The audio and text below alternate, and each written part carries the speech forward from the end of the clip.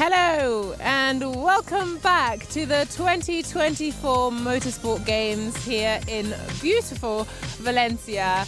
I promised last night that we will be back bright and early. We are back early. It's not quite bright yet. It is a lovely sky, but it is definitely still dark and very fresh here on the circuit. Neil, are you awake? Yeah, just about. It's always good when you start work and the moon is still in the sky and the sun hasn't risen yet, but it's a great time to start because the Motorsport Game, the FIA Motorsport Games is about to kick off. It feels nice in the paddock because we've got a line of touring cars behind us that are about to go into scrutineering. A lot of the rally cars are already out to the stages. F4 is coming up soon, so there was a lot of rain overnight, so the track has been thoroughly washed, and it's chilly. You know, the track temperature is going to be cold, so whoever's out first, and it's the F4 qualifying, is going to have a job to keep it stuck to the track, I think. It is meant to get really nice today. The sun is meant to come out, and like you say, we have got a lot going on. If I have a look at the schedule, like you say, we kick off with Formula 4. We've got Ferrari single make GT, which I'm really looking forward to. We've got touring car. We've got esports again, so that action will continue. GT, more esports, more Formula 4. There's so much drifting. Ferrari, yeah, I think we'll have a lot to do today. Yeah, I think today is kind of the business end. You know, we've already had our first medals on the board yesterday evening in rallying, and we'll catch up with that in a moment. But I think today we're really going to see the competition ramp up. It's going to be busy, and just, you know, if you weren't with us yesterday, the whole way that this works is there are 5 different sites. Esports is happening in central Valencia.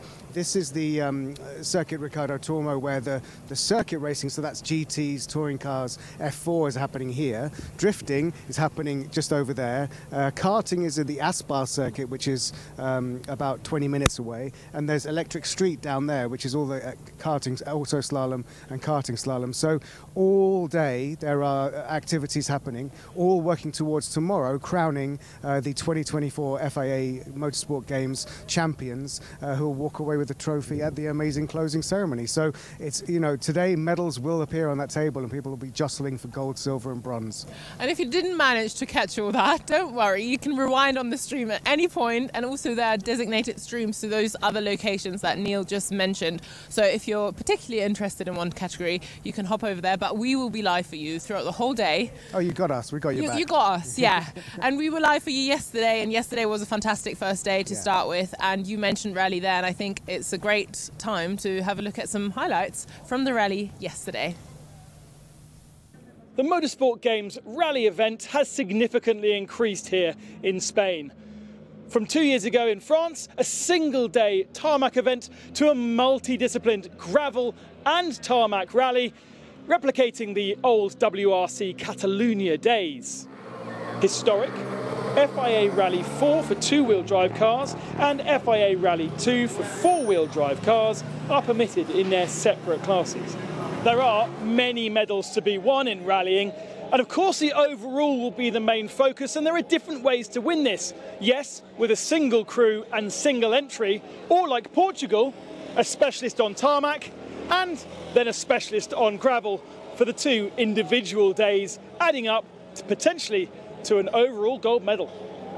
Spain have entered all 3 classes with 4 different drivers. Jose Suarez was fastest in qualifying. For us, it's a really good opportunity having this amazing event on our country, so we have the pressure, but on the tires and the turbo, not in ourselves. For us, it's just win the gold medal or win the gold medal. The Spanish Federation sent us a directly indication, so we need to, and we have to do what they advise us. The main challenge for the overall will come from Turkey, represented by the medal winner from the Games in 2022, Ali Turkan. Turkan leads his national championship in a Rally 3 car, so moving up to the more powerful Rally 2 for the first time this weekend could provide a challenge. Yeah, first time it's Fiesta Rally 2. It's super fast, super agile. It's very difficult to get used to it with 2 days of testing. Even not 2 days, 1 half day and 1 half day again on gravel and tarmac. So I will try to do my best for my country, but here we have very fast Spanish guys who know the roads and the car very well. So I will give it a try and we will see what happens. While the fight for the overall will be the focus of the Motorsport Games, it does permit you to enter each individual day separately. Gravel on the Friday and tarmac on the Saturday. And perhaps you don't have a gravel setup for your car, or you're a specialist on tarmac. There are plenty of single-day entries, including Danish champion Kenneth Madsen. Because we only drive tarmac in Denmark, so yes, we are very happy to be here, and it's a big experience for us, so yeah, we are very lucky. And what have you seen out on the stages, the tarmac here in Spain? Very good, much better than in Denmark.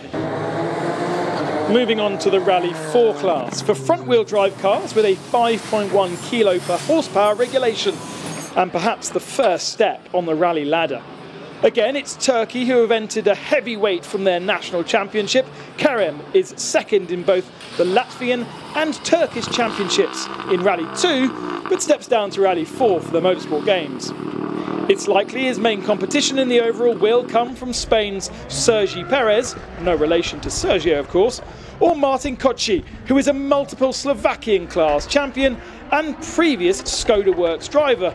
But he, like many in Rally 4, lacks competition outside his home country. It's an honor to be here representing my country for sure. It's a little bit of extra pressure, maybe. Yeah, like it is a long time since I was competing internationally, so yeah, I have some history.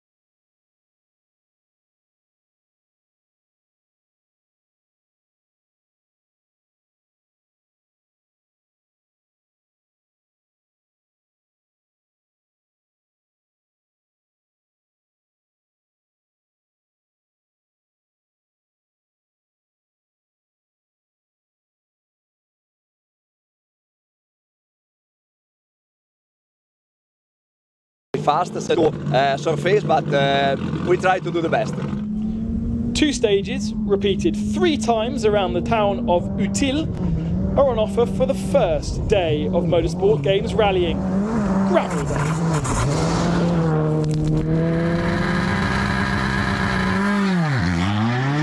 Day 1 kicked off with the United Kingdom first into the stage. A clear road ahead, but the loose surface would not offer anywhere near the same grip for Ollie Mellers as it would do for the later runners. His Iris was fast enough to finish the morning loop in third overall, 1 minute 24 behind the leader.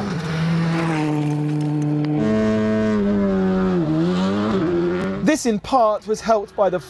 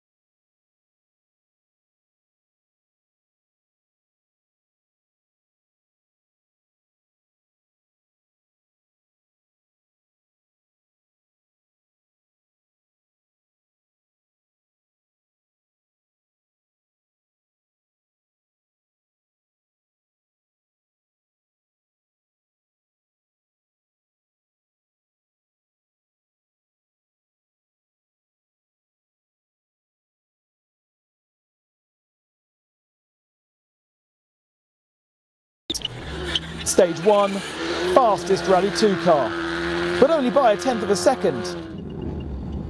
Cajon gave away another 4 seconds to Suarez a stage later, but on the third stage of the loop, a repeat of stage 1, it was the Yaris that was the fastest by 5 seconds ahead. That left Cajon the fastest overall in the morning loop and leader of the overall, while Suarez leads Rally 2 gravel. In Rally 4 there was plenty of drama straight off the bat for favourites Team Turkey. Tipped for success, Karim Kazaz stopped his 208 4 kilometres from the end of the very first stage with a drive shaft issue. The end of his day, and now his focus purely on tarmac tomorrow.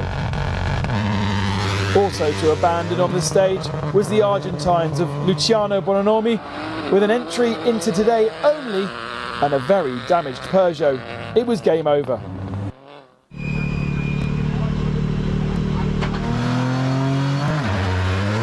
No one really wanted to be third this morning. Portugal's Hugo Lopez had a strong morning through the first stage as expected, showing his gravel experience.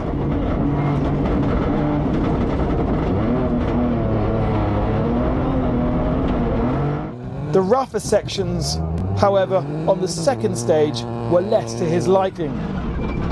This junction particularly on the third stage of the loop. The car and the gearbox really didn't like that impact, and it was a worry if he could get back to service.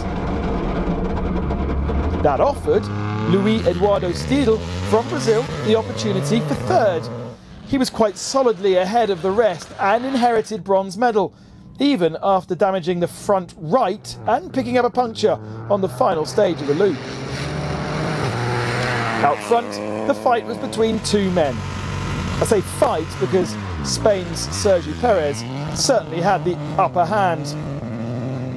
Going slow in qualifying gave him a slightly lower starting position, and he hit the ground running, going 12 seconds faster than his compatriot on stage 1. Stage 2, it was 8 seconds faster, but by stage 3, Martin Kocic from Slovakia was able to match him. Kocic is readjusting to front-wheel drive for this event, and a bald left rear tyre certainly would not have helped with his feel in the car on stage 3. But he did claw 2 seconds back on that lead by the end of the stage.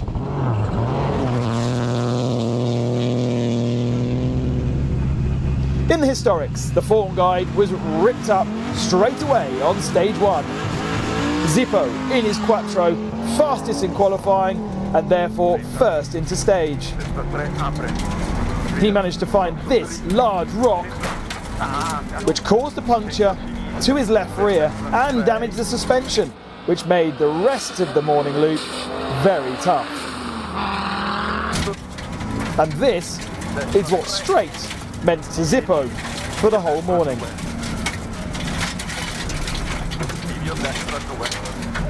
To benefit Team United Kingdom, Ernie and Annie Graham in their Escort found themselves third fastest in stage 1 and best gravel competitor. As ＪYWO got happier with his crabbing Quattro, the father-daughter duo ended the morning second gravel crew.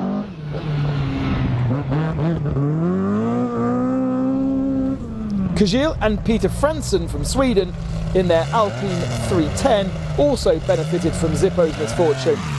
You can't imagine this pretty little car being thrashed through the rocks, but on the wide open sweepers it looks majestic. They were in touch with second overall by the end of the morning. Less fun for Siegfried and Renat Meyer in their German liveried Volvo 240. It made it halfway through stage 1 before its ignition packed up. 10-minute repair, they were able to continue. You might also ask where bronze medal winner from 2022 Antonio Sainz was. Problems in practice, the Porsche didn't really seem to be singing on the gravel. Must be hard work to drive.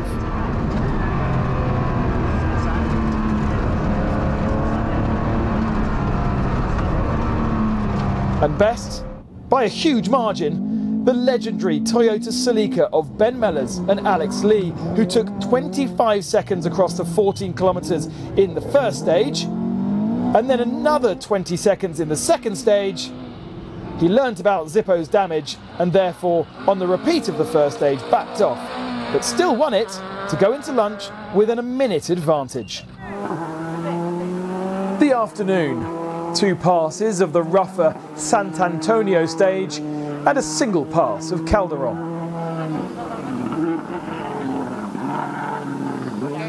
Ollie Mellors held 3rd position before lunch, but as soon as the first roundabout leaving service felt an issue. A loose prop shaft gave them a horrible vibration all afternoon and eventually caused a drive shaft leak. More importantly though, it stopped Team UK from pushing and they dropped down the order. This should have been to the benefit of Jari Litten from Sweden, but his Skoda ended up parked on the side of the road in stage 4, the end of his rally. Instead, Qatar's Abdulaziz Al-Kawari moved up to 4th in gravel. And Mexico inherited 3rd overall after being 2nd on stage 5. No change at the top, with Cachon dominating the afternoon and Spain once again fastest. His nearest challenger, Turkey's Ali Turkan, played it safe all afternoon.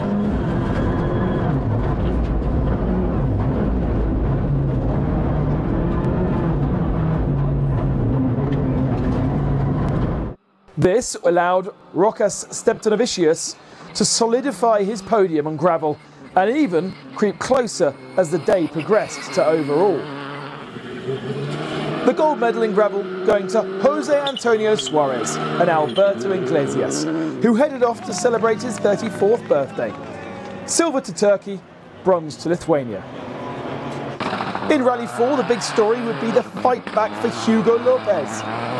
First target was India, who spent 10 minutes parked up on the side of the road in stage 4. The only female racer disappointingly dropped down the order, but back up to speed for the rest of the loop. Brazilian Steedle was the next target. He spent the afternoon safely in 3rd in Rally 4, but looked in danger to lose that bronze medal in the very final stage of the day. That was until Hugo Lopez did this on the final stage. A tough way to finish the motorsport games. Slovakian Martin Koci lost 11 seconds in the first of the 2 stages of the afternoon to his leader, but won the final stage of the loop.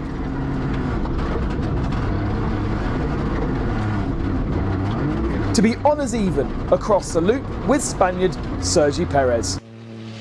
It was the 2nd gold medal of the afternoon for Spain and the first of a possible 3 for Sergi, if he's able to wrap up tarmac tomorrow and therefore the overall on Sunday. So happy, the feeling with the car was perfect since the first stage. We have some big attack and it's good to be back in the Rally 4 here in the FIA Motorsport Games. The Spanish Federation is doing a great job with Coeta as well, winning the Rally 2 class. So perfect day for us, and tomorrow will be better for sure. Yeah, because you continue and you have to fight on tarmac. How difficult will that be? Yeah, a new day, new rally. I think I know the stages a little bit. I did a rally here last year with a Rally 2, and it will be good to have this experience to have a good rally tomorrow. For sure, it's not easy, but I will try it.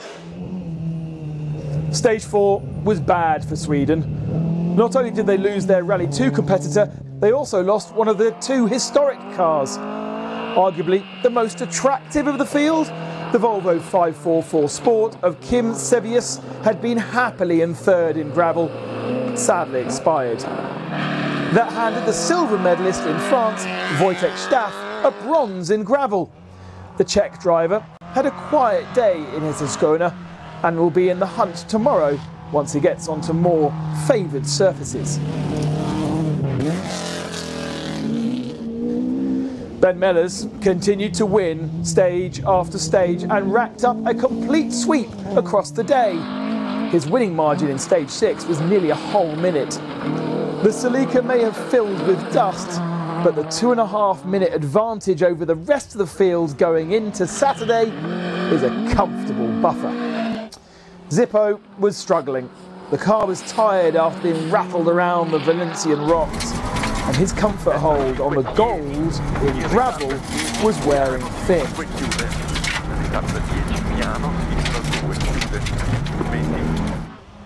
It was Ernie and Anna Graham that were hunting him down, taking 33 seconds in the final gravel stage and returning to the circuit, stage 7, as rally historic gravel leaders, but by 0.3 of a second. On the infinitely less gravelly Circuit Ricardo Tormo, ＪYWO ended up faster and won gold for Italy by 2.5 seconds.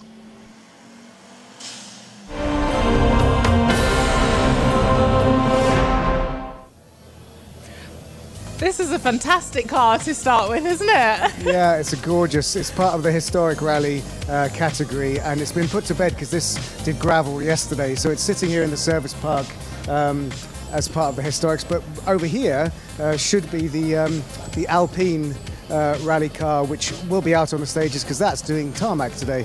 So it's quite cool how open this is. Just for reference, if you haven't seen the stream yesterday yet, anyone can access this area and you can get really nice and close to the cars like we just did. I mean, probably not inside, but you can get a good shot of if you some ask very nicely, old, yeah, you'll be able to see. People are very friendly, and we're just walking by Team Sweden historic rally cars. And Team Sweden is one of the big teams, a lot of people, but we've got a lot of nations, not just big teams, also teams who brought, like you said yesterday, one single athlete. Yeah, so Sweden have got a very strong contingent in rallying, but you know, congratulations to Spain, who have their first gold medal, I think ever in the history of the previous 2 FIA Motorsport games. So congratulations to Spain. Obviously our hosts will want to win come tomorrow evening. The paddock, as you can see, the spectators are starting to build up. We're expecting this to get very busy today, and I think, you know, you can still get tickets if you wanted to come to the Circuit Ricardo Tormo here in Valencia. So this is where the rally paddock is. Behind that is more rally cars, touring cars. Over there are all the garages where the F4 cars are. You've got GTs down there. It's a really nice mixture of lots of different kinds of categories of motorsport. We have 26 different categories. This just a little recap. It's a lot to remember. And 82 nations are coming. We've got new nations like Angola, and you know, the ones who've been here, the OGs like France, Belgium, Spain, Italy. They've been here from the very beginning, but more people are coming from all corners of the world. It's so exciting. One of your favourite categories yesterday, and which I found very impressive, was drifting. Drifting basically bathed us in a smoke cloud. Yeah. It was very exciting to watch. It was just behind the garages where we're standing now, behind the paddock on the other side. It's the drifting circuit. So I think it's time to have a look at some highlights from drifting from yesterday. Yes, please.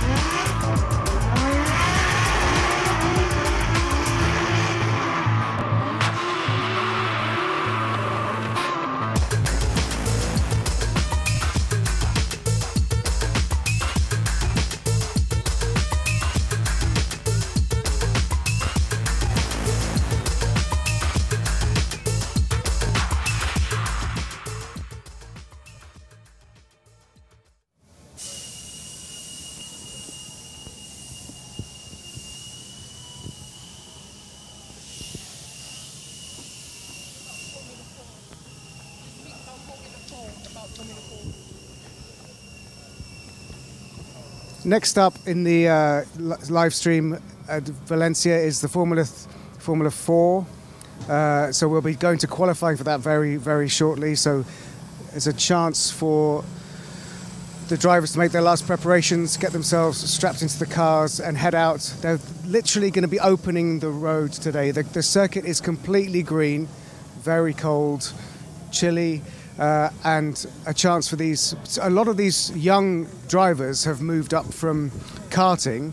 So they're only just, before they were only old enough to do karting. Now some of them have moved up to be graduate into Formula 4. And just a recap how significant this is internationally as a sort of stepping stone into Formula 3, Formula 2, and eventually, ideally, Formula 1 is the gold medal winner in Formula 4 at the FIA Motorsport Games 2022 in Marseille was a certain Kimi Antonelli. That rings a bell. Yeah, who is just signed to be a Formula 1 driver next season for Mercedes. So it just goes to show that not only is that category super important on the ladder of single-seater racing, that the Motorsport Games itself is a way to arrive on the scene. So it'll be interesting to see how some of these young drivers cope with that pressure. Some of them will be super experienced. They'll have come all the way through the ranks. Some of them will be quite green, like the circuit. So this will be a real test for them, because these aren't the kind of conditions they'd be used to sort of racing in, and they've got to get this session done. They've got to try and qualify as far up the grid as they can to go for gold and make a good impression internationally. I think Formula 4 here is also super interesting because obviously you've got like different categories or different like nations competing within Formula 4, right? And this might be the first time they meet each other internationally.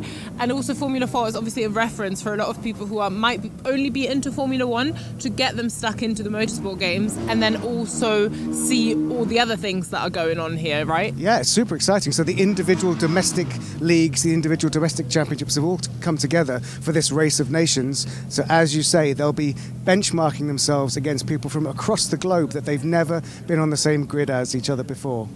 Let's go over to our lead commentator, Addy.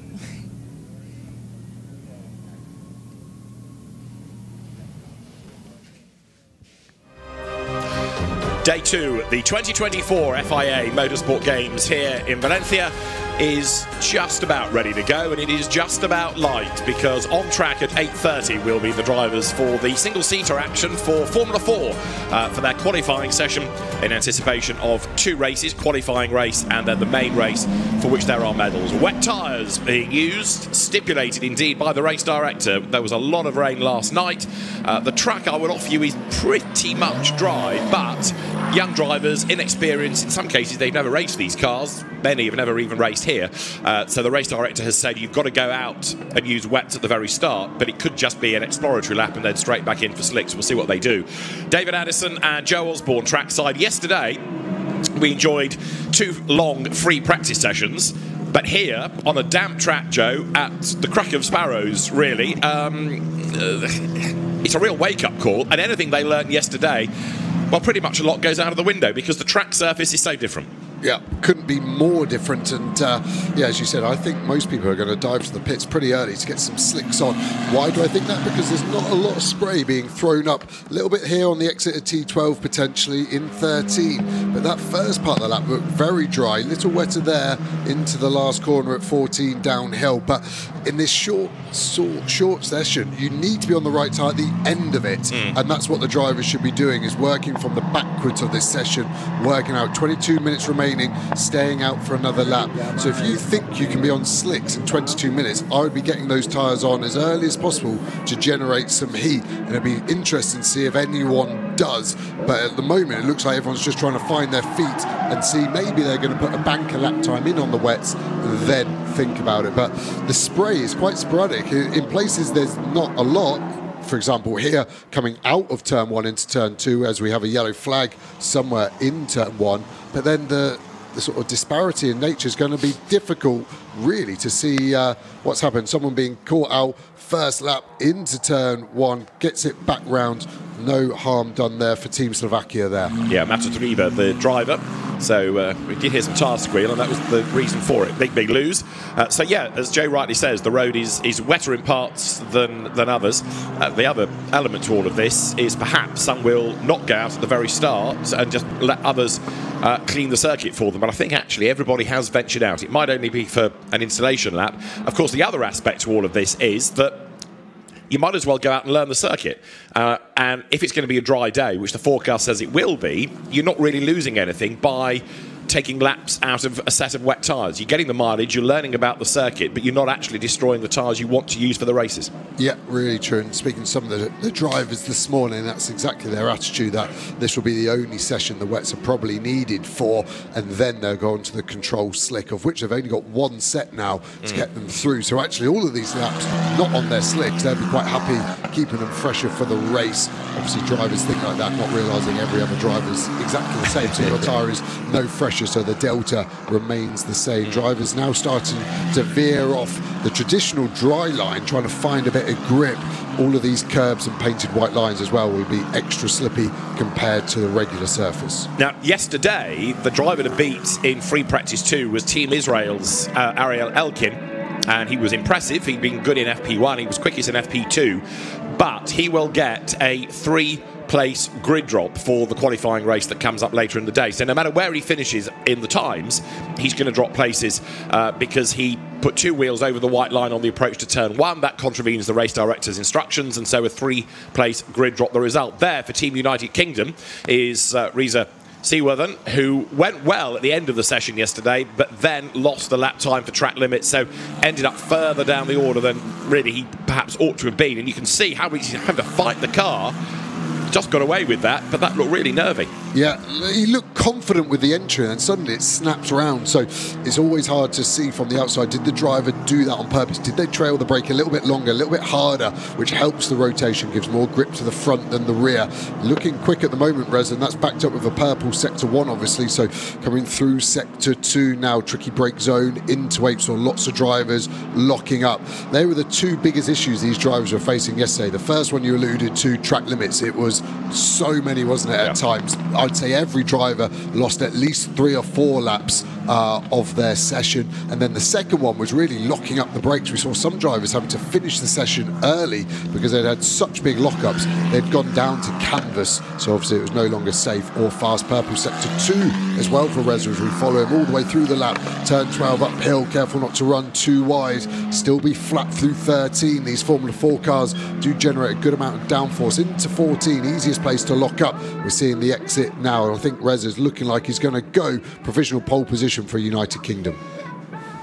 And as he comes across the line, it is Ariel Elkin, in fact, who is slightly faster, but will get his 3-place grid drop. Here is Reza ЖYWO, who does now go quickest. So Team United Kingdom to the top of the times, a 1:49.3, whereas yesterday in the dry it was a 1:35. So a good chunk slower in these semi-wet conditions, but clearly it's affecting things. So Ariel Elkin second +3, so he's going to drop to 5th if things stay as they are. And black and orange mechanical warning flags are now being offered to a number of nations for not having the rear rain light on. Yeah, the drivers would have been told at the start of the session turn on, but maybe in a rush they didn't, and it's the only way the race director can safely communicate with these drivers. No pit car radios this weekend for the F4 cars, so the only way they can is to get them in. But obviously that's going to lose you 2 laps out there learning and everything, so those guys are going to want to get in as quickly as they can and rectify the issue.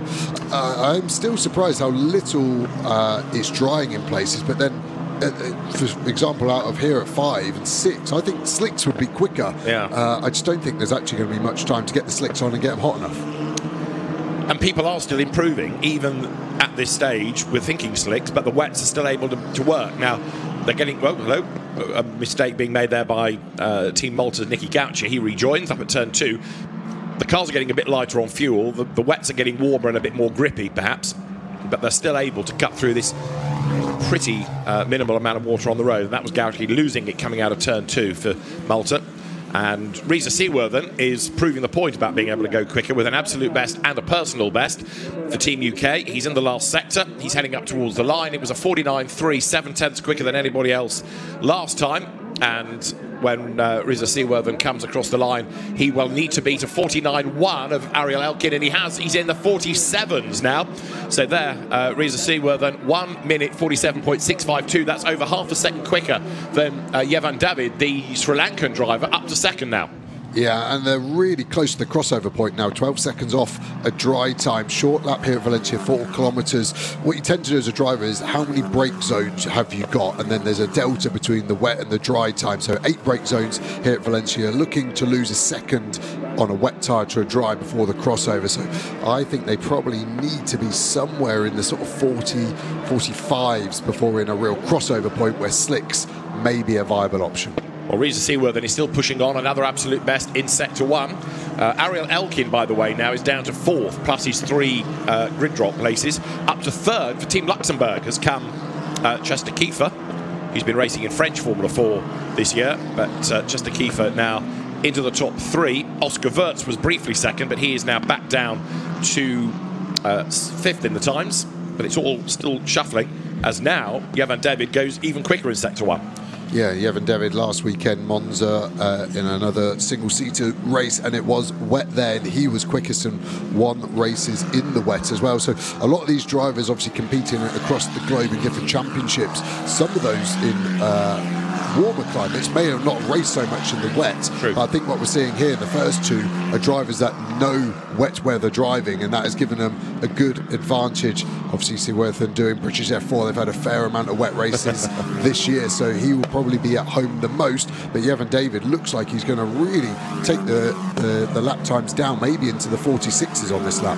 Well, ЖYWO has done a 46.7 now to be the fastest, and Jevan David will go across the timing line and stay second fastest, in fact. So that lap was a 46.8. It is 54 thousandths now, the margin between the top 2. After his spin, Nicky Gauchi comes into the pit lane and will rejoin, still on the wets, and 14 minutes on the clock. Nobody really looking yet as though they're ready to bolt and take that gamble, because on a wet tyre, you're still improving lap times. Yeah, and when they're not warmed, as in the slick is just bolted onto the car, no tyre oven, heating devices, it's going to take 5-6 minutes to get any meaningful heat, meaning you've probably only got time for 4 or 5 flyers. So I think the safe bet is to stay on these wets. Yeah. The only thing is, if you're somewhere out of position, you're not happy, somewhere outside the top 10, looking maybe at Brazil, Hong Kong, these guys, maybe it's worth a roll of the dice just to see if that can get you up the order. But you're going to lose so many laps, as you say, trying to get them up to temperature when a wet can still generate warmth and a good lap time for you. Now, for the home nation, for Team Spain, the man to watch has been Juan Cota, and he is currently 6th in the times. There he is, coming out of turn 2. There, it looks dry, doesn't it? But you go elsewhere around the lap, and it looks decidedly slippery. But even though the drivers are still pushing, there are parts of the circuit where the car gets away from them. But I don't think that's the tyres going off. I think that's just the grip level. Yeah, it's like a greasy stage, isn't it, in Sector 1? So as a driver, you just don't get any bite when there's no water to offer any friction like there is in the part of the lap towards the end. It's almost easier, this greasy stage. The tyre just sits on top of it. See a big slide out of 14 there, rain lights flashing away as Team Portugal are going to cross the line, see if they can improve on their 6th place at the moment. And Chega Note stays there, looking for wetter parts of the track as well now, trying to cool those wets, not to overheat the surface of the tyre. Australia yet to do a lap because Griffin Peebles has lost lap times for track limit abuses.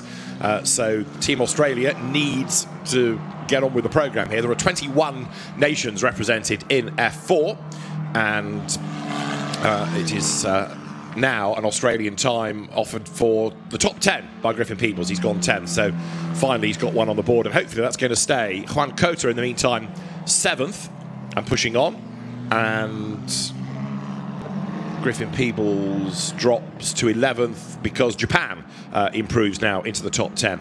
So Tosai Moriyama just knocks him down a place.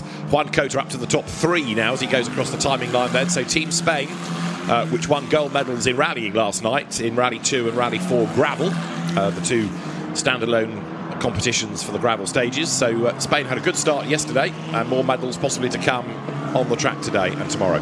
Yeah, as we follow Peebles, that you're saying from Australia has managed to do 1 lap in half a session, so hopefully he does more than 2 laps in this 25-minute session. He's in a bit of traffic at the moment, but looks like he's fast. Someone who is fast, David, you can see on the timing screen there 2 purple sectors. We had a similar vibe from him earlier, didn't we? Then his sector 3 wasn't particularly hot. He needs a good sector 3 as we go, looking at the Team Sri Lanka car out of 14. A little bit of traffic in front, but he'll just be getting a slipstream. He's going to be breaking the beam. Needs to beat that 146.7 as he crosses it now. 146.2, clear by half a second. Great lap. Very impressive, isn't it? So jourdan David then for Sri Lanka to the top, and for Argentina now, Gino Trapper being black flagged for not having the rain light either on or it's not working. So disappointment there as you look at the number 23, Griffin Peebles' car. So this is Team Australia. He was up and down the order and he slipped down to 15th, but with personal best in sectors, 13th is the reward at the end of the lap. So he has improved, but it could have been even better, but for a big slide coming through turn 12. Yeah, huge snap of oversteers. He picks the throttle up at the apex. Just had too much steering lock on. That's what I love with single series. You can see their hand positioning. He had over 90 degrees of lock, picked the throttle up, and the rear said no thank you, and it gave him a big snap. That was easily 5 or 6 tenths lost. And when it's this tight, that would be putting him probably up to 9th position. So hopefully he can get a tidier lap in this one coming up. As jourdan David again, purple sector in sector 1, so these wet tyres are hanging on very well right now. Now the clock has still just about 10 more minutes to go, and jourdan David is the quickest then, half a second to the good. So Sri Lanka to the UK, and now up to 3rd despite his moment at the very start for Team Slovakia, Matas Riba. So he's somebody else with lots of F4 experience and going nicely, and he's done now 146.9 at the moment, and this is possibly down to the weather. Only the top 5 within a second of each other, but I think that's going to close towards the end of the session as the track dries out. Yeah, the only thing I'm surprised no one's come in, checked tyre pressures yet to potentially do a bleed, because every lap you do generating more and more energy, going faster and faster. You just start to build the pressure, and then the car can start to move around underneath you. Maybe a tyre pressure bleed is a nice halfway health change, not going to the slick tyre, but maybe giving your set of wets a second chance to improve your lap time, as jourdan David improves again, 45.8 now.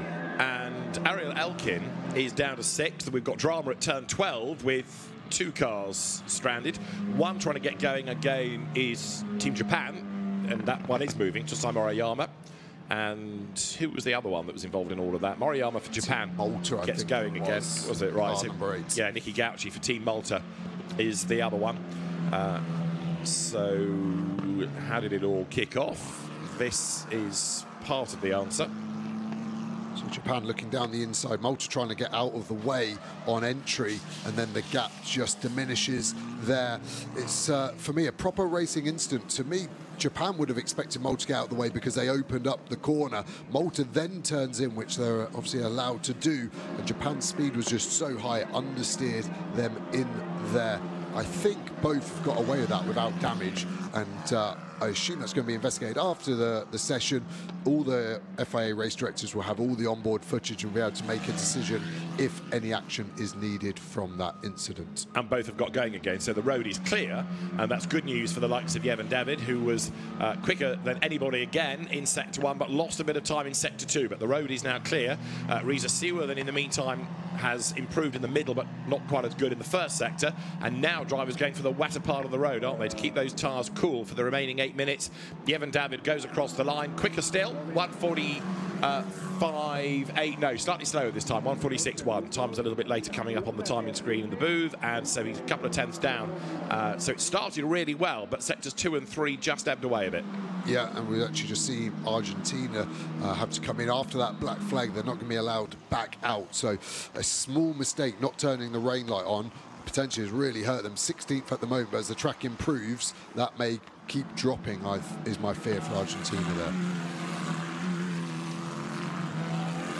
So 7 minutes and change on the clock, and there's another one with a black flag now, and it is for track limits, except it's car 5,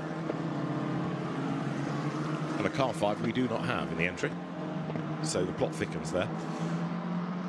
In the meantime, Matas Riba for Slovakia pressing on, and there for Luxembourg, Chester Kiefer, who was going well earlier on. He's dropped to 9th now, but Matas Riba looking good, improving in the first sector. Whoops, big slide, further proof of how hard he's trying. Yeah, just working it through there. Easy flat in the dry, but in the wet, they're just having to have a slight lift out the throttle, more to manage the understeer. But as you lift off the throttle, can snap the rear round as you're taking weight off it. Thus, grip into 12. It's watch his hands.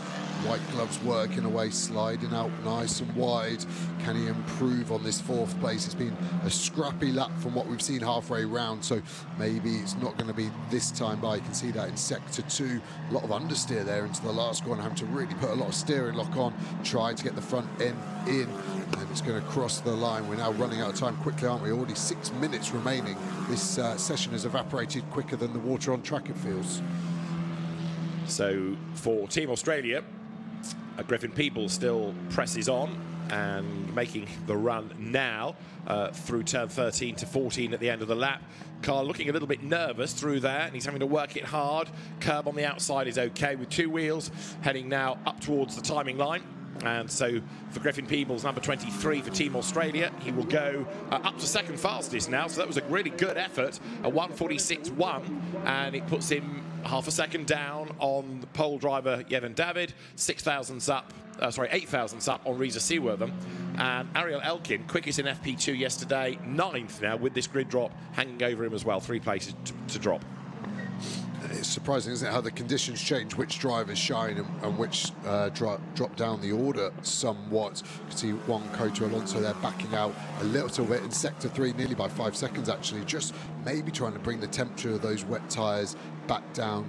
As we look at some cars starting to park up now, is that through choice, or are they having to just maybe get some items checked? That's a black flag for Portugal for track limits. So I'm afraid to say that for Francisco Machido, he has been brought into the pits, a black flag for track limits, and looking as though that's the end of his session. So with just under 5 minutes to go, that's him done. Also to the pit lane has come the Qatar entry of Badr Al Solati, and he is 20th ahead of the Norwegian Olav Var. He struggled a bit yesterday and didn't do the whole session, which was a bit of a surprise to us for Team Qatar, Al Solati, but today he has got himself by nearly half a second ahead of Olav Var, who I think may have a problem because he was quicker than that yesterday.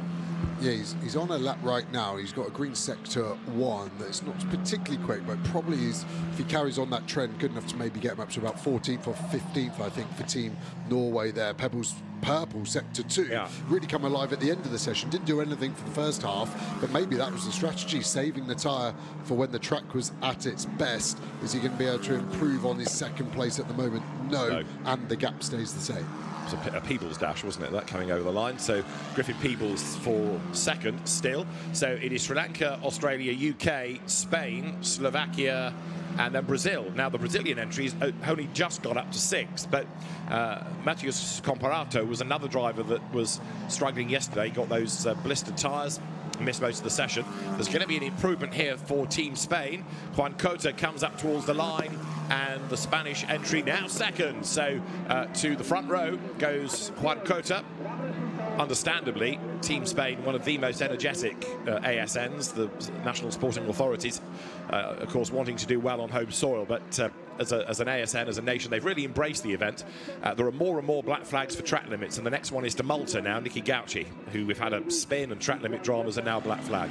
Yeah, just going back to Team Spain, now less than a thousandth behind pole position, so really tight. Also, 3rd place has changed as well now. Peru up there, so the order is changing. A lot of these drivers getting black flags. The only defence I can give them from the driver union perspective and sticking up for them is getting a black flag in qualifying isn't in every championship. Normally you just lose the lap for your track limit warning, but here there is a limit to your track limits, and after that you are black flag. So that's going to start to hurt Reza Seawortham now up to 3rd place. I think the last part of the session could be getting quite interesting, chopping and changing of positions. Yeah, Seawortham lost out in the last sector of that lap, so it was a better time, but he stayed 3rd up to the timing line now. 5th quickest is 17, which is the Peruvian Andres Cardenas. There he is.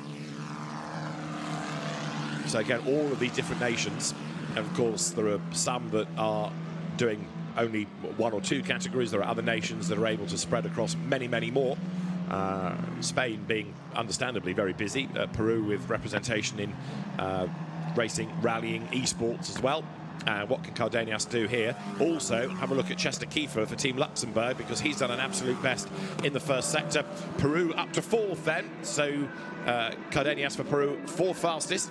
So it's Sri Lanka, Spain, UK, Peru, but we want to see what Luxembourg can do, and it's an absolute best in Sector 1 then for Chester Kiefer.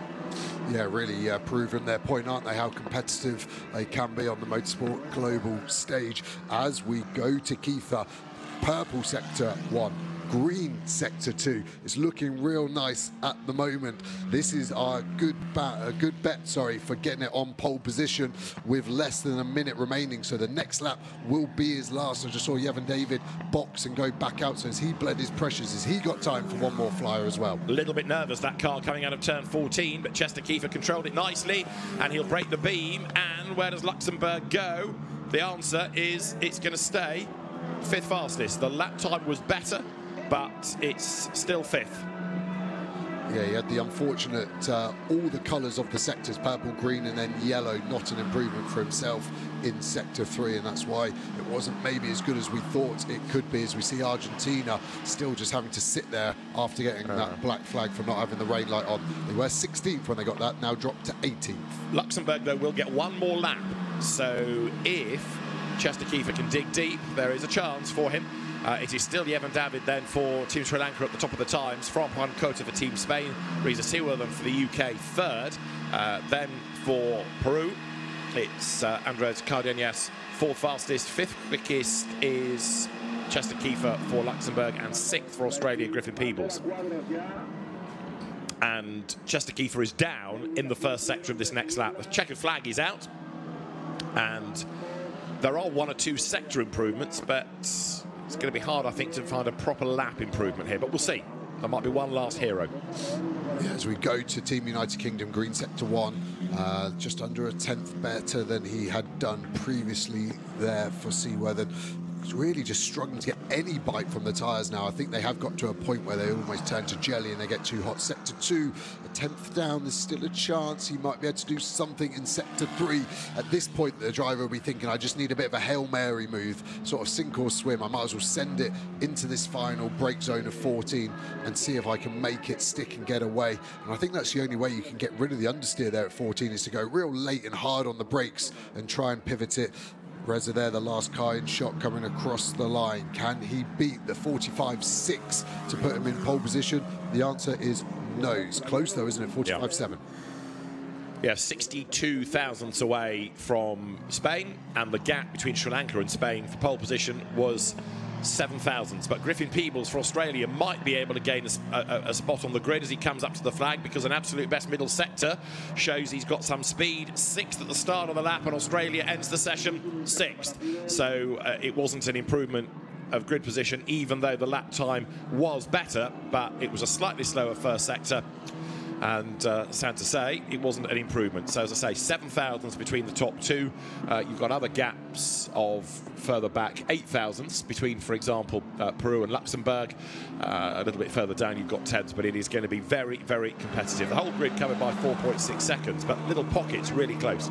Yeah, you called it really well, David, in the top. What's that? Top 12 covered by a second at the end, so it did tighten up lots, and I'm now really looking forward to the race because we've got so many quick drivers very close together. And the previous 2 editions of Formula 4 within the FIA Motorsport Games, both won by Italy. It was Antonio Rosso in 2019 at Vallelunga. 2 years ago, Andrea Kimi Antonelli was the gold medalist, and of course set to be a Formula 1 driver now. So it illustrates, doesn't it, the importance of F4. It's a globally recognised category. It runs across the world, and increasingly, although initially I think there was a general idea to have specification that you could interpret, now everybody is going the same way for the same engine, same car, and making it level across the world. And that has been perhaps one of the reasons why F4 has been so successful. It kept the Macau Grand Prix alive for a couple of years as well. Looking down at the circuit, you can see elements of the track and the different lines that people are using into the corner, looking down from the drone. Fascinating to see how deep some people go and how others try and shorten the corner, cut the corner a little bit and get the curb. Right, let's look at the order then provisionally at the end of qualifying for Formula 4 at the FIA Motorsport Games. Sri Lanka from Spain, from the UK, Peru, Luxembourg, Australia, then Greece, Japan, Israel, Slovakia, Hong Kong, China and Serbia, rounding out the top 12, and that is the 12 covered by 1 second. Yevin David is the driver that's fastest from Juan Cota. Reza Seaworthy third, then the Peruvian driver Andres Cardenas fourth from Chester Kiefer and Griffin Peebles. Seventh in the end was the man that was quickest in FP1 yesterday, the Team Greece representative Philippe Armand Carras, ahead of Japan's Moriyama. Now ninth, but with a 3-place grid drop, Ariel Elkin and Niki Gauchi for Malta, ending up 21st and having to sit out the last few minutes of the session after being given that black flag. So now the cars go back to the teams, and Yevin David for Team Sri Lanka takes the top time. The cars will be checked. There are, of course, inevitably 1 or 2 things in the system that race control will want to have a look at. All the cars the same, the Tatius chassis, they're all on the same Pirelli rubber. They are all with a Abarth 1400cc turbo engine, so it really is a level playing field. But different teams operate them. 2 years ago, it was a different car, and it was all centrally run. Here, they're all teams from Spanish F4. Some drivers are from the Spanish F4 Championship, but you can't drive for the team that you drive for in the Championship. You've got to drive for a different team this weekend, just to try to make things as fair as possible. But for Yevin David, really good job done there. Yeah, super happy and being quick all year, so nice to come to a big event like this and stick it on pole. Really like his race suit as well, done really well to get the Sri Lankan flag, to incorporate the sleeve all the way up as well, as we see Kostas Karas, is that, sorry? Yeah, Philippe Karas, yeah. Just walking up, not looking particularly happy. He was very quick, wasn't he? He was quickest in FP1 yesterday, so he's obviously not particularly happy with his 7th place in that. But I think anyone inside the top 10 has a chance around here today because of the slipstream effect. Overtaking will be very possible and easy at times. So Yevin David for Team Sri Lanka is the man who takes pole position. Antonia Rankin has found our pole sitter. Yevin, that was absolutely brilliant. Congratulations, our pole sitter. Thank you so much. I mean, what can I say? My first motorsport games in Formula 4, super, super happy. Thank you very much. It was difficult conditions. You did brilliantly. Yeah, thank you. Thumbs up, big smile for Yevin David, who has a quick word with us, and a job well done. 7 thousandths of a second, the blink of an eye, between Sri Lanka and Spain, Yevin David and Juan Cota. It's going to be a really competitive Formula 4 qualifying race later on today.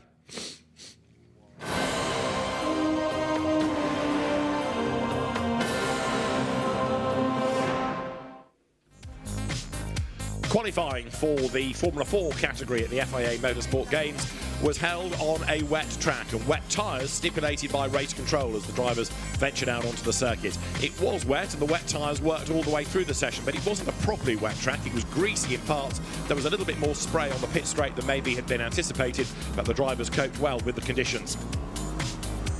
1 or 2 drivers ended up having their own dramas, like Team Slovakia's Matus Riba. Others ended up being black flagged for constant track limit problems. And having been fastest in free practice 2, Ariel Elkin was a man to watch in qualifying, but he never quite got it hooked up, and in the end was only 9th fastest and ended up with a 3-place grid drop, a legacy of FP2 as well. Drama as Malta and Japan got together, but they were both able to rejoin, although there was a spin for Niki Gauchi up at turn 2 for Malta, as well as his dramas down at turn 12. And in the end, he will be given a black flag for track limits and have to sit out the last few minutes. Matus Riba was 10th for Slovakia. Pushing hard towards the end of the session was Griffin Peebles for Team Australia. He would get himself into the top 6. 5th, though, went the way of Luxembourg's Chester Kiefer. 4th fastest in the end would be for Peru, the driver Andres Cardenas, and that another look at the incident between Malta and Japan. ЖYWO, though, would take third for Team United Kingdom, having been at the top early on, but he couldn't quite match the pace of Juan Cota for Team Spain, who would be second fastest, and Cota, in turn, was 7 thousandths of a second down from the flying Sri Lankan driver, Yevan David, who looked mighty impressive to take provisional pole position for the Formula 4 qualifying race for the 2024 FIA Motorsport Games. Thank you, David and Joe. And yeah, extraordinary variety of lines. Look at turn 11, the inexperience showing maybe, or just testing the limits of this very, very chilly, cold, damp track. First things out on the for the Formula 4. So the single-seaters are all spec cars, all these young drivers chancing their arm. Great result for Sri Lanka. We're going to move on to some more sort of single make very shortly, but I just wanted to point out some of the GT cars that we've got coming up, which is the GT3 category. So there you've got Mercedes next door to Audi, next door to Porsche. It's going to be very exciting when we see these cars out on track, and I think their lines might be a little bit more disciplined around the circuit, sort of all sort of hitting the same kind of lines, I would imagine. Yeah. Maybe. I mean, we'll see. I think these cars are spectacular, especially for the audience. They're coming in already, and everyone's kind of coming close, taking pictures, and just the liveries look so cool as well. Like the flags being displayed, it's quite fantastic, isn't it? You don't see it every day. No, I love it. Just to reiterate that this is the very rare chance. If you're a racing driver, you'll race for your team, you'll race for the manufacturer, you'll race for your sponsors. This is the only time that they actually get to race for their country, and so they wear the flag on the livery of the car. This is Chinese Taipei, and we've just seen Sri Lanka qualify on pole in Formula 4. So it really is, they all want the gold rush to try and take home the trophy tomorrow. Let's move around a little bit. We're going to do like a half circle. On the other side, we've got the Ferrari hospitality. So let's just slowly walk over there. Next up, we've got single make. So the Ferrari challenge. Single make, so again, they're all sat in the same Ferrari, brand new Ferrari 296. And yeah, this challenge has been around, Ferrari challenge has been around for like 32 years, so it's a well-established category, but it will be a fun watch. Yeah, definitely. Very much like the sort of the grown-up version of the Formula 4 we just saw. Individual countries, individual continents have their own Ferrari challenge series, but this is one of the rare times they all come together. There's also the finale mondiale when a lot of the different championships come together, but this is a chance for all of these Ferraris to race against each other, and of course they bring a very swish hospitality area into the paddock. And I know that it's always a big competition of who gets to make do the single make, who's the producer, and it is Ferrari. So let's have a look at the Ferrari single make challenge. Back to our commentator team.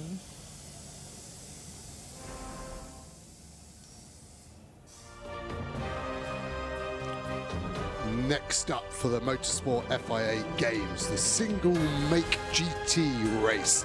Qualifying coming up shortly. Track conditions here drying out, but as we've just seen from the Formula 4, everyone's staying on wets for their session. So jeopardy already in the air before cars even make the circuit. Joe Osborne here, joined by David Addison. We had an excellent session one for our first day here on track. How's it going to go, do you think, here for the single make GT qualifying session? It's a new category, isn't it, for this year's FIA Motorsport Games, and it mirrors, of course, one of the most long-standing, most popular one-make championships, which is the Trofeo Pirelli Ferrari Challenge. And the cars which are new to the series this year are the 296 Challenge models.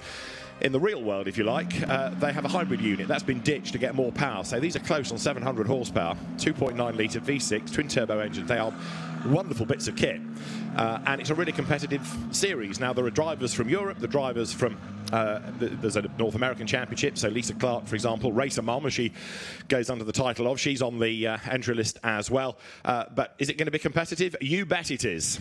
You've got James Owen for Team UK, who was the winner in the World Finals, Ferrari Mondiale, last week, and so he definitely is a man to watch, coached by touring car racer Bobby Thompson.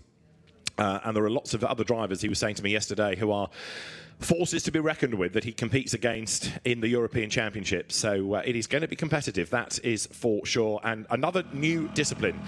We've got plenty of GT history within the FIA Motorsport Games. It was a GT race that created all of this, really, the FIA GT Nations Cup that we had at Bahrain circuit in 2018. But this, again, levels the playing field. Everybody with the same equipment. They're different teams operating the cars, but everybody has the same base car to begin with. Yeah, and like you said, the 296 new this year for the Challenge Series, and it is an absolute weapon of a car. I've been fortunate enough to coach, drive, and work with the car. It is so fast. So we're always used to having the Challenge car being slightly slower than the GT3 brother to the 296 in scrim, but here I think the lap times could be quite similar because of that 700 horsepower these cars producing. The GT3 cars more in the mid 500s, so they are absolutely phenomenal and one of the best selling one make series car ever, and Ferrari really do a great job, and that's why they get all of these amateur drivers coming together racing across the world,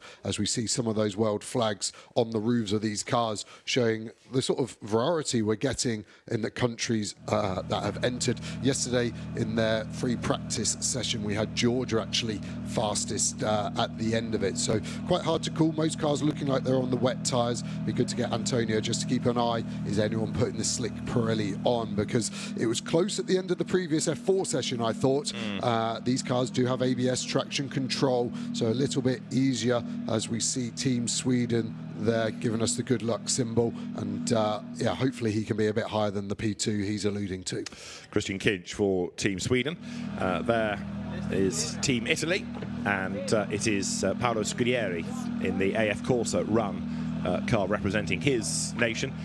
Started off in the Trofeo Abarth, but has been a Ferrari Challenge regular now for many seasons. But you've got the likes of not just James Owen as the man to beat, but you've got Christoph Herney for Switzerland, who's a former European champion. You've got Alvaro Ramos for Portugal, who's won the Portuguese Speed Championship effectively in a GT4 car. Axel Sartingen, who was the European champion in 2023. David Kayala, or Data Kayala, as he prefers to be known, who's won lots of touring car and legends competitions in Georgia.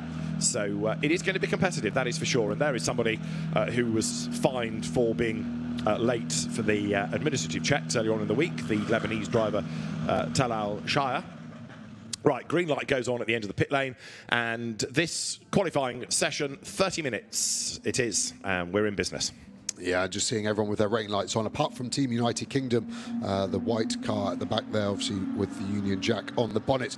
These guys do have radio communication, so the teams will be able to tell them. We saw in that F4 session, didn't we, people getting the mechanical warning flag, then eventually black flag if they didn't turn it on. So hopefully won't come a cropper for that for Team United Kingdom. Weaving left to right, trying to get some heat in these tyres. These will be brand new wets. They haven't been on the wet track this weekend, so the releasing agent will just be on the top of these tyres, and they're very slippy until that is off. So yeah, interesting to see who can get these tyres turned on quickest, get a lap in this 30-minute session, and then potentially look at a different tyre for later on. There's no spray again, is there, in this first part of the lap? The sun is out as well now. That's going to really aid drying the track, which was particularly wet in T12 and 13, I thought, at the end of the last session. So it'll be interesting to see if these cars are still kicking up spray. And for many drivers, it's the first time they will have raced here. James Owen has done some mileage around here for Team UK, as an example. He drove in the GT Winter Series, so although he's not perhaps raced this car here, he has some knowledge of the track, and others likewise. Over the years, the circuit has played host to the Ferrari Challenge, but the new for this year 296 model looks a long car, but it's a serious racing car, that's for sure. And the qualifying session underway, the road drying, one or two drivers being a little bit more committed than others there, as Team Italy, I think it was, trying to get through the traffic. Paolo Scudieri found himself boxed in and now able to get through past that slower car. Yeah, this outlap, just trying to find a bit of space, less critical. So we see the sun really shining through the windscreen onto the Georgian driver's eyes there. That's going to be quite an annoyance Most drivers normally run a tinted visor in a GT car that you can obviously have up if you don't need it and then down if you do, but I think there it just looked like there was no visor at all on the Stilo helmet of the Georgian driver, so that could be a bit of a problem. Spotting your braking point is hard enough, and when you've got the sun blazing through your retinas, it definitely doesn't help. Yeah, it is like somebody's literally turned on a big light in the last 10 minutes compared to what we had for the F4 qualifying session. Out onto the circuit will venture Christian Kinch in the Team Sweden entry, run by Go Motorsport and Hertha Racing. Other teams, we've touched on AF Corsa. The Team UK entry, run by a team familiar from this year's GT World Challenge, or from the DTM as well, which is Licky Moly Team Engschler. So there are some good brains operating these cars and some good people behind the wheel. Yeah, best teams in the world coming together in this championship and all the other support series as well here this weekend at Valencia. So, yeah, the drivers don't have any excuses there using an inexperienced team. They're all able to pick the team they wanted to run with, which obviously should be giving them the fastest car out there. You see one of the cars in the background, just trying to work out who that is exactly at the moment, but no wheels on the car, so maybe they are waiting for it to get a bit dry and just go straight to the slick tyres, which should be 10 seconds a lap quicker. That is the delta that you can get if you get the right tyre at the right point. So you're looking at Spain, and it is Ivan Velasco Sanchez behind the wheel, former Clio Cup Spain racer. He's raced Minis and moved to Ferraris for this season with good success. So Ivan Velasco Sanchez will certainly be one to watch. Whether there's any circuit knowledge to be gained, we will see over the course of this session. Right now, though, Georgia looking really quick because Data Kayala is faster than anybody in the first sector than the middle sector. Although, yes, and the lap time that he offers up is a 1:45.6. So yesterday we got them into the 34s in bone dry conditions.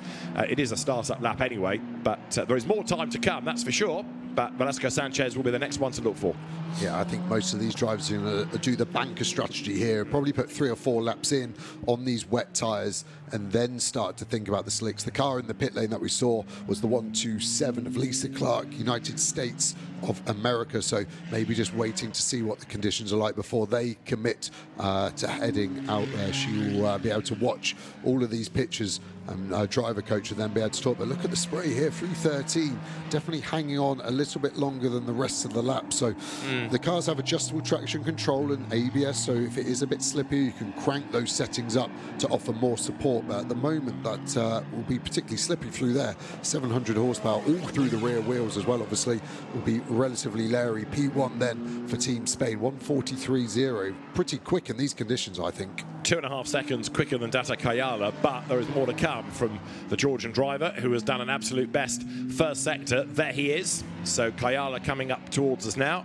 and Kayala with third currently, being the Team Venezuela car of Angelo Carlo Fontana Oliviero, and then you've got Axel Sartingen for Team Germany, fourth. Right, as far as Kayala is concerned, absolute best and a personal best, but behind him, Fontana Oliveira has done it the other way round, so he's going to be on for an improved lap time as well. They should all be improving, of course, really, given that the tyres are getting lots more warmth into them. Does Kayala go top? He doesn't. He stays second, so the lap time is better, but he still misses out as Racer Mom, Lisa Clark, gets ready to go.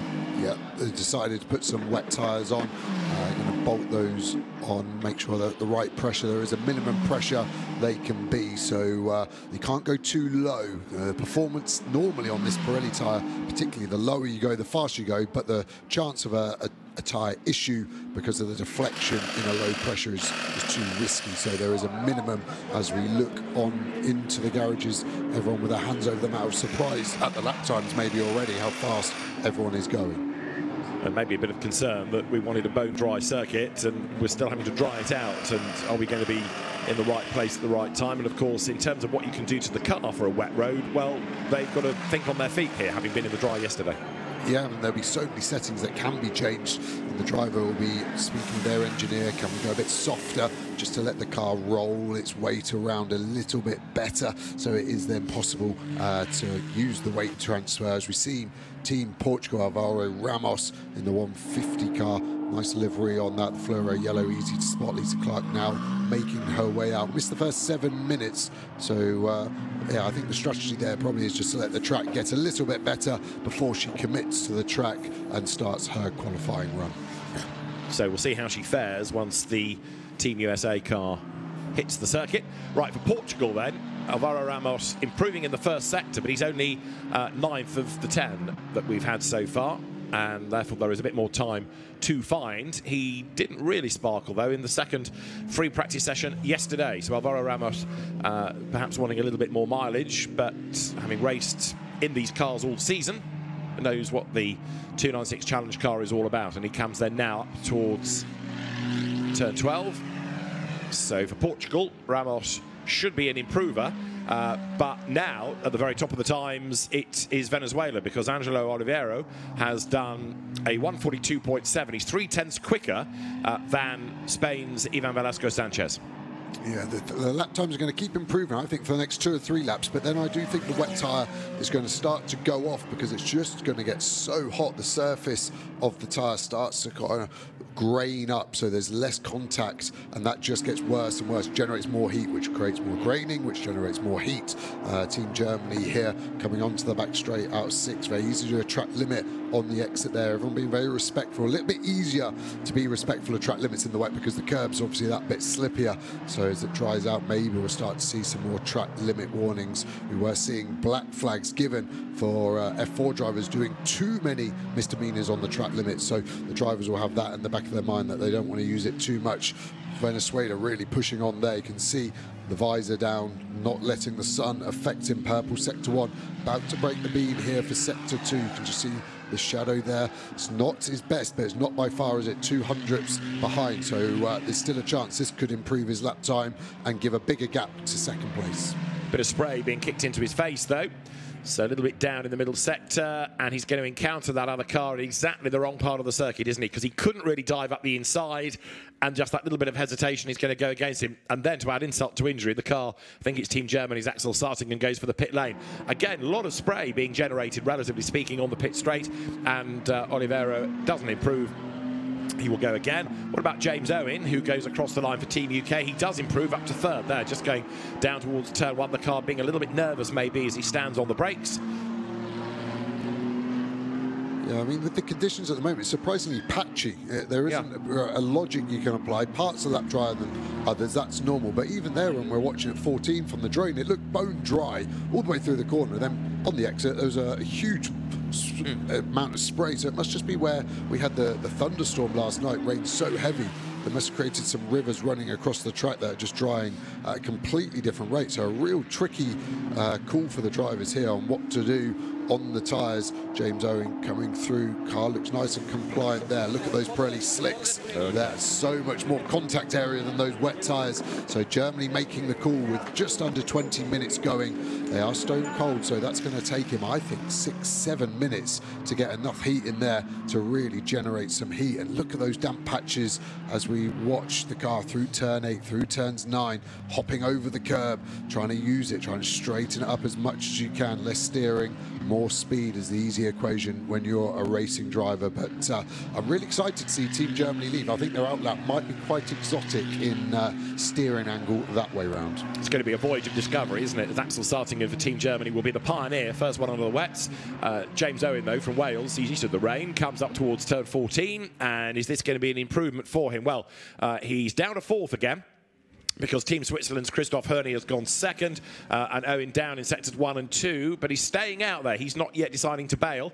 On that part of the circuit, you'd think, no, stay on the wets, but Axel Sartingen's first 3, 4, maybe even 5 laps are all going to be quite interesting.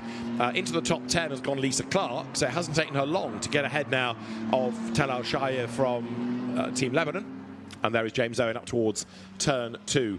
So it is 0.2 of a second between the top 2, between Venezuela and Switzerland. And there is Lisa Clark, who raced in the Ferrari Challenge race that supported the Le Mans 24 Hours last year. So she has done quite a bit of travelling and racing to Europe, but normally competes in the North American Championship. Yeah, it'd be a great honour for her to obviously represent the United States. They have a very strong domestic Ferrari Challenge series as well, so she'll be used to the competitive racing. New to Valencia, obviously, can pick up the track relatively quickly. It is a short lap, but 14 corners and very technical, long flowing into tightening corners at times. So one of those tracks that's quite infuriating as a driver. You make one mistake and suddenly it then knocks on to the next 3 corners due to the sequence of how they run turn 12 here. Very easy to run wide like we've seen a few times. But yeah, I think we're going to have 4 or 5 cars on slicks in the next few minutes, so we'll start to get a good tell. The interesting bit of the spray coming out of here at 14, it is when the car is fully straight. So yes, it is wet, but you'll see the spray come in any second now. The car shouldn't be affected by that point because the steering wheel's straight. You're going probably about 130, 140 kilometers an hour, so the downforce, I think, will stop the slick from spinning up at that point. So yeah, you just got to judge where it's wet and how much it will affect as we see Team Georgia heading back out on a new set of slicks. And also in has come Team Switzerland, Christoph Herney second in the time. So I think now, can we call this a session of 2 halves? You've got part 1, which is for the wets, and part 2 that's for the slicks. And we are almost at that halfway point of the session now with 17 more minutes on the clock. Big flash of the lights there, coming down towards turn 1 to say to the slower car, don't cut across and get in front of me.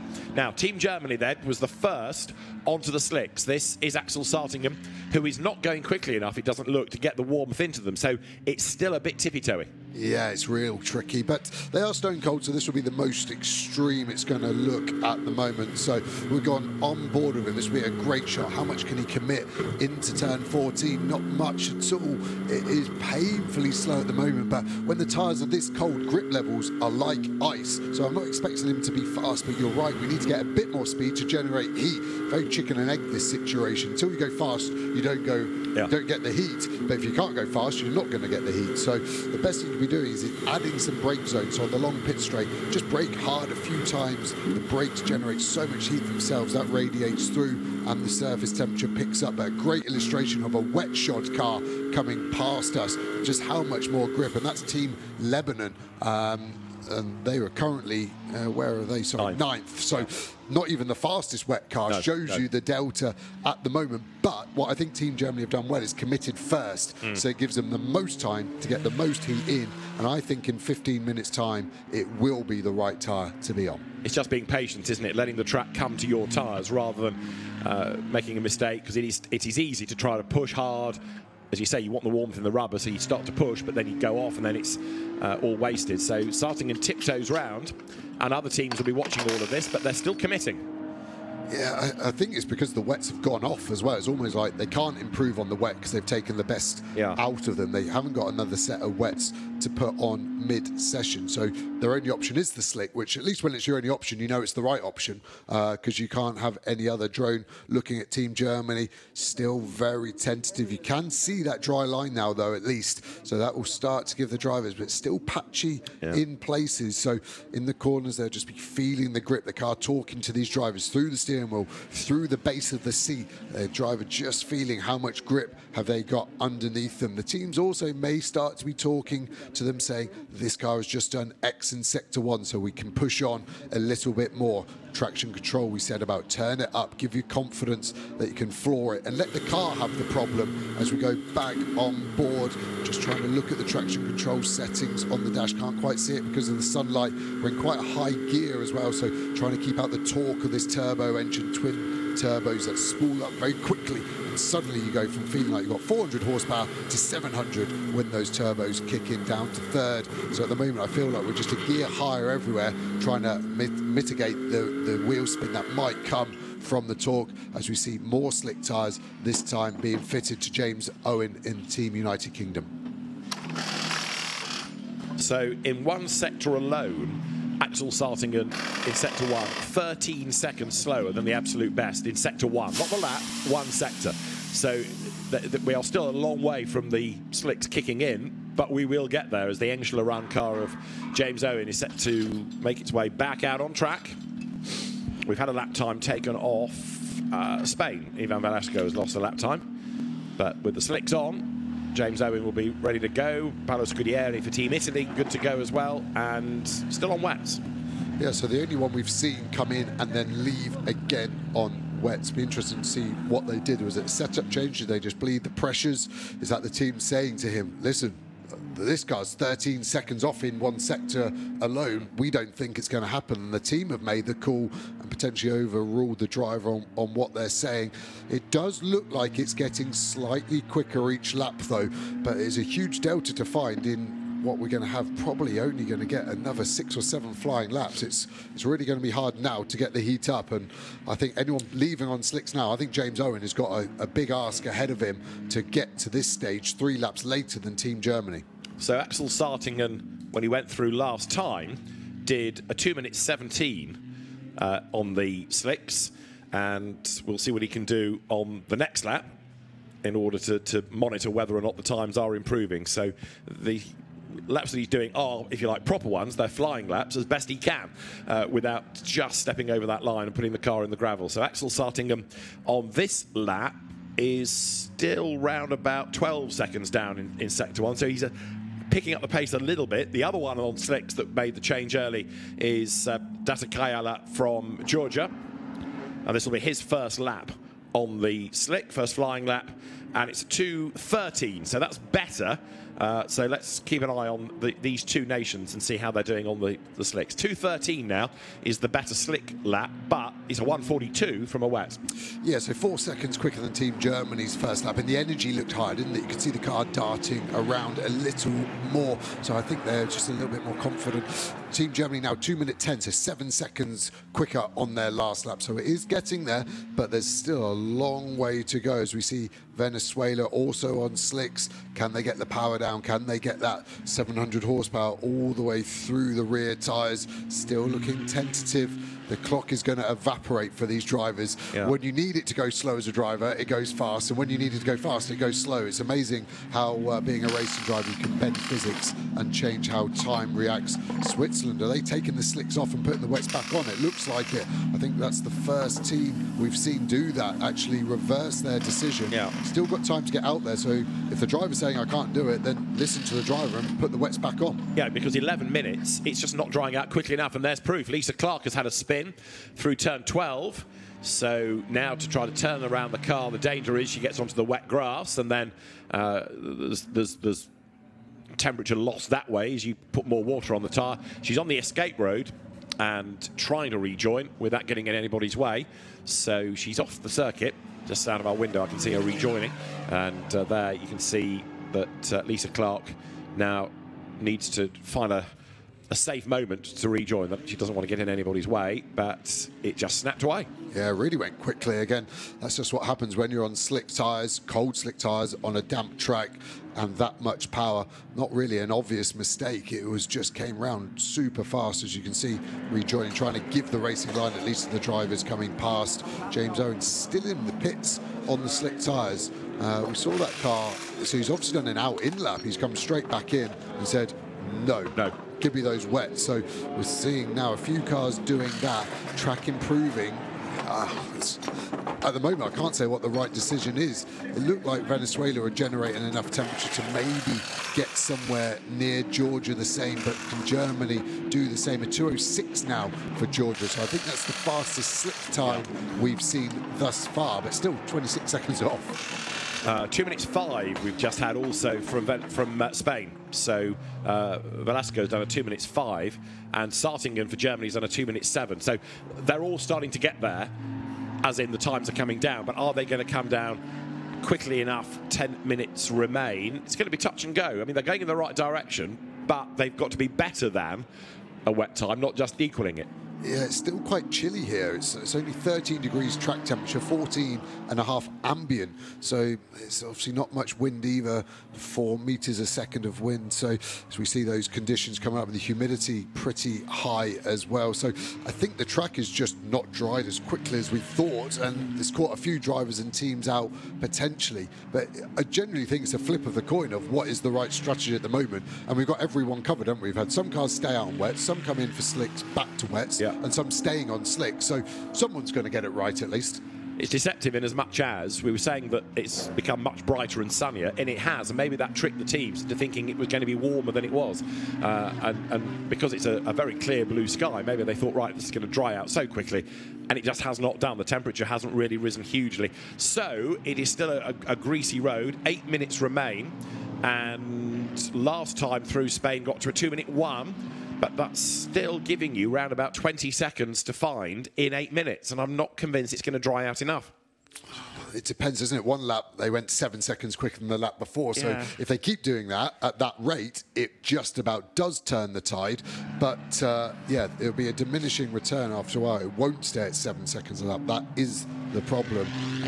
As we look at Team Sweden here, Kinch really pushing on. Great overtaking move, which isn't something you normally say in qualifying out of turn 8, splitting 2 cars there. Again, the sun really in the driver's eyes. Saw a little bit of bodywork flapping underneath the car of that Swedish car. I just wonder, maybe one of the exit curbs has just caught the flooring and it's just hanging down, but it doesn't look like it will be too significant and it won't hurt them too much. 5th place for Team Sweden now.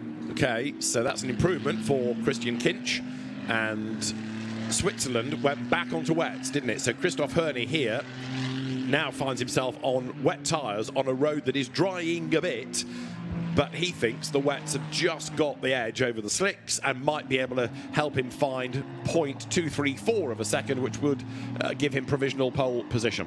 There's a second qualifying session for the Ferrari Challenge style cars for the one-make GT discipline later on in the day. Christoph Hörny goes through, stays second. That lap was a 1:43.5. His best was a 42.9, so not quite as good as he went earlier on. This is the car that's fastest then into the pit lane, and wets. Back onto wets. Yeah, very late call there. An interesting thing is, I can't remember the last time I saw a purple sector. They were done very early on the session. So people are improving their lap time, but we're not seeing ultimate fastest sectors. And I think that's because the wets have gone off at the point the track was at its best. So if you were to redo this session as a driver and you had the confidence, I actually think you would wait for the first 10-15 minutes to go and then go out on wets, and you'd get the best of the tyre on the best of the track. But no one did that, understandably, because that is a big decision to make, to effectively lose half his session. As you can see, that bit of bodywork just flapping away just before the rear right tyre.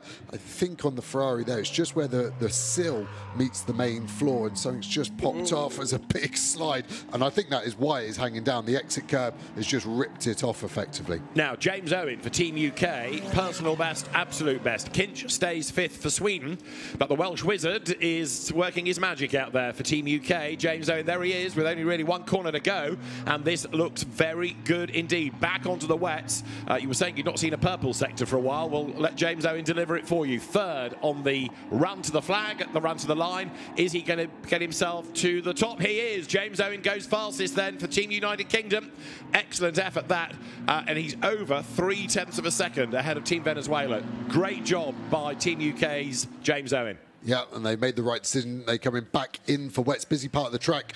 Again, we're going to get a good illustration of wets versus slicks. Team Germany in front on the slick tyres, easily past. The slicks still struggling as we go to a replay of Sweden. That big snap of oversteer out of 14. We saw it from the rear. Looks even more dramatic from the front. Did really well to hang onto that, onto the slippery curb while you're oversteering. Already is never a particularly fun experience in hindsight. So with a touch of the curb on the way into the corner, Christian Kinch has a wild old ride, but is 5th in the times, and he has just lost that last lap anyway for going wide at turn 14 because it was a track limit offence.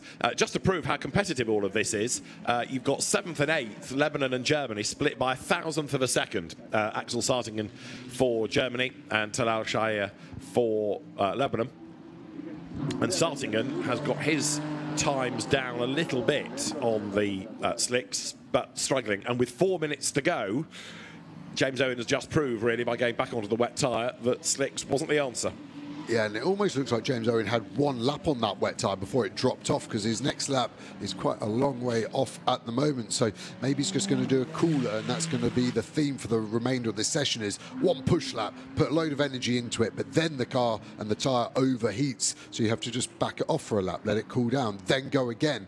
So I think that's going to be the only strategy that you can play at the moment, as we see Team Italy coming out of there, 6/10 down in Sector 1, still flat through the kink at 7, hard on the brakes as we cut out the last corner. Busy part of the track yet again. Some of these drivers were starting to get a bit frustrated getting their laps held up with other cars and traffic in this last part of qualifying is very frustrating. Team Germany there leaving the pits, I assuming they've gone back to wets for one final shot of it. And for Italy, Paolo Scudieri has just gone up to 7th. Christian Kinch for Team Sweden has gone up to 5th. There is the Italian car. So on his last lap, Scudieri improved. This is a slower lap, unfortunately, but he has got himself slightly further up the order in this first of the 2 qualifying sessions for the GT single make category. And to the line will come Scudieri, but no improvement in the offing this time around. Yeah, and only time for 2 more flying laps, so it's really, you've got 2 more shots at each corner to see if you can improve it. As we go back to Kinch, who's probably been our wildest driver, hasn't he, so far this session, really hurtling that car around. Going to get the front end. Is it a little less wild than the last time we saw the car leaving the last corner? Much better, very compliant on track limits. There's a good chance here he's going to improve on his 5th place at the moment. Breaks the beam, what can he do? 4th place, 1 higher, good job. Yeah, he's chipped away, hasn't he, Christian Kinch, for Team Sweden. He's made the right call on the tyres and he stayed out and been able to improve late in the session. This is the car second, Venezuelan's entry, and it's now at turn 14 with the middle sector good and the first sector not quite so good in the end for Angelo Oliviero, and he comes up towards the timing line, breaks the beam and does not improve, so still 3/10 away from James Owen. Yeah, team looking on not particularly happy. A shake of the head there. Everyone now starting a lap. This will be their last lap. We've got less than a lap time remaining. So what have people got? I said we hadn't seen a purple sector in ages. James Owen proved me wrong quite nicely. I'm happy with that. I'm always wrong. But we haven't seen another one since. So I'm saying that to try and invigorate people to do it on this last lap. That's my motive there. Right, you're thinking. Yeah, rather more nervous teams. That's looking into the pit wall area for Team Venezuela. For Team Sweden, in the meantime, Christian Kinch up to 4th on the last lap, and an absolute best has just come from Venezuela. So your urges have been responded to here. Oliveiro has now gone absolute best first sector. And as you look down at Christian Kinch for Sweden going a little bit wide coming out of 12, it is the Venezuelan car now with less than a lap time left in the session that could well be the star. Yeah, we saw the team unhappy. Maybe the energy funneled into the car, and Team Venezuela then have really picked up. Kinch coming out the last corner. Doesn't look like this is going to be enough to Kinch in pole position at the moment. He's going to just get this one more lap, isn't he? 30 seconds. What can he do? Stays 4th, 143.3. It's going to be hard, I think. That he's been pushing for so hard. I think he's had the best of the wets. Here is Team Venezuela. Lost a little bit of time in Sector 2, not too much. Going to get a little affected as well by James Owen in front of Team United Kingdom, but can he do it? This is going to be just squeezing one more lap out of it. These are the last cars that are going to get the last lap. Team United Kingdom, Team Venezuela stays second, 5/10 off pole position still. Yeah, so that lap for Venezuela started well and then ebbed away, and one more lap. But if Oliviero is stuck behind James Owen, he's not going to be able to improve. James isn't going to make life easy. He's not going to be obstructive, but he's just not going to be rolling over and letting him go by. Christian Kinch, in the meantime, has improved in Sector 1 for Team Sweden. James Owen goes a little bit deep there, down towards turn 4. And he is pushing, but now for Georgia, David Kayala has done a absolute best first sector. James Owen is about half a second down on that. And for Venezuela, I think Angelo Oliveiro is unable to get through, and he's being slightly compromised. James Owen goes offline, but I just wonder what Georgia can do before the end of the session. And I didn't expect it to come alive quite like this with people on the wets. Now, we knew that Kayala went on to slicks Did he go back onto wets, or is this finally the slick tyre turning on? Hard to call. I'm just trying to look at the tyre wall. It's more yellow, the slick tyre. To me, that looks like a wet as my first guess. I would say it's almost definitely a wet, actually. Yeah. So they must have gone back. This is going to be really close to pole position here as he's going to break the beam. 6th at the moment. Purple sector 1. What can he do? He does go pole position by 400 of a second. Mega lap from Georgia there and takes the checker flag. 43 thousandths then is the margin, and Q1 topped by Georgia from the UK and then Venezuela. But a great effort done by Data to go to the very top, and for Sweden, Christian Kinch getting 5th in the end. James Owen will take the flag, but will be perhaps a little bit miffed that it's not the fastest time that he claims. He will be 2nd at the very end, goes through. That lap was a 45 anyway, so he rounds out the session, but didn't go any faster. So Team UK 2nd, and Team Germany, actually starting in the first one to go to the slicks, and then ultimately going back to the wets. In the end, only 9th fastest. Great shot of Team Georgia. You could see him coming out of turn 1, punching the air with delight. The team had obviously already told him your pole position within, what, 10 seconds of doing it. So, yeah, he will be purely overjoyed. Really good for Georgia to get a pole position as well in a super competitive championship race like this single make GT race will be. And Team Italy's Paolo Scudieri 7th at the end of the session. So he's there or thereabouts, but it's going to be competitive, that is for sure. And that was kind of what James Owen was suggesting pre-event, that there are some very good people within this entry. And for Georgia, then, David Kayala, who has been a former Speed Series competitor in their slalom championship, went circuit racing way back in 2007. He's been a Legends champion, Euro Nations Cup in the Georgian Legends and the European Legends Series, went touring car racing for a time as well, and has been racing in TCR Europe this season also. At the end of Q1 then, for the GT single make discipline, Georgia tops the times from the United Kingdom. The margin, 43 thousandths of a second. Venezuela 3rd ahead of Switzerland. Sweden 5th ahead of Spain, with Italy 7th, Lebanon 8th, Team Germany 9th from Team Portugal, and the United States of America in 11th. Data Kayaya then is the fastest from James Owen, with Angelo Oliveira taking the 3rd quickest time, then Christoph Herney from Christian Kinch, and Ivan Velasco Sanchez for the home nation for Team Spain, completing the top 6.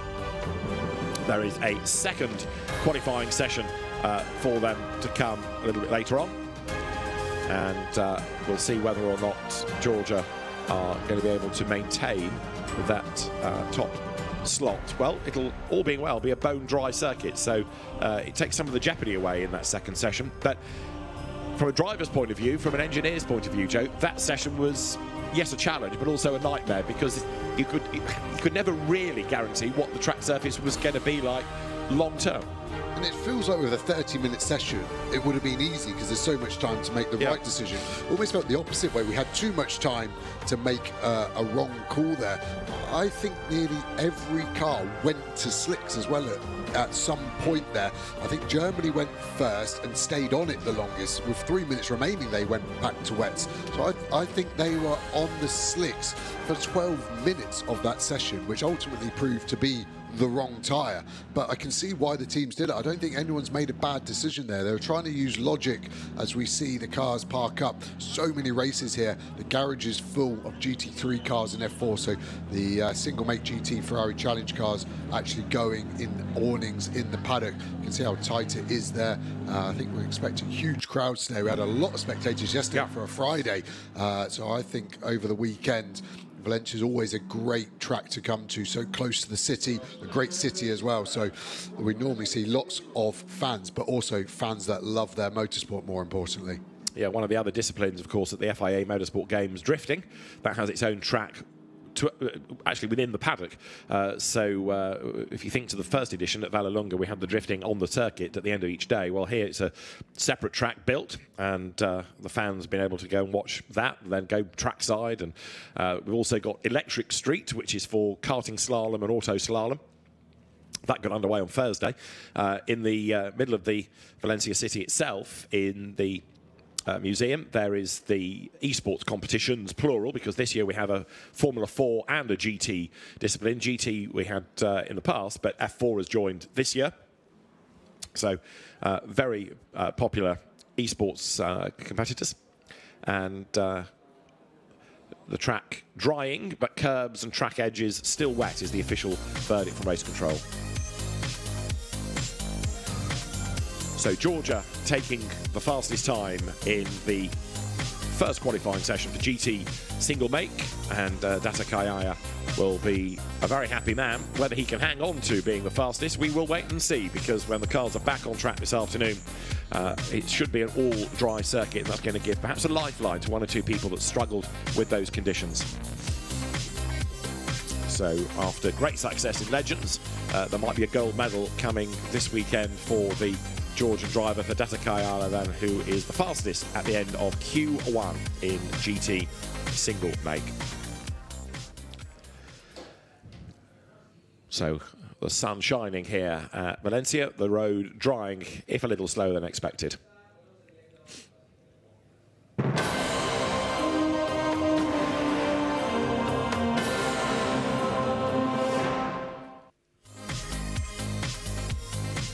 Qualifying one for single make GT began on a wet but drying road. Everybody went out on wet tyres first of all to get in some banker laps, to have a look at the track surface. One or two ventured out a little bit later, such as Lisa Clark representing Team USA.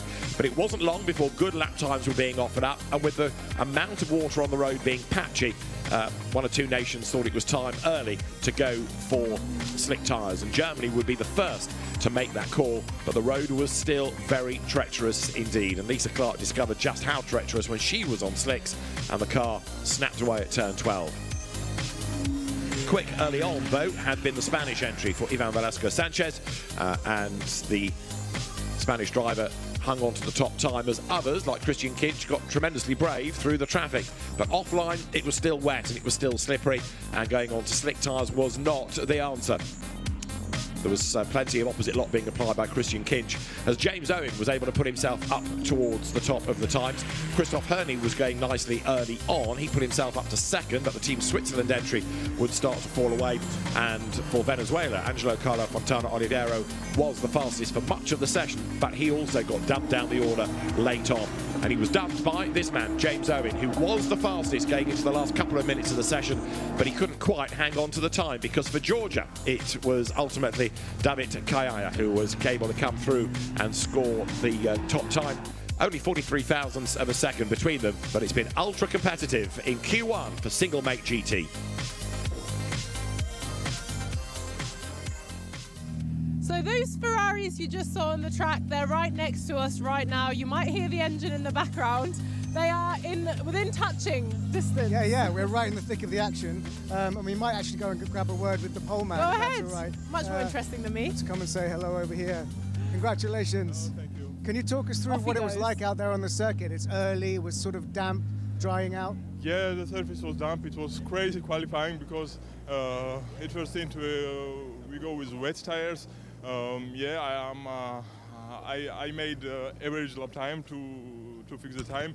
Then we switched to slicks, but it was really difficult to hit the slick tires, and I had no grip. Then in the last moment, it was 2 or 3 minutes when I came to box. We switched again the wet tires, and I had only one fast lap, and I did it. I'm happy because, you know, you have stress, everything you should do without mistake, the one lap, and at the end we are P1, and I'm more than happy. That's amazing to make it all happen when it really needs to happen.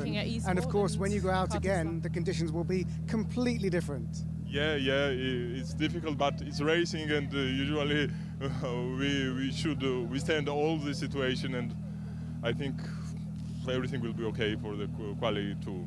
And if you want to say a quick word in your own language for the fans watching at home. Yeah, will be great. დიდი მადლობა გულშემატკივრობისთვის ყველას. ძალიან მაგარი კვალიფიკაცია იყო, პირველი ადგილი დავიკავეს და ისევ და ისევ დიდი მადლობა თქვენ და ჩემ ქვეყანას საქართველოს.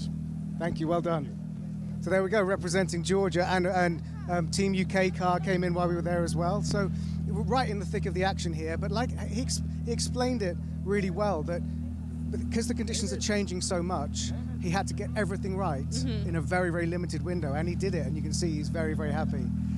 Another category where you have to get everything right is esports. Yeah. It was very close yesterday. They were racing in Valencia in the Arts and Science Museums yesterday already with a really, really close result at the end of the day, and they're back at it today, so that was fantastic. We'll look at the esports in a minute, but we've got touring cars coming up first. Now, touring cars, another great category, might look a bit similar to what we've seen already, but it's quite different. Have you got some intel on touring cars? Yeah, so you know, we're moving straight along. Obviously these GTs were all Ferraris. The GTs that they're racing in on Assetto Corsa in esports are a variety of cars. Now, touring cars are of course up to 2-litre production vehicles using the TCR spec of cars, and they so I think we've got Honda Civics, an Audi and Hyundais. There's a mixture of cars, but there's some great drivers to look out for. It's nice, as we've spoken about before, the youngest competitors at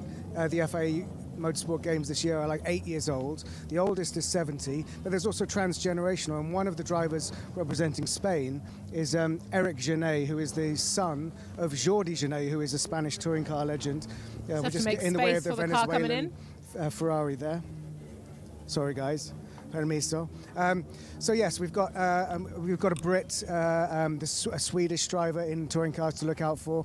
So there's plenty on offer, but exactly the same as the single make GTs and the Formula 4 before them, the conditions are changing. You know, we might change from cold early morning spec quite soon to take off our jackets into shirts. They're having to deal with what tyres to use and how much grip there is on that circuit, which is drying rapidly. So it's a fascinating process, and it's just going to keep getting better all day.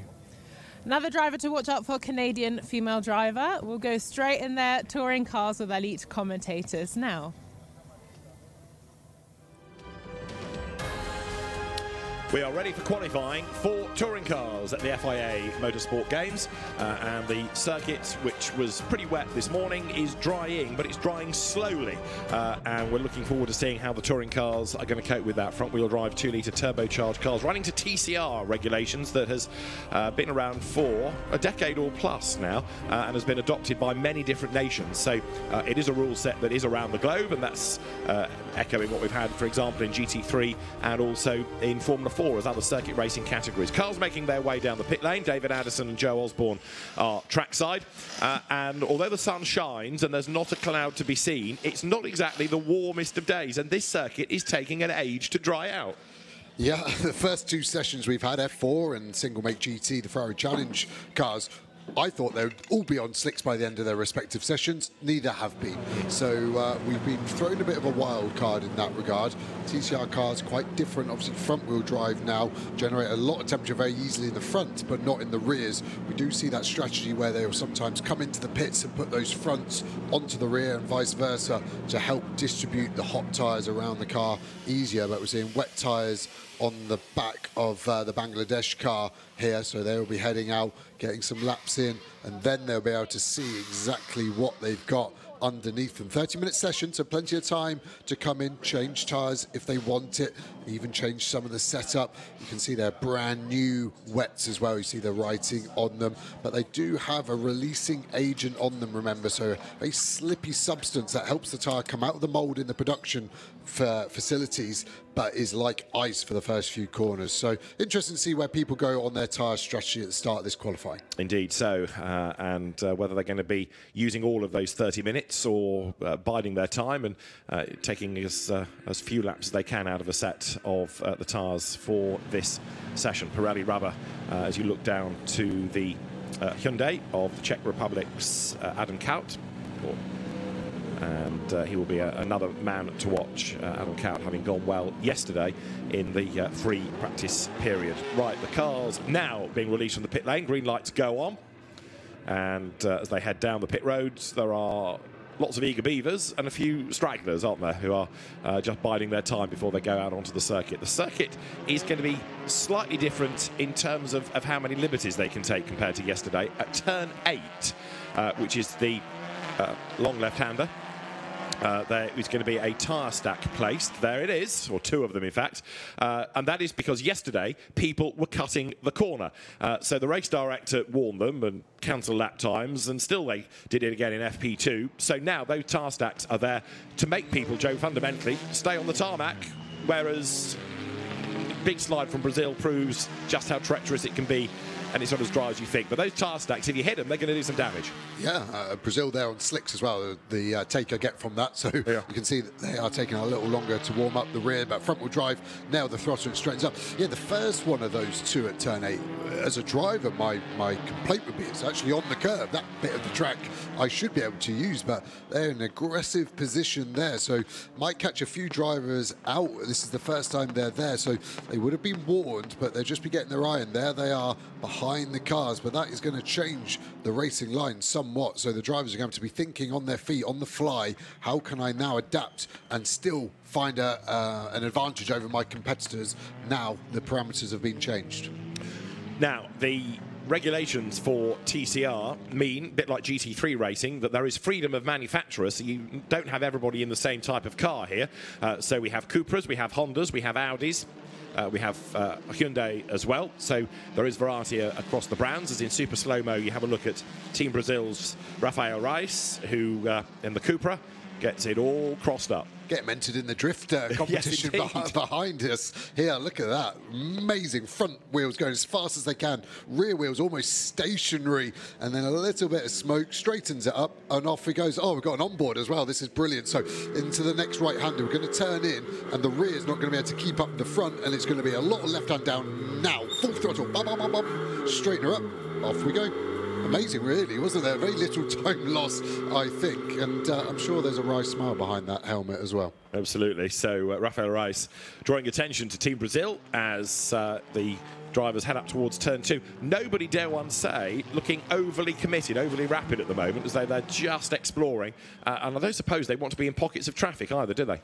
No, exactly. Yesterday in free practice 2, the fastest time, 140.3 from Team Italy, from France, from UK. So the top 3 very, very close, within a 1/10.5 of each other. But yeah, you're quite right. Everyone's kind of sticking together, exploring the limits together, as someone has explored too far. Team Indonesia there, far into the gravel. Looks like turn 10 potentially. Would have lost the car through the right and is now on the far left, almost the entry of TL11. Red flag. I can't see that car getting out, hence the red flag is shown. And yes, that is a tough start to the morning for Indonesia, who are going to take a little while to be recovered from there as well. So this now plays into the hands of people on slick tyres, I think, because they will be able to sit in the pits and the tyres will still generate some temperature just sat there. Let's see how Indonesia got there. So into turn 9, into this right-hander. Oh, it actually goes at 9. It goes really early and loops all the way round. Very easily done. Gravel Trap doing a mega job of stopping the car before it got to the barrier. But yeah, it shows you the energy and the momentum that car had.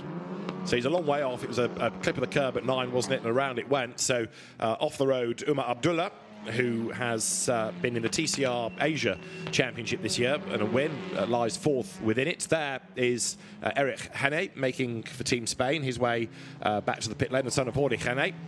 Therefore the nephew of Marc Hane, and there is the Brazilian driver Rafael Reis for the pit lane as well. But Eric Hane will be one to watch, the 17-year-old. Now, because this is a qualifying session, the clock stops, but 27 minutes are on it. When they go back out, you've got to take, of course, the out lap out of this, and then a lap to get things up to temperature again. I would fear that whatever temperature was generated in those slicks will have gone by the time we go green again. Yeah, so 25% would be my guess. There'll still be some residue heat, so it won't be as bad as an out lap at the start of the session, but for sure not in the window as much. I think what I'd be doing here as a driver and a team, if I was on wet tyres, I'd be looking at the cars that are on slicks. Are any of them taking the slicks off? If they're not, then I would be copying them and putting my slicks on.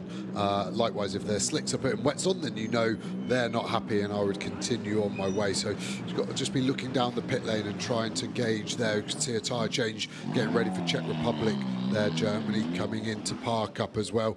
Brazil pushing back. So there are some tyres coming off. Is that just the front to rear on Spain? They were on slicks. As we see the Czech Republic taking off their front tyres, they are taking off slicks and putting the rear, a brand new front on actually. So maybe they were just using a used slick to see the track. Yeah. Now they're ready to put the new tyre on and extract the most performance. But what presumably they will do is one relative push lap and then do a tyre cross. So you've got the warmer tyres not just on one side of the car, so they'll do a lap, cross, go back out. So it's going to be 2 or 3 laps, therefore, before they start doing times. Yeah, and it shows you why it's a team sport, because the mechanics are going to be really important here, doing that cross as quickly as they can. Obviously, giving the driver the most amount of time.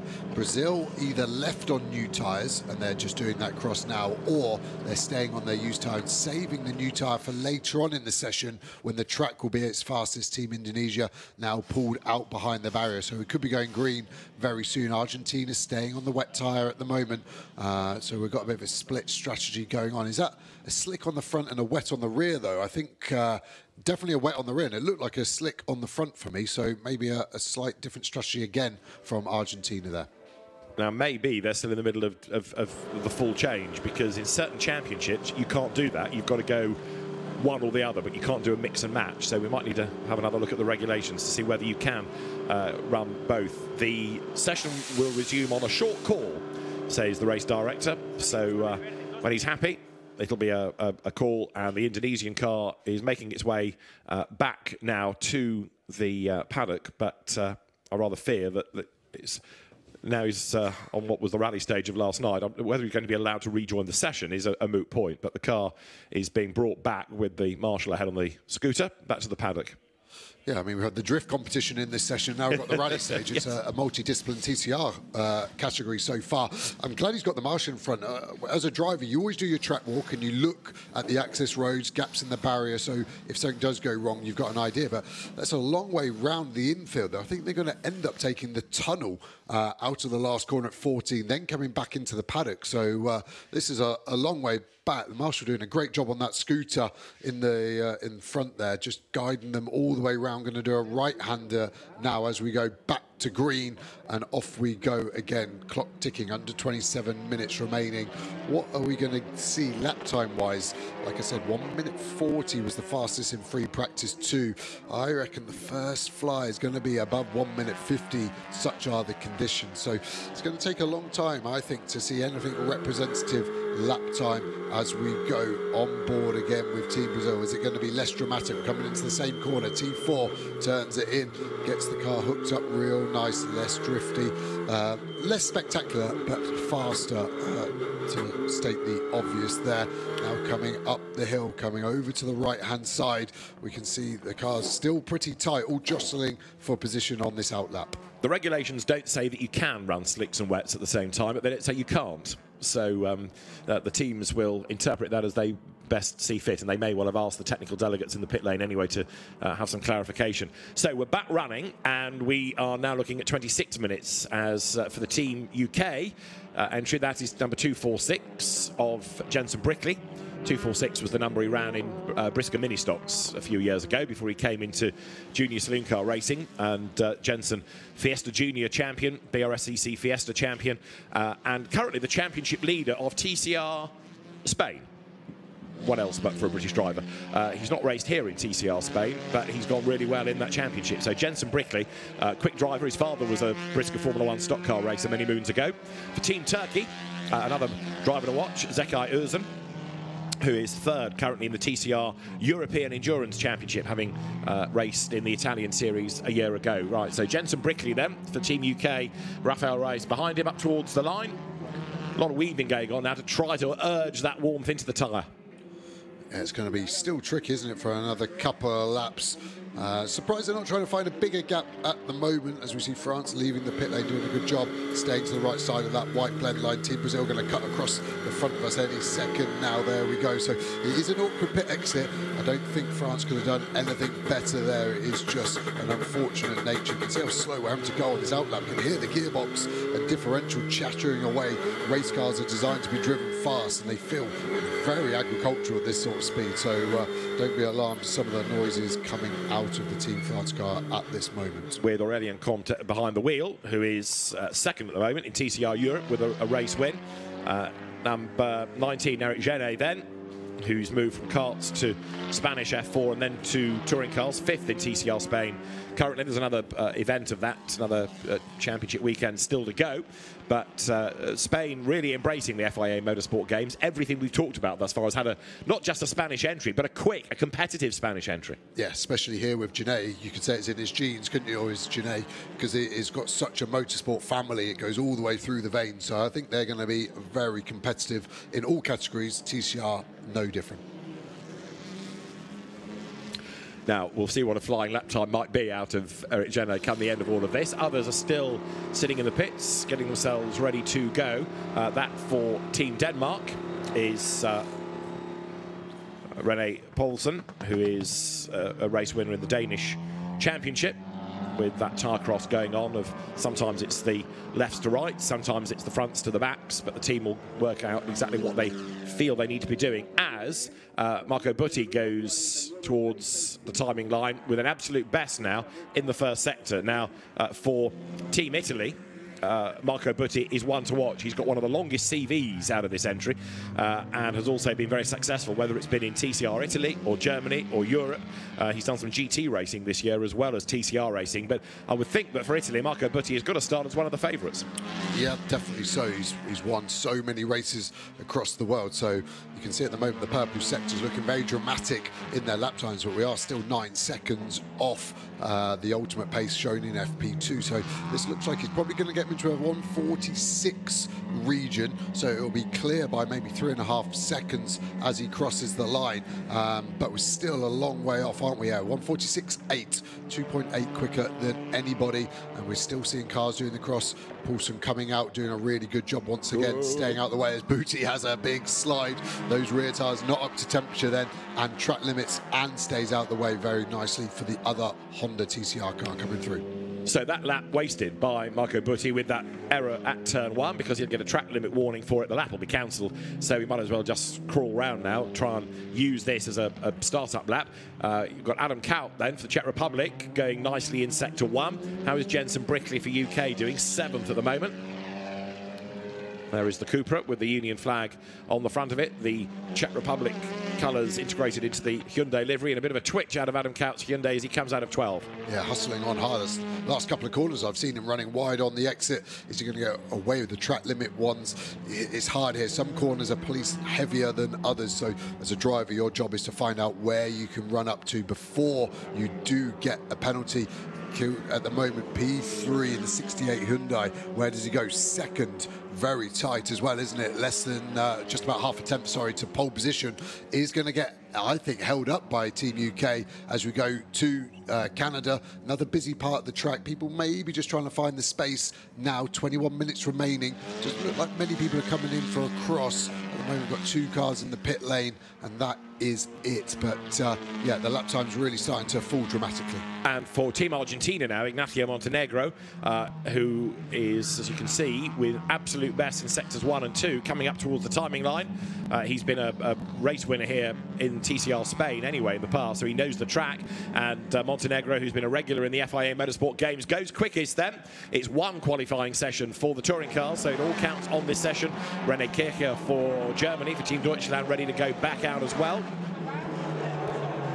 So René Kircher 6th in the Eastern European Championship, and comes then now ready to go. Car to be dropped down in a moment. Thumbs up. He's not the only one in the pit lane, because Aurélien Comte is back in as well. Yeah, so just seeing a different strategy from a few guys here, saving the new tyres.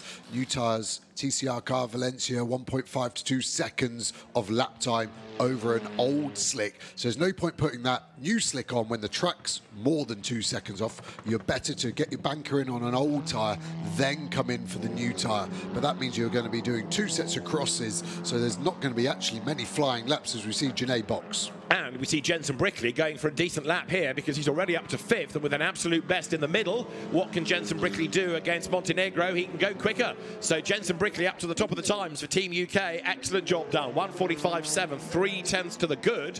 But Ignacio Montenegro is still pushing, and he is still out there wide, coming out of the right-hander. But as he comes towards 12, Montenegro, another absolute best in sector 2. Yeah, pushing on really well, car. Balance looking good. Booty behind, not looking as stable, is it? That car we've seen a lot more rotation. Is he running a bit more rake, both in Honda cars, but maybe the rear's a bit higher, which is offering more front grip, but less rear grip. Great shot. How much they can cut the curb at T14. Hooks the front in.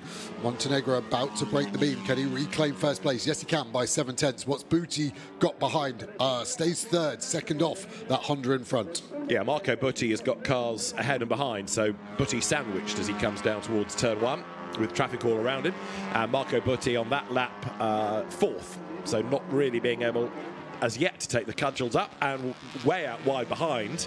Who was that getting it all wrong? I think that was Canada, potentially, or Belgium. Yeah, really wide. The track limit definitely done. It's awful as well when you do it on turn one, sorry, because then the whole lap you just know isn't going to count because you've already lost that to track limits. France out, looks like on another set of tyres, really aggressively weaving. That is the best way to get tyre temp in the rear of a front-wheel drive car, and he's going to have a nice gap as we see Brickley coming through. 2 personal bests. Can he do anything in sector 3? Needs to be a purple if he's going to get pole position provisionally. But remember, we are still 5 seconds off our fully dry times in the practice, so there's going to be a lot of movement, shaking still to go. Still not even halfway through this session. He does take P1 with a purple sector 3. Great job from Team United Kingdom. Setup change going here. Love seeing the mechanics, what they're doing there.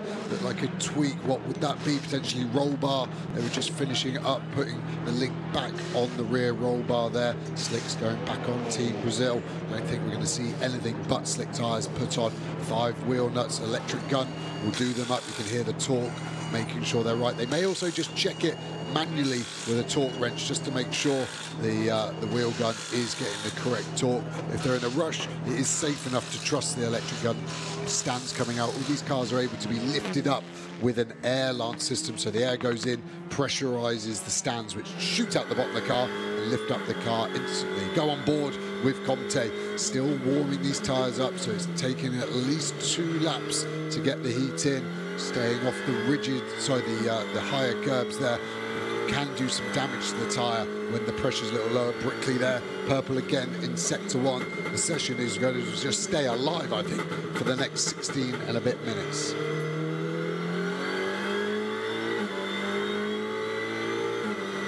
Just listening there, flat through 9. Then having to brake a little earlier than they were for T11. Ultimately getting the car in, still not using the serrated curbs.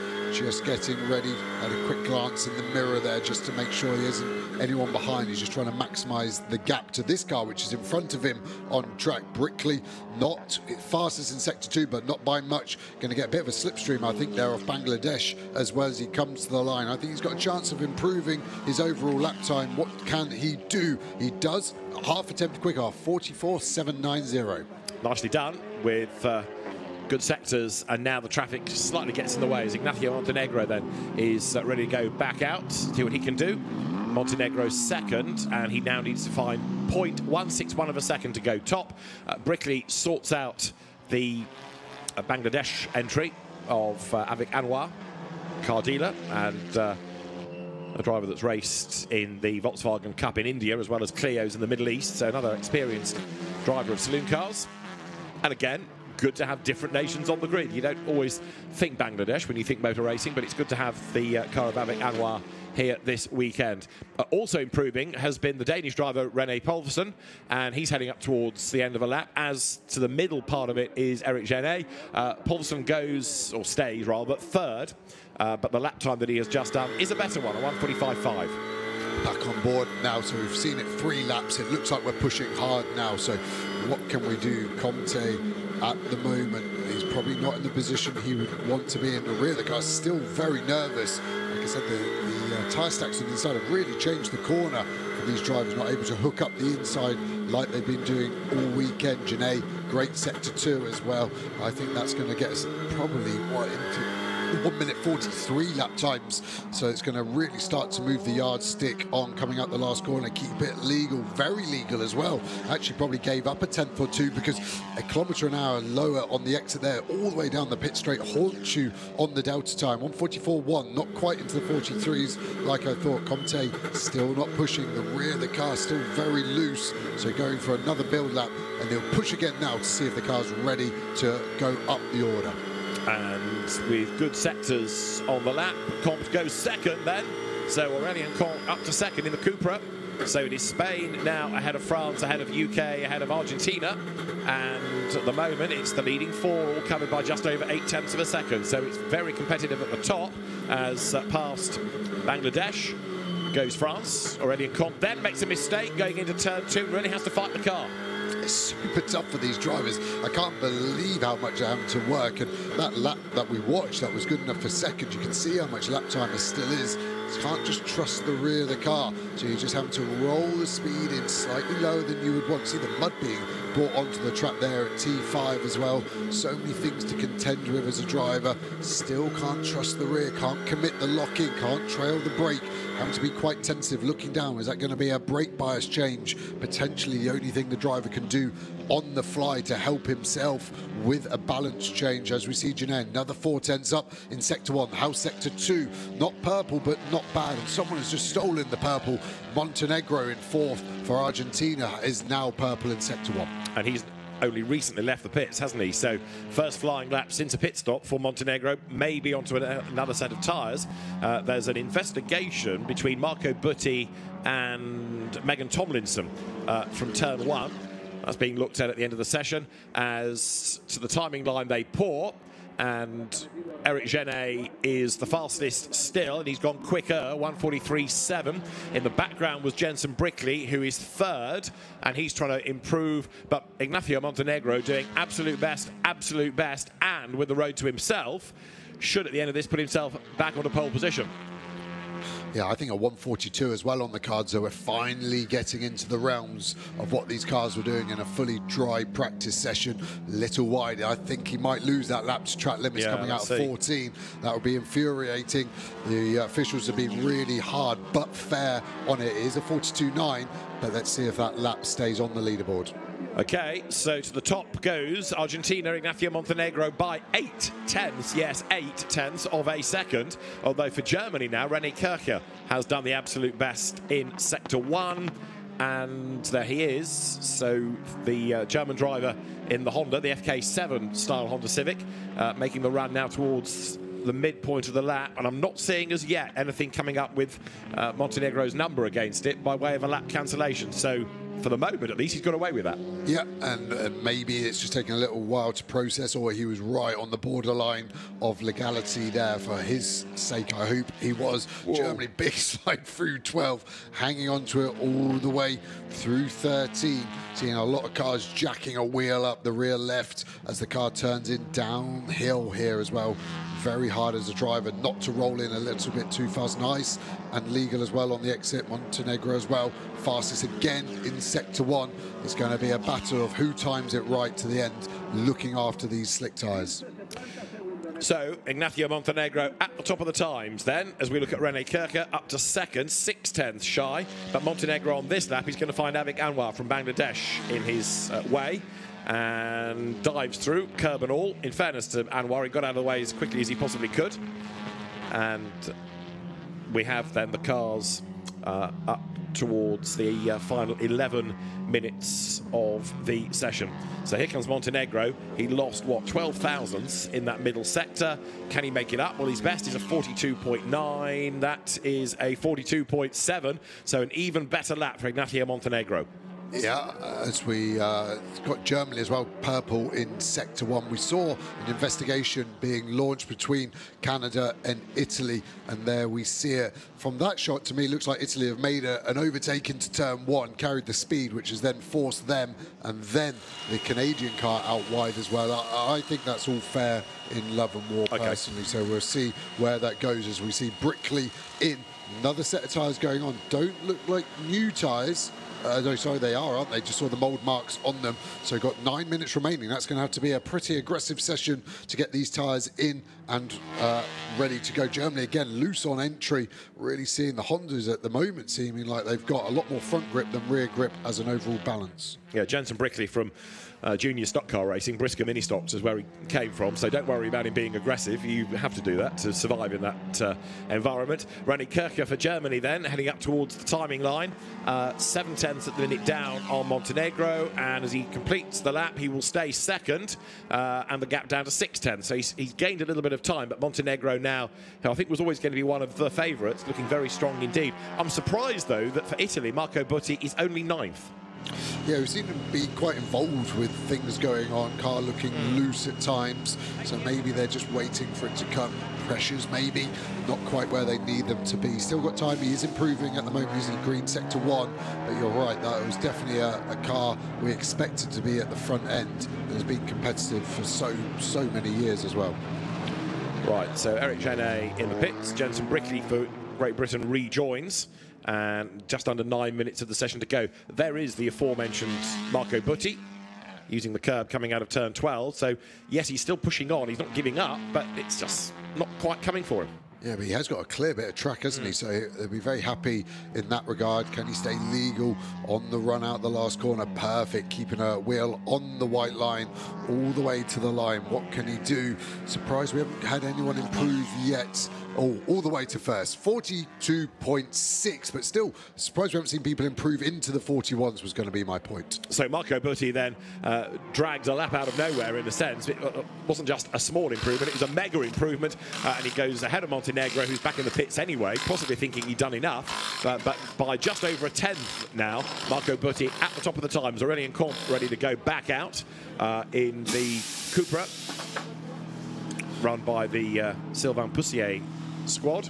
The French driver makes his way down the pit lane now.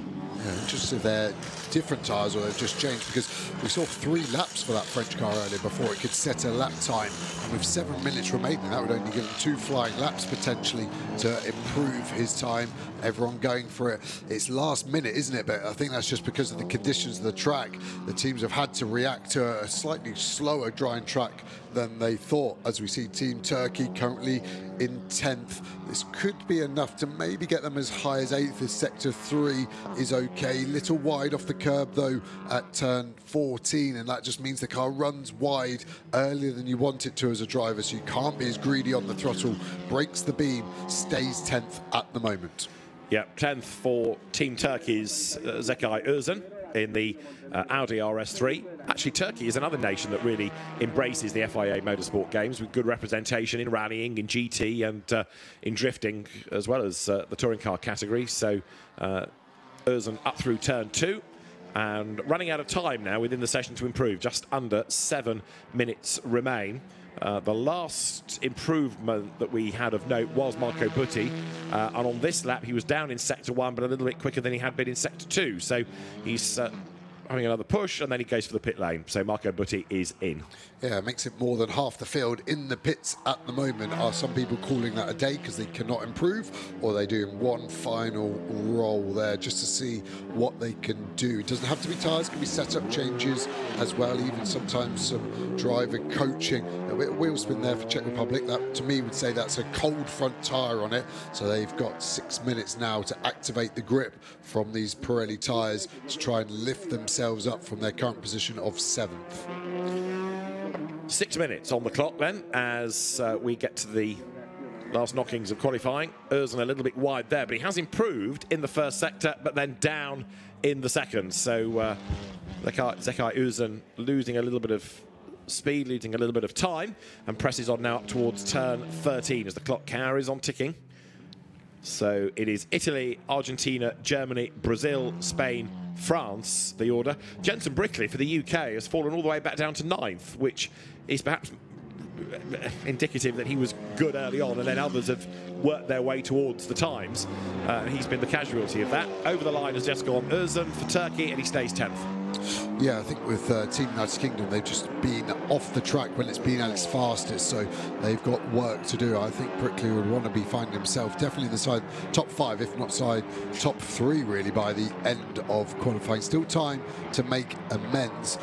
Currently just on a green sector 3, so it looks like the car is ready to push now as we look at Denmark coming through that sort of re-profile turn 8 with the tyre stacks. No one's hit it thus far, interestingly, though. Denmark, personal best sector 1. France, absolute best sector 1. So we might be late in the session, but improvements are being found still. So the session very much alive. That's the France time you can see for Aurélien Comte. And on the road, he's chasing after Denmark. There is the French Cupra. So you've got Denmark's René Povlsen doing a personal and then an absolute best. Aurélien Comte, absolute and personal in the other order. So they're both going to improve. Denmark is 8th currently, France is 6th currently. Denmark to the line then. Is this going to be pole position for Denmark? The answer is yes, a 1:42.4. Same question, is it going to be pole position, but this time for France? Up towards the timing line comes Aurélien Comte, and he will break the beam and go quickest, 1:42.158. So that's 2 different pole position drivers in quick succession. Yeah, I think Comte must have just done a switch because we saw him leave the pits less than a couple of laps ago. So I think they probably just put the fronts to the rear. And we saw the car struggling with oversteer. How does it look now? Much better. That's because they've got hot rear tyres and he can commit the speed.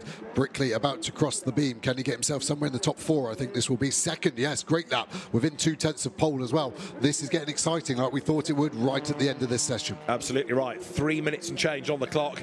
So Marco Butti, that we got excited about for being on pole, he's down to 4th. Ignacio Montenegro is down to 5th. And everybody is back out on track, those that can, with the exception of Indonesia that caused that red flag earlier on. So you can't sit there and hope anymore. You've got to be out on track. You've got to push and you've got to be able to respond. Yeah, as you see, Czech Republic in 9th, but on a very good sector, only a 10th off ultimate best. Dzień now claims purple sector 1 down there on the timing screen. This is where you need these graphics in a screen like this. You can't look in enough places quick enough, essentially. I think this could be a pretty competitive lap from Cooch, somewhere around 5th or 6th, depending on this last corner as it just locks up. Is that going to stop and get to the apex? Looks like he got to it pretty well. Nice on the exit as well, nice and legal. Coming to the beam, we're suddenly getting into these low 42s. Where can he put himself? 4th place, great final sector there as well. And Eric Genet is also on a good lap because he's done 2 personal bests. Genet was quickest earlier on. He is currently 9th and heading up towards the timing line. So Eric Genet, another man to watch out of all of this. Aurélien Comte back to the top, 1:41.8. Marco Butti has done an absolute best. Genet now goes quickest of all. And that's by 200ths or 20,000ths of a second. And the next change is Rafael Reis for Brazil up to 3rd. Yeah, but Butti, look at this lap, nearly half a second up on everybody at the moment. Genet just pushing Comte off by the smallest of margins. That really cheeses you off as a driver when it's that tight. You think, what could I have done? Now we're seeing more energy. We're seeing that rear wheel cock up, and the lockup looks more dramatic because it's a rear. It's not affecting the drivers in. Montenegro back to 1st, but I think Butti's going to take it back off him and get Team Italy to 1st place. Yes, he does. Nearly 0.6 of a second. Great lap from Butti. Yeah, despite that mistake in the last corner. So we've had another 3 different drivers go top, but it's going to be then Marco Butti. No, it's not. Lap time cancelled. So Marco Butti has lost the lap for going wide at turn 2. So it was good enough for pole, but it didn't count. So Montenegro hangs on to pole position. Yeah, but we're seeing Brazil at the moment with a purple sector 1. Can Butti rekindle that speed and stay legal? Czech Republic now back down to 7th. This is how quickly it is changing. At the moment, it's literally everyone is improving. So wherever you are, you then lose that many positions with the cars coming past after you. What's Team Brazil going to be able to do? Looking good so far through 12. Nice and legal on the exit. Great shot of the car here under braking. You'll see that rear left wheel just start to pick up. Does it lock up like we've seen the Hondas? No, it keeps rotating. Exactly what the driver wants. Stay legal on the exit. Well done. Unwind the lock. Push to the line. This is probably going to be 2nd or 3rd place, I think, on this lap. But it is so tight. A 10th or 2 here. Yeah, 2nd place, 10th off pole. Good job. but that 10th might grow in a sense because Montenegro is hoping to move the goalposts further away here because he had done 2 absolute bests. Now he's lost one of those absolute bests to Germany's René Kircher. We've got Jensen Brickley heading for the line, looking quick as well.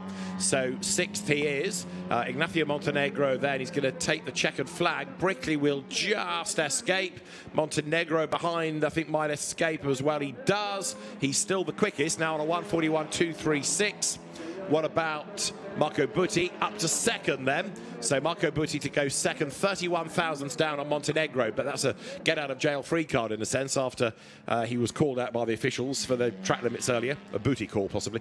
So Marco Butti then 2nd, not for long. He's lost that lap as well. So Marco Butti has had another lap time taken off him, and he slides all the way back down to 9th. Now, René Kircher, absolute best sector 1 for Germany. Slow middle sector, so can he respond? But Marco Butti has been his own worst enemy, really, in this for the constant track limit dramas. Yeah, Andy was the first to take the checkered, although I think Montenegro may have just taken it. It looked like he missed it on the live pictures, but the timing screen saying he's taken the checkered, so Brickley will be the last car for Team United Kingdom, and that's what you want to be on a drying track. You want to be the last car going around, getting the best of the conditions. Junaid still on a good lap, 3rd at the moment, has been leading for so much of this session. Can he retake pole position? It is that tight. One little mistake, one sort of heroic move of carrying a bit of speed is enough to make the difference. Looking good so far. Up to the line. I'll come back to a Marco Butti point in a moment, but Eric Genet will go through 3rd at the start of the lap. By the end of it, he stays 3rd.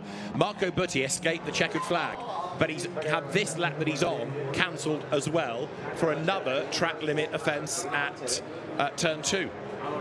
Just a bit confused, sorry, because he was behind Montenegro, who took the checkered flag, so I don't know if that's a timing issue and he's not being told. It doesn't look like he's massively pushing, so he either did take the checkered or he's backed out, but he is not improving of his position of 9th when he was pole position twice with 2 illegal laps and a 2nd place lap as well lost, so that's been an eventful lap for Team Italy. Yeah, Montenegro did take the checkered flag. It fell on him. He was the first driver to take it. And I think Marco Butti has been told, you've lost this lap as well. So he's thoroughly fed up. He was not shown as having taken the checker. Anyway, it doesn't matter because, as you say, he's not going to improve from 9th. And Ignacio Montenegro then for Argentina is the man that takes pole position. Good job done. And a really exciting session, that. Fascinating all the way through. Yeah, 30 minutes flew past. Great job by Argentina. Seeing Colapinto, aren't we, doing an amazing job in Formula 1 under the Argentinian flag. So good to see an ASN coming in and doing such a strong job. So, Honda, the manufacturer represented, Ignacio Montenegro, the driver, Argentina, the nation that takes pole position ahead of Brazil, a very South American front, then Spain ahead of France, Germany 5th, and United Kingdom 6th. Ignacio Montenegro ahead then of Raphael Race with Eric Genet, 3rd from Aurélien Combe, René Kircher and Jensen Brickley. Marco Butti only 9th, but a man to watch for the races, that's for sure. He'll have some work to do. Disappointing 11th for Turkey as well. Zakay Özcan a long way back. And Umar Abdullah not even getting a lap time in before he put the car in the gravel. So it is provisional pole position for Argentina and for Ignacio Montenegro in touring cars.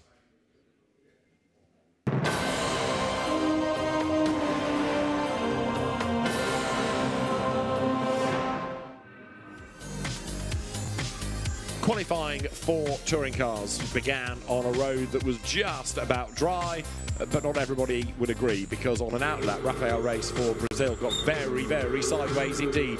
Nailed the throttle, dragged the car back into a straight line. Others less fortunate, as Umar Abdullah for Indonesia went off the road into the gravel and triggered a red flag. When we went back motoring, Marco Butti and Megan Tomlinson got themselves together down at turn 1. That's Italy and Canada. That's being looked at post-session.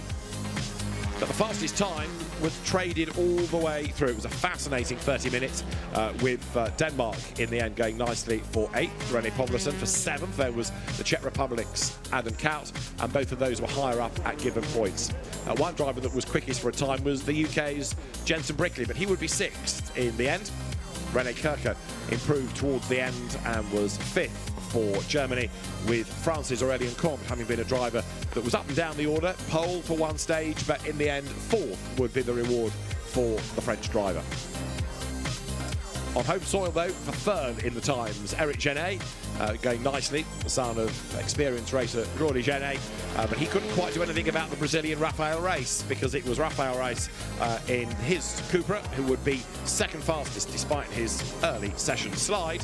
But for Argentina, Ignacio Montenegro had looked mighty all the way through the session, and with Marco Butti being repeatedly penalised for track limit offences, it was Ignacio Montenegro who would come through to take pole position by half a second as we get set for the qualifying race for touring cars at the end of a great session here in Valencia. Now I've managed to secure another guest. We're in the hustle and bustle of the paddock.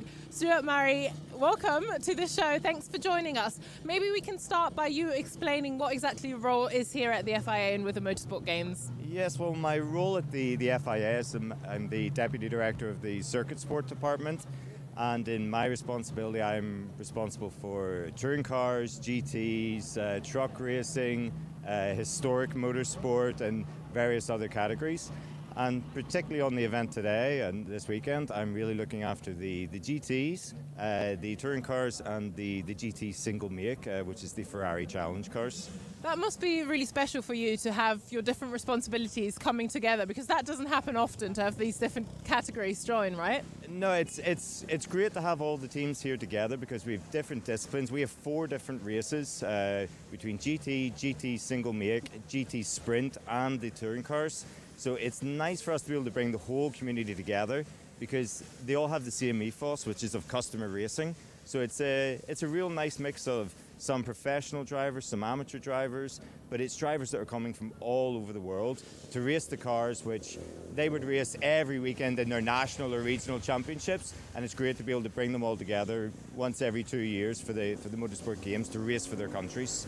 And I think that also reflects in the audience, right? The people that come, they might be fans of GT and then they get introduced to touring cars, or they see some historic cars here with the historic rallying, and that must be quite special as well, because I say there's not one group of spectator, there's so many different groups, right?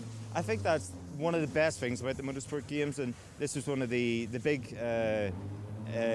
revelations that we found when we first started doing this competition in 2019. The amount of traditional motorsport fans who only watch circuit racing had never seen something like a drifting event before, and it was the perfect opportunity for us to highlight these more niche sports. And it was surprising the amount of people that came away and says, I'm now a drifting fan, I'm now a rally fan, having never watched any of this before. It's great to be able to showcase these stuff. And you must be busy. You've got the GT World Cup coming up as well. So is that straight into the next project, straight from here to there? It's even worse than that. I've just come straight from our last touring car event in China, straight to the Motorsport Games. In 2 weeks we go off for the FIA GT World Cup in Macau, where we also have the final round of the Kumo FIA TCR World Tour and the FIA Formula Regional World Cup at the same time. So that's another really busy weekend for us, and that's one of our biggest ones of the year. But it's a nice mix-up compared to this event, which is aimed more towards mass participation. That event in Macau, the World Cup, is designed really for the top level. So we've got the professional drivers, professional teams, and they're all competing to kind of get that world title. Good luck with that. Sounds very busy. Yeah. Thank you very much, Stuart. We'll stay with GT for now, but we'll go into the esports category and have a look at that. Finals day, everyone. Let's give it a cheer. Come on, are we ready for finals day? Or what? Let's get amongst it, shall we, Paul? There we go then. Semi-final one is underway here from Valencia, and it's a great start by Igor Rodriguez. Straight over to the right-hand side. Sotomuto says, OK, then let's swap that. Let's go to the inside. Japan on the left, Germany and Venezuela behind them. There's a wide pan shot of turn one. You can see them all squeezing their way around. Too wide further down the order. It didn't look like there was much contact, Paul, but I tell you what, Igor Rodriguez is carrying on just where he left off. There's Venezuela around the outside of, I believe, is that the Spanish entry on the side? Yes, it is. The grey Spanish machine in the thick of it there, and really close together. Looks like the car in front of them is just Singapore there, as Serbia trying to squeeze around the outside of Spain. Oh, there's a wiggle on the exit and a little bit of a tap. Sharp intake of breath from the crowd, but nice and tidy really in the opening corners, Paul. Now it's going to kick off. Yeah, a little bit of rubber is racing, of course, on these opening laps. You've got to get your elbows out at the start of a race. It's really important to make ground when the opportunity presents itself, and no opportunity will be greater than than the opening laps of any motor race, real or virtual, none the more so for a race such as this one. We're looking at the Venezuela car for the first time today. They're doing a good job up in 5th position, so they've got plenty of cars behind that are covering them from the bubble of not making it through. But at the front, Igor Rodriguez picking up where he left off yesterday. That's a mighty lead on these opening few corners. We've not even completed the first lap, and it's plus half a second at the front of the pack. A little bit further down, Switzerland are under massive pressure. Slovakia trying to go around the outside. They'll cut back to the inside, start to use the slipstream, and hopefully for them might put themselves in a launch position down into T1. Yeah, you've got to remember as well that they are the last 2 cars in qualifying positions at the moment as well, so they're fighting over the real cusp of whether they're going to make it through or not. For those of you watching along as well, if you look on the timing tower on the left-hand side of the screen, you'll all see a little yellow stripe next to the car number with the number 1 in there. That tells you how many pit stops they still have to make. So when a driver and a team's made their stop, that will go green, and it means that they are they have been in the pit lane and they don't need to come back down. So keep an eye on anybody that sort of suddenly rises up the order and still has that number 1 next to them, because they will have to make a pit stop in the later stages, and obviously that will cost them time in the long run. We look here at Switzerland now, looking a little bit more comfortable actually. Slovakia and Estonia just behind them, but they've got a bit of air in front of them to Turkey in the number 15 car there, just behind this little scrap. Germany in the middle now, with Japan ahead of them in 2nd place and Singapore in 4th. And to be fair, Paul, it looks like in this early stage they're just scoping out the competition a little bit and taking it easy, aren't they, to not push too hard and overdo it. Absolutely. Really good start, by the way, from Singapore to be all the way up in 4th position. Started 6th on the grid for this one, so they've cleared a couple of cars already. That's been a very, very solid start to their adventure. Again, worth reiterating, you only need the top 10 to make it through to finals. Yeah. But the higher up you can be in that top 10, the more confidence you can take forward into the race later on today, and more to the point, the more that you can phase your rivals around you. So a really strong start for Singapore there, posturing for a move at the back of this little queue, just having a little look down into T1. It's not really a traditional passing place into turn 1. It's quite a small deceleration zone. It's a very high velocity corner, difficult to run too wide, and we've seen this times many of them over the course of this weekend. You have a look at T1, you make yourself vulnerable to a repass, or even worse, falling further down the order from the chasing car behind. Yeah, that's the thing. It's a circuit of compromise, isn't it, Valencia? Yes. You can try and make a manoeuvre, but you will cost yourself time. We've seen it a few times where there's 3 cars in there, 1 makes a move, and the 2 behind just break away. You know, they just fall back completely. You cost yourself multiple seconds at any place here. You wouldn't expect it, looking at it on a track map, you know, when you know your circuits, you wouldn't expect to see it and think this is a circuit of compromise. It looks like one where it's not what we call a one-line circuit, you know, where there's only one way around the place. There's a few corners here where you can change it a little bit. This corner they're going through now, actually, as we look at the United Kingdom, you can open up the entrance to that corner to try and get a slingshot and then cut back on your opponents. It's not very easy to do, but you can at least give it a try anyway at some point. It's worth keeping an eye on some of the drivers that are making their way up the order from the last chance qualifiers as well. United Kingdom obviously making it through yesterday after chasing down France. France started this race 16th on the grid. They're already up into 12th position and knocking on the door for a qualifying spot. And that's the thing, isn't it, Paul? There's good storylines behind all of this, where teams have not made it through at the beginning when we expected them to, then had to go through the last chance qualifiers and then get into a qualifying spot. If anybody manages that, it's going to be a great love story. Oh, it really is, and it's a lot of hard work for these drivers. There's a lot to think about. There's a lot of hurdles to overcome, and as you say there, Chaz, France, really good start to their race. 16th on the grid, up to 12th, and already bothering the back of the Swedish entry in front, so they've got a really good chance of breaking into that top 10. And again, really worth remembering, we've said it a few times, it's a pit stop race, so there is strategy, there is opportunity. There's a bit of a dive bomb that we just saw at the top of our screen, but that's going to... slowly, sorry Paul, Switzerland slowed down quite a lot there after the hairpin.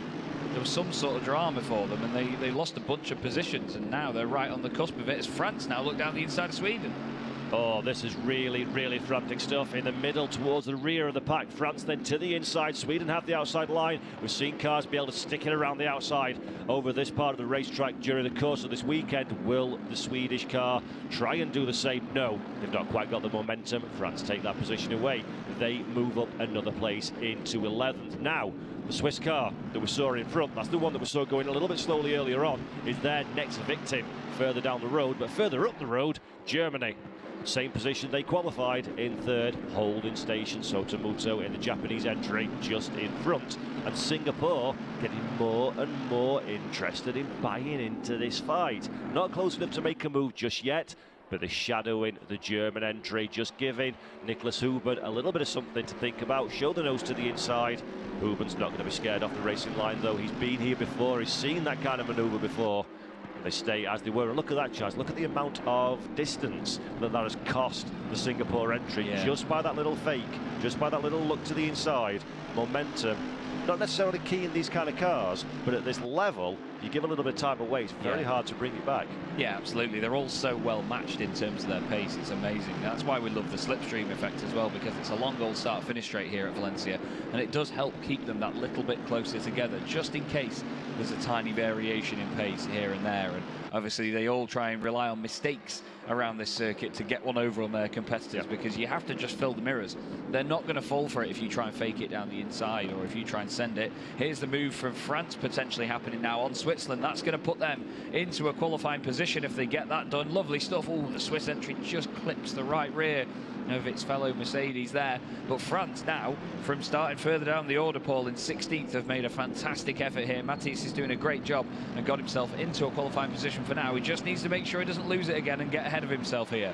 Yeah, absolutely. Got to be very careful now. The Swiss trying to counter-attack almost immediately, and that's really the best tactic in racing. Once you've been a little bit too aggressive though over the curbs, and that almost pushed the Swiss car off the road, but they did well to keep it on the straight and narrow. That stunted their attack though, so France now have a little bit of breathing space and they can concentrate on the task in hand, which is close down the Estonian car. A little bit further back, the United Kingdom is having a good old ding-dong battle as well.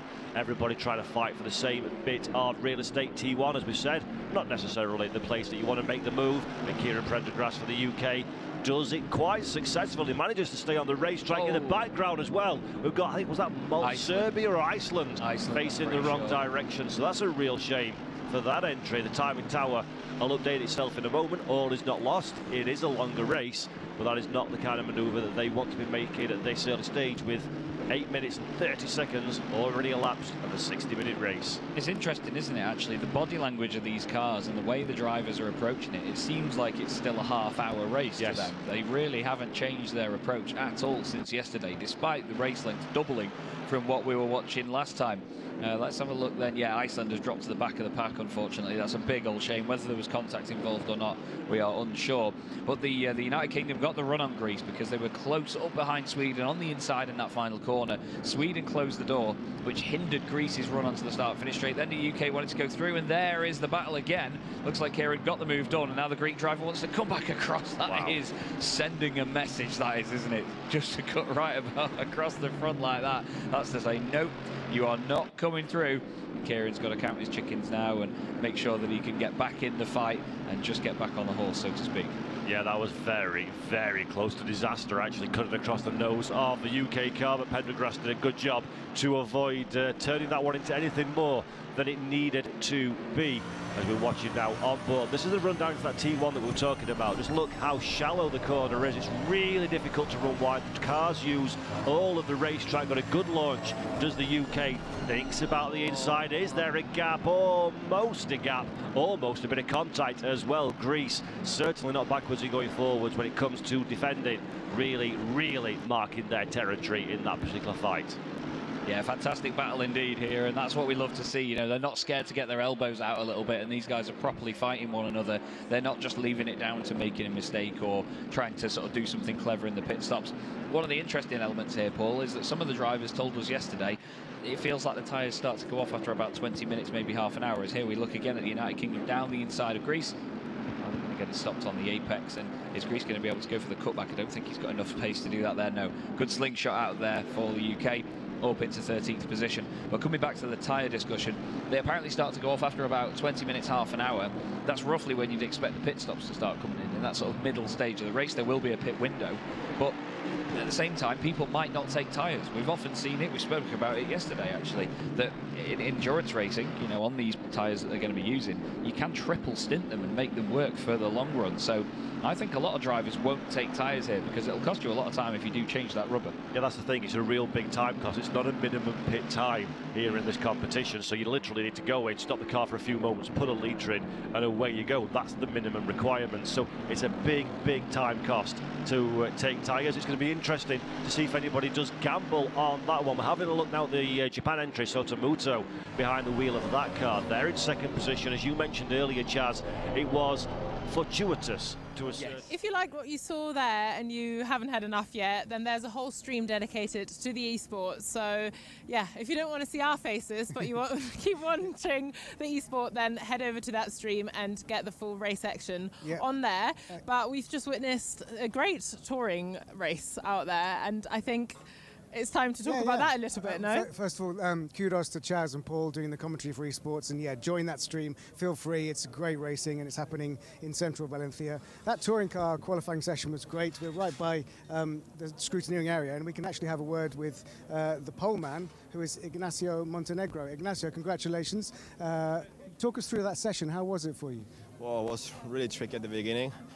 Today, when I woke up in the hotel, I saw the condition. It was like really wet there. So we really know how it's gonna be in the track. Then in qualifying, really tricky conditions.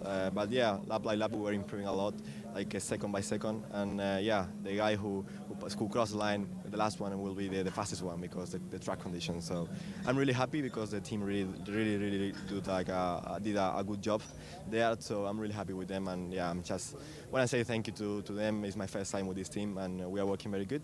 Also, I have to say thank you to ALM, my actual team in Dzisiaj Europe and Dzisiaj Spain, because they give me the opportunity to do this race. So yeah, really thank you to both teams because we are working in really good conditions.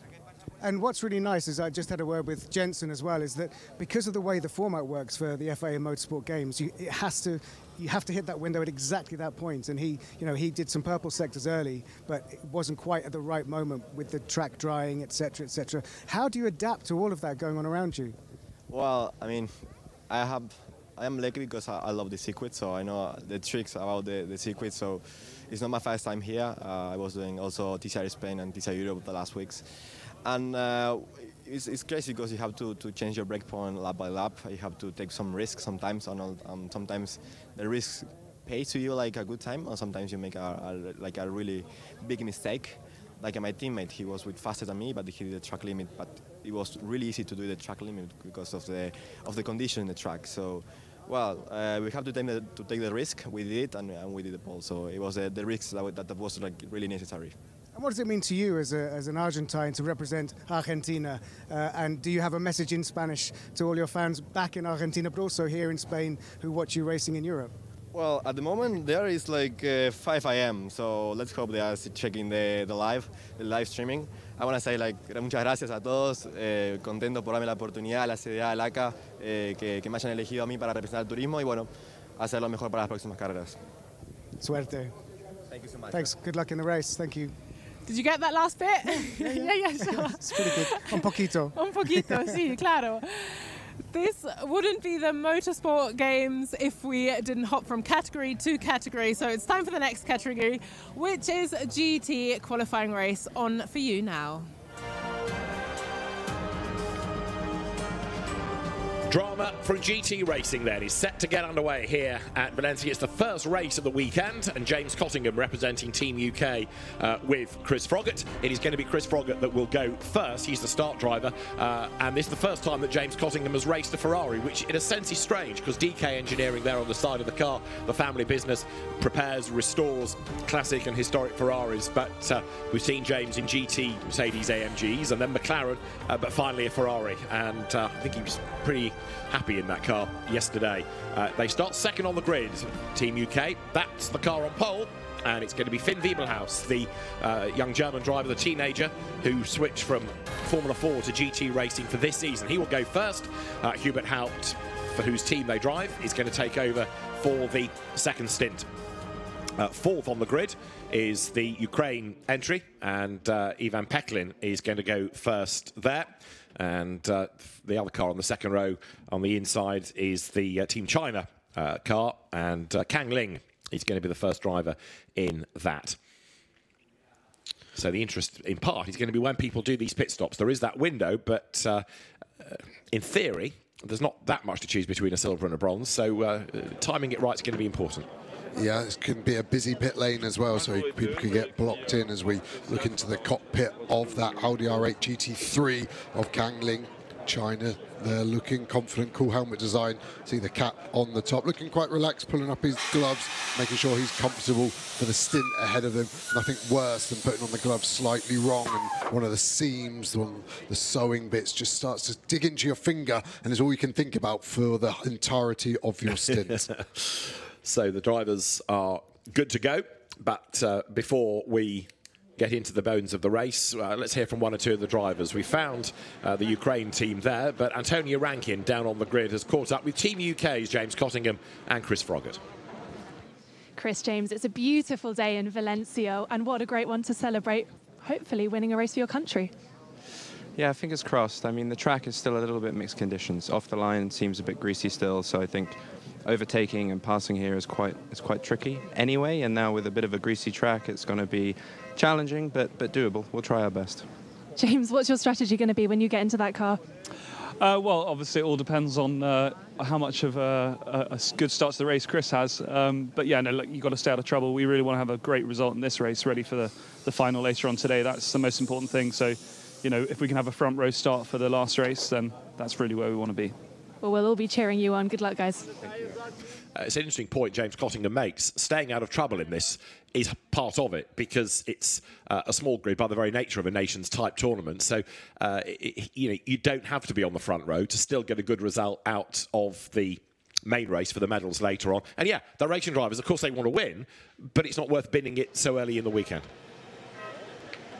Yeah, let's see how that we can remind them maybe of that into turn 2. I think it's going to be the big flashpoint. Turn 1, relatively fast left-hand, as the brake zone isn't so big, but turn 2 is, it's a left-hand hairpin, 180 degrees. See a lot of concertinaing up there. So, yeah, and it's the best chance to overtake, isn't it, the first lap, when everyone's tight together. We always say it, but that's what the drivers know. So the risk versus reward calculator will be out in force, working out exactly how much that overtake is worth. If it goes wrong, you suddenly look like the zero and the hero is no longer possible. A quick word about Chris Froggatt. We heard from him a moment ago, but he is the captain of Team UK.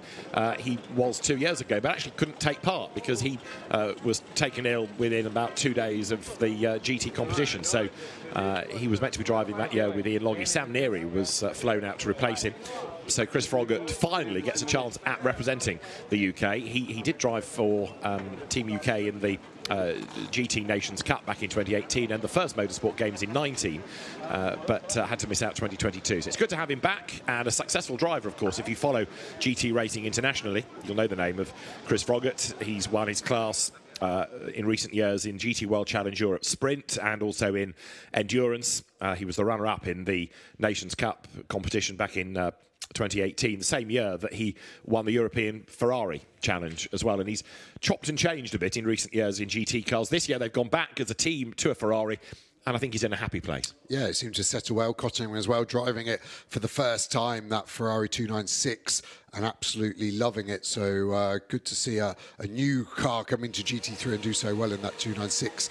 A car that has been around for a long time, this Mercedes AMG, now on the Evo 2, but still very, very competitive too. That's the Swiss entry. Let's go back to the grid. Antonia has caught up with Ukraine and the co-driver, ready for his second stint, Konstantin Gutsul. Konstantin, a second row start for Ukraine. How exciting. Well, it's extremely exciting, and we are extremely proud to be representing Ukraine here.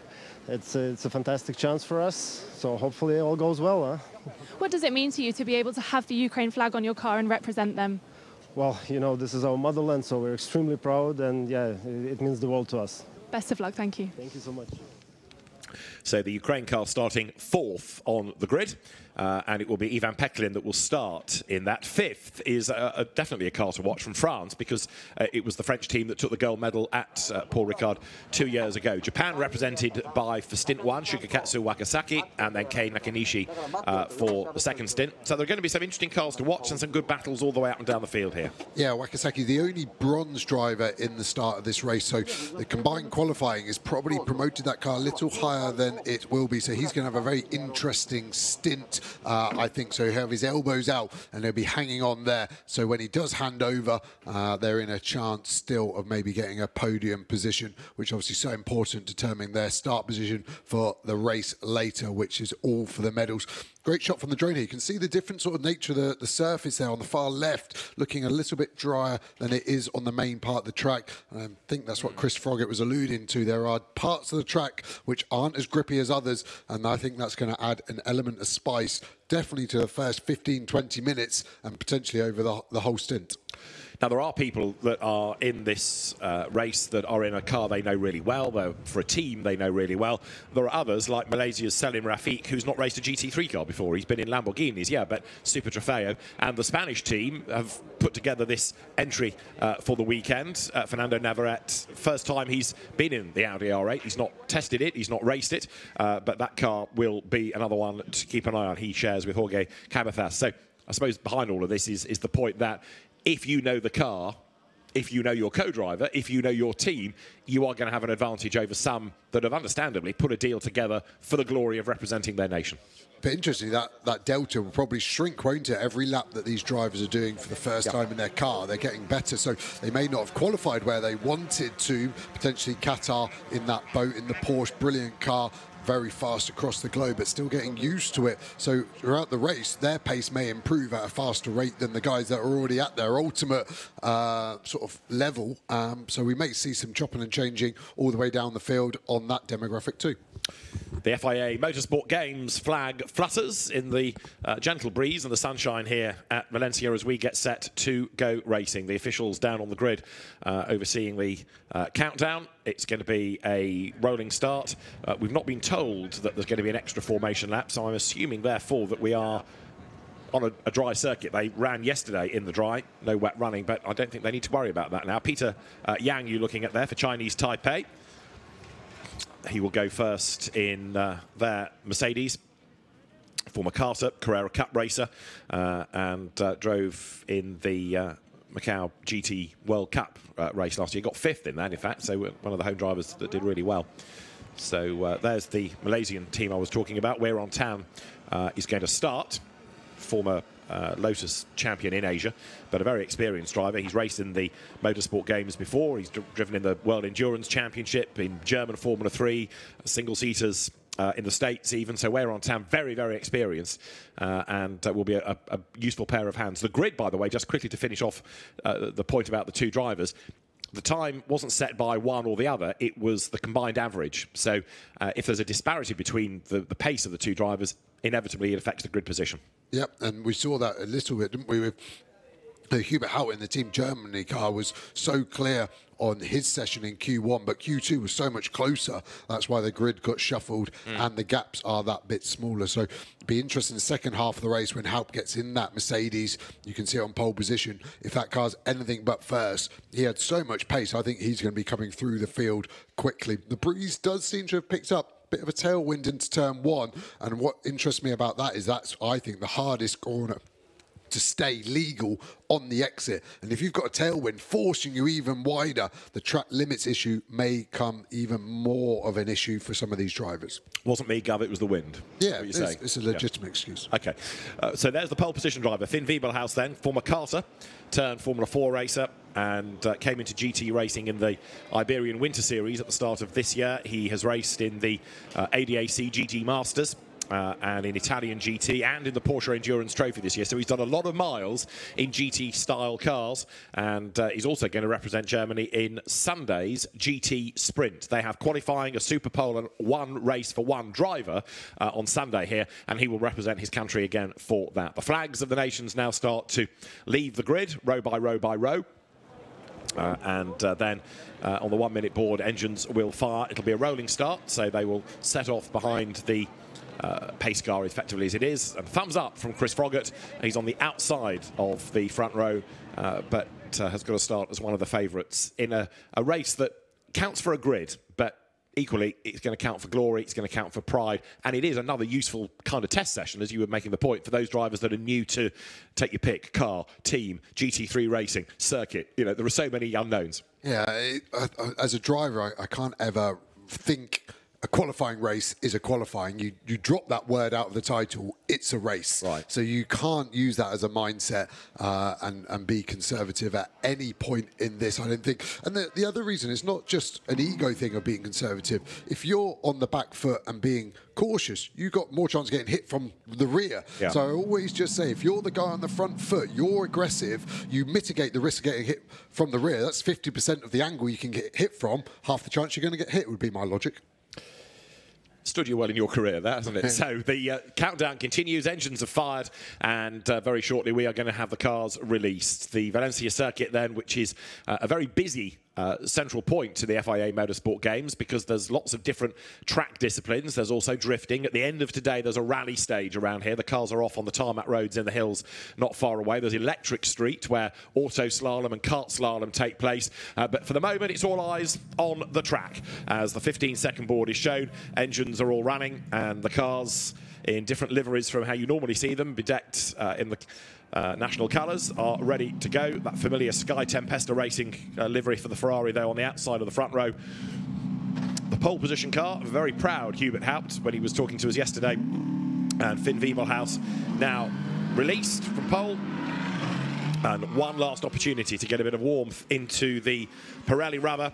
At 25 to 35 minutes, the pit window will be opened, and it's 56 seconds line to line. So it's a pretty quick pit stop, actually, that, given the length of the pit straight here. Yeah, so any time lost there is time gone forever. So the drivers would have practiced their driver change to make sure they're not losing any time at all in the pit lane. But it is easily done. Obviously, seat belts, there's 5 points to plug in, radio, window nets. There's a lot to go wrong and can go wrong. Let's look at the grid. The start driver indicated then. It's Germany on pole position, Finn Wiebelhaus the driver, and for the United Kingdom it is Chris Froggatt lining up alongside. Starting third on the grid is going to be China, and it is Kang Ling lining up alongside Ukraine. Ivan Peklin is the start driver there. So it's an all Audi second row. The third row, France, Paul Everard starts, and Lithuania represented in the opening stint by Jonas Karklis. On the fourth row, it's Switzerland, Yannick Mettler the driver, and for Japan, it is Shigekatsu Wagisaka who will go first. Then Spain line up on row 5. Jorge Cabezas is the start driver. And for Qatar, Ghanim Salah Al Mahmoud is alongside. Peter Yang represents Chinese Taipei on row 6. And Wei Ron Tam for Malaysia on his outside. Those are the nations that are trying to take gold, not in this race, but in the main race later on. There's an onboard camera aboard the number 93 Team United Kingdom Ferrari at Sky Tempesta Racing. Chris Froggatt is going to be your chauffeur around the lap. Just looking at his dash, tyre pressure's down at 1.4 bar. That is the minimum. They can't be below 1.40 bar, so 1.42. So the tyre pressures are low, no tyre ovens for this race, which is quite rare in modern GT3 racing. So I expect this to be hard work for the drivers. That's going to take a couple of laps if everyone's similar to Froggatt as we go on board with Team Spain. Can't quite see their TPMS from there. I think I can see 1.6, 1.5.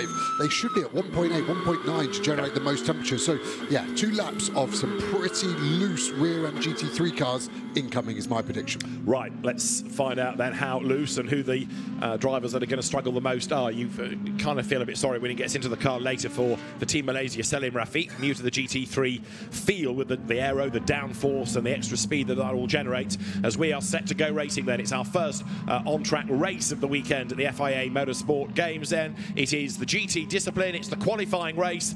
The pace car bails for the pit lane. The lights on the gantry will change on instruction from the race director any second.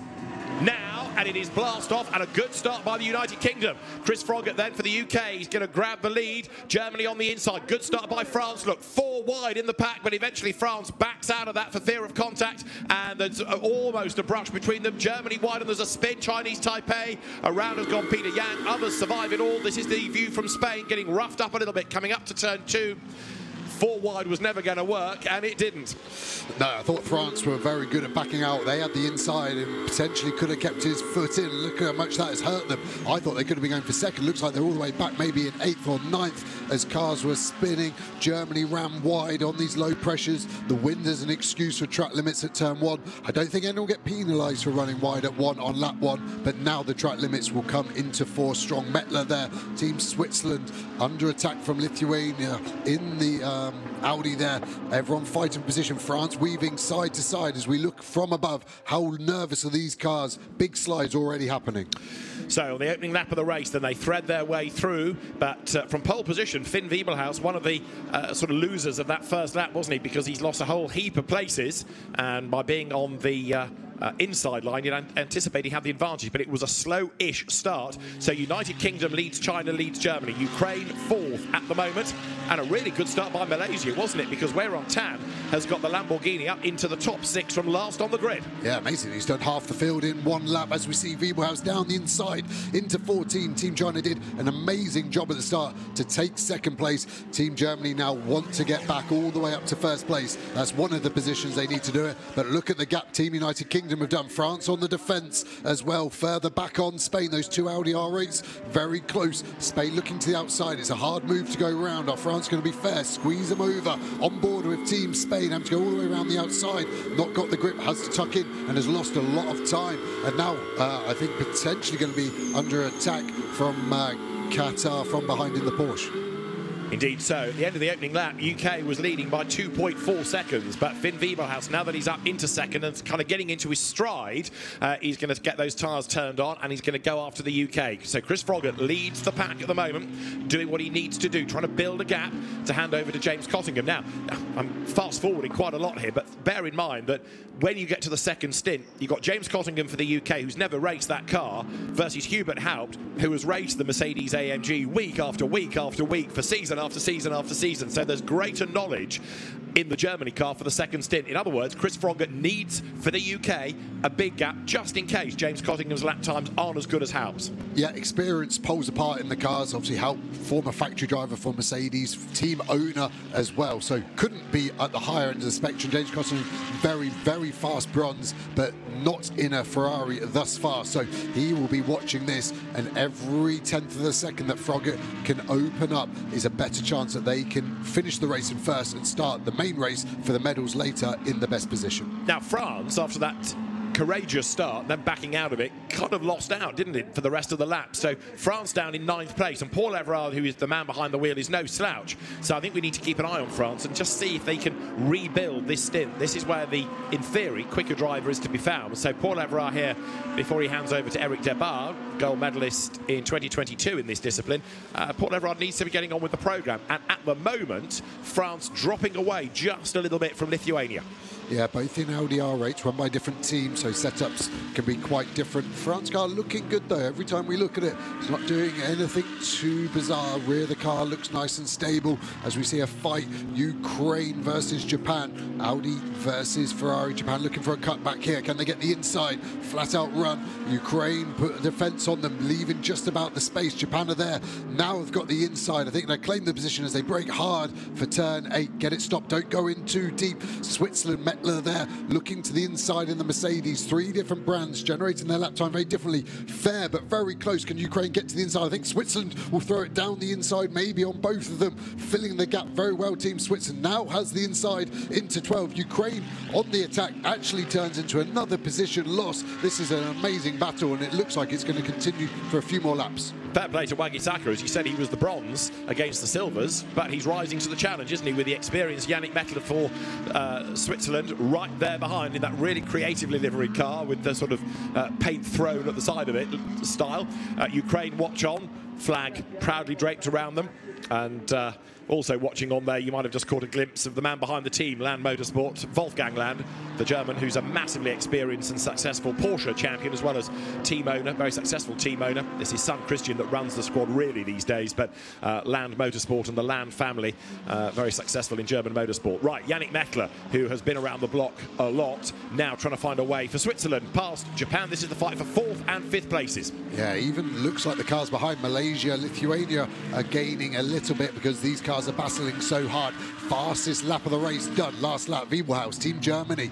Gap now, it was down to 1.2, has grown back up to 1.4 after the first sector on this lap. So Froggatt responding now. The team will be talking to the drivers on the radio, giving all the information of the cars around them, what lap times are doing. Looks like Ukraine just dropping off the back of Switzerland at the moment, but Switzerland still very tight to the back of the Japanese Ferrari car. Spain there going back on board out of turn 8. France in front. We saw an attack a few laps back, didn't we? But that gap hasn't come back down just yet. You can see the delta in lap times there. It was swinging back in the favour of Spain there, as we see the garage of Spain on board. Really uphill 12 here. It's quite blind as you turn in. As we see, Spinner in front. Is that Malaysia off into the gravel? It is. Are they going to keep the momentum? Don't get it stopped in the gravel. I think your best bet is actually do a U-turn to your left, which is exactly what they're doing. Interesting to see where he looped that round. Looked very early, so I'd assume as soon as he's turned in, maybe a bit of moisture on the entry curb, has just lost the rear of the car. But Tan, after a mega start, is back to where he started. As we go a replay, let's see it in the background. Yeah, really early.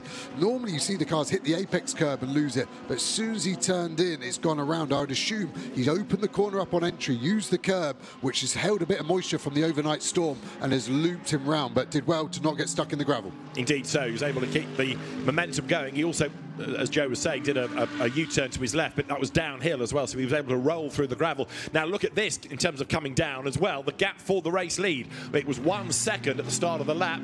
Chris Froggatt trying to stretch it back out again, but as we were suggesting he would, Finn Wiebelhaus, once he got second place for Team Germany, going after the United Kingdom. So it's the UK versus Germany for the race lead. And there is an incident that has been looked at, and there's no further action to be taken between Switzerland and Chinese Taipei. That was the spin from Chinese Taipei at turn 1. Right, so Germany hunting down the UK, and all of this taking you, of course, to the pit window. Yeah, look at the gaps, 2 tenths, then nearly a second found 2 laps ago. Last lap back to 2.5 tenths time gain, but I think that's the flow at the moment.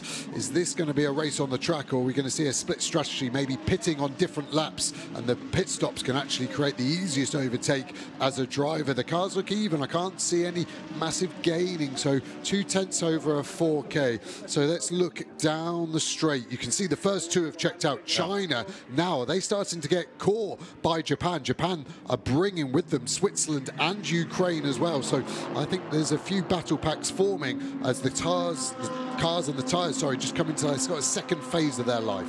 Although France still struggling. Paul Everard is still mired down in 8th place and not making the progress. And Where on Town for Malaysia is at the back of the pack. So he has got a lot of work to do. There is France.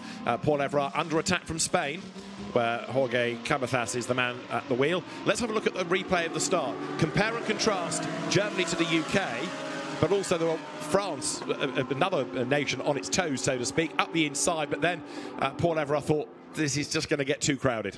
Yeah, he backed out of it. You see Chinese Taipei actually almost brake too late. Yeah. And the only gap was on the inside of Switzerland, which then took them onto the grass and caused their spin. So, yeah, just look at the white Mercedes on the inside now, just diving. There's contact, but racing incident, definitely not Switzerland's fault. Everyone running wide all the way up to the gravel. This is where I think France, everyone should have kept his foot in. You've got the inside, and physics dictates if you've got the inside and there is contact, you run wide. And just look at the lack of grip he then has and loses all of these places. We go on board with Spain, 4 wide in front. You see Chinese Taipei come into shot potentially. No, we go too far wide. Then everyone gets forced out wide. There's Team France, and we're about 8 wide as we see Switzerland on the inside of Japan. That looks like move done, and good job by Yannick Mettler onto the home straight now and claims that position. So that's 4th place for Switzerland. Down to 5th is Japan. Yannick Mettler, very experienced GT racer, and another spot gain then as he comes across the line.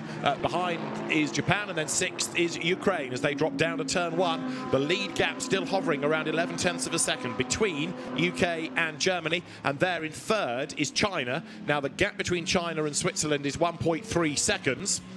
And the way that Yannick Mettler there for Switzerland is going, he's going to be up with him before long, I would propose. Yeah, very quick last lap getting the move done. Has now got clean air as well, which is so important to these modern GT3 cars. Generates so much of the lap time through downforce. You can see the aggressive rear wing, but even the splitters, the dive planes on the front end. When you're stuck behind a car within a second, you're getting all the turbulent air and you get less downforce, and you start to use the tyre a bit more and the lap time drops away. Last lap for Frogger, actually 2/10 quicker than Germany, so United Kingdom extending their lead back up once more. The ebb and flow of this race settling into a rhythm. I think it will be a race between their teammates as we go to a replay of this overtake. Switzerland get the inside through 13, then keep it on the white line. Japan doing a hard but fair job. Mettler does well not to go in too fast with the Mercedes and let the position go.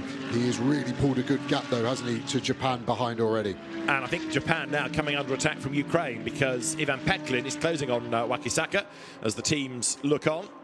So the SPS Automotive Performance Squad that runs the Swiss entry, another experienced squad operating a car, watching on from the pit bunker. Leaders go by and the gap is down. Germany catching the UK, 9/10 of a second now. It was over a second last time.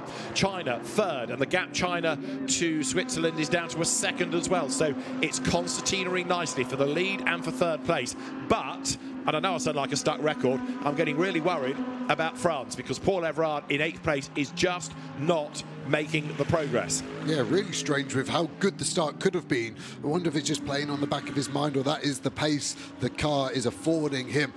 You're right though, China lost 3/10 to Switzerland on that last lap, so Mettler within a couple of laps will be within striking distance potentially of overtaking and getting up to a podium position.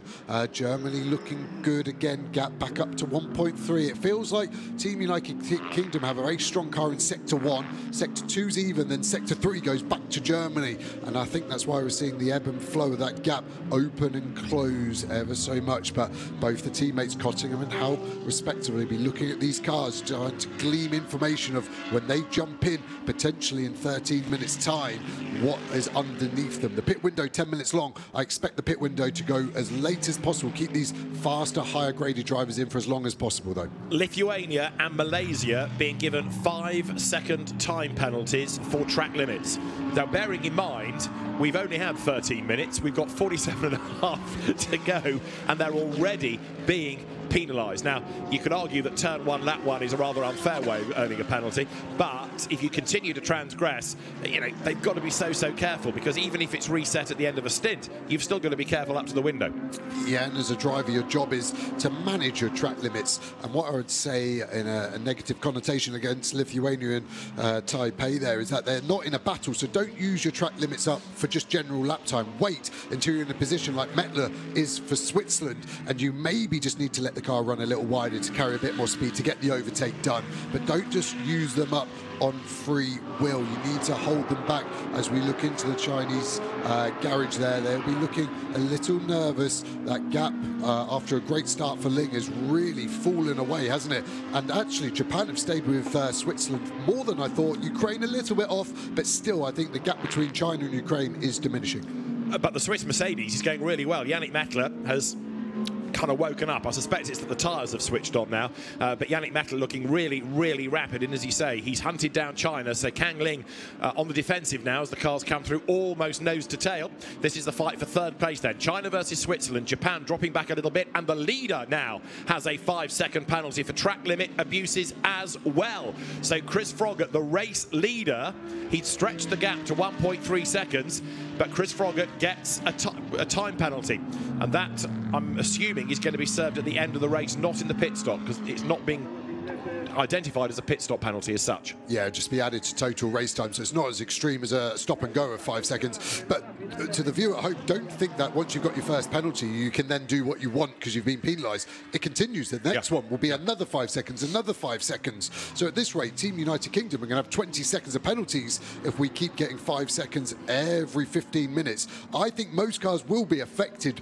at least once. Yeah. I think it's going to be who can keep a clean slate will be a big deciding factor. That lead gap is stretching, though. It's up to 2 seconds between the UK and Germany. But the fight for third is getting ever more intense, isn't it? China coming under renewed attack now from Switzerland, and Japan catching back up as well. So Kang Ling for Team China. To call him the cork in the bottle is a little bit unfair because he's got good pace to be third, but he has got them stacked up behind. We're also having a driving standards flag for Ukraine for track limit offences. So they haven't got a penalty, but they're getting a warning flag. Yeah, next time they do one, that would be the penalty. So the warning is your final warning once you are shown that. But just like illustrate, 5 seconds actually puts Frogger all the way back down to third place at the moment. I think it'll be fourth. So the marginal gain of letting the car run wide, an honest mistake, is just not worth the risk. You have to be driving at 98% at the start of the race. To burn up those track limit warnings so early is a little naive. But you see how many cars are doing it. It's easily done here at Valencia. Yes, it's about a quarter of the field at the minute as the drivers then accelerate out of turn 14. Quick reminder, pit window is after 25 minutes of the race done and before 35 minutes done. So you've got a 10-minute pit window in which the car must come in and do the driver change. You don't have to refuel, you don't have to change tyres, but you do need to do the driver change, and that really is all you want to do for fear of losing any more time. There's a regulation time pit in line to pit out of 56 seconds, and Yannick Mettler for Switzerland right now is crawling all over the back of that Audi run by the CSA team that we've seen in GT World Challenge Europe. And a little bit sideways is Kang Ling. He has to go defensive up towards turn 4. Just about survives that out of 5, heading towards 6 now. Japan catching back up as well. So 3rd, 4th and 5th absolutely together. Lead gap, by the way, is stretching now. 3 seconds between the UK and Germany. Yeah, Switzerland on the flashes or the headlights, trying to catch the eye of Team China, trying to distract them. Mettler was so close. I don't think you could have got a Swiss precision watch part between the two cars at turn 5. Team China, interestingly, being the fastest in the speed traps. I think that's because they got a very trimmed out aero car, and that's why we saw such a big slide at turn 4. But then China have the advantage, and I think that's why we saw Mettler catch so quickly but can't execute the overtake, because China are so quick at the end of these straights where you need to be at your closest to get the overtake done. It's interesting, isn't it? Because we know that there isn't a big presence anymore from Audi as a manufacturer, but that R8 is still a really good turnkey GT car, and myriad teams operating them and still getting great results out of them. Over the line then comes China, then it is Switzerland, 3rd and 4th. The margin between those two is just 0.2 of a second. The lead gap, though, is extending markedly lap after lap. Bearing in mind that Finn Wiebelhaus was catching Chris Froggatt a few laps ago, it's now up to 4.2 seconds. So Froggatt's nearly overcome the UK's penalty. Yeah, and we saw the tyre pressures, didn't we, on the green flag lap. Froggatt was as low as could be. So I think that is the car going off for Germany, and Team United Kingdom going for maybe a slightly slower burner strategy-wise. Switzerland now catching back up to Team China. China going there. There's obviously setup changes that could have been done. It was a little bit damp. Have potentially Germany gone with a softer setup, so when the car is cold, the tyre pressures are low, it was happier, and now it's fully dry. A stiffer car would be quicker. There's an infinite amount of reasons, and as a racing driver, excuses off the back of that. Switzerland really hustling on, maybe starting to get a bit frustrated. We've seen the headlight flasher, and the problem is when you get frustrated, you start to get desperate, and desperate moves are never good moves. At the moment, all fair and all clean. Great drone shot showing the different of angle. Team China starting to open up the corners nicely, getting good exits. I think Mettler's best chance is on the exit of 12 here, trying to get a run and then throw it down the inside into 14. Not quite close enough at the moment. Can look to the inside. There's potentially a gap there. Not close enough this lap though. Needs to find another idea to get past that Team China car. And is that other idea just to sit as close as he can and try and buy the place on the pit stops? Because if he can't do it on the track, it might have have to be down to the crew and cycling through as rapidly as. He's going to have a look at turn 1 then. Switzerland looks to the inside, feinted to the inside against China. They just dropped Japan ever so slightly, but Kangling is going to go a little bit wider, maybe coming out of the corner. Again, lights are flashing. Switzerland to the inside as Yannick Mettler attacks up at turn 2. And the margin between them as they came across the line, just over a 1/10 of a second. We saw Team China open up turn 1. I went to look at their last lap time. It actually says pit out. They were so wide opening turn 1. They actually caught the exit loop of the pit lane. So that would very much attract the attention of race control for track limits if you're physically doing that. So it hides their pace, 1:34.7. So the pace has really dropped off for everybody but Team United Kingdom. The only car in the 1:33s and a 1:33.3 on the last lap. Their pace is brilliant. Gap now 6.2 seconds to Team Germany in second. The lead gap then, 5.6 seconds. United Kingdom overcoming the penalty for the moment. There's another penalty being applied in the same vein for track limits, and it's going the way of Japan. It's another 5 seconds then. So Joe was predicting that more and more people were going to cop these, and the penalty for Japan is being shown twice, in fact. So whether they've incurred it twice or it's just been listed twice, I can't tell you. But it's certainly on the message line twice. Once might be a duplication of the first message rather than a second penalty. Meanwhile, China and Switzerland still run together, and we're now 4.5 minutes or so away from the pit window opening. So Mettler for Switzerland needs to get the job done before he brings the car to the pit lane. Yeah, you see the teammate there, Dexter Muller, looking on for Switzerland. You've got a great illustration as well of the V10 Audi against the V8 Mercedes, just edging away. And obviously you'd expect the other way, the Mercedes in the slipstream should be drawing in, but the power of that Audi at the end of the straight, really, really good. The rear wing does look pretty flat, pretty trimmed out, so running in less downforce potentially. Mettler looking calm inside that Mercedes. Japan almost just there, ready to sweep up if there's an issue between it. I feel like Switzerland just haven't got an answer to get this overtake done. I still think 14 is their best chance, but it is a dive. That's very wide. That's one of your track limit warnings done there, Team Switzerland. Need to be careful. Pit window opening in 3 minutes 30 seconds. I think you're right, David. I think the best opportunity for the overtake is actually off the racing track. Indeed so, as you look at this battle between China and Switzerland, and Yannick Mettler's frustration is increasing. Drivers getting ready for the pit stops then. As for Ukraine, getting himself ready there is Konstantin Gutsul. The China car is going to be given to Yaki Zhang, the Swiss entry to Dexter Muller, and for Japan behind it, it'll be Kai Nakanishi who will take over. Lead gap 6.7 seconds now. I'm intrigued to know why Finn Wiebelhaus has dropped away, because he's just not been able to keep that pace, has he? And at the moment, although Wiebelhaus has done the fastest lap, that was set very early on. Yeah, Japan very wide turn, didn't they? Because all the dust the car was kicking up. Ukraine now much closer to the back of Japan than they have been for the whole race, it feels like, since the move was done by Switzerland on that Japanese Ferrari there. Mettler using the headlight flasher rather a lot now. Sort of streaks of desperation when you're a driver. I get it once or twice, but if that's all you've got as an attack, I can just not look in my mirror and ignore the only attack you're trying to mount on me. So there is Ivan Peklin, who has caught back up again.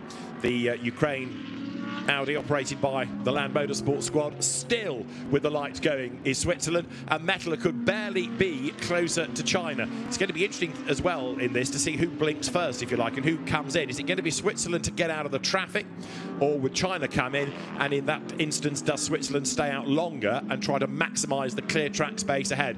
Taking to the curb on the inside and kicking up the dirt now is an increasingly desperate Switzerland. Yannick Mettler is fed up staring at the back of that Audi of Team China. He wants to get past. He's running out of options.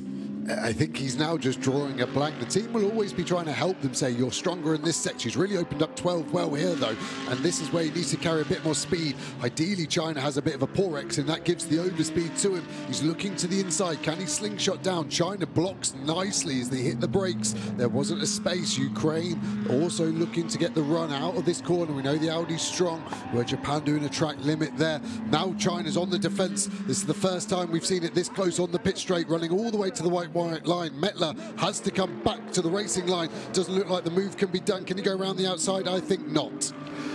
But what about a good run up the inside to turn 2 now? Again, the door is closed by China. Switzerland to the outside line as they get to the braking zone. The danger for Switzerland is that behind you've got Japan and you've got also now Ukraine catching up as well. So that's a distraction if they get right onto the tail and start attacking Switzerland. Another reason why Mettler has got to get the job done. And the window will be open in 44 seconds time. So we're not far off people heading for the pit lane. Look, Japan closing up to the tail of Switzerland.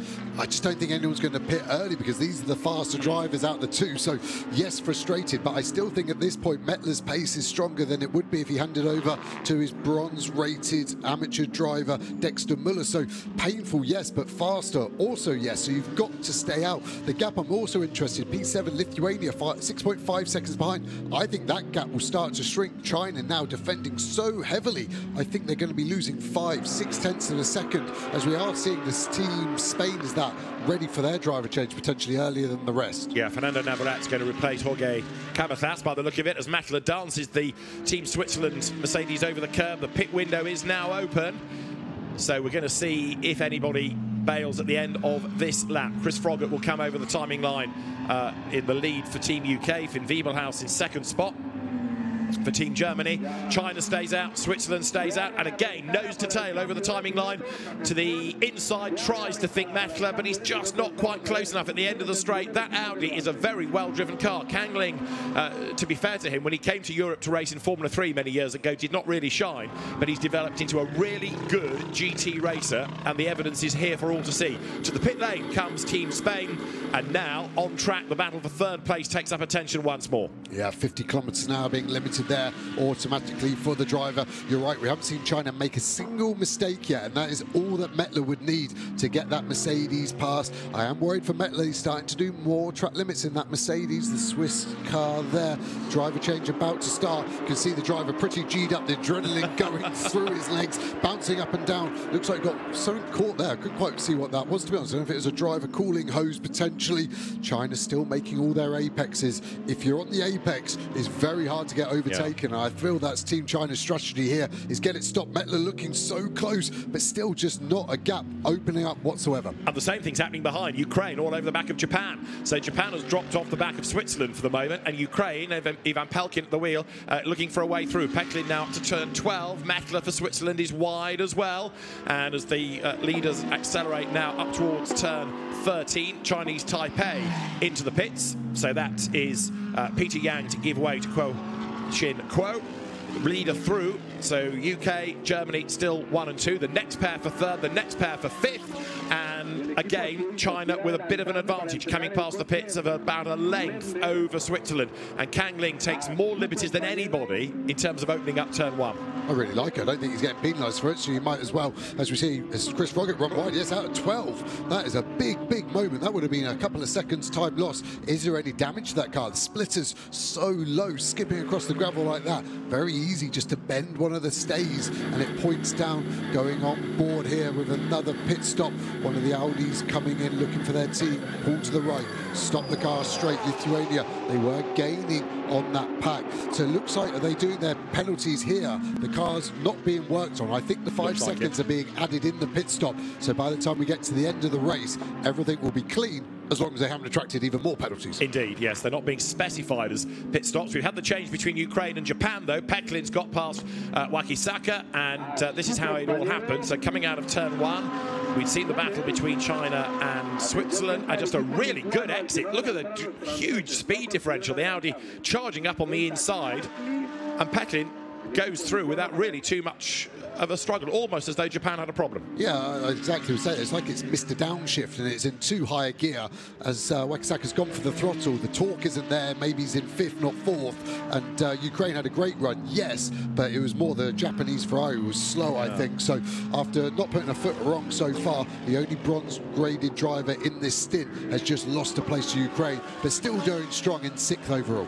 Right, we still have the United Kingdom, Germany 1-2, but the margin is 11 seconds between them. Now, 5 of those are going to be negated on the pit stop with the penalty for the UK car, but it's been, other than the track limit penalty and other than his gravity excursion, a good stint by Chris Froggatt in terms of trying to build up that lead. Now, though, Chris Froggatt has caught up with the cars released from their pit stop, so having had a clear road ahead of him, now he's got stuck in traffic. Yeah, big traffic as well. These guys are on their out laps. Got the Spanish car there, and then we've also got the 71 Audi, a Lithuania, big slide from them. These cars close. What are Team UK going to do? They could squeeze another 3 laps out of Froggatt. He should be clear of the traffic by the end of this lap, but that definitely would have lost him a couple of seconds. So that gap coming down, it's all going to go over to the teammates, isn't it? And we've seen how fast Team Germany are with their qualifying driver in that first session, Hubert Howe. Yannick Mettler is going to go to bed tonight having visions of that Audi's back end sort of implanted on his eyes, because he stared at it for the bulk of this opening stint. Closing right up again there, look, as they come down through turn 11, but to no avail. Thinks about the inside line, can't do it there either. They come up to turn 12 now, and although the Audi possibly goes a little bit wider there, the danger arguably behind now is Ukraine, because Peklin, having cleared Japan, setting off in pursuit. And I think Japan's got a problem, because that Ferrari has lost a lot of time. Okay, interesting. They definitely didn't accelerate out of 1. It wasn't even in shot. Cotting there. Team UK ready to go, potentially in the next couple of laps. Mettler, again, the worst thing about this for Switzerland is the exhaust of the Audi are the same height as the driver intake cooling for the Mercedes. So yes, he'll be dreaming of it, but I think he'll be smelling it as well. That big V10 engine pumping out a load of fumes right into Mettler's face. And look how quickly now Ukraine is catching up. Peklin is getting closer and closer all the time.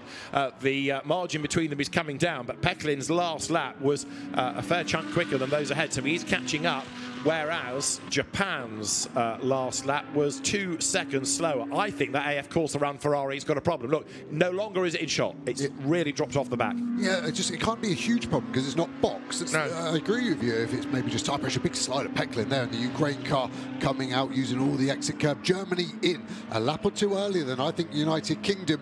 Interesting there. I wonder if we could hear from the start driver, Weberhouse, just to see what happened to the pace, how leaving looks like all calm and relaxed in their garage.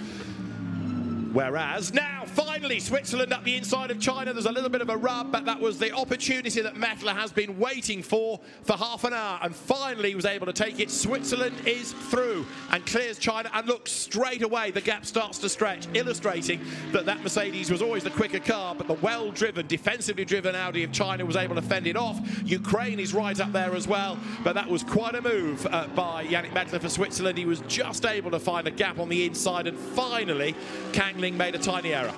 And he's got 2 laps now until he has to box and clear air. So be interesting. We saw the end of it. It just looked like finally China had left a car width that Switzerland very much prized open. Let's have a look at a replay. So they're coming out of turn 8 through 9 and 10. It's 11. The next right-hander, they get it done. Mettler looking pretty calm, then suddenly dives to the inside because China just runs a little deep. Missed the braking point potentially there. Went in too hot, and Mettler was there to pounce, wasn't he? Great job. Bit of rubbing, but fair in my opinion. So Switzerland up now into 2nd place, because remember, you take for the moment Germany out of the equation with that pit stop. So Hubert Haupt has taken over the Team Germany entry, but will gain places back when others make their mandatory pit stops. But you can see the pace that the Switzerland Mercedes has got now that Yannick Mettler is getting away demonstrably from Kangling for China, and Ukraine, Ivan Peklin catching up as well, ready for their pit stop. So they're running out of time before the window closes. You've got to be in the pits, even if you've not actually done the stop itself by the time the window closes. That's the leader. So Chris Froggatt leads the way. Another lap completed. So he's going to go round for 1 more lap. He knows this car inside out. Ferrari champion, GT champion. James Cottingham new to racing it, but a very experienced peddler himself. He will get in very shortly. There is Yannick Mettler then in 2nd place. Now the last lap from the leader was a 1:33. I'm just intrigued to see what Yannick Mettler can do as China pits, Ukraine pits. So the 2 Audis nose to tail on the track, nose to tail as they come down the pit lane. And the last lap from Yannick Mettler was a 33, but he's still 0.8 of a second a lap slower than the leader. So Yannick Mettler not really catching back up in real terms. No, unfortunately for him, now he's got clear air. The tyres would have just dropped off, so he can't improve his overall pace. Surprised Ukraine didn't go for one more lap. I think they had 10 seconds to spare that they could have done an extra lap and still got in. So it's an Audi race in the pit stop. Car coming to a stop. You can see the next driver ready. Lollipop illustrating to the driver where we need to be stopping. Driver change. They're very well practiced, can be anything as low as 18 seconds. China doing the same, Ukraine, Japan as well in the background. They're serving their penalties. They're not starting their driver change just yet. Tyre pressure adjustment, going on. Their driver doing the belts up, making sure. Good job by Pecklin. Car looks a little leery at the end. Mechanic giving a bit of a shake of the head, maybe just seen the rear tyre pressure and gone, wow, that's high. And good luck for the rest of your stint. So one mandatory stop, purely to do the driver change. Away blasts still for Ukraine, and let's see. Yes, he's going to get ahead of China. It's a slow stop. There's a problem getting the belts done up, seemingly, for China. And look, they're still there, hemorrhaging time. Japan's going to get back into the mix in this. Ukraine ahead of Germany as well. Look, as it went down the pit lane just. So Ukraine has gained hugely on the pit stops. Here comes Haupt, though, for Germany up the inside and retakes the place then. So that's going to put Germany back up, if you like, to where it was, ahead of Ukraine. And only now is the CSA Racing Run car ready to go. Chris Froggatt, I think he's heading for the pit lane. He is. He's down the pit lane now, but massive problems in the pits for China. It just shows one small mistake. Looked like the window net, to be honest. The driver getting out, couldn't get it in link, pushing with all his might, but it just wouldn't go in. So here we see the procedure. He stops, can't undo the belts before that. Jumping out. Chris Froggatt is a very tall gentleman. You can see him squeezing out that narrow aperture, but the belts staying up, not falling down, constantly adding a seat in. Froggatt putting the radio in straight away. Then Switzerland doing exactly the same procedure. These two drivers, though, Mettler and Müller, share every year for the last 3 years, so they'll be very, very well versed. Cosman doing his belts up. You can see Mettler now helping him. Window net stuck on a bit of Velcro to the outside the car, like that on the Mercedes, means it can't fall down. And this is the race. We're in turn 12. When's that Ferrari going to get released? Now he's got the pit straight and turn 13 as a lead as Cosman goes on his merry way. So Switzerland blasts back into the race. Germany has already pitted. So this is where the shuffle is going to come. But I think Germany has lost out badly with those slow laps from Wiebelhaus for whatever reason. But look at that. Switzerland has gained hugely over Germany. Yeah, really have. And I think they did 2 extra laps with the pros as well, Switzerland and the UK. And that shows you the differential between our amateurs and our pros. The amateurs very, very quick, but it's not their job. Battle in the foreground. Lithuania against France. We've seen those Audis fighting, and Spain in the background as well. Looks like Lithuania has got the pace, just needs to get it stopped. Sorry, it's Spain on the inside, yeah. Exactly, getting it done. So those Audis have been running as a trio the whole race, and now Spain are in front of France. Spain currently the leaders of the medal table with 2 gold medals in total, based on the rallying last night. So Spain now with Fernando Navarrete at the wheel. He's not raced this car before, but you wouldn't think it, would you? Because he's straight away taken on and got past Eric Debard, the gold medalist from 2 years ago. Now behind for Lithuania, it is Arūnas Gečauskas, and he will be inching its way closer to France over the course of this lap. But for the UK, the lead car now driven by James Cottingham, and Dexter Müller taking over for Switzerland. There is the leader. So the pit stop had to include that 5 seconds. And with 23 minutes to go, up towards the timing line then comes James Cottingham, and the Chinese Taipei Mercedes sort of drifts across in front of him. But that's the gap, look, because as he goes down to turn 1, here out of turn 14 is Dexter Müller for Switzerland. That is the length of the pit straight and a bit. Yeah, 15 seconds, then another 5. Froggatt looking pretty happy with his job. Remember, 5 seconds as well for a penalty, so that could have been over 20 seconds, that gap last lap for Hubert. How did he gain on Switzerland? Yes, he did in sector 2 and 3, but as an outlap, so I don't have a total lap time. Ukraine dropping off the back of Germany a little bit. Big slide from France. Is that going to give Lithuania the chance? I think it will. Same cars, but it looks like France has got a slightly better speed at the moment. Lithuania just trying to get the slipstream. The side draft really strong in these cars. Now it's starting to go through. Get it stopped. France defending hard. Cuts across the front. Can he keep it on the track? Looks like he can. He lives to fight another day, doesn't he? Just. Good battle between these two. Eric Debard for France and Arūnas Gečauskas for Lithuania. France going a little bit wider there coming off the corner. So right now the lead gap is 16 seconds, and this is about 16 millimetres between France and Lithuania. Great scrap going on between them. It is for 6th and 7th in the race. Same type of car, different teams operating them, and the Sansalot run car, the French team for the French country, is just ahead of the Lithuanian R8 at the minute. Eric Debard trying to build that gap up once more. Yeah, it looks like Germany is closing on Switzerland. I think in the next 3 laps they'll be in striking distance, so that will give Germany a chance to start on the front row for the medal race later on today. Be roles reverse, won't it? UK on pole, Germany second, and we saw how quickly that can change. Lithuania to the inside, just backs out of it. Clever driving from all France, left the gap, but Lithuania knew it was a high-risk move, so decided to back out of it, but is starting to look frustrated once more. Chinese Taipei and Qatar have now got 5-second penalties as well for track limit offences as the two Audis run nose to tail. Lithuania looking for a gap, goes to the inside coming into turn 14. It's brave and it doesn't quite work. Contact avoided, but Debard couldn't get the apex, so he runs out wide. France loses the place. Lithuania goes through, and Eric Debard for France has to slot back in and try to retaliate once more. Down to turn 1 then. France feints to the inside. You've got to be really brave though to brake so late going into the corner. Lithuania stays ahead, and actually the gap stretches as they come through turn 1. Yeah, I think Lithuania have now got the pace to pull away from France. Good driving by both drivers, super aware. France opened the wheel up to avoid any contact at 14, but then that made them run wide, which then lost them the place ultimately. Hard but fair racing. Here's Hubert how Team Germany has caught Switzerland all the way up. Neighbouring countries, neighbouring on track as well now. The last lap for James Cottingham was slower than the last lap for Hubert Haupt, and Germany versus Switzerland trying to find a way through on the inside, and he's going to do it. Is he coming off the corner? Not quite. He tried to do to Switzerland what Switzerland did to China earlier on in the race. Haupt again on the inside line, coming up to 12. Can't do it there, and he's getting a little bit frustrated. He knows he's quicker. He knows he wants to get past, but that was exactly the situation Switzerland found itself in earlier on up against China. Down towards turn 14 they come, and Haupt again late on the brakes, closing right up. Great shot that from the drone as you look down on the pit straight. Haupt's got good drive off the corner for Germany. Germany to the inside and Switzerland to the outside, and the job will be done by Germany on the run into turn 1. Germany goes by, so Hubert Haupt gains the place. The car run by his team. Germany through on the inside, job done, up into second place, and 20 seconds is the margin now between the top two. Now, Yannick Mettler drove the Team Switzerland Mercedes in that first stint and had a real battle with Team China's Kang Ling. We can hear all about that because Yannick is with Antonio Rankin. Yannick, first of all, happy birthday.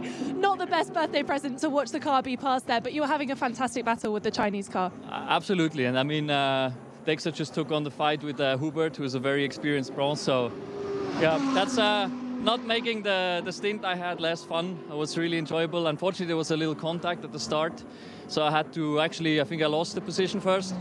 Had to recover, but yeah, the car was mega today, and I just felt we were into for something, and yeah, just made one move after the other, which on that track is very tricky, so very happy it worked out, and yeah, what better birthday to wish for.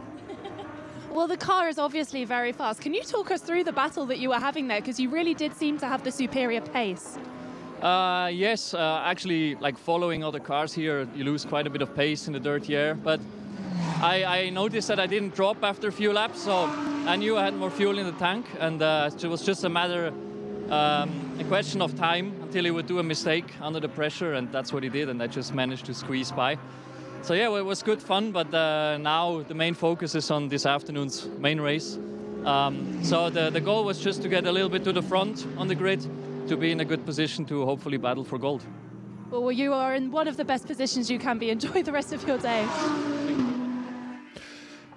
So, Yannick Mettler celebrating his birthday, and you never know, when we get to the medals race, it might be a different story. So, Dexter Miller at the wheel of the car, but it has fallen back now.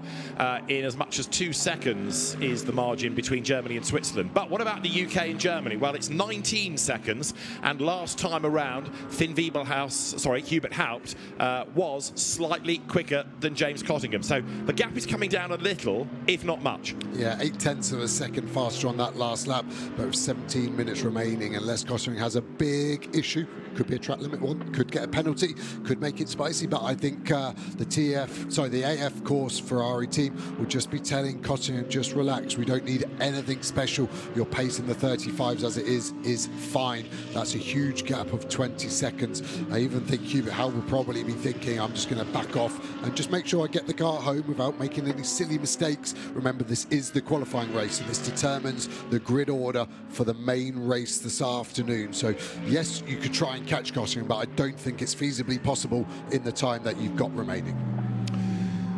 So James Cottingham, new to the car, but doing a good job, because every lap he does, he learns a little bit more about it. That's not to say that he's an am, not to say that he's an inexperienced driver, but he just does not know this specific GT3 car.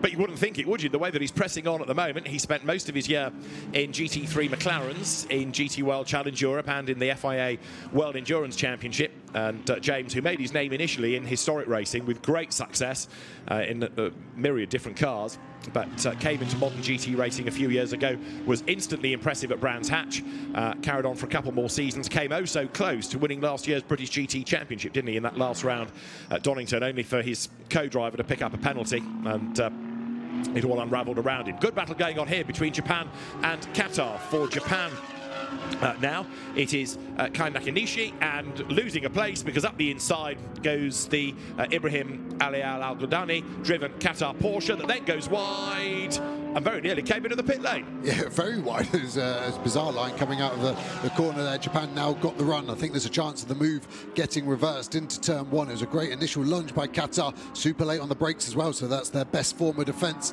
Brake late in the car you're fighting. It's very hard to get overtaken, obviously. Japan still looking racy, looking to the inside into turn two, but it looks like that Porsche from Qatar has got the pace, I think, now to start to pull away.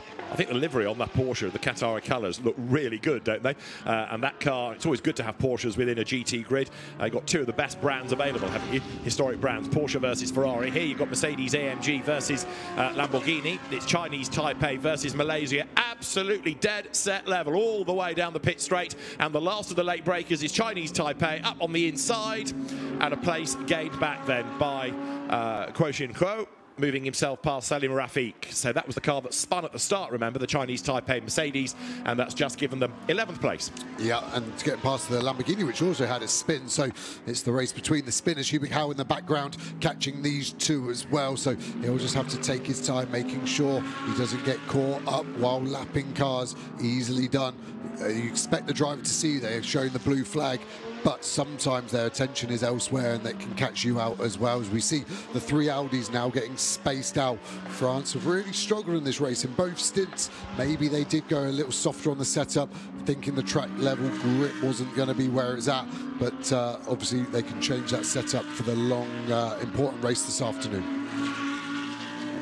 So what about France? In the meantime, Eric Debar, 7th spot, and falling away a little bit from that very rapid Lithuanian Audi. The Lithuanian car currently being driven by Arūnas Gečauskas, and a good stint being put in from the former Time Attack and then touring car racer. There is a Lithuanian car, so that Audi, what's its chances of gaining further ground? Fernando Navarrete for Team Spain is the one that he's chasing, and the gap between them is 3.9 seconds, and last time around, yeah, Lithuania a little bit quicker.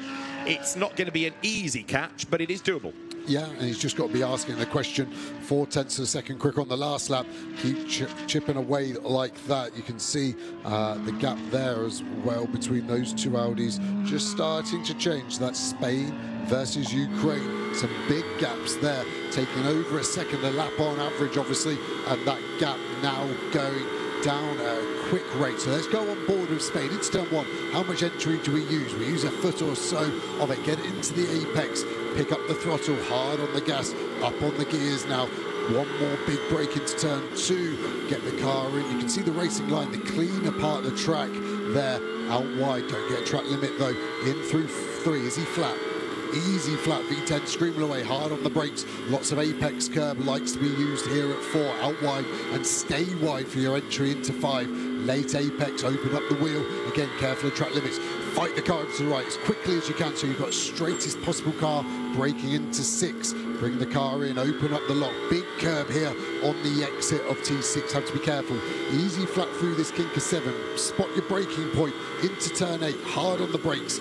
Some drivers have a double apex, that's exactly what we're doing, in once, bit of oversteer, in twice, out wide, stay wide again, open up this, so we're flat through the left, and then pick your braking point on the right, but you're actually braking all the way now for turn 11, late apex again, open the car up, confident drivers stay on the curb and turn in from the curb. You can see the Ukraine car sweeping back out, careful of the sausage curb on the inside, pick the throttle up, not into the gravel though, round 13, easy flat kink, but the kink makes the braking very difficult for here at 14, you're not straight, it's downhill, corner comes up, very easy to run wide, little bit of oversteer as we trail the brakes in, little bit wide as well on the exit. I think we're just about legal. That was a fast and hard lap from Spain, a lot of oversteer, but great car control to keep us pointing in the right way.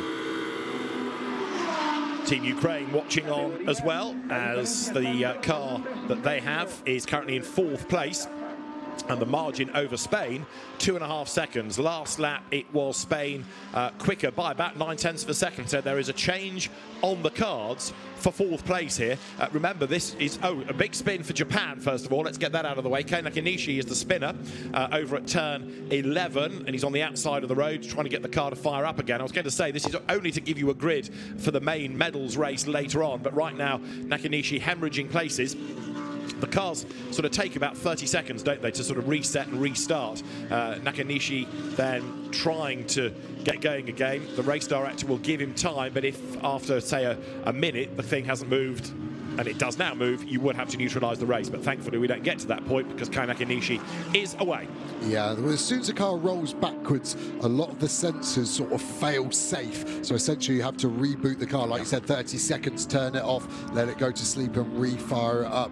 Be interesting to see if that was all by himself. He was running by himself, as we see Switzerland then cutting through. They've had a pretty eventful race, Japan. They looked super strong at the start, then started to fade, and obviously then potentially, as let's have a look at a replay, the slow-mo of Spain. You can see him coming through that kink there at turn 3, getting the car in, driver working hard behind the wheel through turn 4. You can see the energy in the car bouncing around, springs and dampers working in perfect harmony to give the driver the best possible grip and feel all the way up to the gravel trap, inch perfect and a little bit more.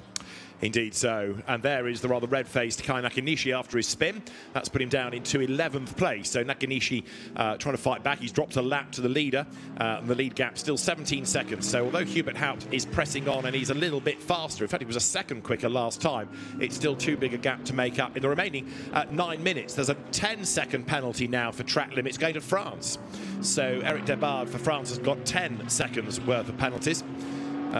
The one thing a timing screen needs is a column for the number of penalties you've incurred, but it's got every other bit of information we could possibly need. But the list now is the majority of the entry. Audi battle well and truly joined. Spain on Ukraine. Gutsul just ahead, but Spain dives to the inside line, and Fernando Navarrete goes through then. That is for 4th place. And great news for the home nation then, because through on the inside line goes Fernando Navarrete, heading now up into turn 11. Job done nicely, and straight away Navarrete, who is new to the car, don't forget. He's not raced it before today. He's on a mission. Yeah, mega move, really decisive. Didn't let Ukraine have an option to defend, just threw the car to the inside. Ukraine, very, very fair. And you can now see Lithuania as well coming through. Are they going to be able to get Ukraine as well? For Spain, yes, it's one position, but it's also one row higher up on the starting grid. Promotes them to the 2nd row to start the medal race this afternoon. Go on board now. Are we closing in? Hard to see at the moment. Looks pretty even at this point, but over the lap we're definitely gaining. Be interesting to see, have we got time in the 8 minutes we've got left to get that car one position higher again? Well, Spain really doing a good job here. The gap between Switzerland and Spain is 6.7 seconds, and we've got 8 minutes of the race remaining. So Fernando Navarrete having done a really good job to take that 4th place, to the delight of the team. And if I tell you that the team is over the moon, well, you might want some evidence about it. But let's just have a look, because the Spanish team reacted thus.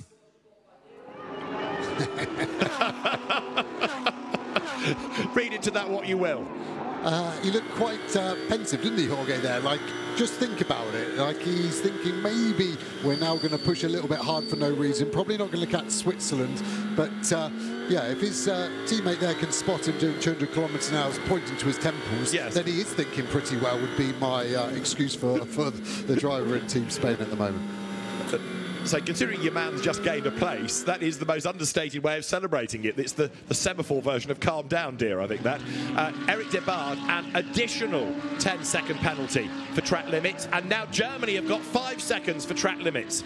So the penalties are coming thick and fast. But Germany, second. Now, this is going to be interesting. Can they be more than 5 seconds ahead of Switzerland by the end of the race? That will determine who is on the front row of the grid. And the margin at the moment between them is 16 seconds. So, yes, Germany is safe, but they can't afford to make further transgressions. Ukraine over the line, under attack now from Lithuania. The Audi battle, Gutsul versus Gachauskas, is going to go down to the wire. Yeah, it really is. I mean, Germany have got the 5 second, but the pace, they've grown 16 seconds over Switzerland. Yeah. It doesn't feel that long ago that the move was done by Hubert Howe, so great job and great pace, but obviously pushing on too hard. And interestingly, he hasn't really closed the gap on Kotoming either, has he? So that gap staying around 17 seconds the whole time. On board with Lithuania behind Ukraine in a little wide. We broke too late there. Might get a good exit though. He's very patient on the throttle to let the car rotating in. Ukraine all over the road there, turning in too early. That's going to compromise them on exit potentially. Lithuania opening the car up. 5.5 minutes remaining, 4 laps. What can we do here as we see another 5 seconds given to the number 4 car? That is the German car. So we're just getting the update on that from our timing screen. Drone showing set of 11s being shown from the Ukraine car on traction. That car is struggling there. Look at Lithuania able to use so much curb. That car is being hustled on very, very aggressively. Chinese Taipei being given a penalty of 10 seconds as well. They're in 10th place. As in the meantime, we go nose to tail then. Back on board with Spain. Ukraine just ahead as Gutsul bounces over the curve ahead of us.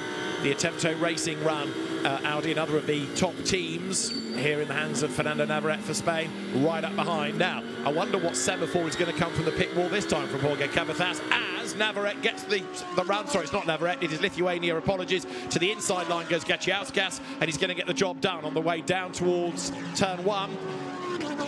Absolutely side by side between the pair of them. Lithuania breaks latest and goes through. So Arūnas Gachauskas goes through into 5th place. As in the meantime, Navarrete is hunting down Switzerland and closing, but he's running out of time.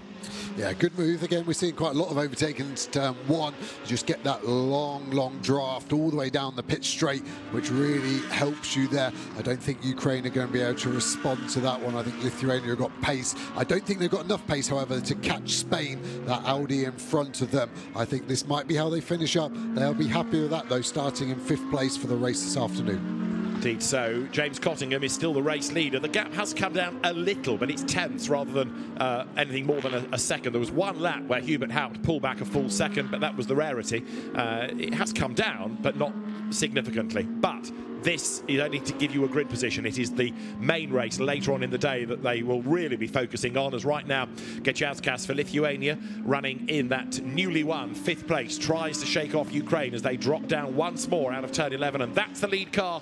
It's the United Kingdom. Looking confident with the body language of that car, crossing power sliding out of turn 2 there. Let's watch him. How good can he place the car on the apex curve? Really nice.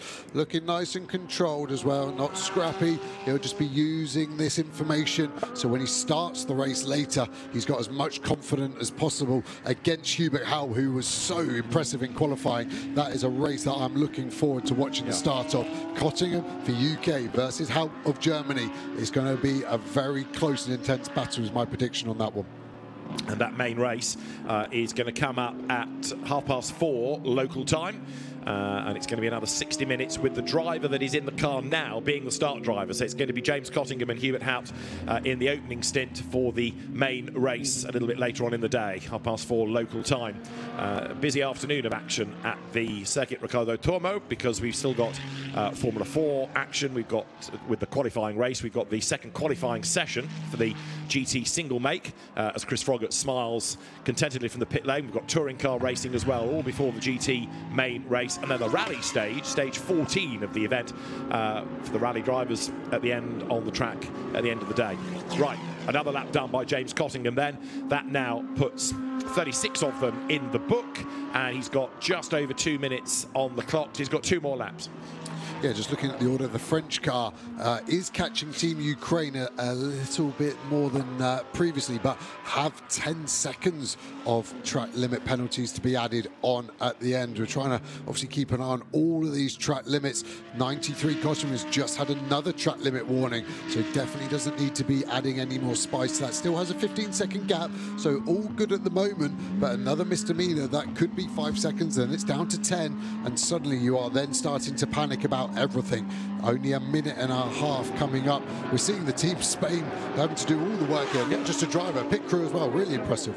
Yeah, France has got 2 separate 10-second penalties to be applied. So Eric Debard for France, 7th on the road, but he's going to be hit really badly at the end of the race when those penalties are added on. Yeah, a bit of a debacle there, isn't it? It's really fallen away from them. It's just, you just can't make the time back as a driver. You're looking for tenths, and when you're losing 20 seconds, then you just need to bring it back a level. And there is time between these 2 races to maybe look at that. And again, as the pros' job, it is to speak with the bronze, to look at the data in the video, to try and make sure that you are maximising the performance on and off track. Now, in terms of who hasn't got a penalty, I think Switzerland is possibly about your only one. So there is the Swiss entry. Dexter Müller at the wheel. He's 21 seconds back from Germany, from Hubert Haupt, so there's no catching there. And he's not going to be caught, or is he, by Fernando Navarrete for Team Spain. Not fast enough. It was about a 10th last time that he was slower than. So I think Switzerland is safe in 3rd, but we are into the last minute of the race then, as up behind Chinese Taipei, which has a penalty before you ask, 10th on the road, comes Switzerland.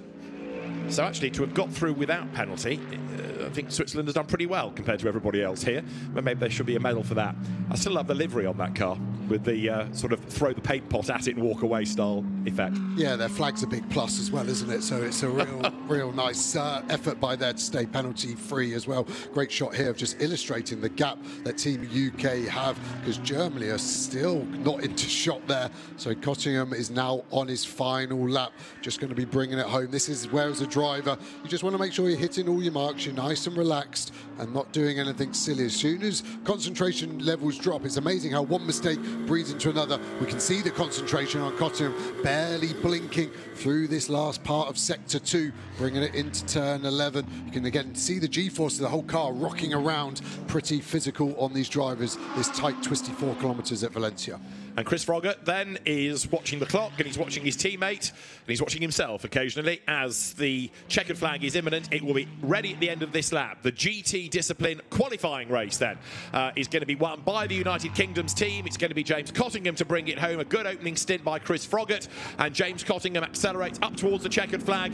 GT qualifying race honours won by the United Kingdom. James Cottingham and Chris Froggatt take the race win, and it is going to be a very happy Chris Froggatt then. Bearing in mind, he picked up a penalty and he went through the gravel. James Cottingham brings the car home drama-free. It's a long wait before you get Germany for 2nd place, and Hubert Haupt brings the car across the line now. But good news and a race win for United Kingdom. They've got to do it again, though, later on in the day for the medals. This one is just the hors d'oeuvre, really. Here for 3rd place is Switzerland.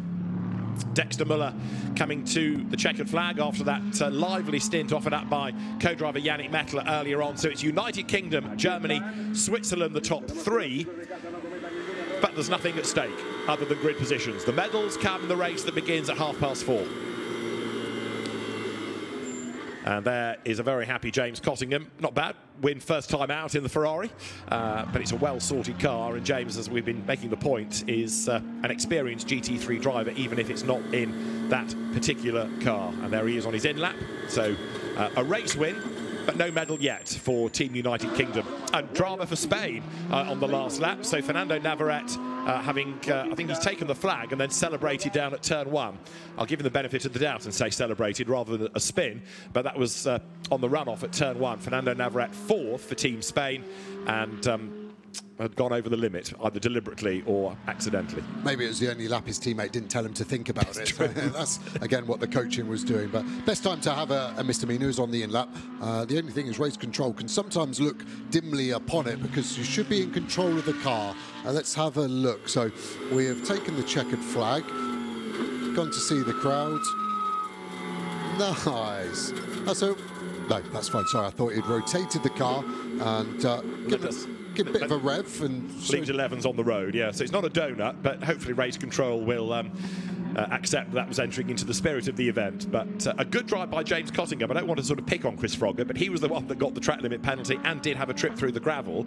And James just did a really good, solid job, brought it home drama-free. Yeah, really nice. Didn't get put under any pressure, so we don't know how that's going to go in race 2. But yeah, didn't put a foot wrong in a car that we've already said is new to him. Very easily done that. So great job by both drivers for Team United Kingdom, and that's ultimately why they've won the race, and quite comfortably as well. So they will be very buoyant for the race later on this afternoon, like you said, at 4:30. So the cars will go to Parc Fermé for the scrutineering. And let's just confirm the provisional result. It was quite a gap in the end as the United Kingdom took the qualifying race win from Germany, with Switzerland rounding out the top 3. Good drive from Spain to be 4th ahead of Lithuania and Ukraine 6th. Then it was China ahead of France, Qatar coming through ahead of Chinese Taipei, Japan after loss of pace early and a spin, fending off Malaysia, another nation that had a spin. James Cottingham and Chris Froggatt then the race winners for the UK. From Germany, Hubert Haut and Finn Wiebelhaus, and 3rd for Switzerland, Dexter Müller and Yannick Mettler. Fernando Navarrete and Jorge Cabezas for the home team 4th. Then Arūnas Gečauskas and Jonas Karklis for Lithuania 5th. Konstantin Gutsul and Ivan Peklin for Ukraine ran out the top 6. And China 7th, dropping away a little bit in the second stint. The pace from Zhang not being able to mirror that of Kang Ling. And Eric Debard and Paul Everard picking up 20 seconds worth of penalties, which dropped last year's gold medalists down to 8th. They'll start on the 4th row, but they're not out of the equation just yet. So Eric Debard, with a decent start, can buy himself a whole heap of places going into the main race later on. 4:30, it will all blast into action. Right now, though, the technical team want the car lined up in a given way so they can get as many as possible into the Parc Fermé area. And James Cottingham then takes that race victory. The Sky Tempesta Racing team that operates the car. In fact, there aren't many Ferraris in the world that AF Corsa doesn't operate. Yes, there are myriad other teams, I'll grant you, but they just seem to have such a huge fleet of whether it's GT or hypercars or one-make cars or domestic GT cars. The list goes on. And Stefan Rattel, who is not just Mr. GT, but he's also Mr. Motorsport Games. It's an SRO Motorsports Group event. Congratulates James Cottingham for Team UK, and as you can see from his crash helmet, also a member of the British Racing Drivers Club. And he's come through the ranks really well and quickly, hasn't he? Now racing FIA World Endurance Championship in a McLaren, James Cottingham. So, yeah, it's going to be interesting to see how he goes this afternoon. I think there's going to be a lot more pressure from Team Germany at the start. Hubert Haut starting alongside him, covering the front row between those two cars. A really good first outing in that car for James Cottingham, and if he was a little bit nervous before, I'm not suggesting he would have been because he's a confident chap, but if he were nervous, then there's no need to be now, because that was a very good stint indeed. So James Cottingham and Chris Froggatt are the race winners. It's the qualifying race, and Antonia Rankin, microphone in hand, is with them in Parc Fermé. James, Chris, God, guys, that was absolutely brilliant. Hopefully you'll be able to repeat that later. Yeah, absolutely. For me, the race was great. A nice start, managed to get ahead of Germany at the beginning, and we sort of maintained position. A couple of mistakes along the way, track limits I didn't really want to do, but in the end it was okay. We managed to recoup, and James did a great job to bring it home, and we start on pole for the main race. Yeah, James, for your first go, that was absolutely exemplar.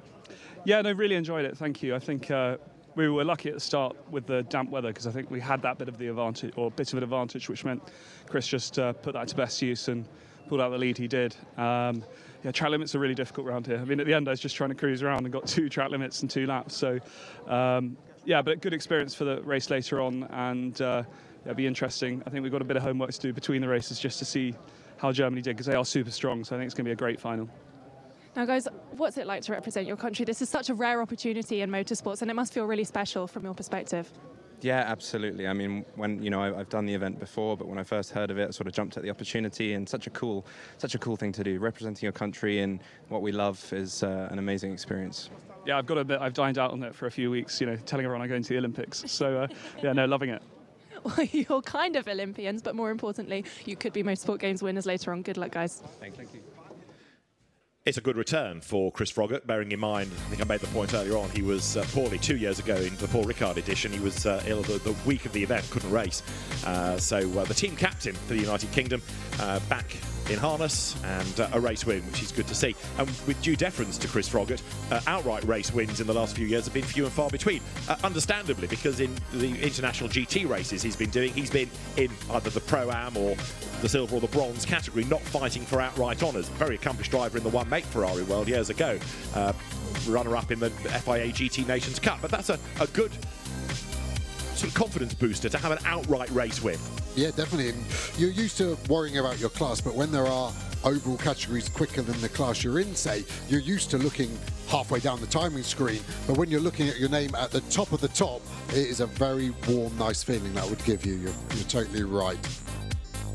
Well, the runners-up, Team Germany, Finn Wiebelhaus and Hubert Haupt. Only if you win. Okay. Guys, that was really brilliant. Obviously, not quite there yet, but do you think you could have the pace later on? Yeah, to be honest, we did too many mistakes. At the beginning, the first laps were good, then some track limits. I also collected some track limits, a bit too slow in the pits. The change of drivers, and so you continue to have the small mistakes. Yeah, like Hubert mentioned, we did too many mistakes in the race, collecting some track limits, being too slow on the pits, but the pace, I guess, is there for later, and we'll fight for sure. Thank you very much, guys. Good luck later. Finn Wiebelhaus and Hubert Haupt, either end of the spectrum in a sense in terms of their age here. Hubert Haupt, who's been racing for a long, long time, but still very, very quick. He's one of your shiny bronzes, really, isn't he? Because he's quick but bronze graded. And Finn Wiebelhaus is, what, 18 years of age and a talent in the making. Yeah, and I think he's very open to ideas and suggestions as well. So that is great to have a teammate like that for Wiebelhaus. Sure. So, a great opening race that we've had. The GT cars back on track later on in the day, and James Cottingham and Chris Froggatt, the winners for Team United Kingdom.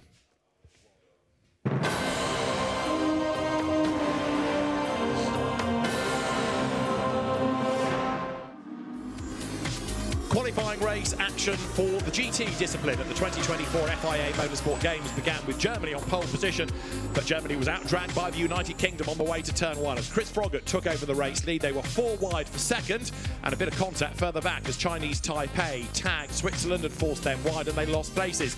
There was a great battle though between Japan, Ukraine and Switzerland as they went toe-to-toe at turn 11. Ukraine on the outside, Switzerland on the in. Switzerland gained the place as a good start from Malaysia was undone after they had a spin at turn 12 and plunged into the gravel. Switzerland, Yannick Meckler, the driver, starting to make progress up on the inside to get ahead of Japan and then set off in pursuit of China. He got a bit stuck in the pack and it took a long time to go by as Spain pitted. The battles raged on back out on track then. Ukraine attacking Japan, and after Japan had a problem and a lack of pace out of turn 1, Ukraine threw on the inside line. But the big battle of the opening stint had been China versus Switzerland, and finally the door was left ajar and Yannick Meckler got ahead of Kang Ling. Switzerland passing China, and that at the time was for second place. It was a great battle, and after the pit stops, a lot of time had been lost by Germany, but it was able to go back through ahead of Ukraine as Hubert Haupt set off in pursuit of the United Kingdom. First, though, he had to get past Switzerland, and that was against now Dexter Müller, who had taken over from Meckler. So Germany passed Switzerland on the run down to turn 1, as other battles raged on behind. Ukraine versus Spain, and a very bold effort by Fernando Navarrete gave Spain the place. But up front, to the dismay of the Spanish co-driver Jorge Cabezas, was the United Kingdom. And it was James Cottingham taking over from Chris Froggatt and bringing home the car for a win. The qualifying race determines the grid for the main race. Medals are on the line for that. But the quali race won by Team United Kingdom. Now, Neil, going head-to-head, Germany and Team GBR. That's kind of us, isn't it? So that's you and me. Ding, ding, ding.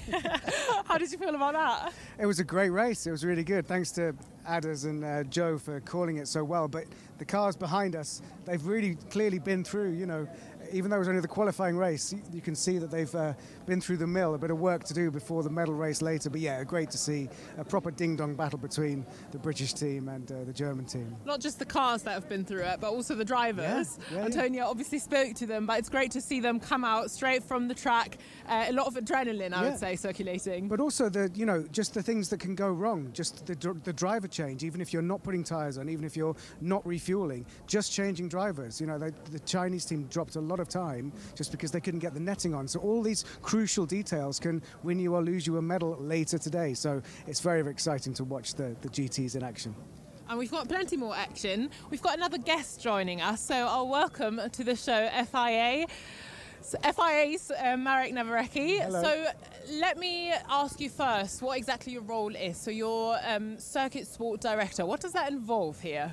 Yes, indeed, I'm a circuit sport director in FIA. It involves that I'm head of all the circuit sports, so meaning racing in closed cars. So everything about a single-seater is under my responsibility within the FIA disciplines. So there's a lot going on here at the Motorsport Games that concerns you. How's it been so far? Very exciting? It is exciting. It is the biggest event we have among all the disciplines because, as we know, we are very good representation of our FIA different categories being there.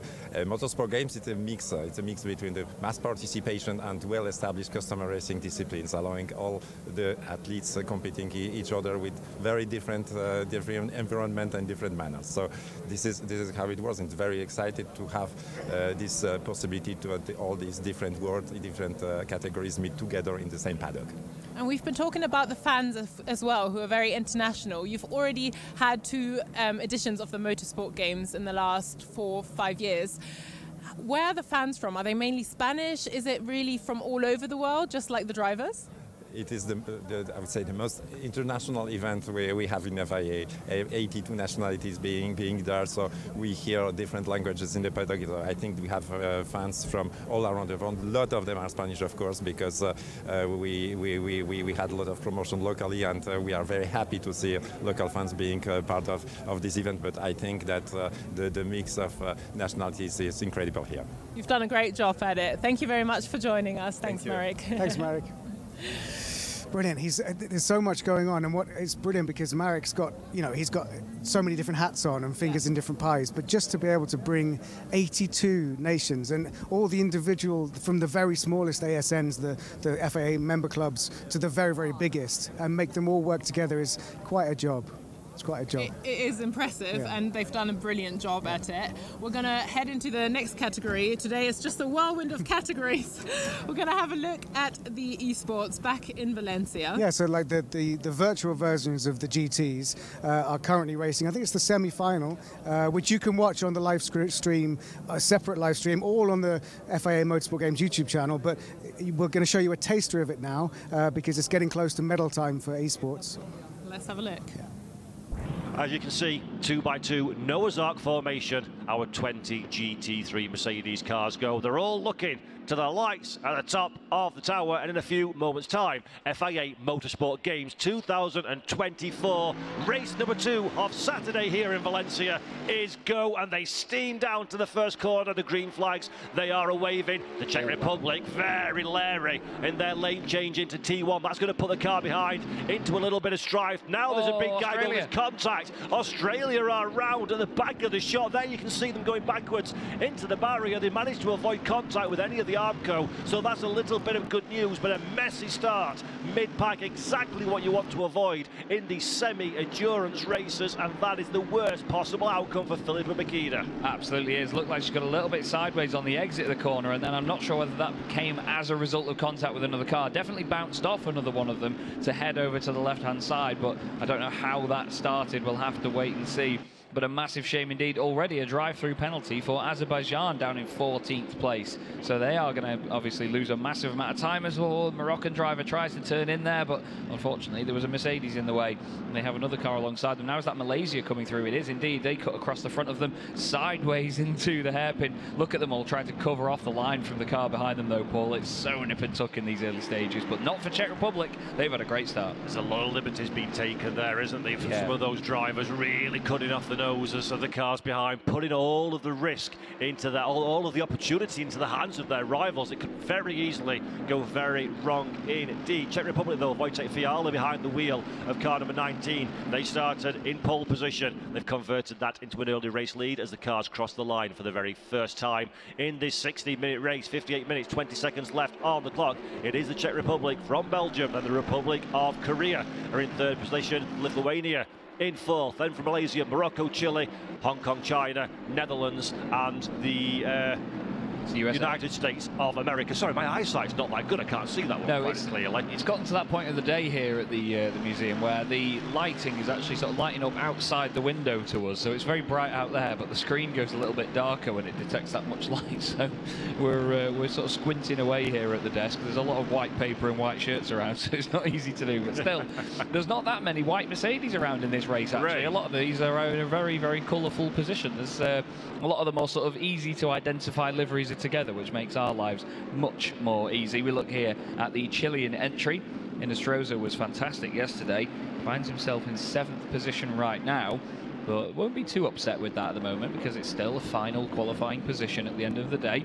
He's got a lot of cars to fight around him as well, and let's face it, Paul, this is the very early stages of the race right now. We saw earlier how much it can change just over the course of one stint, let alone 2 stints after the pit stops. Yeah, it's all about positioning yourself in these early stages. You have the go crazy stuff on the opening lap where the opportunities open up and the gaps present themselves, and then you do a bit of settling down, trying to find your way in the race, understand where you are and what the opportunities are. Azerbaijan, by the way, they've served their drive-through penalty. They've dropped to the back of the field. Of course, they still need to do the mandatory stop, but they got in there quickly. Clever move, that, Chaz. While everybody's compacted and squabbling, get that penalty out of the way, and then you know where you stand, don't you, for the rest of the race? Yeah, exactly. You make the race a lot more literal from that perspective. You know, you just get the penalty done, like you say, and then there's nothing hanging over you. Then it's dealt with and it's out of the way. So, yeah, good stuff from them to do that as soon as possible. They do get 3 laps to do it, but there's no point really sort of spoiling anyone else's race up to that point, knowing that's hanging over you and having a go. We look here at Wojtek Fiala doing a fantastic job in the opening laps here. He's opened up a lead of over a second as well, so even down that long start finish straight here, Belgium will not get any slipstream from that angle. Republic of Korea in 3rd position, still holding station at the moment, 0.8 of a second or so ahead of Lithuania. That just comes down to about 7 now. There is a bit of an accordion effect, as we say, Paul, in the middle of this racetrack, isn't there, where the gaps do change quite drastically, but when you compare them lap after lap, they don't move around that much because of what a high level we're at here. Absolutely. All of these drivers, each and every single one of these drivers are performing at an incredibly high level, pushing the absolute envelope of what these GT3 Mercedes AMG 2020 Evo cars are capable of doing. So when you get to this, it's diminishing returns at this level, isn't it? You can't go find a second over your rival. It just doesn't happen. You're talking tenths, thousandths, hundredths of a second. Portugal down in 13th position, first time we checked in on this car during the course of this race. They're a little bit outside of where they need to be at this moment in time. Portugal started down in 15th. So they've made a couple of spots in the early running. It's been a solid start to their day, and they're very much firmly planted towards the rear end of the Israel machine ahead. So good start for Portugal, and there we see the driver camera. Look at that face of concentration again. Full focus. You can't leave anything, Chaz, on the table in these competitions. Ricardo Lado's been around a long time doing this. He knows exactly what the score is. He knows his chickens, you could say, Paul. And right now he's trying to count them all, as we would say in the UK, and try and pick his way forward in the field. Lithuania, 4th place, full of the Republic of Korea in their face right now. And the Malaysian car behind is hardly a subtle machine to have behind you either. I think that's actually a really clever tactic by the Malaysians to have a bright yellow car, because it's even more distracting, isn't it? It's the Ayrton Senna tactic, wasn't it? He had the bright yellow helmet, so his rivals would know who he was, and you'd already mentally phase them before you even make the move. But I dare say that the Lithuania machine is the one that is most on in the charge at this moment in time. We're right on board with the car. Just ahead of us is the Republic of Korea. Look how aggressive you have to be over those curves. Get it right, it's smooth as butter. Get it wrong and the car is bouncing all over, and you are very much in the risk zone for making a mistake with the Lithuania machine. Doing a good job as things stand. The Republic of Korea, though, holding station in front. Not close enough yet to need to defend. It's all about hitting your marks, keeping your line, and minimising any potential opportunities for the car behind. Yeah, Grantas Caracas doing a great job at the minute, but he's got to keep his eyes on the mirrors as well, because the Malaysian driver will not disappear in a hurry. And then even behind them as well, Morocco, Chile, Hong Kong, China, all in the mix, waiting to pick up a position. It seems like, with no disrespect men, the Republic of Korea is suddenly the cork in the bottle at the moment. It's like we had with Japan earlier on, actually, in the first of the semi-finals. They seemed like they just couldn't advance away from the other cars behind them, did they? It just seemed like they weren't pushing hard enough in the opening stages. Yeah, they're very similar, it seems, in this first and second race. And Republic of Korea, as you say, bottom step of the virtual podium at this moment in time, but very much under pressure from Lithuania. We saw in race one, perhaps, or the earlier race, should I say, because race one suggests it's two races, it's two separate races. We saw in the previous race that perhaps some of the drivers were maybe holding on for the pit window or the proximity to the pit window to make their move. Body language of the Lithuania car suggests that is absolutely not what they want to do, just like Portugal, who almost have painted themselves to the rear of the Israel car, but Israel just about holding on 12th position for now. Yeah, it looks like the back of that Israel car is going to be red before too long, because it's just going to have the Portuguese flag plastered all over the back of it.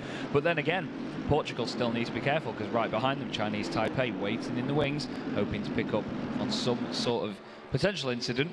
Obviously, we don't want incidents, but it's an easy way to get a position or two. Republic of Korea still holding on in third place. Oh, out of shape through turn one, though, and that's how easily done it is. Lithuania give them lots of room to come back on the circuit. Nice and respectful stuff down the inside into the hairpin, and Lithuania will make it up into a podium spot. Now, can Malaysia take advantage of this as well? Are they going to cut to the right-hand side into this hairpin? No. They play the long game here, because they know if they went for a move just there, Paul, Lithuania would start to break away. Yeah, that's a great driving from Young Chan Kim. Good car control, and then good awareness about what's around him on the circuit in terms of rejoining onto the racing tarmac. Good stuff. There's a mistake from Malaysia as well. They get a little bit close to the rear of the Republic of Korea. They have to get out of it. That's opened a Morocco-sized gap in which the Moroccan car can go down the inside. I think they're going to get that one done on the brakes. Will Malaysia go around the outside? They tried desperately to hang on, but there you go. Have a look at the outside of the racetrack, says Morocco, and Malaysia have no option but to slot back down into 6th position. Two cars we've seen, two separate mistakes, and it's got a domino effect a little bit further on as well. Republic of Korea are now back on it again. Lithuania under a massive amount of pressure. There we go. That is the Republic of Korea car. Lithuania monster in the curves. I thought that was going to be disaster, but they just about got away with it, Chaz, and this has been a really energetic first 10 minutes. It really has, yeah. They're all trying to establish a very strong position in this opening stint and sort of getting each other's heads a little bit, just to say, look, we're not hanging around here. We know this is a 60-minute race compared to the 30 minutes we've had before. We're not changing our approach, and it's following the same narrative that we had in the earlier semi-final today. And the Republic of Korea right now, they may have lost that place. It may have been a mistake of their own, but they haven't dropped away. They haven't started to struggle and really flounder in the middle of this gap, and sorry, in this group, I should say. Morocco, Malaysia and Chile right up behind them, though, and they are not disappearing anytime soon. Morocco actually under pressure from Malaysia right now as well, so they need to keep their wits about them. Malaysia want that position back ASAP, don't they?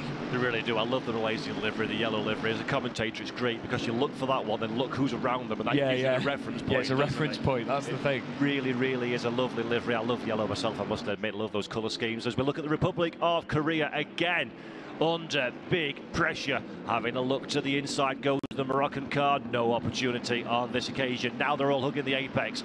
Run out to the outside of the circuit. Republic of Korea trying not to leave a gap open, but that's compromising their line. The more their line is compromised, the slower they're going to go, the bigger the opportunity for Morocco becomes. On this occasion, though, no way past. No Mercedes AMG-sized gaps in which to insert their car, but this, Chaz, has got the air of inevitability written all over it. Yeah, and Lithuania don't want anything to do with it. They've disappeared away from this pack. They're saying goodbye, see you later, thank you. We'll take this podium position and we will advance to the final. But still 49 minutes left of this race, so plenty of time for that to all change. And at the front, Czech Republic continue to lead over Belgium and Lithuania. But this is the exciting mid-pack that we need to keep our eyes on, because any of these drivers, you know, Paul, they're fighting over 4th place. They could all come together and they could all drop outside of qualifying positions. This is the thing.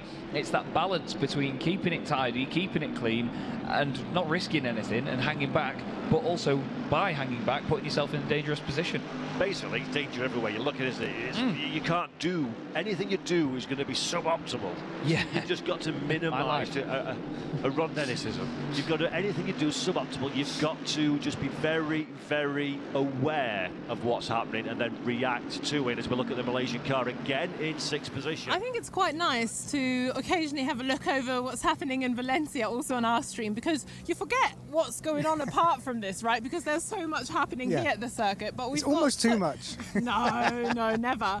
But we've got different locations across Valencia or across this area, and that's just great that we have that, range. We've just come up to this position here where you can overlook the regroup, because the rallying, Rally 2, Rally 4 and historic rallies have been taking place in tarmac out on the public roads, closed public roads in the sort of outskirts of Valencia. So they're regrouping now. That's the paddock, which is getting very busy with spectators. And this is the drift track. And you can the crowds. Yeah, so the grandstands are filling up, because I think free practice for the drifting is going to start at about 1 o'clock. Luckily today, the wind is blowing in that direction, so I think the tyre smoke will probably not blow onto the circuit like it did yesterday, but that's going to get loud and leery and sideways very, very soon. And like we've mentioned before, we've got different streams. For example, we've got the eSport final tonight, which has a separate stream. We'll obviously be talking about that as well, but if you're really dedicated to that, you can hop over there. Another stream that we've got is karting. We're going to have a little look at that in a minute at a summary, because the first qualifying race of the junior sprint category was on, which is again a total pace change. So I feel like in this stream we haven't really spoken much about the karting yet, and that's largely because it's not happening here. It's at the Aspar circuit, the new circuit, which is about a 15-minute drive away. But it is being covered. It has its own dedicated stream. But let's catch up with it now with our commentator, Anthony Jordan. Indeed, yeah, and let's have a look at the highlights from that one. The initial getaway, fantastic. You can see there Bosco Arias of Spain just sending it down the inside, just finds that gap between the two lines of karts and just squeezes it through. A brilliant, brilliant getaway. We saw the earlier incidents there, a couple of drivers off, and there you can see actually quite a big contact with the wall there for Jakub Gasparovic. That was him out in the first lap. It then went to the next group of drivers. Actually, they're just off to the right-hand side of the screen, so we just missed that one off screen. And the kart park that unfolded, and like you were saying, so many drivers involved in that one in the likes of Austria, Luxembourg. You had the likes of the Peru, Georgia, Italy there, Slovakia, Chile. They were all involved in that moment. There was the scary moment for India's driver, Jagrat Troja, going wheel to wheel with Chiara Batig, and that involved then Chiara Batig now being under investigation for that one. Yeah, and we'll keep you posted on any news that we receive about that here in the commentary box. This was the highlights from the restart. Bit of a moment there for the number 78 running wide, that being Martin Menezes. I wondered what had happened to Menezes being down in the second half of the field for Portugal. Nice move this from Salomão for Brazil in the number 54. That was in getting past Australia's Riley Harrison. Not a good end, unfortunately, for Zacharias Ringström in that one, but another opportunity for the Dane later on. But Bosco Arias takes the first victory of the day here in the karting arena at the Aspar circuit for the host nation. You could almost think we're coming into a great rhythm here, because from karting we're now going to delve into F4, which is kind of the next category up from karting, isn't it? Yeah, we're doing like the young racing driver route. Start with karting up to F4, yeah. So let's join our commentator team for the Formula 4 now.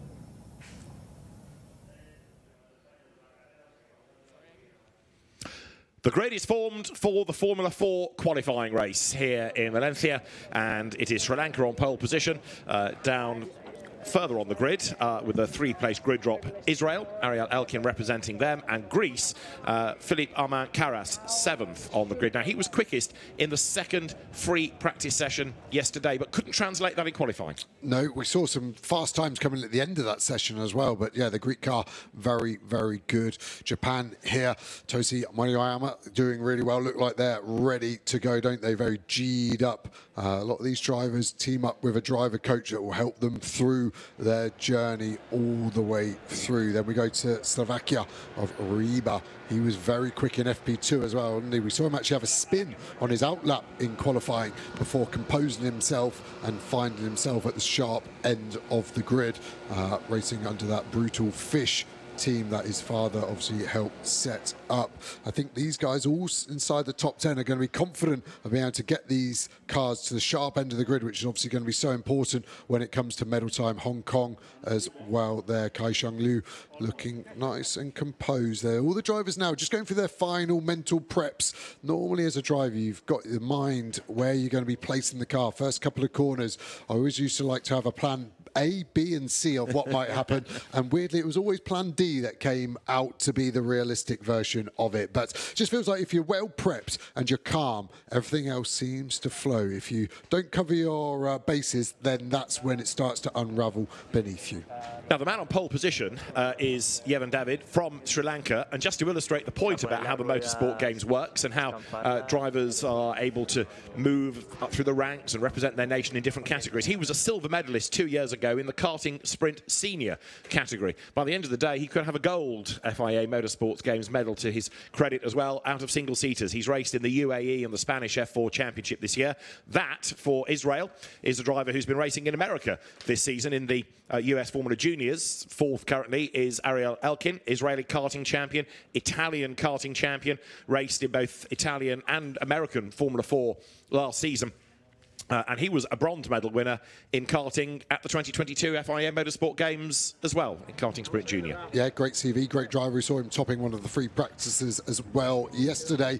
He had already inherited a three-place grid drop, hadn't he, like you said, for crossing the white line in one of those free practices on pit exit. So that really hurt him, and then just couldn't seem to hook up the pace towards the end of qualifying where it really mattered. Brazil there, onto Czech Republic. So many nations being represented here, and yeah, everyone's so proud to represent it. So rare in motorsport to be able to use the whole car effectively as the flag. As you see some of those flags walking away, Austria, Angola. Great to see countries that we don't always naturally relate to motorsport doing so well at the FIA Motorsport Games. So the grid starting to be cleared. This race is not a set number of laps. It is 20 minutes, the flag going out the first time the leader crosses the line. Once 20 minutes have elapsed, and the results of this determine the grid for the main race. As you look at another driver with a famous father, this is Oscar Wurz, one of the sons of Alexander Wurz, Alex Wurz, Le Mans winner, Grand Prix racer. Oscar Wurz yo-yoed a bit in qualifying, was up, was down, was up, was down, but in the end, only on the 8th row of the grid, only 15th, so he's got some work to do here. Yeah, definitely wasn't happy at the end of that. We saw that as he trudged away at the end of qualifying on TV. Here we see that Angolan car, Lorenzo Campos. Again, all of these drivers saw the back end of the grid. Completely different mentality. Nothing to lose at this point. You might as well get on the front foot and be nice and aggressive. Portugal here, Francisco Mancedo. Again, looking very composed, just taking the final few deep breaths. Sometimes the drivers don't even like to make eye contact with the camera. The distraction is too much, so they ignore the obvious camera being shoved in their face. Now, Formula 4 cars, everyone has the same. They are a slicks and wing single-seater. Some people moan about wings, say you can't overtake, but actually you can if the circuit allows, and these are relatively narrow cars. There are bits around here, corner after corner, where it's tough to overtake, but a nice long straight like this, is this a good slipstreaming part of the course? Yeah, turn one isn't the biggest break zone. We saw in the GT race before, didn't we? Quite a few of the overtakes done into turn one, so turn one for sure. Turn number 2 as well as the next obvious one, the biggest break of the lap. You've also got chances to send lunges up at 6, 8 and 11, and then 14 as well, where we saw lots of these F4 cars locking a front left brake down the hill. We saw some locking up so hard they in fact went all the way down to canvas, so that could be a potential issue in this 20-minute race. And therefore Qatar, towards the rear of the grid, is Bader Al-Sulaiti, the 2023 Qatar karting champion. Next on the grid is the Maltese karting champion, Niki Gauchi. who's tested but not raced F4s up to this weekend. He's done hill climbs in Malta. Very, very good karter is Nicky. He was in the kart enduro at Motorsport Games 2 years ago. So there's a lot of mileage there, but he's had a tough day thus far with penalties, with a spin and a bit of contact in the qualifying session, spin of his own. So it's been a tough day, but I think getting a race under his belt will boost his confidence for tomorrow. Yeah, and all the experience he'll be getting, this is exactly where he wants his career to go. So quite a brutal introduction, your first ever F4 race being in the FIA Motorsport Games, but the experience he's going to get from that is huge. Look at that grid. So many fast competitive drivers across so many championships across the globe in F4, so many regional championships. Almost has a bit of a world final feel to it. Everyone coming together, representing their nation, yes, but at the end of the day, these young drivers all want to do the best for themselves. So the green flag is shown, and the cars then set off on this formation lap, a chance to get some warmth into the Pirelli rubber, although not everybody away as they should be. But the car in question there, I think I'm right in saying, was the Slovakian car. Doesn't fall to the back of the grid and therefore should be able to keep the grid position that it had earned out of qualifying. If everybody overtakes you, then you have to start at the back, but if it's everybody bar one, then you're all right to take your grid position. So Sri Lanka on pole, Yevin David the driver, and Spain alongside with Juan Cota representing his country. For Peru, third comes Andres Cardenas, and for Luxembourg, Chester Kiefer. Fifth on the grid, Australia, Griffin Peebles the driver, and for the United Kingdom, Riza Seaworthen.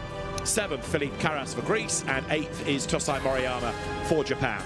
Slovakia, ninth on the grid. Matus Riba is going to be alongside Hong Kong, China's Kei-Shun Liu. On the sixth row, there is Serbia, Andrea Kostic, the driver, and for Israel comes Ariel Elkim. Brazil, a long way back on row 7. Matheus Comparato is one to watch. As for Czechia, the Czech Republic, is Maximilian Karhan. Then for Austria, there is Oscar Wurz, and for Angola, Lorenzo Campos. The ninth row, Portugal and Argentina. Francisco Machido goes for Portugal, and Argentina represented by Gino Trappa. On row 10, Norway and Qatar. Norway's driver is Olav Var. For Qatar, it is Beda Al Sulaiti, and at the back of the grid come Malta, and Nicky Gauci drives for his nation.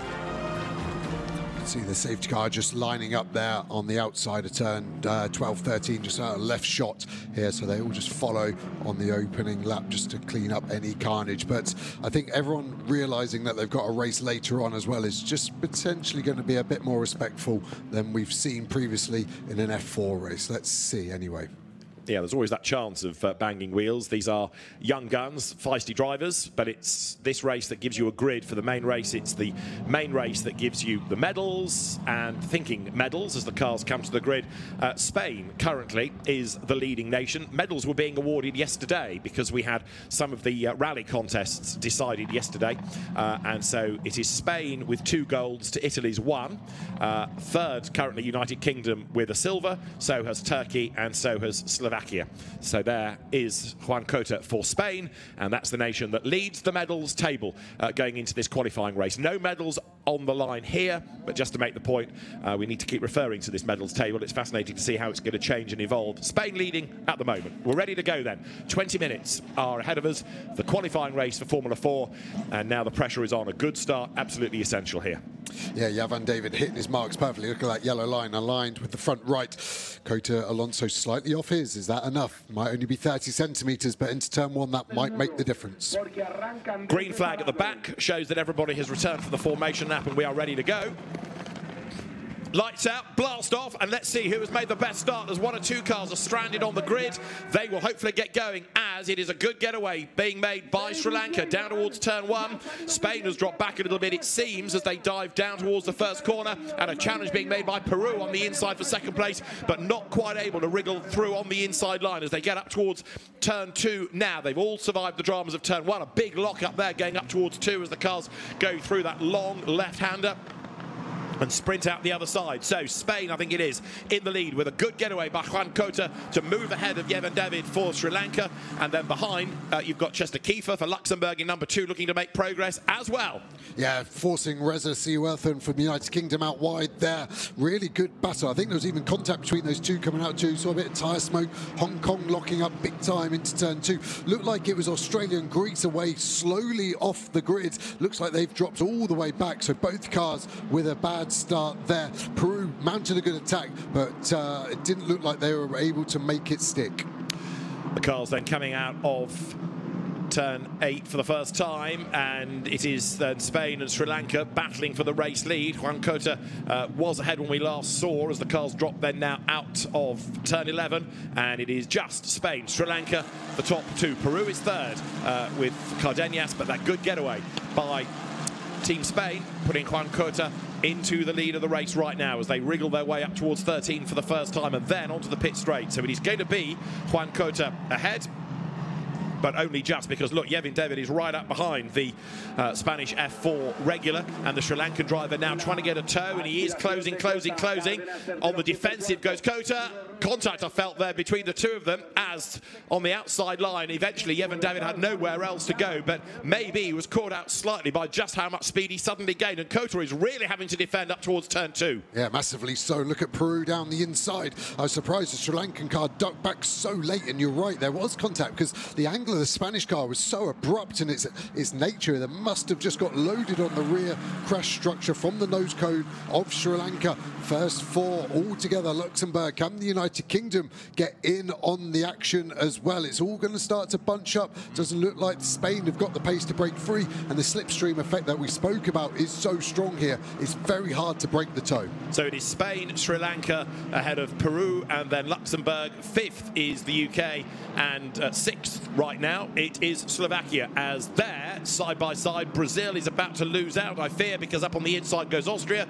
Oscar Wirtz goes through, so he gains another place. Wirtz pushing forward all the time. Yeah, really good start. We knew he wasn't happy after qualifying. Best way to fix that is to get on the front foot and make some moves, and that's exactly what he's doing. Great overhead shot here. Does look like Spain has just eased away in this middle sector, doesn't it? Sri Lanka slightly back.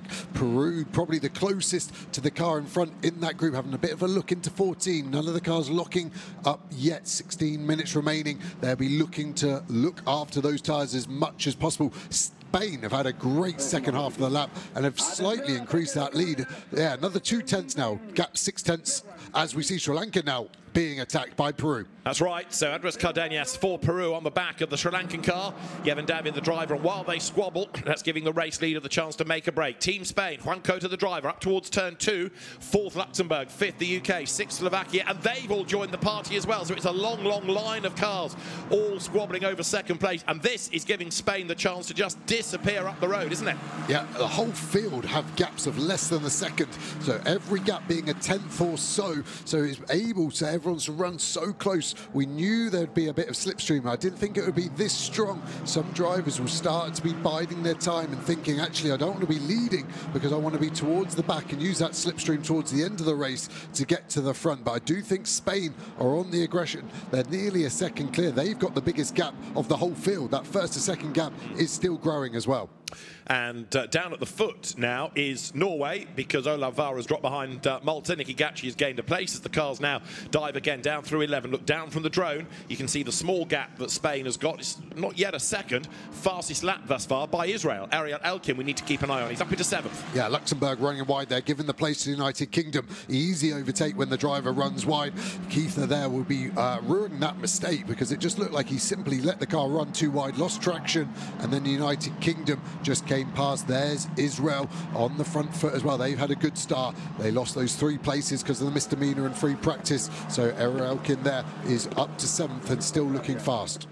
Leaders come over the line. You can see the battle is on for 4th place, where it is the UK under attack from Luxembourg. Seaworthen just ahead for the UK. Then it's just a Kiefer behind for Luxembourg. The lead gap 7 tenths of a second. Although Cota is not under any attack in the lead for Spain, he's not disappearing up the road. They're just about staying with him. Yeah, the slipstream stays effective for really 1.2, 1.3 seconds. So Sri Lanka will be doing everything in their power to stay in that pocket of air that just gets you sucked along at a slightly faster rate down the straights. Not too much dirty air. And Alonso looked like he probably went for the attack, pushed real hard to try and break that toe, but maybe has overworked his tyres this early on. Very easy to do. They grain up quite quickly, these Pirelli tyres on the F4, if you push too hard too early. Good little battle lower down as well. Slovakia versus Israel here. Matos Riba in the orange car for Slovakia. Ariel Elkin for Israel right up behind him. Now, Elkin was the driver that topped FP2. Struggled a bit this morning in the damp in qualifying and had a grid drop. But now he's proving how well he can race because he's brought that car up to 7th, having started 12th on the grid. So Israel making good progress, and he's not done yet. Really good. And Japan just sitting behind, waiting for this to potentially boil over. Nice, aggressive, but fair defence there from Slovakia. Israel starting to get a little bit more impatient potentially. This battle is going to heat up. I do think Japan as well is sitting in a nice place, like I said, behind. Any mistake, any gap shown on the inside, they'll be there to pounce and take advantage of either of these cars. To the timing line they come once more then, and the lead gap was just about 0.8 of a second last time. It's now 0.9 as a big dive comes from Peru on the inside for second place against Sri Lanka, and the job is done. Or is it? Side by side they ran. Sri Lanka given no room at all. They're both off the road. Sri Lanka hangs on to the place. There wasn't a lot that Yevan David could do there, and in fairness to Peru, Andres Cardenas didn't really force the issue. He's on the outside line coming out of 2. He now gets the squeeze. Up the curb at 3 goes Sri Lanka, but the job is done at 4. Finally through on the inside line goes Peru. Great racing. Really great racing. Cars running wide. Who's at front of the apex? Let's have a look and determine if that was fair. I think it was all fair because they both were using the maximum part of track limits to their positive, shall we say. And I think now Peru looks like they've got pace, but look at the Spanish car. That has gone. 1.6 seconds is the gap nearly there. As we see United Kingdom now on the attack. Sri Lanka look like they're struggling in the mid part of this race. And Austria being given the driving standards flag. Oscar Wirtz then being warned about track limit offences. Yawn, here they go again. But it's the same for everybody. The drivers know what the regulation is. Getting a replay here of Yevan David for Sri Lanka being squeezed out wide at turn 1. But in fairness, Cardenas didn't try and gain there because I think he might have realised he would have been in some strife with the officials. But he did try round the outside at turn 2. But it's really at 4 where the road comes to him and he secures the place. Yeah, great move. Really good foresight, realising where to place the car when, and knowing that the car and the track would then come into your favour. United Kingdom still not part of Sri Lanka yet, so maybe Sri Lanka are now just settling themselves, getting ready for another one. But look at the gap. Peru, they're catching Spain. That gap has just diminished slightly, so we're again just starting to see a different car looking fast. Peru looking really good. Indeed so. Peru was impressive in qualifying this morning. And look, even for penultimate place, they are side by side with Norway and Qatar squabbling. And Norway goes ahead there. Olav Var goes ahead. That's your leader. That's Spain. That's second. It's Peru. Third, Sri Lanka. Fourth, UK. Fifth, Luxembourg. And now the gaps are just starting to open up between that leading quintet and Slovakia sixth. In the background, you can see Matos Riba, the son of Martin Riba, who's been a touring car and a Lamborghini Super Trofeo racer, the man behind the Brutal Fish team, Riba meaning fish, and Matos Riba trying to shake off Israel, Japan, and in his efforts to do so, he's dropping back from that leading quintet. But right now, the lead gap is up to 1.5 seconds, give or take, so it's going to be hard for Peru now to catch Spain. Yeah, just watching this next lap, they took 0.5 out in Sector 1, Peru to Spain. Let's see if he can get it sub 1 minute, 1.4, sorry, at the end of Sector 2, out of turn 11. We will break the beam for that one there. Cars using all the track and more. Yeah, look at the gap, 1.1. This is on. Peru, I think, will be 0.7 by the end of the lap as they get a part of the slipstream on the pit straight. Vert still running close as well to the car in front of Czech Republic. So looking to the inside, big lockup as well there, getting it stopped. Yes, just. Are they going to stay legal? Yes. And I expect Verts then to cut to the inside as he does to block the inside. Great move. Yeah, that was Austria making a pretty big dive against Serbia. Andrea Kostic losing out against Oscar Verts for Austria. So a good effort that, and Verts goes through, although Kostic tries to fight back as they drop down towards turn 1. They're going to be side by side again, and Kostic on the outside tries to go all the way around the outside of Verts. Let's see what happens. They're almost touching wheels as they break for turn 2. Kostic on the outside. Austria stays ahead, but only just. Serbia slots back in behind. Great racing, really fair, lots of space being afforded. Brazil look to fill the space there, now being overtaken themselves. And Peru have done the fastest lap. So Andres Cardenas has done the fastest lap of the race, and the gap down from 1.5 seconds to 1 second. So it's on now, I think. The chase is on between Peru against Spain. Further back, the battles continue with Brazil there, gaining ground on the inside. Matheus Comparato qualified badly, but 11th at the start of the lap, looking to gain ground. Yeah, he's on the defence, isn't he, against same-speaking country of Portugal to the outside, nearly 3 wide under braking for T8, just all trying to get the switch back on each other. United Kingdom have closed the gap as well now. That's down to 3/10. Battles all the way down here. Portugal looking nice and calm behind the wheel. Lock up for Brazil, runs wide. Can Portugal pounce? No.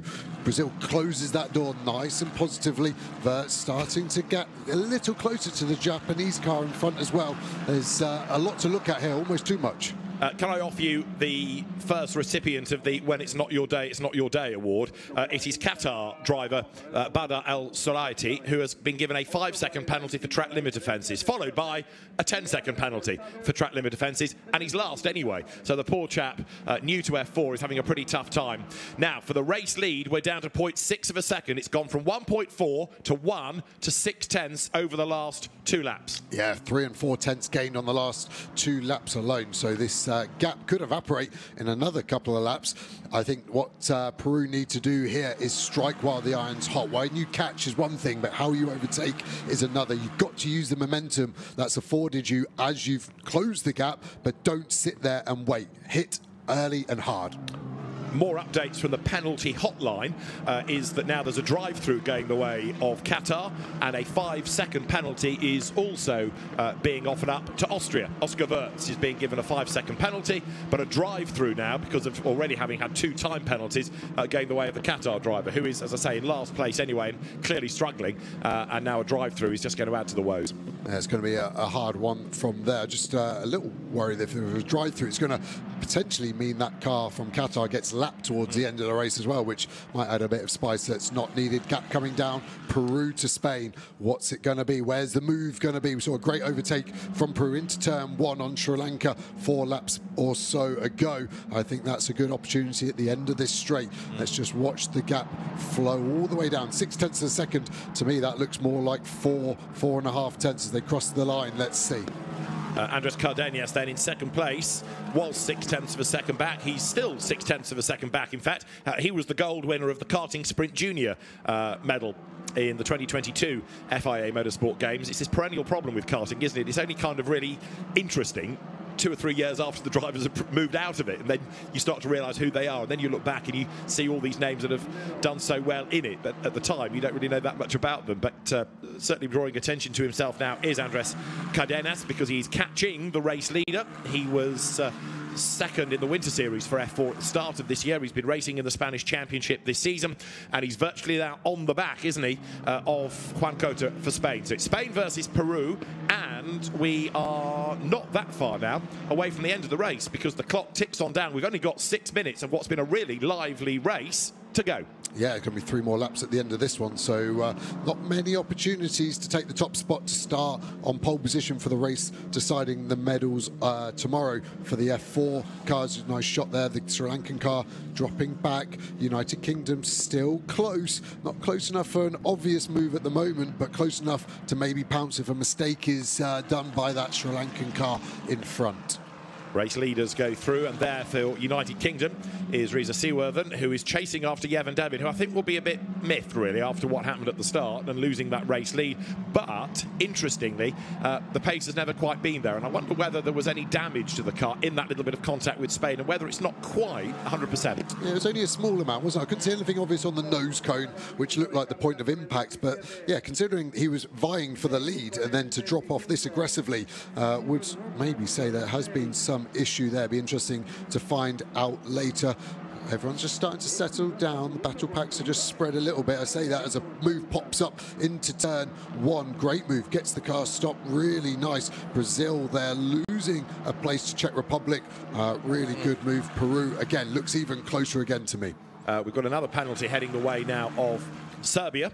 and we've also got Qatar in the pits. So whether that's the drive-through or it's something more sinister, we will reveal in due course. With now the race into its final 5 minutes, time has flown by in this. It's been a really lively race. Really good stuff from the F4 category, as it always is at the FIA Motorsport Games. Yeah, less than 5 minutes and less than 5/10 between the leaders here. So, yeah, I wonder what the mindset is here for Peru. How aggressive do you want to be? You're starting on the front row. How important is it to be starting in first versus second? It's definitely not important enough to DNF, but ego, I think, will also come into play there. Again, as we look at the graphics, that gap has just started not to close up quite as quickly as we were seeing. I think that's maybe a bit of dirty air. Maybe Peru just used the tyre a little hard, gaining on Spain. But now, Peru and Spain coming onto the pit straight, long pit straight. If there's any benefit from the slipstream, it's going to be now, isn't it? So possibly Peru to be closer by the end of the pit straight. It was half a second last time when they came over the stripe,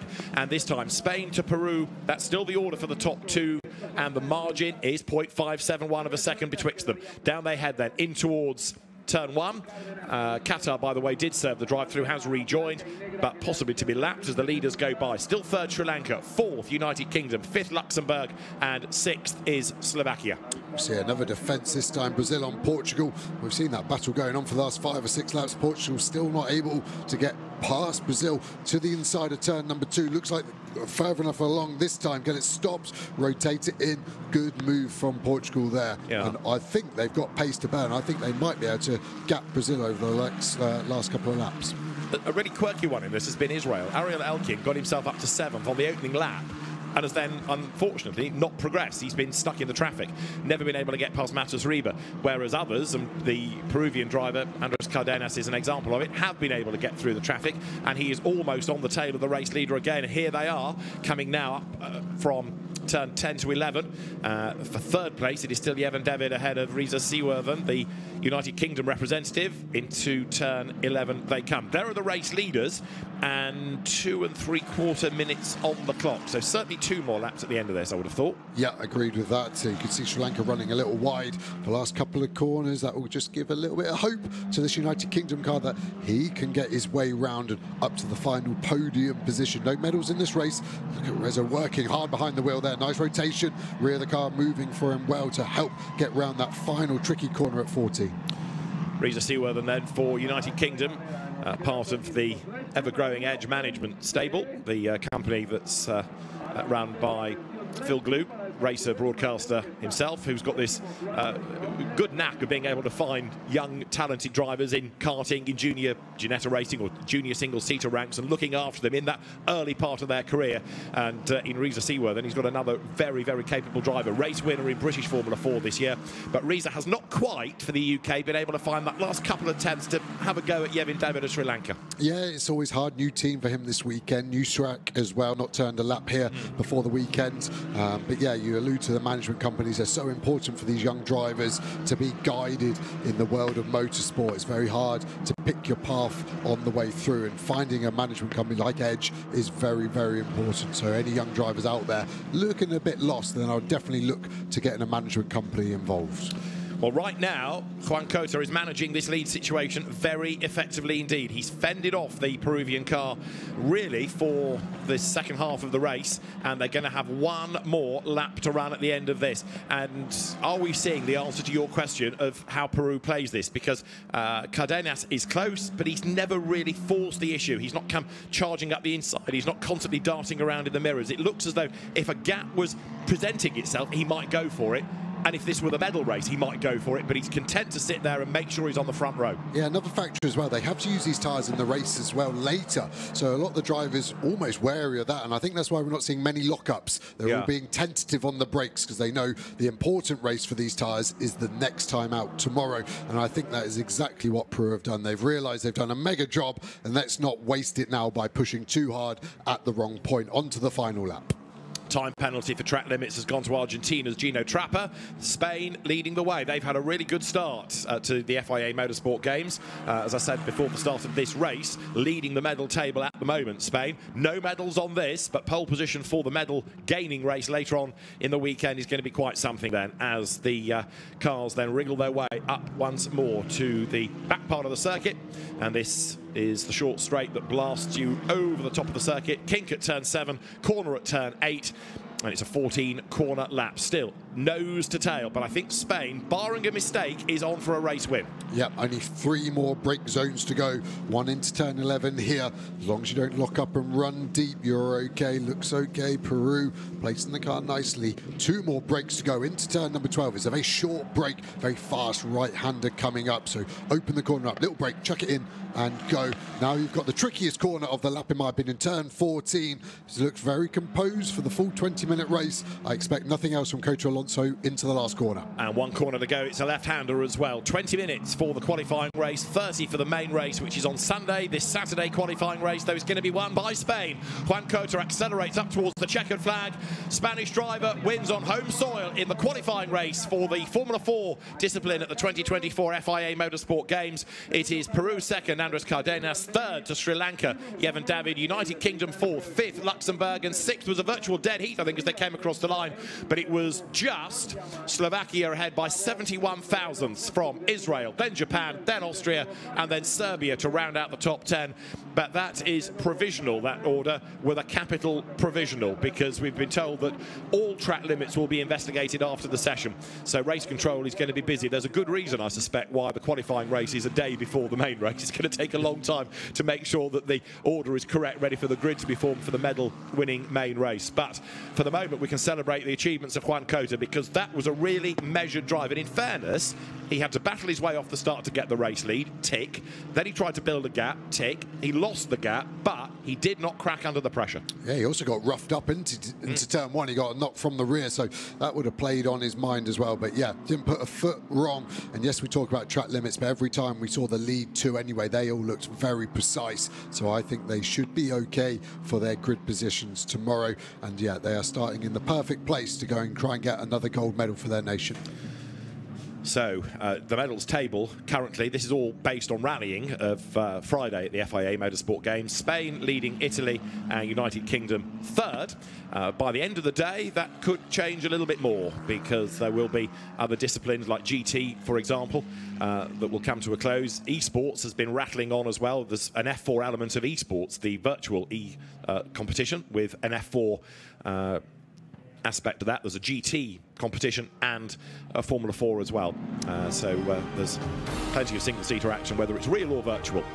The provisional result of the qualifying race at the FIA Motorsport Games in Formula 4 shows a win for Spain from Peru, third Sri Lanka, the United Kingdom fourth ahead of Luxembourg, and then Slovakia. The top 10 rounded out by Israel, Japan, Australia and Czechia, the Czech Republic. The drivers, it's Juan Cota that can celebrate the win for Spain, for the home country, from Peruvian Andres Cardenas, and Sri Lankan driver Yevon David fending off Reza Seaworthen from the UK. Luxembourg's Chester Kiefer was ahead of Slovakia's Bartosz Ryba. Israel's Ariel Elkin 7th from Toshio Moriyama. Griffin Peebles was behind the Japanese driver 9th for Australia, and it was the Czech Max Kahan who rounded out the top 10.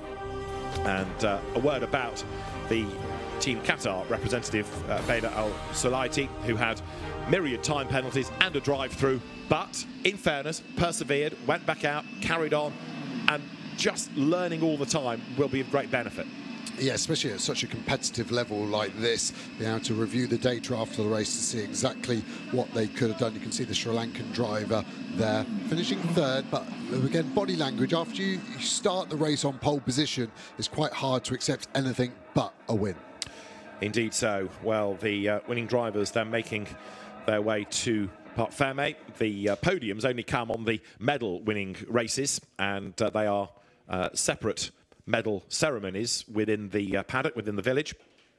And we'll be looking at some of those over the course of the weekend, no doubt. In the background, you can see the drift track that is getting itself ready for more action, with lots of fans lining the course. You've also, within the paddock, got the rally service park, and the rally teams will be heading back in because they have a special stage here at the end of the day. So there's the drifting in action.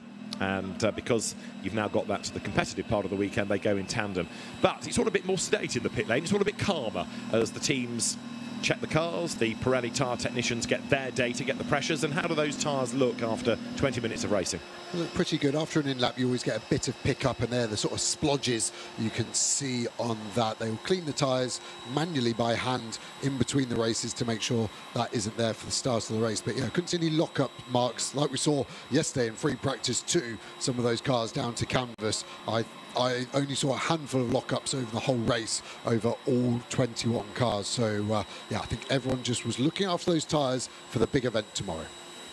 I love the fact that in this modern age of all the telemetry, all the data, we talk about splodges. But for Kevin David, a decent race, but I think he'll be disappointed that he couldn't convert pole position into the win. But equally, from the second row of the grid, he's in the mix, I think, for the main race to come tomorrow afternoon. Yeah, there's no damage on the front of that car either. We thought there wasn't, but it was obviously some contact, but got away with it. So I don't think that's going to be one of the driver excuses out of the thousands. He's going to pull out the hat for that one. And No. yeah, back to the drawing board on why he didn't win. But it was an interesting one, wasn't it? Because he obviously had the pace to be that close to make contact, and then dropped away, lost a place, and fell away from the top two in the end. He was 5 seconds back from the second place car. So there was clearly something not quite right for Kevin David. Maybe they just got a really good setup for the damp road this morning and it didn't quite translate to a fully dry circuit. We'll find out, no doubt. So we'll look down from the drone at the permanent circuit here in Valencia. Of course, there was for a brief period a street circuit for Formula One, and the circuit here celebrating 25 years of being operational. A very popular circuit for motorbikes as well as for cars. And the race-winning Spanish driver, Juan Cota, is a very happy man as he gets ready for tomorrow's main race in F4.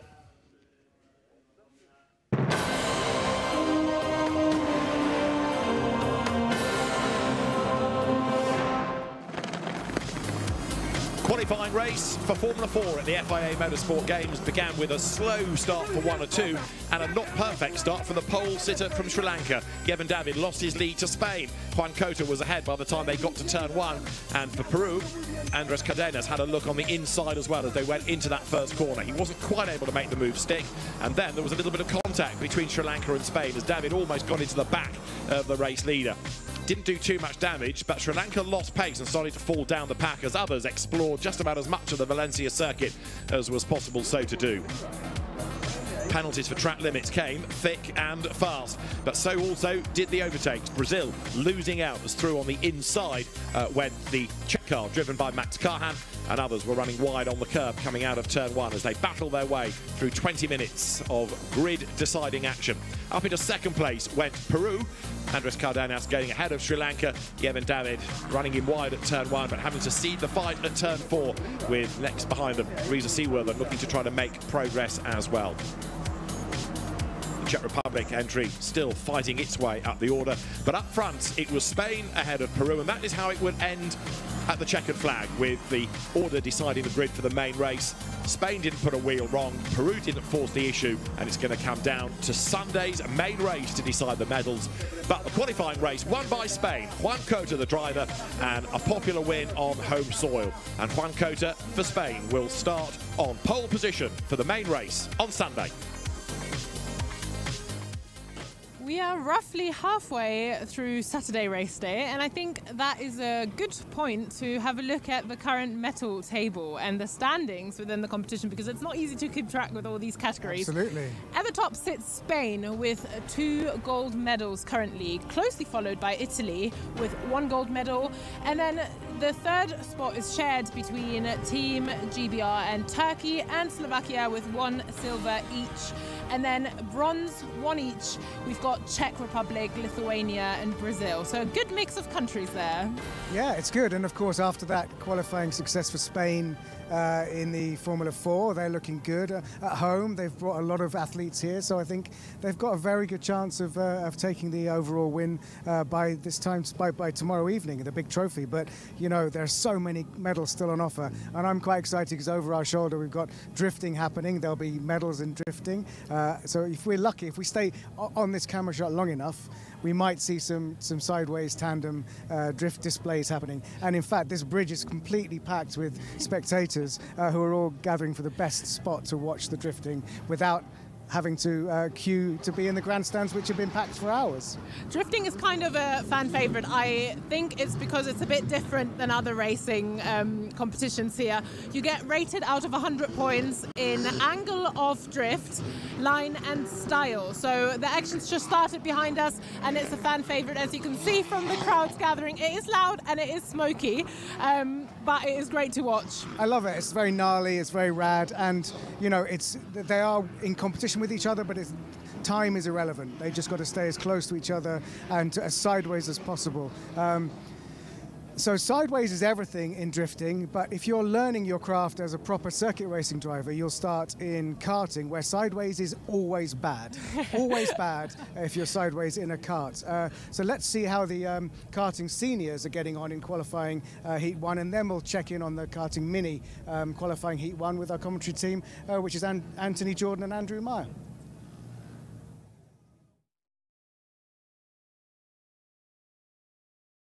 Right, so I think drivers have been given the whistle. We are moments away from getting this one started. Track is now clear. As you can see, Ruben Moya not seating in his kart. He's the sort of driver who always assists his mechanic of initially getting it going and then jumping in while it's moving. But like you're saying, Spain starting this one on pole position. They are primed, ready to claim another potential victory so far today. In the karting categories. We've just witnessed Bosco Arias in the junior sprint category claim his first win. Who will it be in sprint senior? Engines finally fire up. Drivers make their way out on track. Let's quickly fire you through that full starting lineup. Ruben Moya of Spain and Jakub Miklev of Malta go from row number 1. Vaclav Prochaska and Kota Tsuyashi from Japan go from row number 2. Lado Kukianidze and Fatih Yildirim go from row number 3. That's Georgia and Turkey on row 3. Alex Machado and Roberto Bass go from row number 4. They'll have Luca Magnussen and Taylor Greenfield from row number 5. Elia Weiss and Marcus Gilkunas round out row number 6. They'll have Lucas Mora and Kuo Lee on row 7. Guy Elbag and Leo Nilsson go from row 8. They'll have Jean Caras and Miguel Silva on row number 9. Second half of the field, Daniel Dalakian starts on row 10 alongside David Cosma Cristobal. That's Armenia and Romania on that one. Ishan Madesh for India is on row 11 alongside Kuba Rajski for Poland. Carlos Fonseca from Costa Rica is on row 12 alongside Mozambique's Ghazi Madlakar. The Dominican Republic are represented on row 13 by Ada Herrera. Chinese Taipei is on that one as well with Chen Yi Kai. Row 14, Argentina and Camilo Trapper alongside Trinidad and Tobago's Benjamin Mahon. Australia are on row 15 alongside Lebanon. Pip Kasabine and Stephanie Hobaker on that one. Row 16, Hungary's Gerger Kochkar starts alongside Mexico's Pato Hoppenstedt. Row 17, Mohamed Ahmed from Botswana alongside Baruch Roy Bako for Nigeria. 35 strong field in this one, completed by the Philippines driver Prix Trevino. Indeed, and for the Philippines, this is their debut in the FIA Motorsport Games, and only 2 drivers joining them for this year's Games in 2 different categories, both, though, in the karting sprint categories. You've got the juniors of Axel Nocon, and, of course, in this one, the seniors, Prix Trevino, joining them in the category. But like you say, only 2 drivers from the Philippines, and this is hopefully for them opening up the doorway to other drivers from their fellow nation to see whether or not they will come to the next event of the Motorsport Games. Well, there you can see drivers making themselves sparse there. Now they're keeping nice and steady, but now they switch into the tram lines there. Ruben Moya being very late there to get onto that, maybe trying to keep it off the dirty part of the track. Doesn't look like we're going. It looks like it is a false start, and yeah, drivers going round again. From our angle there, it looked absolutely fine because it looked like 2 solid rows, but obviously from the rest of the angles, from our race director Gonzalo Planta's view from the FIA, he has deemed that not good to go, and he sent them round again. Has indeed. Drivers will use this unscheduled opportunity, get a bit more heat into their tyres brakes and materials. Moya and Mikalev on row 1. Prokaska and Toshihashi on row number 2. Kukienidze and Yildirim on row 3. Machado and Bass on row 4. Magnussen and Greenfield complete the top 10. This is the first of 3 heats for the Sprint Senior competition, the 3rd FIA Motorsport Games, live here at the Aspar circuit in Valencia. Drivers heading into... we've not talked too much about the different parts of this circuit so far, Anthony. Very much a bit of a greatest hits track in some ways. The unique feature of it being very wide compared to other circuits, but this sector 3, very technical, brilliant sequence of corners. It's going to be a challenge for the seniors in this one. Heading towards the tram lines, Moya pulls to drivers right. Mikalev on the left-hand side into those tram lines. They'll wait for the lights to go out, then we'll be racing for 11 laps here at the Aspar circuit. Lights are green. Great start for Moya on the inside. Mikalev's going to have to be patient. That long run down towards turn 1 is challenging for the lead. Doesn't quite get there, but we'll be happy with second place. Moya leads out of turn 3. It's been a good start for Toshihashi as well. For Japan, at least one driver is off towards the back of the field. So the early stages claiming drivers once again, as we saw in the juniors. Moya looking comfortable though. He's done his job, got from pole position, holds the lead. Here we go then, down the 255-metre infield straight, and can confirm it was the number 7 from Costa Rica, Carlos Froesca. Unfortunately, not able to get restarted. He's only allowed one attempt to get it going. The marshal's pleading with him, no, you can't get that one restarted. You had one attempt, that's it. Unfortunately, you're out of this race, which is a big shame. Interesting one here. Moya's not broken away, and I put that down to the circuit here. It's such a fast open circuit that the slipstream, the toe is so powerful out there. There you can see Kukiatsi just behind for Georgia, under pressure from Alex Machado from Andorra in the number 1 car, trying to get involved in the battle, but there's a 4-car breakaway, and you can see how close they are out there. And it's almost a bit of a double-edged sword, this circuit, as it's playing at the moment. Well, we'll come back to that because there's a challenge here for 3rd place, and Prokaska for Czechia has got through past Japan, past Toshihashi there for 3rd place. Warning flag for India, that's the number 17 of Ishan Madesh. This circuit, we're in October, we're towards the end of the traditional European and international karting season. This circuit is so new, it's only had one regional kart meet before it. Normally, even though the temperatures are a little bit cooler, you'd have a track that's been rubbered in over all the racing across the course of the summer.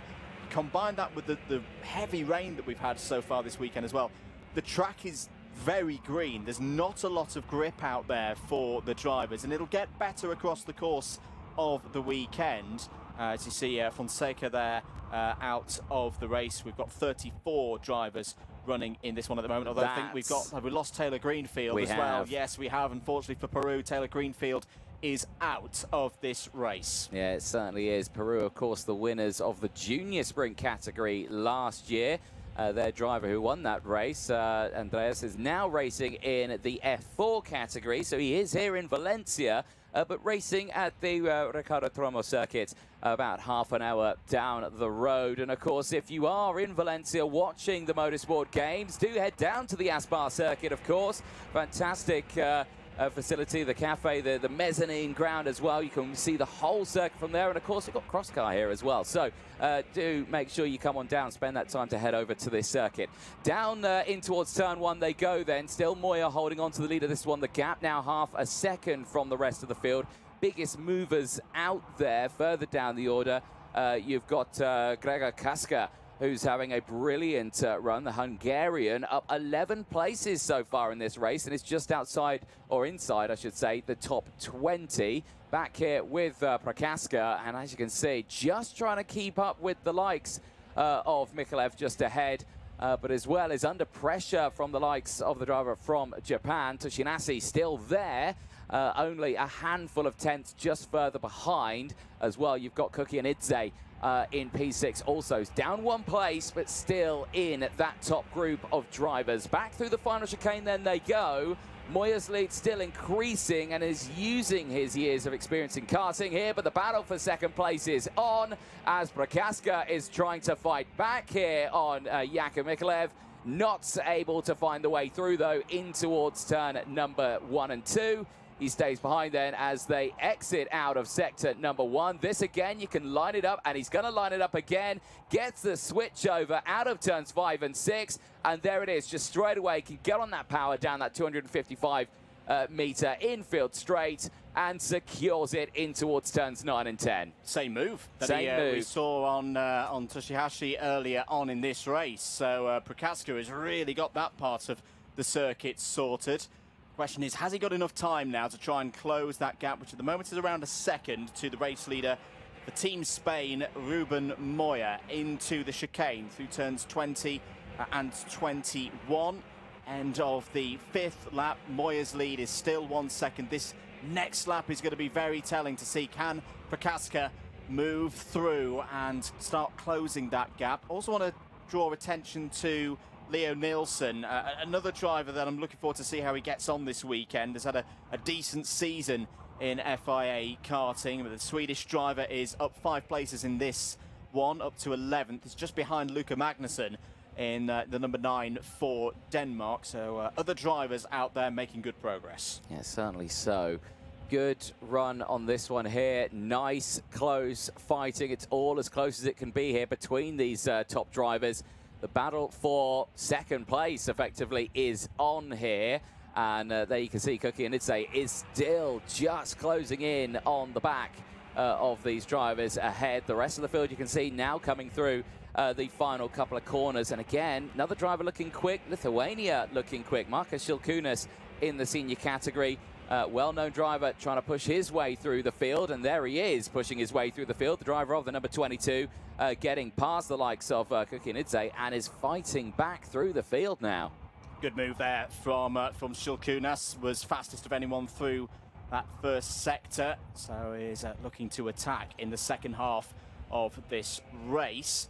A little bit further down the field, Kuba Rajski has had some good progress for Team Poland, is up 7 places into the top 15.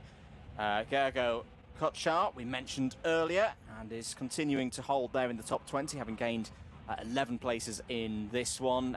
Pip Kasselbein and Stephanie Hobaker also up 4 spots in this race to 25th and 26th respectively. All these drivers will make it through to the final, but it's such a big grid. These heats, very important to maximise your chances on Sunday. And this is another one of the big differences with an FIA Motorsport Games versus other FIA karting events. No championships, no seeded plates. It's all about the medals. 4th, 5th, 6th, commendable results, but it'll ultimately, you're not going to be taking anything home if you're not in the top 3. No, exactly that. It all does fall down to those top 3. Gold, silver and bronze up for grabs then in all the categories here this weekend, but they will come in the finals tomorrow. Again, all of this racing today to organise these drivers into that position. Now, David Cosme Christopher from Romania is just picking up a warning flag here. Now, he does need to be careful here. He is pushing his way through the field. He's doing a relatively good job. He's in 21st place at the moment. But he is a driver that is well known in the world of karting, but just seems to be struggling at the Aspar circuit this weekend. Yeah, and I'm sure we'll see David Cosme Christopher getting quicker across the course of the weekend. I think for the drivers in the second half of the field, they'll look at this race, they'll look at what they've learnt. Again, this is the first time. They've done plenty of free practice and timed qualifying, and you can learn a lot from that, but race conditions always throw something different into the mix, and with a brand new circuit, I think these drivers are very much still in that learning phase. We're on lap 9 of 11 for this first qualifying heat in Sprint Senior. Karting Mini coming up as well here at the Aspar circuit. Kyo Lee, the winner of the inaugural FIA Karting World Cup held at PF International in the United Kingdom for the OKN category, has just received a notification there from the race stewards, the race officials out there. Where is Kyo Lee at the moment for the Republic of Korea? He's 16th. 16th, yeah. So he's got a bit of work ahead of him here just to see what he can do, push himself forward on this one. Jakub Mikulev here, not dropping. Prochaska is still on that rear bumper. A scene where he made the move earlier on. Gonna think he's gonna want to try and repeat that move, maybe carbon copy it, get it back if he can make this slipstream work here. As Shilkunas again, who we saw earlier on making the moves, is still on the move here. Fastest lap of the race now. Currently P6, up 6 places, but we stay focused on this battle here right now because I don't think Mikulev is done with this battle just yet. No, he's got to have to do it on the brakes. Prochaska has looked pretty good out of all of the traction zones these last 3 or 4 laps. The rest of the field going through. There's a quick look at the battle between Lars and Albach for 8th place. Last lap then for Ruben Moya. This has looked like a very routine drive from Ruben Moya. He is 0.9 of a second clear of this battle for 2nd place. That was a good run through the first couple of corners for Mikulev. Mikulev knows that the run out of turn number 6 is an opportunity. Is that a problem there for the number 27 of Baruch Roy Bako? No, I think he's just still getting up to speed. He's going to hopefully hold on the lead lap there, the driver representing Nigeria. But here's Ruben Moya, very routine drive so far. He's going to make his way through past the back marker before the last couple of corners, and he'll be happy with the performance here, Anthony. He certainly will do, and that would mean it's going to be a Spain on top in 2 different categories here, but the fight is still on behind. My goodness me, what happened there from our angle? Moya takes the win, though. Spain on top in senior as well. Prochaska does hold on to 2nd place, Mikulev 3rd. But what happened at the end there? Was that just getting involved a little bit there with maybe Baruch Roy Bako from Nigeria, just trying to get out of the way there of the drivers coming behind, but everyone going for the same part of the track still. Well, Roy Bako headed into the pits, and correctly so. And I think that before just bunched everybody up a little bit there and caught them out. But they're all over the line. They're all through. They've all got their first heat complete, and it's a win for Spain, a win for Ruben Moya. Ruben Moya will, of course, have pole position for the 2nd heat later on this afternoon. And in 2nd place there, good start for Václav Prochaska. Czechia trying to add to their historic medal table in the karting disciplines. They had a bronze medal in the endurance 2 years ago in Marseille. We'll see the medal race, of course, for karting endurance later on this afternoon. 3rd place for Jakub Mikulev. Yes, lost a position, but I think on a return from the front row of the grid, we'll be pretty pleased there with 3rd. Certainly will do, and there you can see the full results then heading out on your screen for the field. But again, a very dramatic little race there for the seniors, but nice and calm.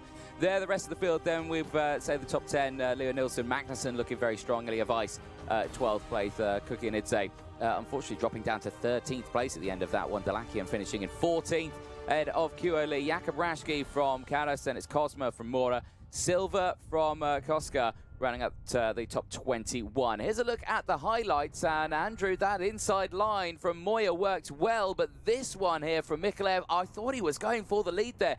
So that shows that both lines here potentially work.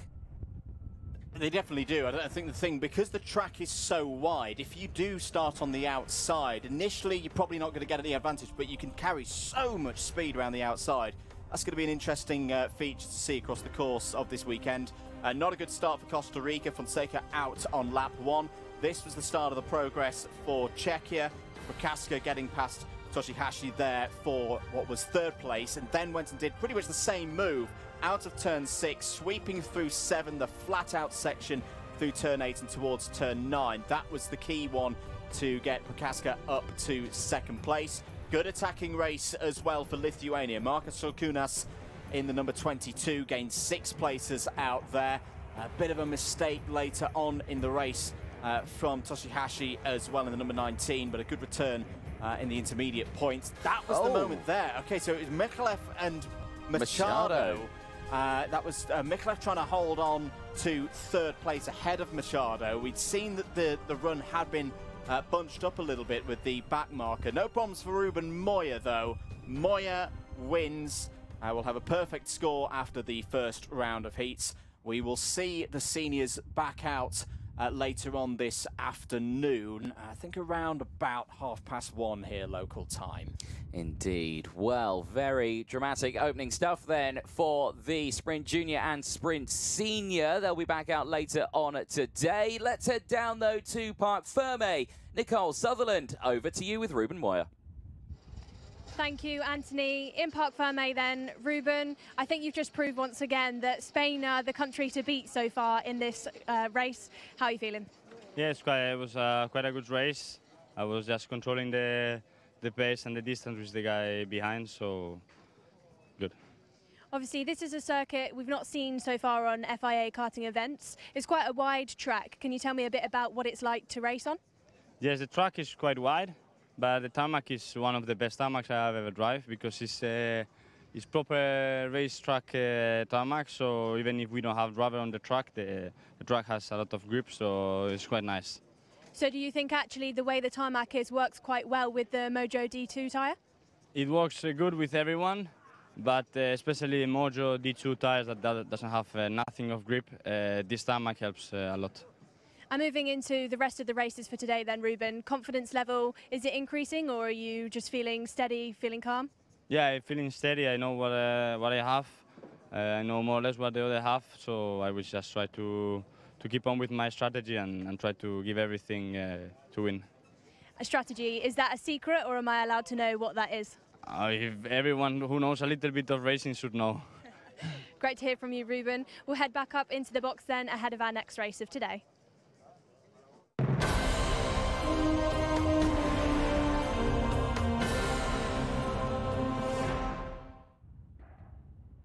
Thank you very much, Nicole. Yes, indeed. Karting Mini coming up next. And there you can see, very delightfully displayed by Ross Upton, our judge of facts on the grid there. 3 minutes to go before that next race. It is, of course, Sprint Mini qualifying heat A versus D. 7 laps, these races. 10-kilometre race distance. These drivers on the Paralin Opportunity chassis running on the XS configuration, which means these karts just that little bit more restricted than what they would usually be, but still mighty, mighty quick out there ahead of this field. And, well, in qualifying, America on top with the likes of Joshua Bergman. What a qualifying they had, and again, I think a nice surprise for the USA, a country that has not won medals, and I think it's their first proper appearance in karting in this one. They have raced in previous years.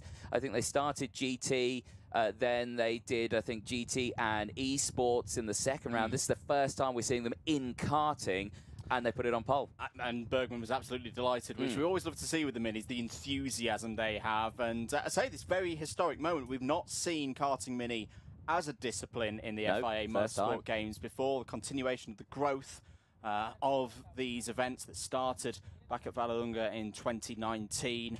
Unfortunately, there was delays through the period of 2020 and 2021 to the second edition in Marseille and at Paul Ricard in France for the second one. But yeah, ever growing is the FIA Motorsport Games, and for the minis here, a chance to be the first ever gold medalist in this event. No, exactly, because it all did start a little bit later on. I mean, it was only six events. It was, I think, 50 nations in the first one. Then it went to 16 events in 2022, 72 nations, 26 events, and I think there's around 86 nations here across all the disciplines at Valencia. So it's only grown, as you mentioned. This is what we love about it. And like you say, the new inclusions here with, of course, karting mini and as well cross-car mini as well, who are here at the same circuit. So the mini category in both off-road and the karting side of things as well. So that is absolutely fantastic to see. Now, the Sprint Minis, so many of them as well in the inaugural round. I think there was about 44 entries into the weekend, which means, of course, it has been split up into different groups out there, which means this is a little bit of a smaller grid that you see. But this is the top 19 as the engines fire up. Drivers make their way out onto track. Let's take you through the full starting lineup. It is for the United States of America, Joshua Bergman starting it on pole position. India's Rivan Preetham goes from row number 1 as well. Xavier Lazaro for Portugal goes from row 2. They'll have the likes of Manuel Kalinda starting alongside. Nahil El Gahoudi and Michael Vino go from row number 3. They'll have Francisco Rojas and Pedro Santorosa on row number 4. Ayeton Tona and Rafael Cañas go from row number 5. Turkey have Chan Uzler on row number 6. Hong Kong on that row as well with Mason Kwong. Luca Makura and Alonso Gonzalez go from row number 7. Cristobal Ricci and Gigi Mabagishvili start on row number 8. Saif Al Abedi starts on row 9 alongside Anes Orellana. Eduardo Campos completes the 19 runners in this one. This is groups A and D. Groups B and C will be in the next race. Same principle for the drivers as individuals. They all have 3 heats.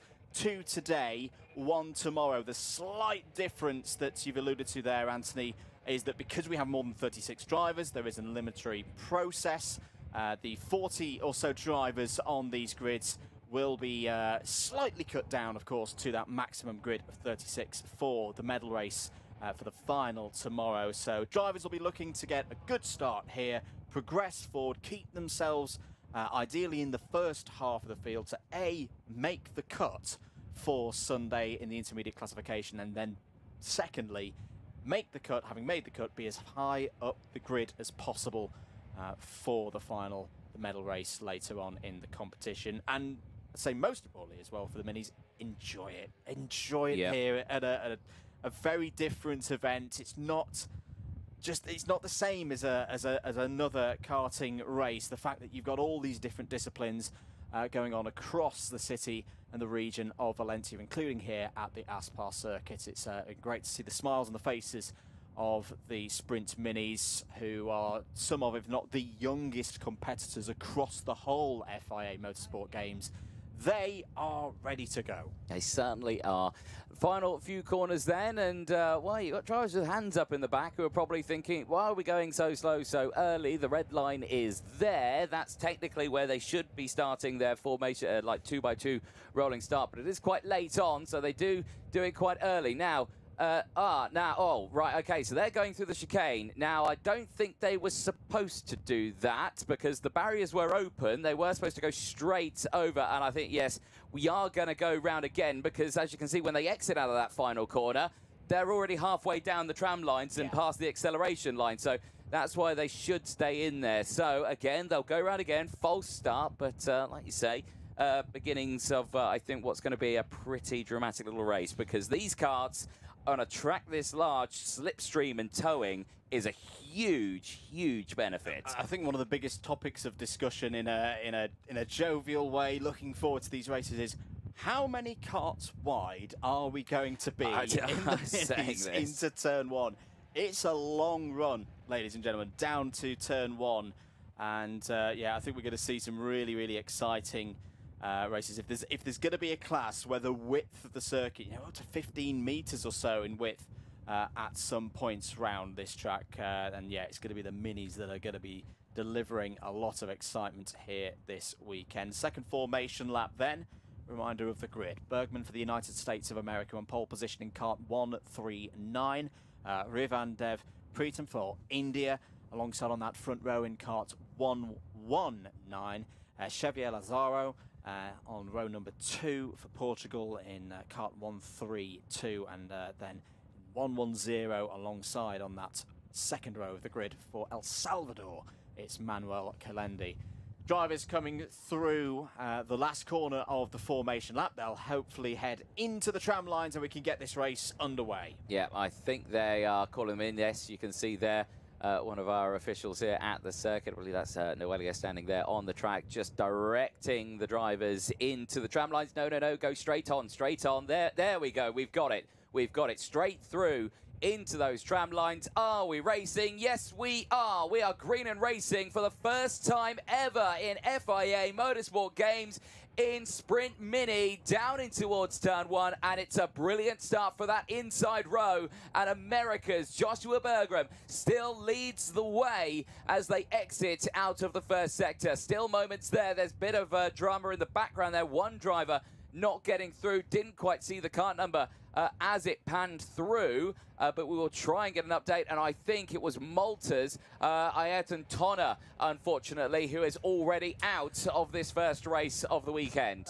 Shame there for Ayrton Tonner, but again, there's a good amount of opportunities to race through. It's just not going to be the start that the driver from Malta would have desired. So, at the front of the field, it's Joshua Bergman for the United States of America.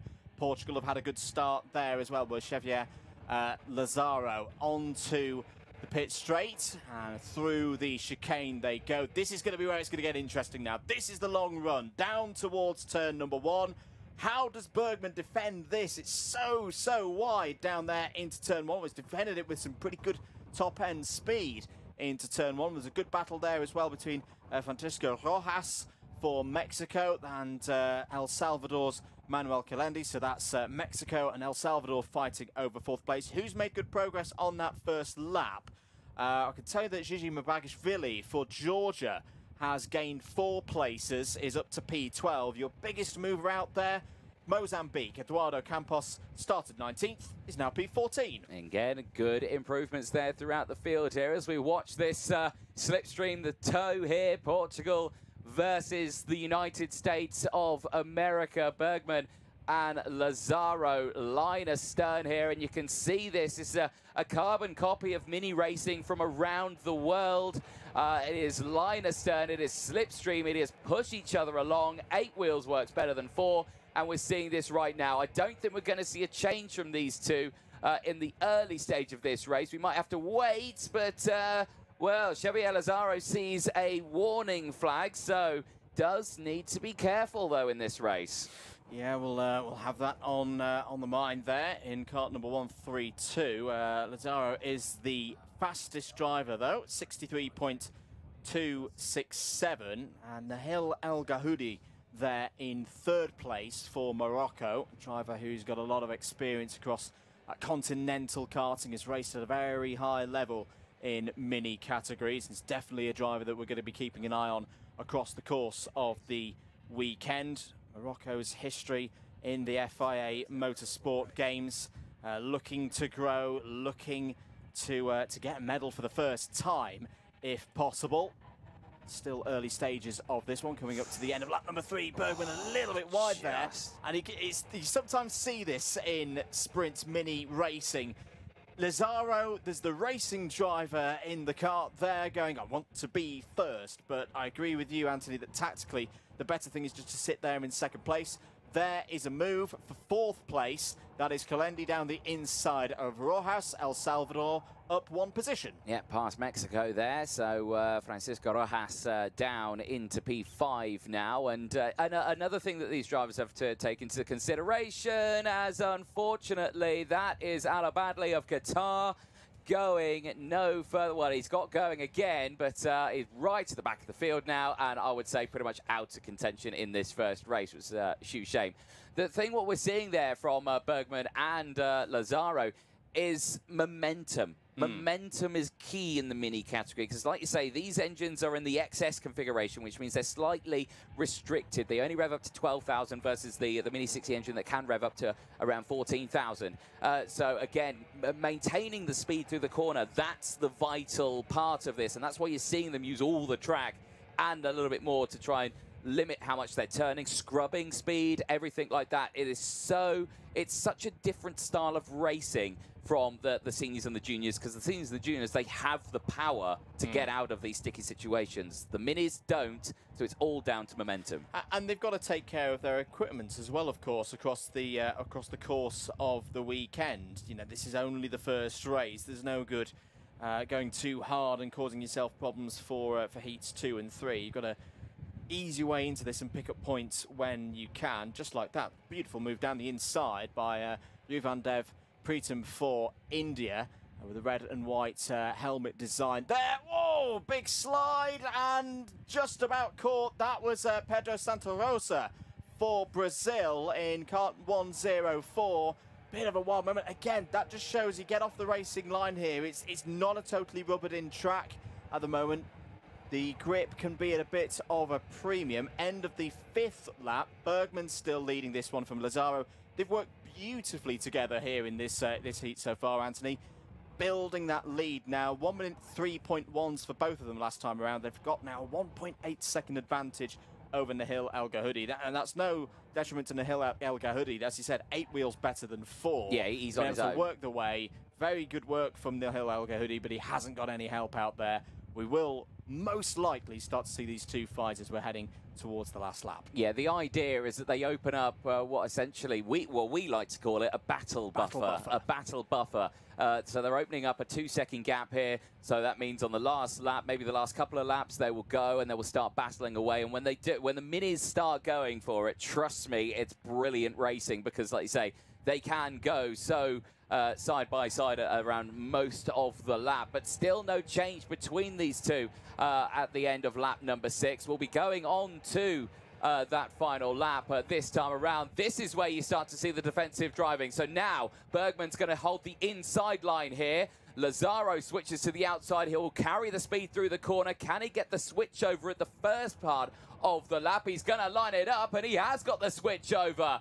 Chevrolet Lazaro down the inside, gets through, and it is Portugal now leading from the United States of America on the final lap. But here comes Bergman back. Bergman's going to fight back on this one. He's got the toe down the back straight. Can he carry the speed? I don't think he can as he tries to now go for the switchback. But this is brilliant stuff from the minis. This is proper racing here for the first heat of these FIA Motorsport Games for Sprint Mini.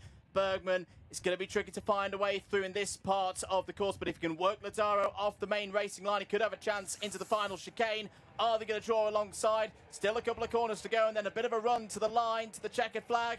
Can Portugal and Lazaro hold on for the first win in Sprint Mini? On the line, yes they can. Lazaro wins by 0.035 of a second.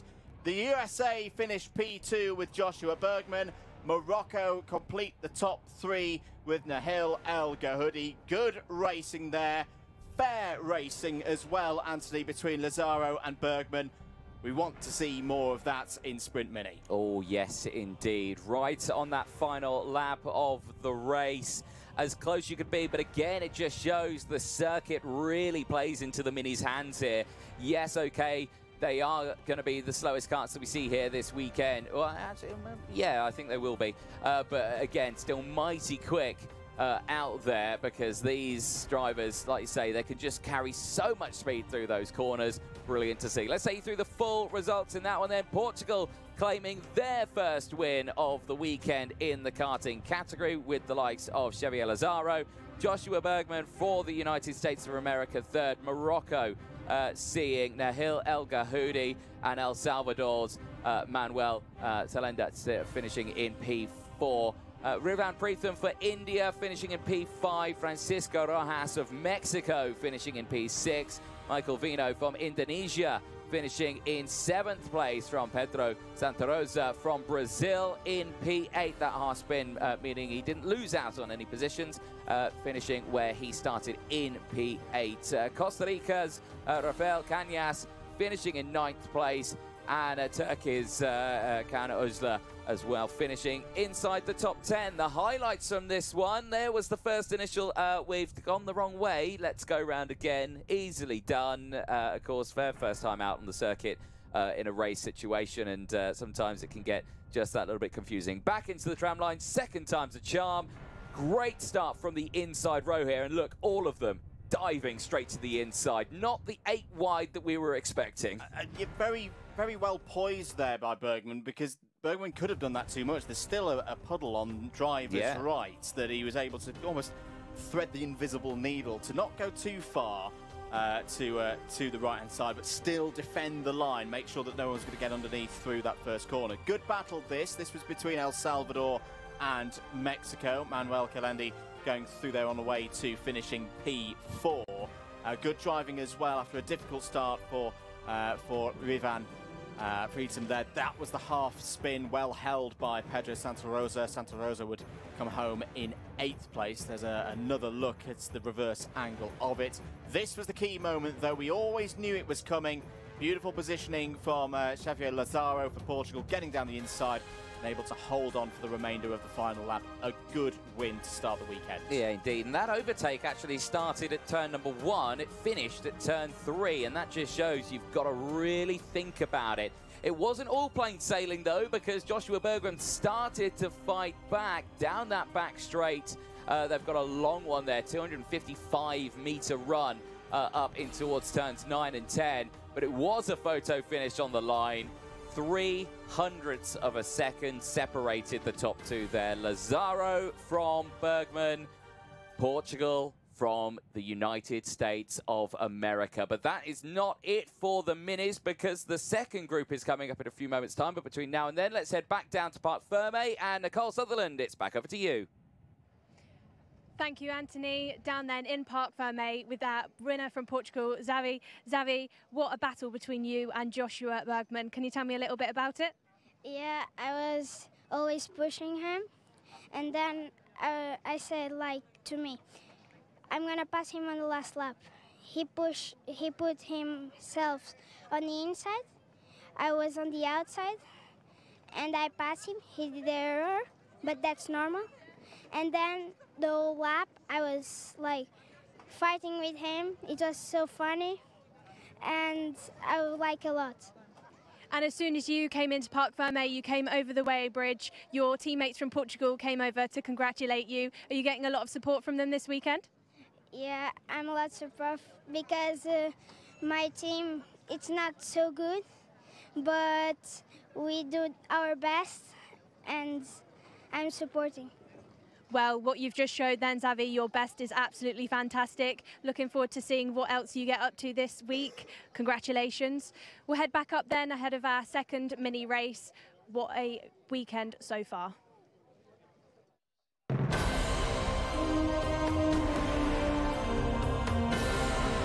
minis, though, ready to go for Groups A and C, their qualifying heat. Second for all of these drivers, last one of the day, and the pace being controlled by Joshua Bergman for Team USA. We'll be heading into the tram lines. Sen Lunderman alongside for the Netherlands. Xavier Lazaro and Alexandre Point on row number 2.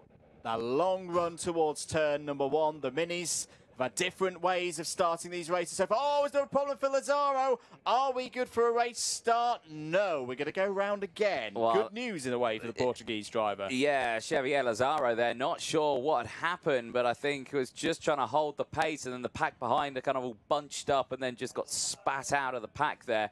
I've got to say, when these minis start the race, because the track is so wide, there's such small karts, and you see it long run like that, it's quite incredible, isn't it, the sight? It looks like someone's had a bit of a Photoshop moment. It does. It looks like they've shrunk a field of seniors down a little bit on track. Field will get another chance to go round again then. That puts them in a little bit of a dark spot here because, again, they're using a little bit more of that tyre.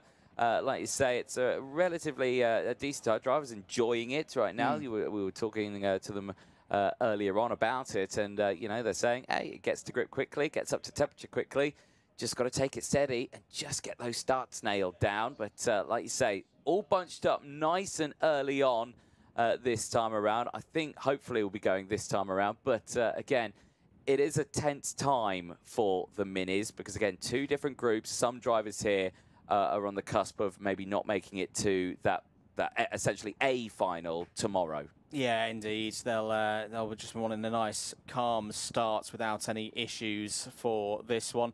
And also the fact of it being a very long circuit, that it means naturally the formation lap's going to take a little bit longer than perhaps at other circuits. There'll be 7 laps again for Sprint Mini. And there, Joshua Bergman getting a bit of heat into the tyres. Last possible opportunity will lead the field round towards the red line. At that point, they're not allowed to change position. I think we're looking a bit better here for the next attempt at this race start. Certainly are. Back on the start-finish straight this time around. Hopefully no dramas for the field as they get themselves sorted out. So much space available to them as they very slowly and cautiously enter those tram lines. Revs start to raise, they bolt, we go green, we race in Sprint Mini down in towards turn number 1. Brilliant start for the inside row again, and Joshua Bergman holds on to the inside, but drama in the background and drivers out of the race. Lithuania, one of them, they get restarted. I think Poland is another, and I think it was as well Dominik Wojcik, one of them, also out of contention in this one. Certainly a shaky start at the back of the field, but at the front here, Bergman looking very, very strong here. And he's got the close company of Lazzaro right behind him. Yeah, that can sometimes be a secondary effect of a race that takes a little bit of a while to get going. All that nervous energy is released into turn number 1, but everyone's back running at least, and 7 laps to decide who's going to be taking the maximum points of 50 points forwards to tomorrow's 3rd set of heats. Bergman's going to lead as we go through the chicane at the end of the 1st lap. Good start for Lazzaro as well. They resumed their battle from the 1st round of heats. Nahil Al-Ghahoudi a lot closer this time as Lazzaro is going to go down the inside of Bergman. Oh. Beautiful move from Team Portugal. Lazzaro takes the lead. Nahil Al-Ghahoudi had to back out of that one pretty sharpish, as unfortunately Taif Al-Abadi is out of this race. The driver from Qatar has ended up in the gravel trap at the exit all by himself. Carried too much speed. That's what we talk about, momentum and the gravel and the frustration. Oh, that's a heartbreaking one, that. So easy to do. So easy to do. Maybe just went into the corner with a little bit too much speed, bit of understeer, and that gravel trap is ready to catch the unwary. Back at the front of the order then, and it is the 132 of Xavier Lazzaro for Portugal, who's leading this race. Gone for the move early this time, waited in the 1st heat and made the move on the last lap. This time around it was on lap number 2. And I'm interested to see how Nahil Al-Ghahoudi plays this next few laps as well, because this time around he's got a bit of help in that the slipstream is going to be punched ahead of him. He raced a brilliant run last time around to hold on to 3rd place. There was a big gaggle of karts behind him. He kept himself out of that pack. This is an opportunity now for the driver racing for Morocco to see what he can do in a wheel-to-wheel contest. No, exactly that. And this time around, these two in the front, they were exactly the same situation as well last time. Switched around this time. Bergman chasing, but they've got the company of a 3rd driver. They didn't have that last time out. It was just the 2 of them. So we didn't really get to see that sort of defensive and attacking style at the same time. We do this time around, and Nahil Al-Ghahoudi doing a brilliant job there. Sen Lindemann still there as well in P4 as part of that next group of drivers. Has the likes of Francisco Rojas and Ayrton Tona from Malta and Mexico just there as well. So they're having a very, very close race. In fact, there's actually 4 of them just behind in a close position. Turkey as well there with the likes of Usla just for company, up 4 places. So still having a very strong run. Eyes on this one here, though. Bergman now with that fastest lap of the race, right on that rear bumper once again. And looks really good on the brakes, does Bergman. We saw that yesterday in timed qualifying when the American took pole position after the 2 groups of qualifying. Just looking a little bit further down on our timing screens here in the box. Great progress for Team Mozambique in the early stages of this race. Eduardo Campos, who gained 5 places in the first one, while he's got 9 in this one so far, is up to the top 10. It was a bit of a moment there for Sen Lindemann, a bit wide, and could fall into the clutches of Mexico's Francisco Rojas in that battle for 4th place. Lindemann trying to do everything that they can to race across the gap, but again, so hard to do.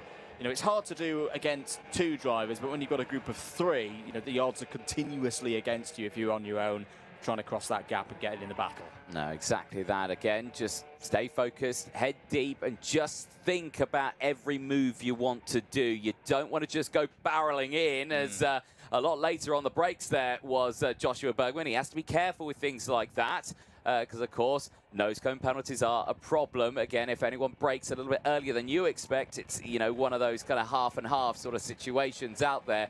But a drop nose is a 5-second time penalty no matter what the situation is.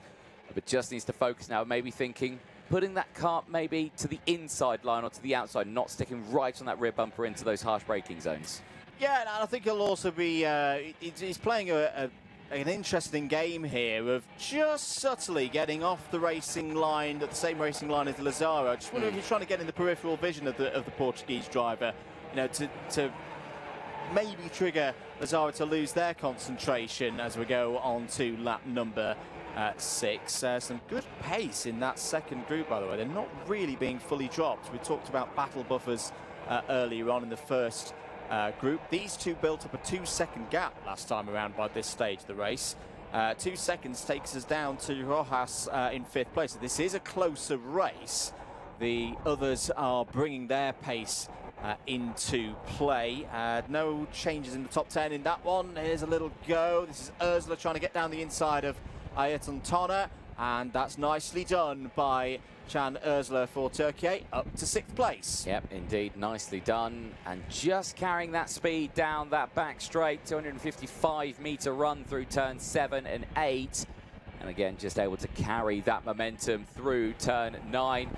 This is again that moment in the background. Is this another driver in the same corner, the 130? That is Cristobal Ricci of Peru, who also suffered at turn number 18. So again, not just one driver. Final lap time is out, late under braking. Lazaro trying to hold on to the race lead. Bergman not able to find the way through in the same place that Lazaro got the move done in their first race earlier on, but Bergman's got the pace here. He's the fastest driver out there, but they need to be careful because now here comes Nahil El Gahoudi, who's got involved, and drama out of the corner because Lazaro lost all pace there, and the USA leads the way. They do indeed, and for Lazaro and Portugal, I think they've fallen down to around 5th or 6th place now.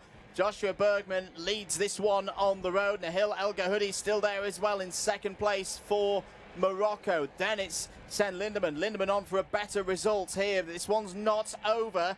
Coming through sector number 3 now towards turn 18. This is where we've seen some problems. Now the long run towards the finish line through the final chicane. Nahil El Gahoudi not too far away, but it's going to be the checkered flag for Joshua Bergman and Team USA. Lazaro and Rojas over the line there, 4th and 5th. I think Rojas wasn't too happy at all at the end there, but on the road, Joshua Bergman, P1. Not sure if it was mechanical in nature or a coming together between the top 2 in there, but you saw the speed difference. Nahil El Gahoudi right there, straight away, and just kind of pushed them out of the corner as Benjamin Paulson under investigation at the end of that flag. But USA on top, well, that would mean they would lead the points at this moment in time because that's a 2nd and now a win versus Portugal, who didn't get a 2nd and a win. That is their P5 for Xavier Lazaro. So they would have been joint on points if they finished 1-2. Not the case. So USA leading the way. There is a look at the full results at the end of that one. Big movers in this, but like we say, Bergman from El Gahoudi, Lindman from Rojas, Lazaro from Ursula, Tonna from Kim, Point from Campos, the top 10. But Team USA from Morocco, the Netherlands, Mexico, Portugal, Turkey from Malta, Korea from Luxembourg, and Mozambique, the top 10. Still very, very strong results. Let's have a look at the highlights here. Again, a difficult situation to get them going. Drivers eager to get going at the start. It's such a long run down into turn number 1. You can get a bit lost in. Oh, isn't it so much fun to watch these kids go intense, ramp up the speed, get competitive, and ace the performance? Yeah, it's really cool. And you can see how that kind of spirit, the kind of the chutzpah to do well comes from a very early age as they work up through the ranks. And karting mini is great because, you know, in that category there is, you know, they start 8 years old as some of the youngest competitors here in the FIA Motorsport Games 2024 this year. But here I was just geeking out on an Audi Quattro S1, which was just here moments ago. I mean, there's a German, a Czech, but it's a German Opel classic historic rally car. and there's all the rally cars here. So, you know, it's from very, very young to very, very old, and a bit of everything in between. We're going to have a look at the Ferrari single makers now, which are just opposite there and now on track. So yeah. Let's have a look. Va bene, va bene. Q2 for the GT single make category here at the 2024 FIA Motorsport Games is underway, and you're looking at Germany and the United Kingdom. Axel Sartingen drives for Germany. It is James Owen for the UK, and they are making their way up towards the midpoint of the lap. A track surface much faster, much drier, much more comfortable for the drivers than it was this morning when it was a little bit wet and slippery. But the qualifying session to determine the grid with the times from Q1 also factored in, take you quicker of them, unless you are from Georgia, because David Kajir has lost his earlier lap because he used a set of tyres that had already been used at an event, and that is against the regulation. So although he was fastest, he does not yet have a lap time. So the Georgian car, and there it is, as Kajaya is out on track. He very much is the man to watch. Yeah, did really well early in those tricky conditions. Was quite happy to let the car slide around, so his car control is obviously on the top of his game. Yes, the cars have traction control, but to get the maximum performance, you want to be right on the bottom level of that, where the car still lets you rotate via throttle, flashing the lights for the camera. I can't see a car in front of him, so maybe he's just practicing the button. There is the 24 car in front, but that looks like it should be quite a long way ahead, the Spanish car of Sanchez. So he's obviously a bit stressed about not getting the space he wants. Maybe he's already on his new set of tyres and wants to make sure that he gets the most performance out of that car at this time. The best lap of anybody that we had in the wet this morning was a 1:42. We've already got a 36. So tear up a piece of paper from Q1, really. Everything is going to matter from what they can do in Q2, as their Kajir drops down towards turn 1 and is third at the moment, but possibly is, well, I was going to say, going to have to drop back and let the traffic go, but there was no suggestion of that from the way the car squirmed under braking. He's got that at the scruff of the neck, hasn't he? Really has. He was fastest in the free practice session with a time of a 1:34.2, so we're a couple of seconds off that still, but this lap at the moment looking good. How's his first sector looking? Looks okay. We'll just see what it does there, but this is the car on the move there. The Georgian car takes purple sector 1. Was that a spun cut? No, it was just a frozen shot. That made my heart go a little bit, but German car pushing on even more. This should get them into the 1:32s, which was that fastest time set in free practice. No, it's not going to be in the 34, sorry. Misread that sector 2 a little bit there, but it does look like the British car's staying with them at the moment.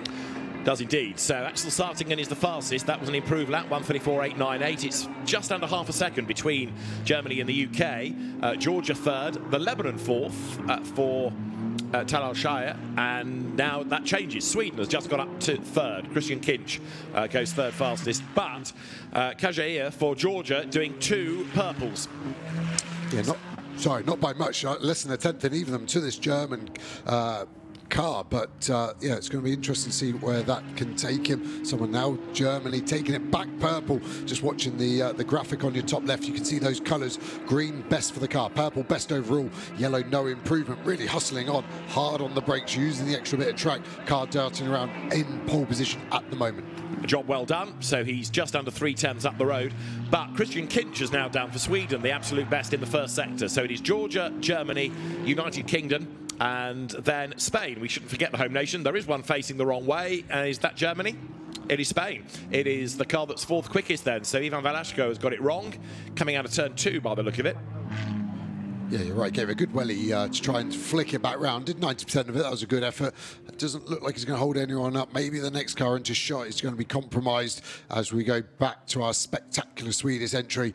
Spectacular from Q1. We saw how much curb it was using, even to a point where I think it might have damaged the floor a little bit. Currently 2nd place on a strong lap at the moment. An even stronger lap for Georgia. Half a second quicker in sector 1 alone. So this is going to be a pretty quick race down to the 133s. Down to 132s. Huge set of 11 set out the back there. Kept the car a little tight. Could have used a bit more exit curb, maybe to release that energy. 1:34.9. A little bit of time lost, definitely, in the last corner there for Sweden. And that time's being taken away from Spain and also Portugal. So the Iberian nations are struggling, and Kajir has given up on this lap, hasn't he? So David Kajir slowly making his way up towards turn 13. I wonder whether a pit stop beckons here. It is now James Owen for the UK on pole position.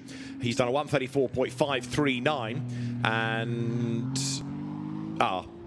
the reason he's backed off is because David Kajaya got a track limit warning at turn 1, and therefore the lap time was cancelled. So there was no point pushing on. But there is now. But he's got to keep it neat and tidy through turn 1. He uses about as much of the outside of the road as he can, but he can't afford to go too wide coming out of the corner. That's all right, I would have thought. Yeah, looks on the line, which is legal. That probably also explains why his sector 1 was so fast. But then James Owen has beaten that anyway. So hopefully for Owen in the United Kingdom, that was legal in sector 1. So obviously so much time to be gained just by letting the car run a little bit too wide. And then the race director has to get rid of that lap to keep it fair. And another lose, and it's Axel Sartingen for Germany, who has got it all wrong coming onto the pit straight, and he has missed the gravel trap by about a millimetre, but Axel Sartingen would have done that set of tyres absolutely no good, and he boxes as a consequence. Yeah, I'm not surprised. I think they'll definitely be flat spotted. That's a high-speed spin there, 130, 140 kilometres an hour. I'd predict he was doing as he was going backwards for a good couple hundred of metres, and those tyres not rotating. That's why we get the smoke and the squeal from them. So I think those tyres might be done. Be interesting to see what they've got in reserve there for the German car. So we look at Georgia again, 2 purple sectors currently, though, all the way down in 10th on his average because of the issue that you said about earlier, David, in Q1, using the wrong set of tyres. Someone just stealing that purple sector 2. It's actually the Spanish car that we saw facing the wrong way not that long ago. We're going to break the beam here for the Georgian car. 133.4, fastest overall in this session. And Axel Sartingen is sorting out that set of tyres and also his laundry, because that was probably quite a heart-stopping moment. Real Code Brown spin that at the last corner. Right, in the meantime, Georgia to the top, and the margin is now over a second. So Kajaya getting on with the programme nicely as Spain now goes up to second. Ivan Velasco brings the margin down to just 0.4 of a second. So a good effort that as he went through. Really good, yeah, halves the deficit, doesn't it? It was a second, now down to 4.5, so good job. Just checking the tyre pressures, they're obviously quite high. You can hear the amount of air they're bleeding out of them, so that will be the driver's excuse to why he spun. It's because the tyre pressures were wrong, not his driving. So they've obviously had a look round. They're happy with the tyres. There's another set of new tyres in the background there. You can see they've got the stickers on, so we know they're new. Are they going to maybe take these off? They're just repressuring them in case they need them later. As we see a bit of action here, the Spanish car just setting that time good enough for second, really close to contact with the America car there. I'd be surprised if there wasn't a little rub. Lisa Clark just not quite as quick out of turn 6 there, and Spain did not want to lose a single second. Sanchez relatively aggressive, but let's say it was just about fair for a qualifying session anyway. And Lisa Clark for the US, who had a spin in the first session. I think she'd gone on to slicks and was caught out by the fact that there just wasn't enough temperature, not enough grip in the rubber. She had a spin at turn 12, and right now she is 9th. There is one car, I'm trying to work out which one it is. There's one car that's not yet gone out, because there should be 11, and there are only 10 that have recorded a lap time as yet. So which one are we missing? Venezuela. I thought I'd seen Venezuela in the pit lane. They were in the pit lane, but I don't think they've not left. Gone out. You're right, absolutely. So, yeah, it is Angelo Fontana that has not yet gone out. Talk about biding his time. Yeah, he's lost a third of the session, so maybe they just had the one set of tyres left and they want to wait for the track to rubber up as much as possible, as Sweden put some new rubber on that Kinch car. We saw him really lay down a load of rubber out the last corner, so those tyres obviously getting to the end of their performance window. These tyres last a long time relatively. You can get 200, 250 kilometres out of them, but every kilometre from the first, the performance only goes away. So the driver might improve, but the tyres going away. So one of those factors sometimes outweighs the other, and you have to make a change. Now, how's Switzerland getting on? Christoph Herney is 6th, which is a little bit disappointing. He was briefly up near the pointy end in Q1, but then got muscled down the order. Representing Switzerland then is the very experienced Christoph Herney. He's got the road to himself at the moment, and he needs to find round about half a second to gain a place against Sweden. Yeah, nice bit of clear track, just coming away from the curb there, flat out through the kink, up to 230, 240 kilometers an hour before you brake all the way down to 4th gear here. These Ferrari Challenge cars, quite long gears because it is a road car gearbox and they're used to using 8-speed. They are almost like a gear higher than what you'd used in a GT3 car, for example. So I remember the first time I drove it, you want to be down in extra gear, but actually all the torque is quite high up in the rev range. Bit of smoke, or was that maybe even steam as he's hit the water on the exit curb coming out of T11. No dramas coming out of 12, so it doesn't look like there's an issue with this car. But yeah, these cars have just got so much torque all the way through the rev range. Absolute pleasure to drive, and super, super fast, this latest challenge car from Ferrari. Down the pit road then comes Christoph Herney, and as he does so, 17 minutes still on the clock. James Owen thinking about a new set of Pirellis for Team United Kingdom. James has got quite a nice collection of nice road cars, having a look at the circuit map and all the data and gears and speeds and what he should be doing. But he's raced here before, so he does know his way round. A big friendly wave from the Welshman. Yep, you're at the right place, James. Well done. That's the right map to have. It's got a one-dimensional sat-nav, that, isn't it? I assume he gives it back to his driver coach out the window. But yeah, the driver coach just made some notes there.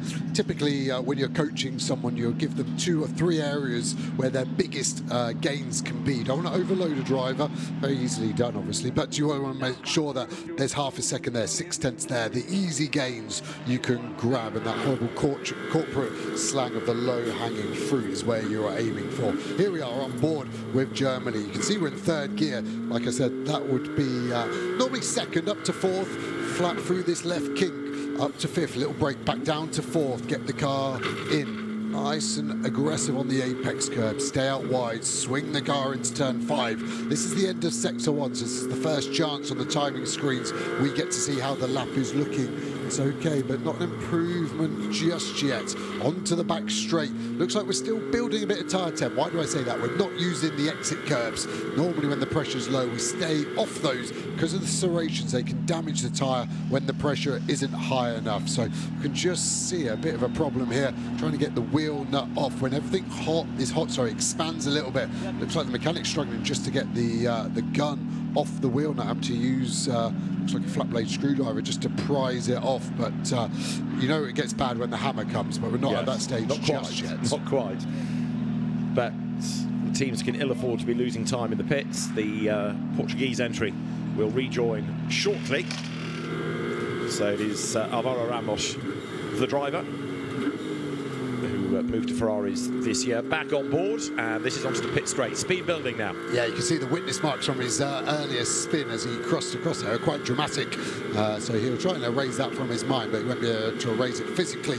Yeah, 1:33.8. So I think this is a push lap now, opening up turn number 1. Get it to the apex curb. These curbs get rid of any understeer, using all the curbs now. This looks a lot more aggressive from Germany. Hard on the brakes, down to 3rd gear. You can see on the screen, it's just gone slightly purple, top right. That's his live delta, so that means we're faster than his current best, so that's why we know we're pushing onto the inside. That's part of the dash is still purple. Looks like we're purple by nearly 0.2 of a second as well, so this is a great job by Germany so far. Keep it going as we come out. Break the beam for sector 1. How's it looking? It's actually not an improvement, so something's lying, either our timing screen or his dash. Sometimes the dash doesn't update quite as quick, so maybe this isn't going to be an improvement, but the time is still saying on the dash he's 0.2 up, so Germany may be a little confused by their own data here. That is a live delta, so it's done by GPS. Really nice and wide there, opening up this quick chicane into turn 11. Nice straight braking zone he's created for himself there. Late apex, unwind the lock, full throttle, 700 horsepower, throwing us forward in this prancing horse. My favourite corner, turn 12, throw it in, don't hit the sausage curb, all the way up to the gravel trap, use the throttle, flat out through 13, hold it tight to start with, spot your braking point, open the lock, over to the right hand side, don't spin and go backwards into 14 like you did before, and again careful of track limits, out the last corner, aggressive on the throttle. Delta still saying it's good, 0.4 of a second now. It was a green sector 2. Does this improve our lap time? Are we higher than 5th? No. Yes, 3rd. Goes 3rd fastest in the end. Axel starting and then up to 3rd. 1:34.368. and he's still going for it, way up the curve there. That was a bit ragged, wasn't it, coming out of turn 1. Now turn 2, no traffic in the way to worry about, and let's see whether he's pushing. There looks like there's more urgency in the way that he's driving this lap than the previous one. Totally agree. You can see his arms have tensed up ever so slightly, so he's just more focused, trying to get the car in there. Again, we're talking about that delta, it's purple. The other information on the dash, the big number is the gear. And then there's an oval shape just below that, starts to glow on exit. That's the traction control working. So we may catch it coming out of a right-hander where his hands are positioned. The speed below that, 200 kilometers an hour, 210 I guess, 220, 230, hard on the brakes. Roll the car in, you can see the ABS active as well on the dash there. So much information for all of these drivers. Less than 3/10 off fastest as we go to an exterior drone shot of that German car. Looking really good. Axel doing a mega job so far on this lap too. So he is currently 3rd fastest, so he is at the moment heading for the 2nd row of the grid. He's not quite a front axle, but the German driver then comes up towards 13, still without anybody to worry about as he goes around the lake up towards turn 14, the scene of his earlier spin. This lap, good sector 1, good sector 2, so there should be an improvement. He's got to find 7/10 though, give or take, to be on the front row of the grid, and as he breaks the beam, goes through and 6th on the average on the combined time, so he is 3rd in the session and 6th on average.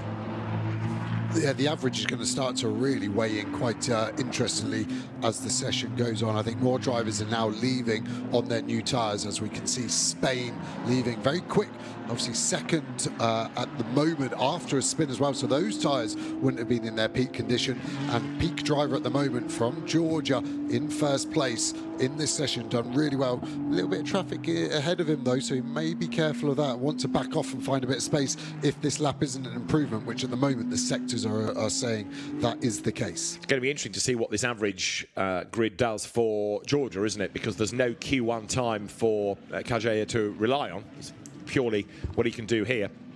Having said that, given his pace, even if he does start away down the order, it'll be quite spectacular to watch. It's going to be easy for him to get past some, maybe less so some of the regular front runners, and he's backed off out of this lap as well as he comes through turn 12. He's going to be investigated after the session as well. It is not following the instructions and then the rest of the message is unclear, but I fear it is possibly going to be another finger wag for Kageya, who has now come to a stop at turn 13 anyway. Trying to work out if that, I think it's strategical because he's got going again, but it's a very aggressive way to find space, where I actually thought he was in quite a good pocket of space just in front of the 62 car from Switzerland of Herney, as we finally see Venezuela starting to get some meaningful laps in, 3rd overall on the average at the moment, but yeah, they left it late, not improving on that last lap, so it'll be interesting to see have they got any more to give. UK have lost a lap as well. James Owen for the United Kingdom 4th, but has had his most recent lap taken off him. So it is still Georgia ahead of now 24, which is Spain. So it is Ivan Velasco for Team Spain 2nd. And here is Angelo Fontana for Venezuela. Now, he was late out and he's currently 5th in Q2. Yeah, looking on it in Sector 1, a lot of energy in the car, a couple of slow cars in front though. How's it looking for him so far? Not an improvement, but not far off his best. Germany in again, another tyre pressure adjustment going on there.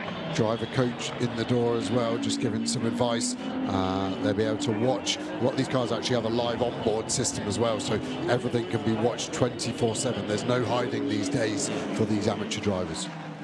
And now, all of a sudden, traffic becomes an issue, doesn't it, for Fontana as he comes down through turn 11. Short straight beckons and traffic up the road as well. And he's going to encounter the traffic just where he wants it least. Thankfully, that other car gets out of the way. But there's perhaps always that slight hesitation. Am I going to catch that car? Is it going to move? Thankfully, the gap opens up. Fontana pushes on, but he's down in both of the first 2 sectors. So this lap's really going nowhere for him. Yeah, and the car's starting to squirm more, it seems, at the end of the lap, even from when we first saw it under braking. You can see the car darting around, and if we can see it from the outside, then on the inside it's even more. It does improve his sector 3, and it's in the end quite a tidy lap, isn't it? So 3rd on the combined average is Venezuela, and now it is going to be Spain ahead on that combined average, because Velasco, who is now second in Q2, takes the pole position on the average of the 2 sessions.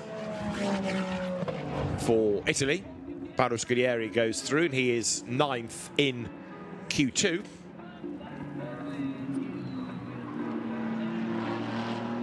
So the single make GT, which gets 1 race on the final day of the FIA Motorsport Games.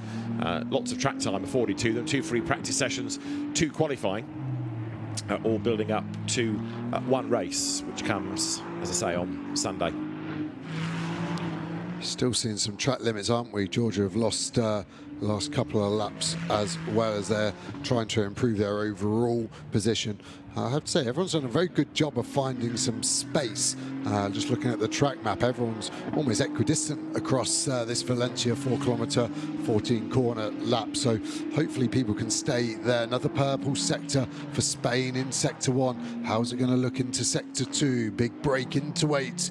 You can see how big those carbon brakes are. They start to glow in dim light as well. Drone getting nice and close, struggling to keep up with the 700 horsepower car. Through here, hard on the brakes, get back to the left, open up for a late apex, and off we go. We're going to break the beam for Sector 2, just under the gantry here. How's it looking? Another purple as well. So this could be a very, very strong lap for Spain.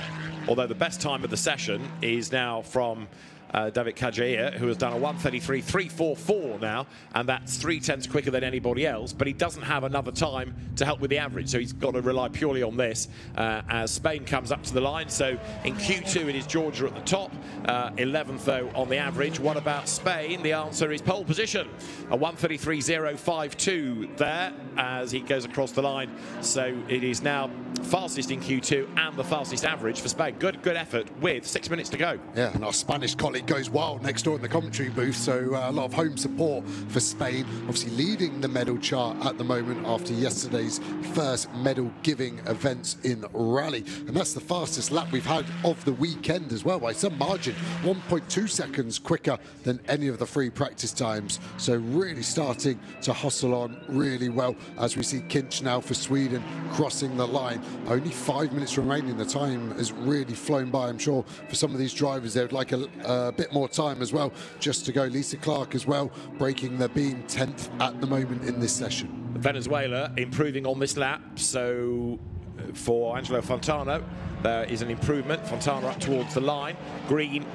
What's the 3rd sector going to be? It's another green, but 3rd is where he is. So provisionally James Owen, who is 4th in this session and was quickest in the end because the top time was taken away, James Owen could well be on for being 2nd on the average. We'll try and find him in a moment as Venezuela turns up now through turn 2. So currently it is good for Spain and conceivably good for the UK as well, but Venezuela not perhaps on this lap looking quite as quick down at 4. No, totally agree. Backed out of it quite early there. It was aggressive out of 2 and into 3, but must have either done a track limit or 1 or just seen the delta was impossible to beat. So time to go slow for a lap and then a time for a couple of pushes. Here's Team United Kingdom that you were just talking about. Can they get overall position number 1 for the race, which is obviously quite important here. Overtaking possible, but not easy, I would say, here at Valencia. Because there's quite a lot of aero in these cars, isn't there? Big GT3 style rear wing. These are kind of GT3 minus in a sense, but up towards the timing line comes Team UK. James Owen at the wheel, the North Wales driver, and he goes through. That lap was a slower one, a 1:36.6, a kind of start-up lap, and we saw 1 or 2 people do this earlier on in the day with a quick lap and then just let things recover, then go again, so not to stress the tyres too much. Here, though, David Kajair has had more laps taken off him for track limit offences. He's under investigation for doing something wrong, which I think concerns the white line at the end of the pit lane. He's already been in strife with the officials for the wrong tyres out of Q1, so he's having a pretty torrid day. But when he's running, he's quick. Everyone loves a bad boy, right? Yeah, that's true. Just needs a bit of a break and he'll be well up there. But, yeah, almost selfishly, if he does start from the back, which is obviously very likely to be last with what happened in Q1, it's going to be an exciting race watching him come through because he's got the pace to be right at the sharp end without a misdemeanor. So right now, David Kajaya is in the pit lane, as you can see. He is 3/10 back from Ivan Velasco in the times, as there is Axel Sartingen getting out of his car, and I think for many of them they are done.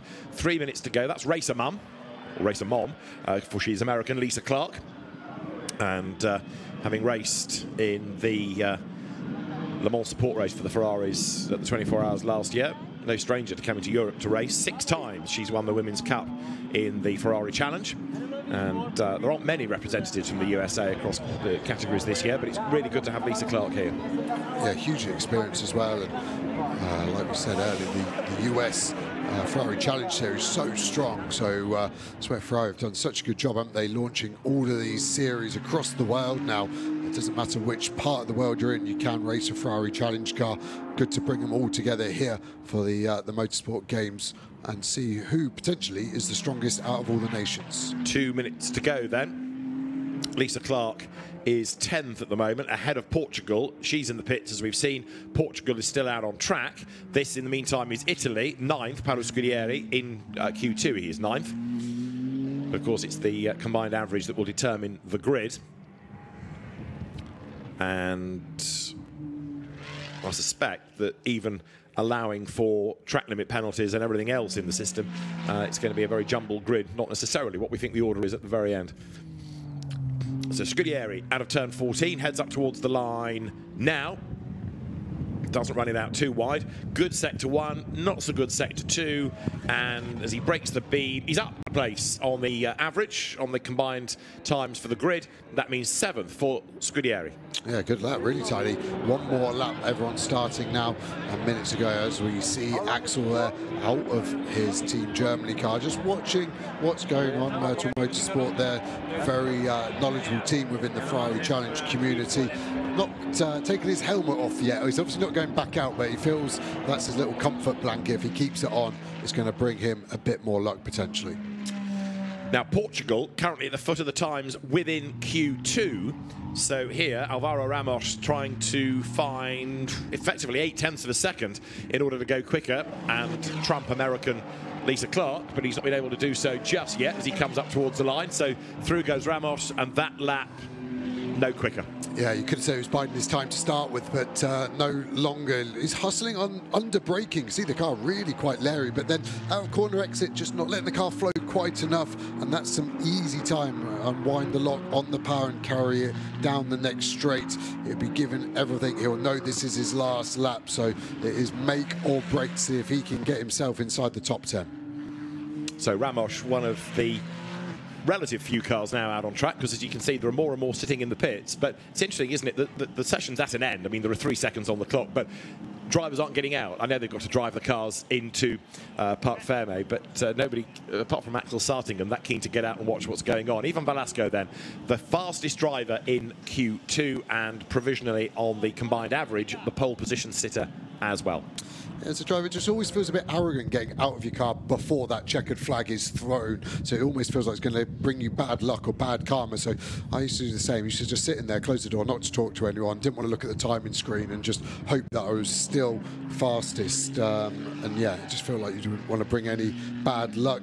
Kinch has looked a lot less wild and ragged in these dry conditions. So Scandinavians known for their car control, which was definitely very obvious in that first session. Owen looks like he's backed out and he's probably coming to the box. Indeed, so yeah, Christian Kinch a bit slower than anticipated, only 7th in that session. James Owen, coached by touring car racer Bobby Thompson, heads down the pit lane. Bobby here, and still trying to get himself back on the British Touring Car Championship grid for next season. But James Owen benefiting from Bobby T's advice, and he ends Q2 4th fastest. Yeah, great shot looking into the engine bay there. You can see that V6, almost sort of F1 style now, these engines, putting the turbos in the V. So the packaging of these is so tight, and you can get the engine so low, the centre of gravity lower, the better the car feels, and the 296 Challenge car is definitely in that area. And of course, it continues that usual way of numbering a Ferrari, 296, 2.9 litre 6-cylinder engine, hence 296. An incident between Spain and, which is the other nation involved in all of that, Italy is under investigation. So I've not seen it, but there is something that has gone on between Spain and Italy, and that's going to be looked at after the session. So this is the order on the combined average. It is Spain for provisional pole position. So Ivan Velasco's efforts putting him ahead of the UK, thanks to James Owen. And third is where you're going to find Angelo Fontana for Venezuela. Fourth, Switzerland ahead of Sweden. Germany sixth, but 11th is where the interest is going to be, because for David Kajaya, he's only got one session from which he can take a time, and therefore he's going to be condemned to the back of the grid. But we know he's quick, and it's going to be absolutely fantastic to see him try and storm his way up through the order. So well done to Ivan Velasco. Spain is having a very good run at the minute, leading the medals table.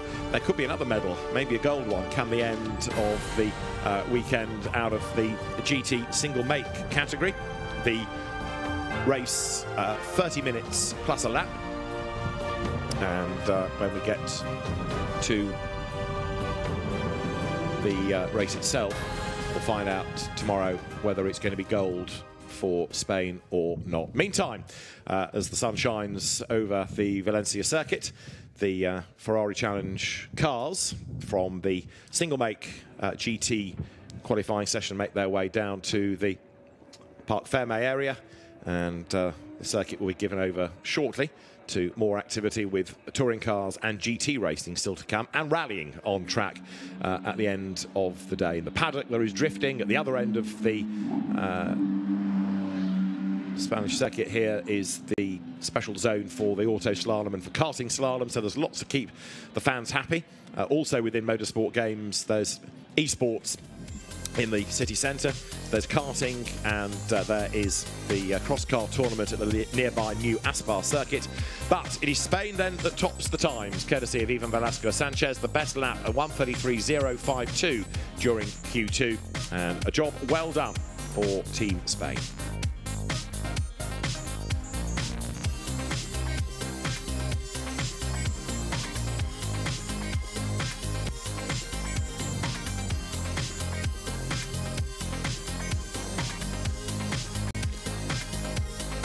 So the Spanish car taking the best time of Q2 by just under 0.3 of a second.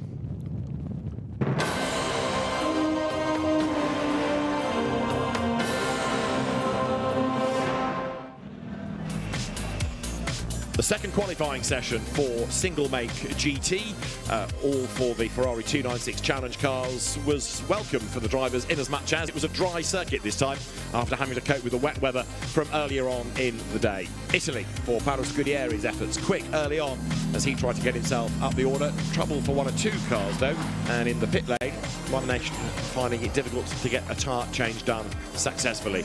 Alvaro Ramos for Portugal was pressing on, desperate to try to get himself up from the lower end of the order, whereas for Georgia, David Kajaya was also looking quick.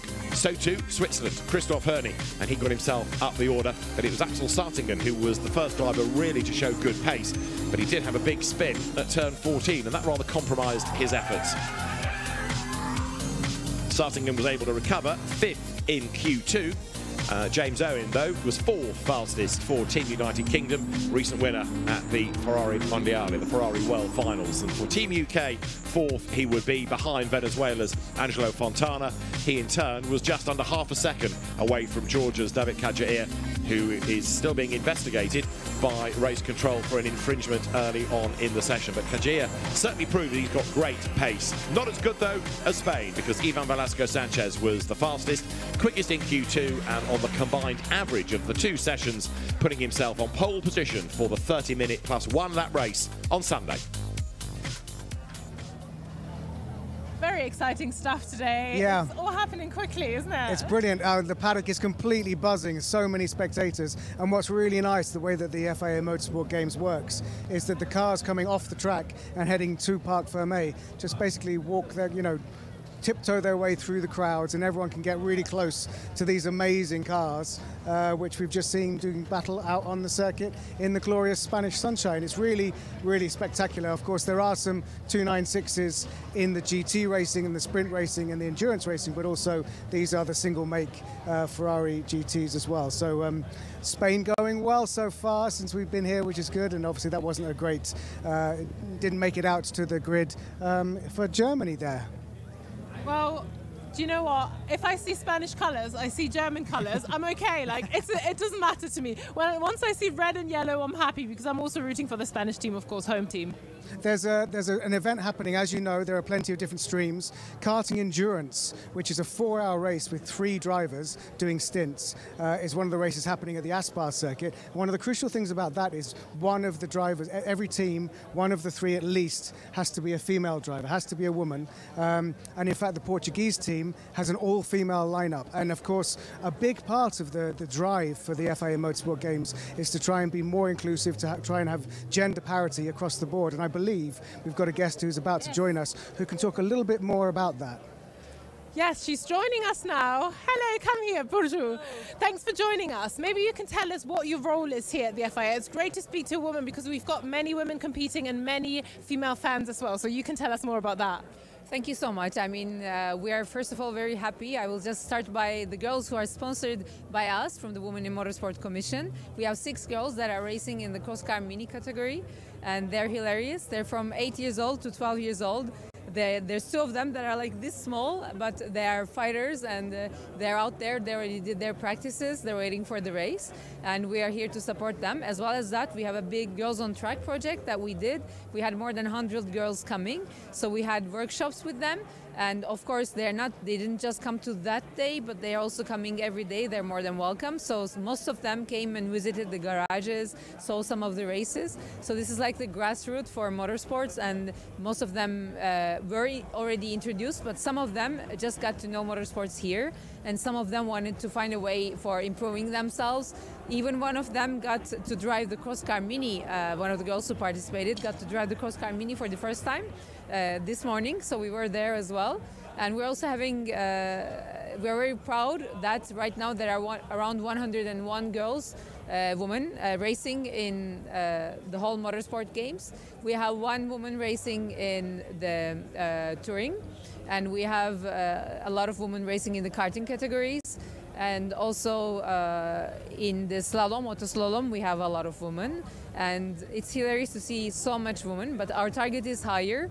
So like we had in the Olympics, 50%, why not? I think we are capable of doing that, especially in motorsport games.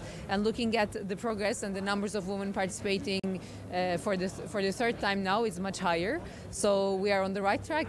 And I think what's fantastic as well here is obviously the categories are mixed. So it's not like we have a female category, but they're all mixed in together and they can really prove that they're just as good, right? Absolutely. I mean, motorsports is actually, once we are under that helmet, there is no difference at all. And we shouldn't just think of this as the drivers. We are very proud, and like you said, we are under equal conditions. So really, to show gender equality, this is the place. And besides that, when you look around the paddock, when you look at the technical teams, or when you look also behind the scenes, when you look at the FIA, you see so much more women every day. Really, you cannot say there is a few women. There is a lot of women now, and this is very good. We're very proud of that. We are very proud of that too. Thanks for making it work. Thanks for making it happen, Borja. Thanks for joining us. Bye-bye. Bye-bye. Thanks. That's fantastic. I think it's so important to see representation. We have a lot of young fans that come here and see the women working and driving, and that is inspiration, isn't it? Also, just as what often happens with the FIA is people who know about the sport from the inside, when they work their way up, things get done differently. Berku was like a 7 times Turkish rally champion. She's absolutely been there from grassroots, worked her way up, and she knows what she's talking about. So massive respect to Berku and all the work the FIA are doing.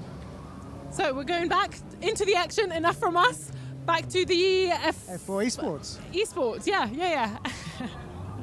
We absolutely are. The revs will rise, as indeed will ours here in the commentary box. And we will get the first semi-final underway then from Spa-Francorchamps, and it's Singapore and Hungary on the front row. Hungary move over to the right-hand side slightly to try and cover it off, but Singapore keep that inside line nice and tidy. Italy trying to make a move down the inside as well. Brazil up there in 4th position too. And now we are going to start the slipstreaming already, Paul. Everybody through La Source for the first time.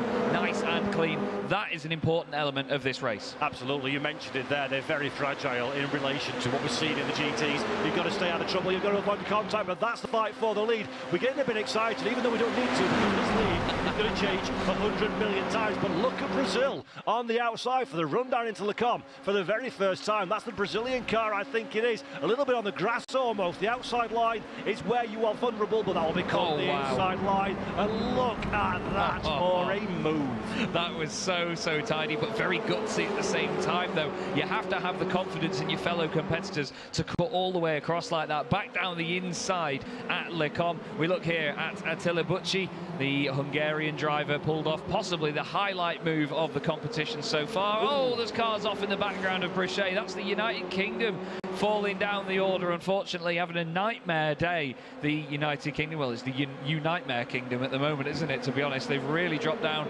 Israel involved in there as well. I think they seem to have dropped to the bottom of the timing tower with them. But Hungary hold on to third position at the moment. Brazil and Singapore breaking away as a bit of a duo, actually, Paul. If these guys continue fighting for third, that could certainly sort it out in terms of first and second. Yeah, if the lead two drivers were breaking away in a GT car, I would say that's the start of their push forward. But I reckon they're going to be absolutely wound back into the pack before too long. The Czech Republic are riding on board with now at this moment in time. They're on the charge, currently in 5th position. Italy is the car just ahead. Trying to break the slipstream is the Italian machine, because the slipstream is so potent in these cars at the circuit of Spa-Francorchamps as well. You really don't want to be the lead car until the very end. Position change up front, Singapore taking place, and Italy just about holding on to run to the bus stop chicane. They were all so close to each other there through Blanchimont. I was amazed there was not contact, but look, immediately they break together, and all of a sudden the pack is just back together now as they head through the bus stop. Having to be very careful, though, is Brazil, and just making sure that nobody closes in too much behind. They are absolutely nose to tail in there, though. That is 5th and 6th positions. Czech Republic and Denmark, Chinese Taipei in there as well, and Chile. Oh, they're all just trying to avoid each other on the brakes more than anything. They weren't trying to make moves on one another. They were all just trying to get out of the way to make sure that the huge checkup that happened ahead of them didn't suddenly back up like some traffic back on our beloved M6 in the UK. And that's the thing, isn't it? It's a very different dynamic from what we've seen in the GT race previously. Yeah. Normally in that scenario, get your elbows out, fight for what you can. These guys are scattering, trying to avoid that's exactly the word. Just get it out of the way, don't want a problem this early on. Argentina, 8th position, car number 8 we're looking at now on the run down to Le Combe. This is the outside line. Normally you don't want to be there, but that will become the inside line, fanning out as they go too wide in places, several rows of this particular battle pack, and that is position not gained, surprisingly enough. Come off the throttle, stay out of trouble. It's not worth a fight at this moment in time. No, sometimes you will see people go for it around the outside of Le Combe to then get the inside for the exit. That's the best place to be, because then you can also sweep around the outside of Malmedy, the following corner, if you really need to. But we've seen drivers make it work first time round there. Interestingly, on that occasion, Argentina decided to back out of that one and say, nope, you know what, give it a bit more time, learn the craft of what this driver in front of me is doing, and see to go from there. Here's Tommaso Zappola in the Italian number 42 machine, side by side through Pouan, gradually just slotting back into place behind Hungary there. But look, it's a bit of a painful moment, Paul, because through this Fania chicane they can see the two cars in the lead of the race, who have swapped round again, by the way, just getting further and further away. Yep, that's the thing, as you squabble, the pack becomes slightly more spread apart, but again, the slipstream effect in these FIA F4 cars is so potent, and the track is so quick and so wide at Spa that it's difficult to break away. Trust me, if these two cars at the head of the pack stay there by the checkered flag, I'll be very surprised indeed. Mohamed Alif off Singapore in 2nd position, Brazil on the defensive, but we're going to get the run to Blanchimont. Look further back, 1, 2, nearly 3 wide. Everybody's jockeying for position.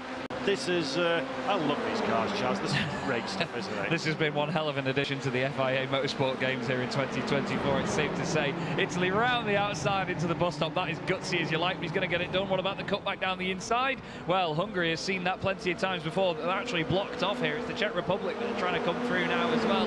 Chinese Taipei in the mix. Denmark, actually, that is, sorry, just making this a quartet. They're nearly 3 wide into La Source. Everybody breaks. Everybody manages to avoid each other. That was close to contact there. Now they run side by side down towards Eau Rouge. On the left-hand side of our shot, it is Italy. On the right-hand side of the shot, it's the Czech Republic. Seems like the Czech Republic car, the latter, has got the run. down towards Eau Rouge, and that is a very wise thing there, Paul, just to sit back in behind, then use the slipstream up the Kemmel Straight. I'm very reluctant to offer praise at this stage because that seems like I'm tempting fate, but there's been some very sensible car placement. Let's pretend we don't see bump drafting, so I really don't like that one on a personal note, but the Italian team trying to bump draft, just trying to help along the car ahead, the Czech Republic, give them a little bit of lump as we go round into Le Combe once again. Mind your P's and Q's, make sure you give enough racing room to your rivals. Well done from all concerned. Italy, though, didn't work out at all for them. They've lost a couple of spots. Hungary and Denmark slide up into fourth and fifth, respectively. Yeah, it looked like Denmark were the ones that actually made the move on the inside of Le Combe there. Just about stayed away from Italy. Italy trying to get the cut back down towards Bruchet on the exit of Malmedy. Didn't work for them that time round. Chile have gained a place. Chinese Taipei have now dropped down into 8th position. Croatia and Canada also going through at this moment in time. Already 8 minutes and 45 seconds left on the clock, Paul. Honestly, you blink and you miss these races, don't you? That's a huge shame because they are easily the most exciting thing going on here. These should be 1 hour races in the 2026 FIA Motorsport Games. That would be well, there'd be nobody finishing, let's put it that way. Everybody would lose a wheel. We're riding on board with Brazil at this moment in time now. Just ahead of us is the Singapore car, Mohamed Ali. We're following through. We're not enthusiastic at any stage because we know that the slipstream will pull us to the back of the car in front. And let's have a look now in the most visual of terms possible. Just look at the extra speed boost that slipstream gives, so much so that the Brazilian car can even afford just to pop the nose out a little bit, not really worrying because he knows he's going to get the draft. Now the Singapore machine puts the car into the middle of the road, semi-defensive, then takes the racing line. He knows that Brazil are not going to fight at this stage because, you guessed it, there's another long acceleration pace coming right after this La Source hairpin. There, once again, we just saw a little example of what they do out of the final corner there. There's a humongous red and yellow curb that they can sort of ride the spine of the car along, and it can actually damage the floor of these cars. So you will see drivers running outside of track limits a little bit and then cutting back in at the final moment just to make sure they don't bang the floor of the car against that curb and make a bit of a mess of it, because the straight line speed here is very important as they get into the slipstream. So you want to make sure that you've got all the capability that you can have from these Formula 4 cars. As we've said, they're not the most powerful things in the world. I believe they're actually under 200 horsepower in a Formula 4 car. I don't think they're that powerful at all. 160 horsepower indeed. Thank you very much, Paul. Paul's actually done some research, and I haven't.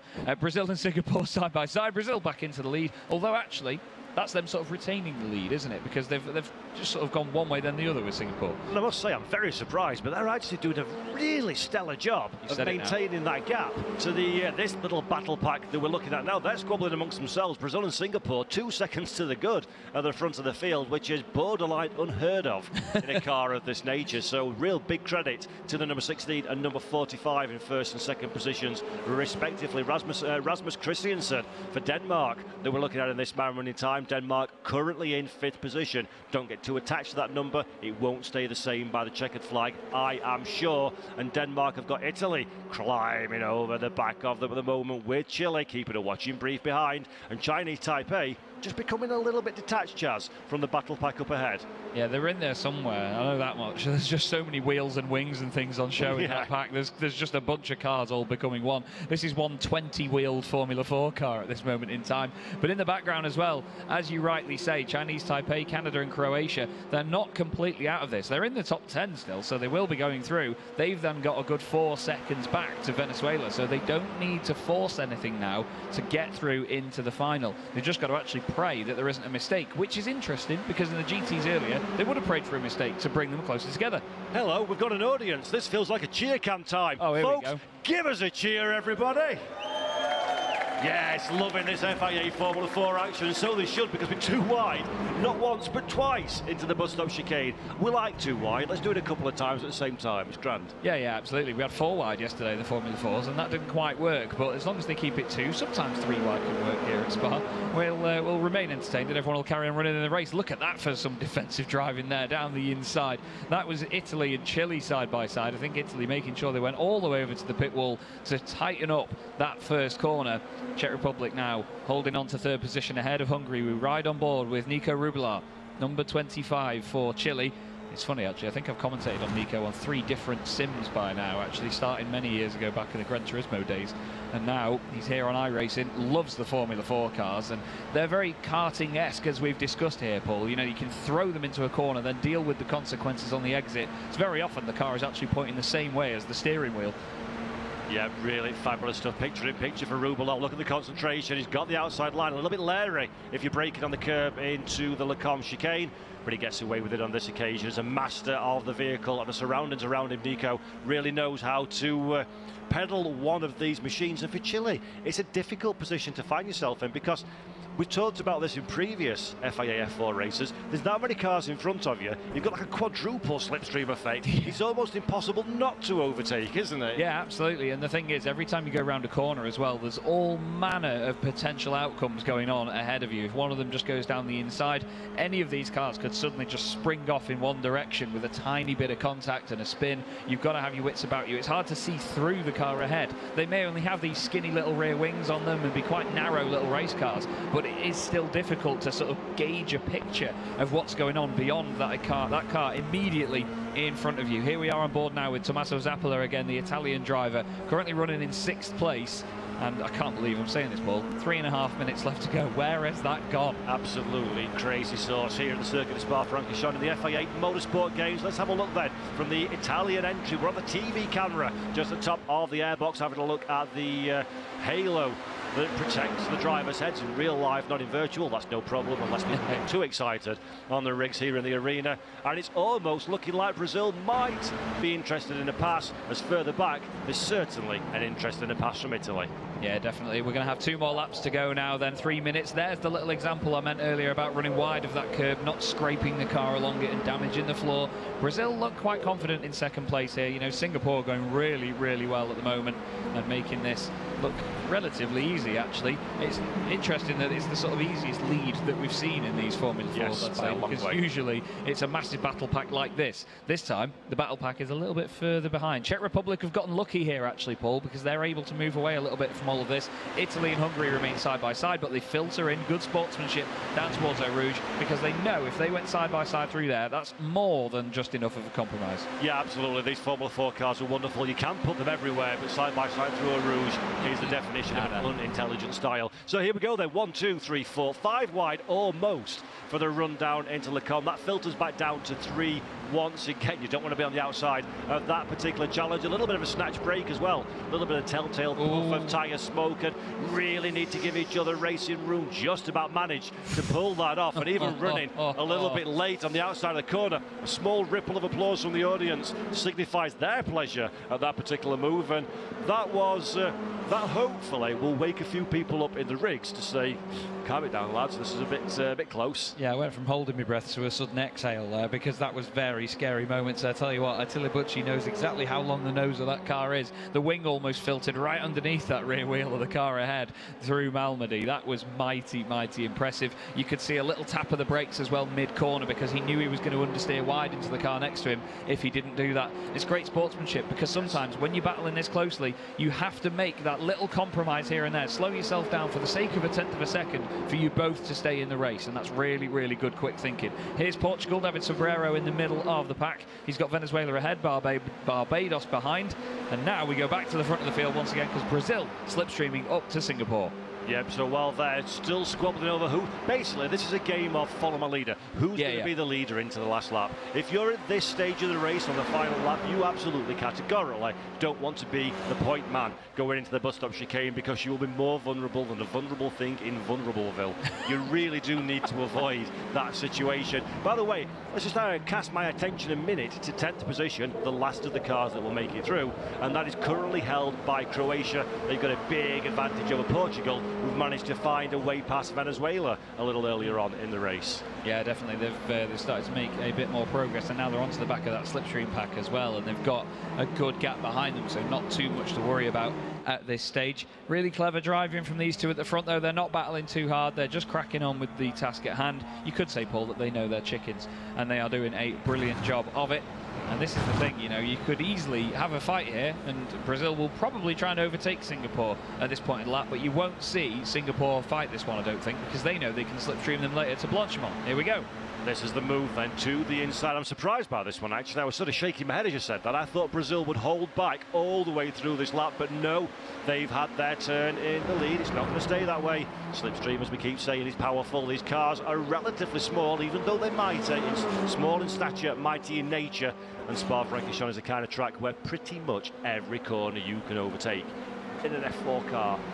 I was going to say, yeah, in some cars maybe not, it's not quite the case, but yeah, definitely in these things, like we've said, they're like go-karts with wings, these Formula 4 cars. They are highly entertaining and just great fun to drive actually here on iRacing. I've spent a few laps in these machines around many a circuit. My local circuit back in the UK, Alton Park, matched with a Formula 4 car with all the undulation there is a joy. So I imagine these guys with this circuit as well, with Spa-Francorchamps being such a large, vast, open Grand Prix circuit, these cars will feel even smaller, but there's just more places for them to put them. Yeah, absolutely. The tailor-made is this combination. It's almost like we picked this especially, and that's the curb strike that Chaz was talking about, where the bottom, the flat block plane of the car hits the curb and it kind of shimmies all the way along it. Your wheels don't touch the ground so much, and then you really are a bit of a passenger at this stage. For Mohamed Ali, though, that one's given him almost a bit of unexpected advantage, because he's got now that real estate to slipstream onto the back of Brazil for the passing to the bus stop. Yeah, absolutely. This could be the move for the victory right at the end here. Is he going to go for this? Is Mohamed Ali? If he moves to the left-hand side, now that's going to be the outside for the bus stop chicane. He's going to go as late as he dares on the brakes. Hold your breath, everyone, because here we go. Round the outside, he does it. Oh, there's contact, though. Brazil runs wide as well. Nothing malicious in that, but Luis is going to take the victory. Mohamed Ali will still be very happy with second position. Czech Republic in third, Italy fourth, Denmark fifth, and it's Chile, Hungary, Canada, Chinese Taipei, and Croatia. How brilliant is it, Neil, to have the F4 and then have like Spa-Francorchamps as a circuit, but we are in Spain. Yeah. We get the best of both worlds, don't we? Yeah, these sim racers come all the way from all around the world to come to Valencia to race at Spa-Francorchamps in an F4 car, and they could go home with a gold medal, which is brilliant. It's amazing. I think we are going to have a look at some drifting action, which is a clear fan favourite here. Earlier when the drifting was on, the bridges, which overlook basically the drifting circuit, were packed. Yeah, just over there behind us. The drifting is well underway, and we've got some spectacular shots. The first battle up, a matchup, they kind of ride in tandem. We have Kevin Pazur in the BMW M2 from Estonia up against Japan's Koji Tada in the Toyota GR86. And it's a brilliant purpose-built drifting track. It's built specifically here at the Circuit Ricardo Tormo for the FIA Motorsport Games. And you can see how they sort of work together, but they're kind of competing for style, precision, and getting as close as they can. And let's have a look now at, we should have the Greek representative, Christos Chantsaras in the BMW M3, and another Beamer next to him is Pieter van Hoerik of Belgium in the E46 M2. So an all BMW matchup here. And the beauty of this is that there are loads of people who are kind of, since the FIA started sort of an international FIA drifting championship, I think it was 2017, it's now become, you know, a properly sanctioned event. It used to be, you know, kind of something that you did on the streets, but now it's the real deal. And there's some great names to look out for, like Ali Maksid and Jacob Chigonski. But basically all of that is happening just over there. So if you get a sort of drift of smoke across behind us, or if we become sort of invisible for a moment, that is because drifting is happening and they are burning tyres. I've said it before and I'll say it again, I feel like drifting is the dancing of motorsport. Yeah. It is quite fun to watch, and it is like a little duo dance that they're doing up there, so definitely worth a watch. And and there's no kind of, they try not to touch in the same way that we're about to watch touring cars, where rubbing is racing, but you're not really supposed to touch each other. We'll have a look at touring cars right now. So we're back with our commentary team to have a look what touring is all about and go back to the track.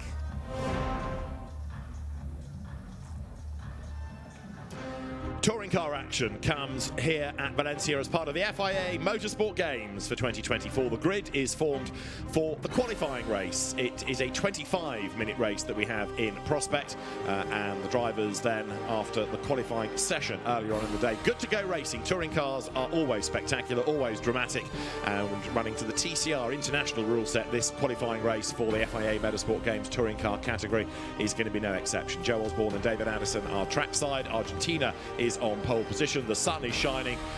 What could be better for a Saturday afternoon than an elbows out 25-minute touring car bash? Yeah, exactly. It's all South America front row with Brazil alongside Argentina. There's a few to look out for. One of them definitely as well. Italy down on the 5th row, lost a lot of laps to track limits as we look at Montenegro and the Argentina car there. Really good job in qualifying, but it was tight, wasn't it, all the way down the field. So I am very much looking forward to the close racing that you have promised, and I think will be delivered from all of these drivers out there. Many of the drivers on this grid are touring car regulars, and so they know the feel of the car, even if they aren't regulars at the Valencia circuit. There is TCR Spain, although numbers in that championship aren't huge, but TCR are still very successful around Europe, in Asia, in Australia. Perhaps numerically it's had a bit of a dip recently, but there are still plenty of cars around to deliver good competitive championships around the globe. And at the top of the tree is the FIA TCR World Tour that's raced in China and heads next to Macau. So there are plenty of drivers, cars, teams all involved in TCR. And some of the older cars sold on go and find homes in different club racing championships or endurance championships. So there's certainly a long shelf life for the cars. And you look there at one of the Cupras that he's going to line up for French driver Aurélien Comte, 4th on the grid. Aurélien Comte, who was the Peugeot RCZ champion back in 2014, but he is currently 2nd in TCR Europe, a race winner within that championship, and he was impressive in the qualifying session this morning, so Comte could be one to watch. Yeah, and obviously the track fully dry as well now. We had some interesting conditions this morning. Valencia overnight storm took a long time to dry, and we saw the touring cars take a little while to get some heat in those tyres, especially the rears. Obviously, remember, these are all front-wheel drive cars, so not much energy goes through that rear axle, and that means the rear tyres don't heat up quite as quick as the front. So expect some nice big drifts from these cars on the first few laps as they generate that tyre temp across the rear tyres. You'll see a lot of cars as well vying for position, able to lean on each other, not too much of the lap time generated from downforce, so they're very good at following bumper to bumper and sometimes bumper inside other bumper. Well, the grid is, as we've been saying, headed by Argentina. It's a 1-by-1 staggered grid to make sure that there's no huge drama away from the line. They'll get a final formation lap to put some warmth into the Pirelli tyres. We're into the last minute of the countdown, which is why the grid is being cleared of officials, of camera crews, of engineers, and the final few people on there are going to be making sure that engines are fired up. And at the front, there will be a board that in a few moments will say 15 seconds, by which stage the grid has to be clear, and then the cars are set to be released. There's a good mix of cars within the grid. You've got Cupras, you've got Hondas, 2 types of Honda Civic, also Audi and Hyundai represented. Sadly, Belgium had to withdraw due to a family emergency for Giovanni Scanardi, and also Sweden had to withdraw.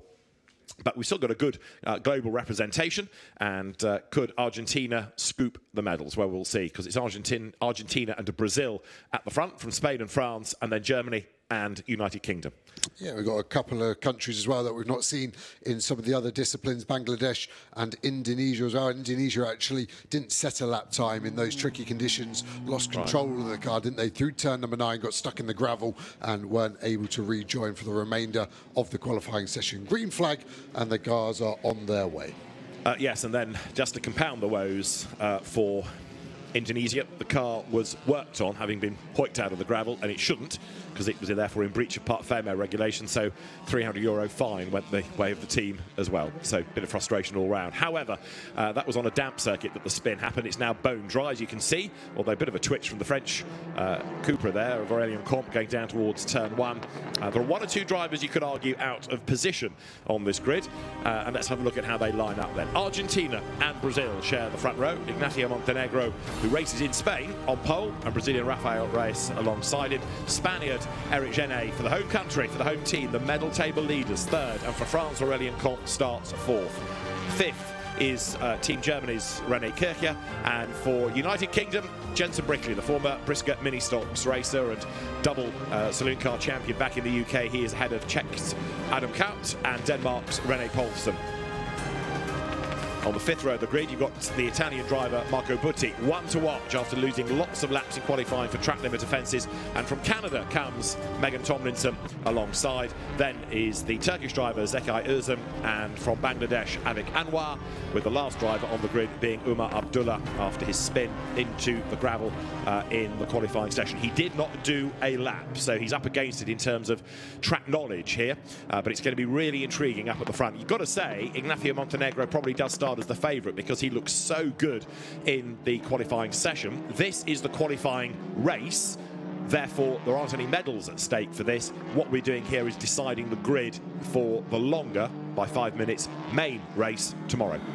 Yeah, the big consideration here at play is track limits. We've seen a lot of it in all of the races so far today, and people getting 5-second penalties. So I think that could be in play here to maybe the overall result. So the drivers have to have that in the back of their mind, that yes, they need to be pushing, but if you push slightly too hard and run wide 4 times, you're going to get that 5-second penalty, and that's going to really shake up the order, I think, come the end of this 25-minute race. Yeah, true enough. So keeping out of trouble is one thing, and of course keeping a straight car is another. You do not want to give your team a whole load of work for the main race tomorrow. There's no warm-up session for any of the categories, so you go straight into the race. And the field now coming up towards the grid. They're looking at the back of the field.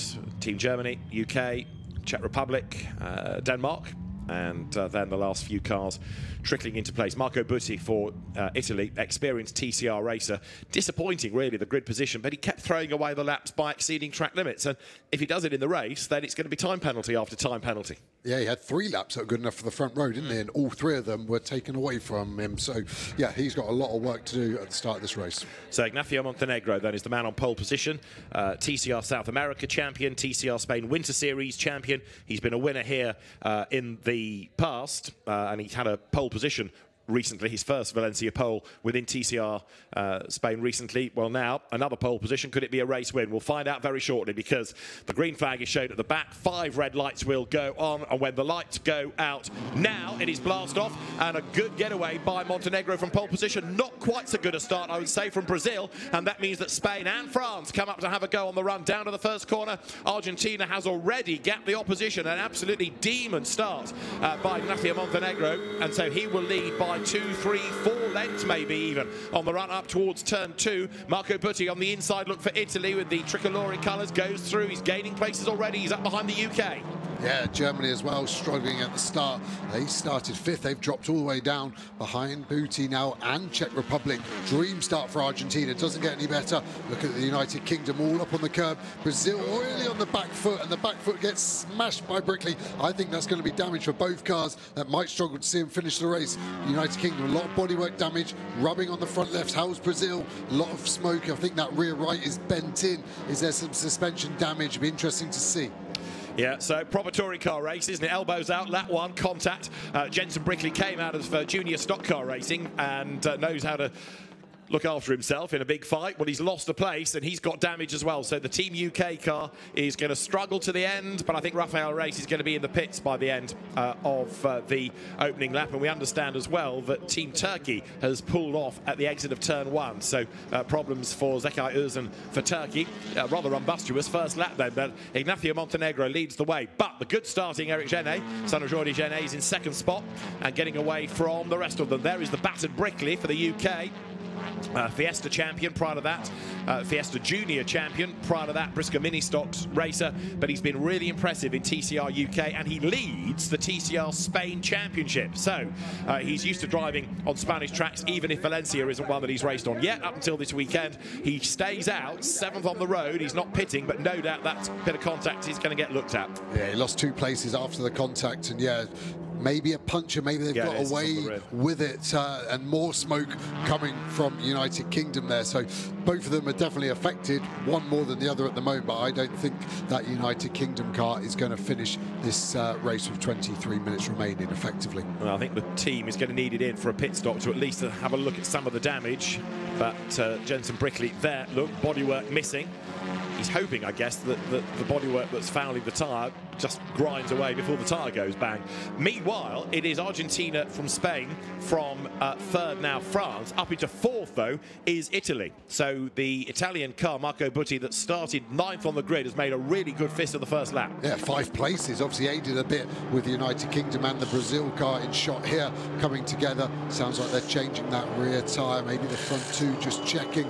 Maybe there's some suspension damage, a lot of bodywork as well as being damaged there. Interesting to get a replay. My initial reaction, I think the United Kingdom went to the inside too late. Brazil had closed the door fairly and the door was forcefully opened, and I think if the United Kingdom continue, then potentially a penalty heading their way. That was my initial impression.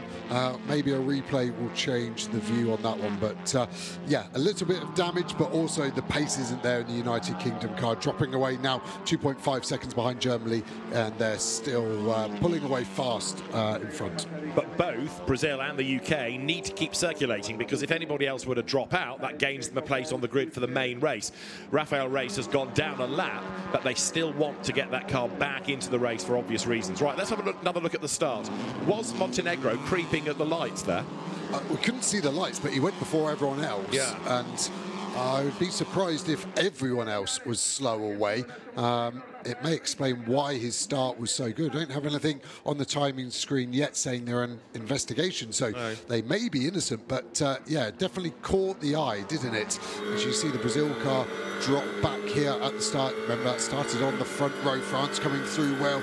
Comte really aggressive up to the rear of Dzień just to make sure he got his car in front of that Brazilian TCR car. There's the Italian car, and here's the contact. So watch the United Kingdom goes to the inside. The Brazil car for me is there covering itself. I don't think the Brazil car has done anything wrong, in my opinion. I'm tempted to agree with that. Brazil's circulating again, so they've lost a lap, but if anybody else were to drop out, then a place is gained. I wouldn't mind another look at that start from Montenegro as well, just because it did look very, very good. You rightly say, nothing has come up to say that the start is under investigation. However, Montenegro was certainly well clear by turn 1, and we're on lap 3, and he's now 2 seconds clear as they come up towards turn 14. You're looking at Marco Butti there. So the Italian car behind France, and Aurélien Comte goes to the line. This, a replay of the start from on board with France. Let's have a look. Look at Montenegro to the right. Yeah, clear jump start, in my opinion. Yeah. And quite a big one as well, to be fair. Everyone behind did well not to react. You see it quite often, don't you? One car jumps and everyone else goes through. But yeah, I think they've just tried to predict the start there, Montenegro, and predicted it too early. But nothing as yet to say that's being investigated, interestingly. So I wonder whether one or two of the teams might query it post-race. Either way, Eric Genet for Spain is now 2.3 seconds back. Ignacio Montenegro, the Argentine driver, leads the pack at the moment. Battle more for 3rd, I reckon. Aurélien Comte being chased by Marco Butti. So the two of them together. Marco Butti has been doing quite a bit of GT racing this year, but he's a very experienced TCR racer. And the Italian driver then now chasing after Aurélien Comte, coming up towards the braking zone.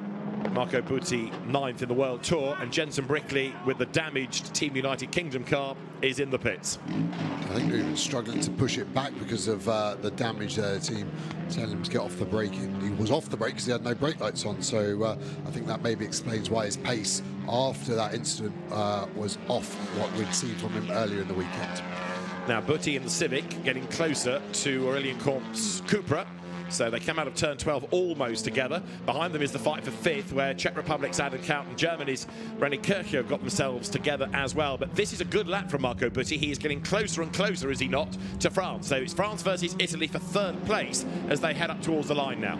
Yeah, the camber, he's got a bit of steering lock on actually, so maybe the camber is okay, but yeah, the clear damage to the bodywork there, that potentially going to be a fair bit of work for the team overnight to fix that.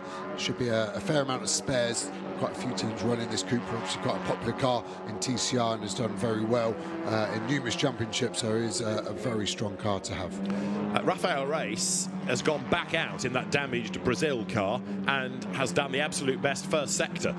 So it makes you wonder what could have been, of course. He was on the front row of the grid, whereas Jensen Brickley is still in the pit lane and has been there for longer than the Brazil car. So now Rafael Reis gains a place. And with Turkey out of the race, effectively he's gained 2. So he's not going to be at the very back of the main race grid. And if anybody else hits trouble, then there's another place to be gained there as well. And there is somebody hitting trouble, because that is Megan Tomlinson from Canada in the gravel.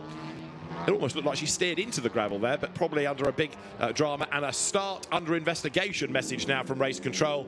So what we saw has also registered in race control. So things are going to get really spicy now with a car in the gravel that could be a safety car, and the starts under investigation with the race leader 2.7 seconds up the road. But were the race to be neutralised, that gap would come right down. Not good if there's a penalty for a jump start. Yeah, you've lost your benefit of doing the jump start, and safety car is called. Not unsurprising, car in the gravel. I think it's on the exit of turn number 3, and it was deep in the gravel, so I think that will take some time to recover. But this is bad news for Argentina. I can't see how they're going to escape a penalty, and like you've said, this safety car now has negated any gain of jumping the start, as we see Team Canada there in the gravel. Marshall's really quick to the scene. It is on the exit of turn number 3, so they've got to it quickly, and this could potentially only be 2 or 3 laps under the safety car, and would maybe give us just around 10 minutes of race time remaining, wave past the Brazil car, so he's going to get one of those laps back. I don't think that no, sorry, it should put him on the same lap as the cars in front, so that has given him a good chance. The team has done a really good job to get that car in and out so quickly. So Rafael Reis trying to play catch-up. So the race leader is Ignacio Montenegro, and that's sad news. Jensen Brickley is out. The damage sustained just too great. So the young Brit, who lives a stone's throw away from Mallory Park circuit, walks around the back of the car, and the team already setting to work, trying to repair that for tomorrow. But big shame. So Jensen Brickley clambers out, and you can see the expression, very frustrated. Yeah, it could have potentially be quite a painful one as a driver as well, not just the up and the down, but where you hold the steering wheel with your thumbs in the spokes. It could have ripped it out of it. So let's see what happened to Canada. Just wide going in. Have they got a front right puncher? It's low, isn't looking it? at the car, I wonder if as it turned into turn 3, which is an easy flat kink for these TCR cars. Megan Tomlinson there, sorry, just had no grip because that front right is gone and has had to bail, and then has realised that and tried to get out, but then is obviously fearful of driving the car into the barrier, so has slammed the anchors on. A 5-second penalty to Argentina for a jump start. Ignacio Montenegro, the race leader, is being given a 5-second penalty for a jump start. 5 seconds actually is not that draconian, is it? It actually felt like he nearly went 5 seconds before the lights went out, but the safety car has put pay to it. The penalty shouldn't be affected by the safety car, so if it had stayed green, that potentially wouldn't have hurt too much, because his gap was getting up to 5 seconds by that point. But yeah, this is going to be hard now, probably with what, 6 flying laps going. He's got to try and build that 5-second gap, so by the time the end of the race comes, let's go. So let's see the lights, all 5 on. Let's count when he goes. 1. It's like nearly a 1.5, 2 second jump, so to be added 3 on top, I think is not the harshest penalty we've ever seen, that's for sure. Yeah, quite often it's a 10-second penalty for a false start. Let's have another look at Brazil versus United Kingdom. This is going down towards turn 5, and Rafael Reis for Brazil is ahead. Jenson Brickley thinks, I'm going to switch sides because I'm quicker, but there isn't really a gap, and he's never alongside, is he? No, Brazil just covered it very early as well. He telegrammed where he was going, and it was like United Kingdom there. Brickley was like, well, I want to overtake, so I'm going to try, and that's where Butti made up some easy places, didn't he? He did very well to read that situation. Absolutely right. Marco Butti for Italy through on the inside. Now, going back to Rafael Reis, of course, he's a lap down, but he's still persevering, and he's gained a place because of Jenson Brickley's retirement. He's gained a place because of Megan Tomlinson's retirement. So he is now going to be, at worst, 10th on the grid.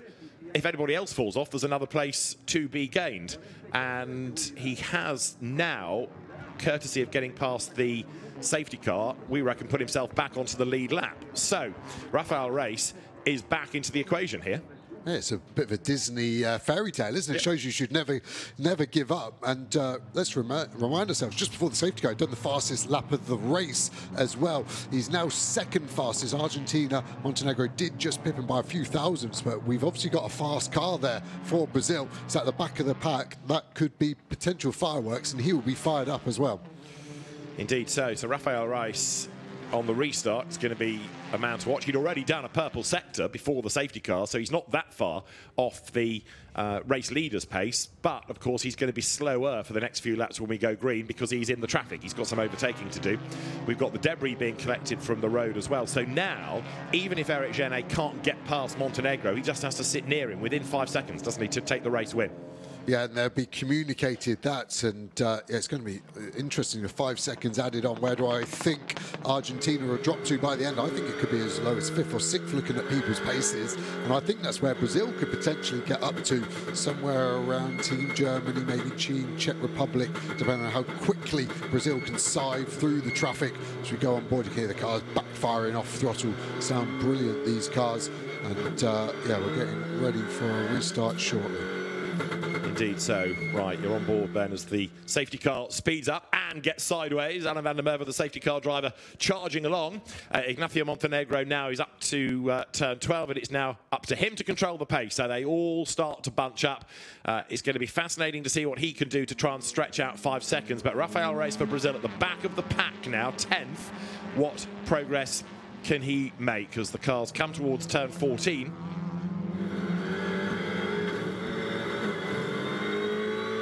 Right, green flag on the start line, and with now just under 11 minutes to go, the qualifying race is back on.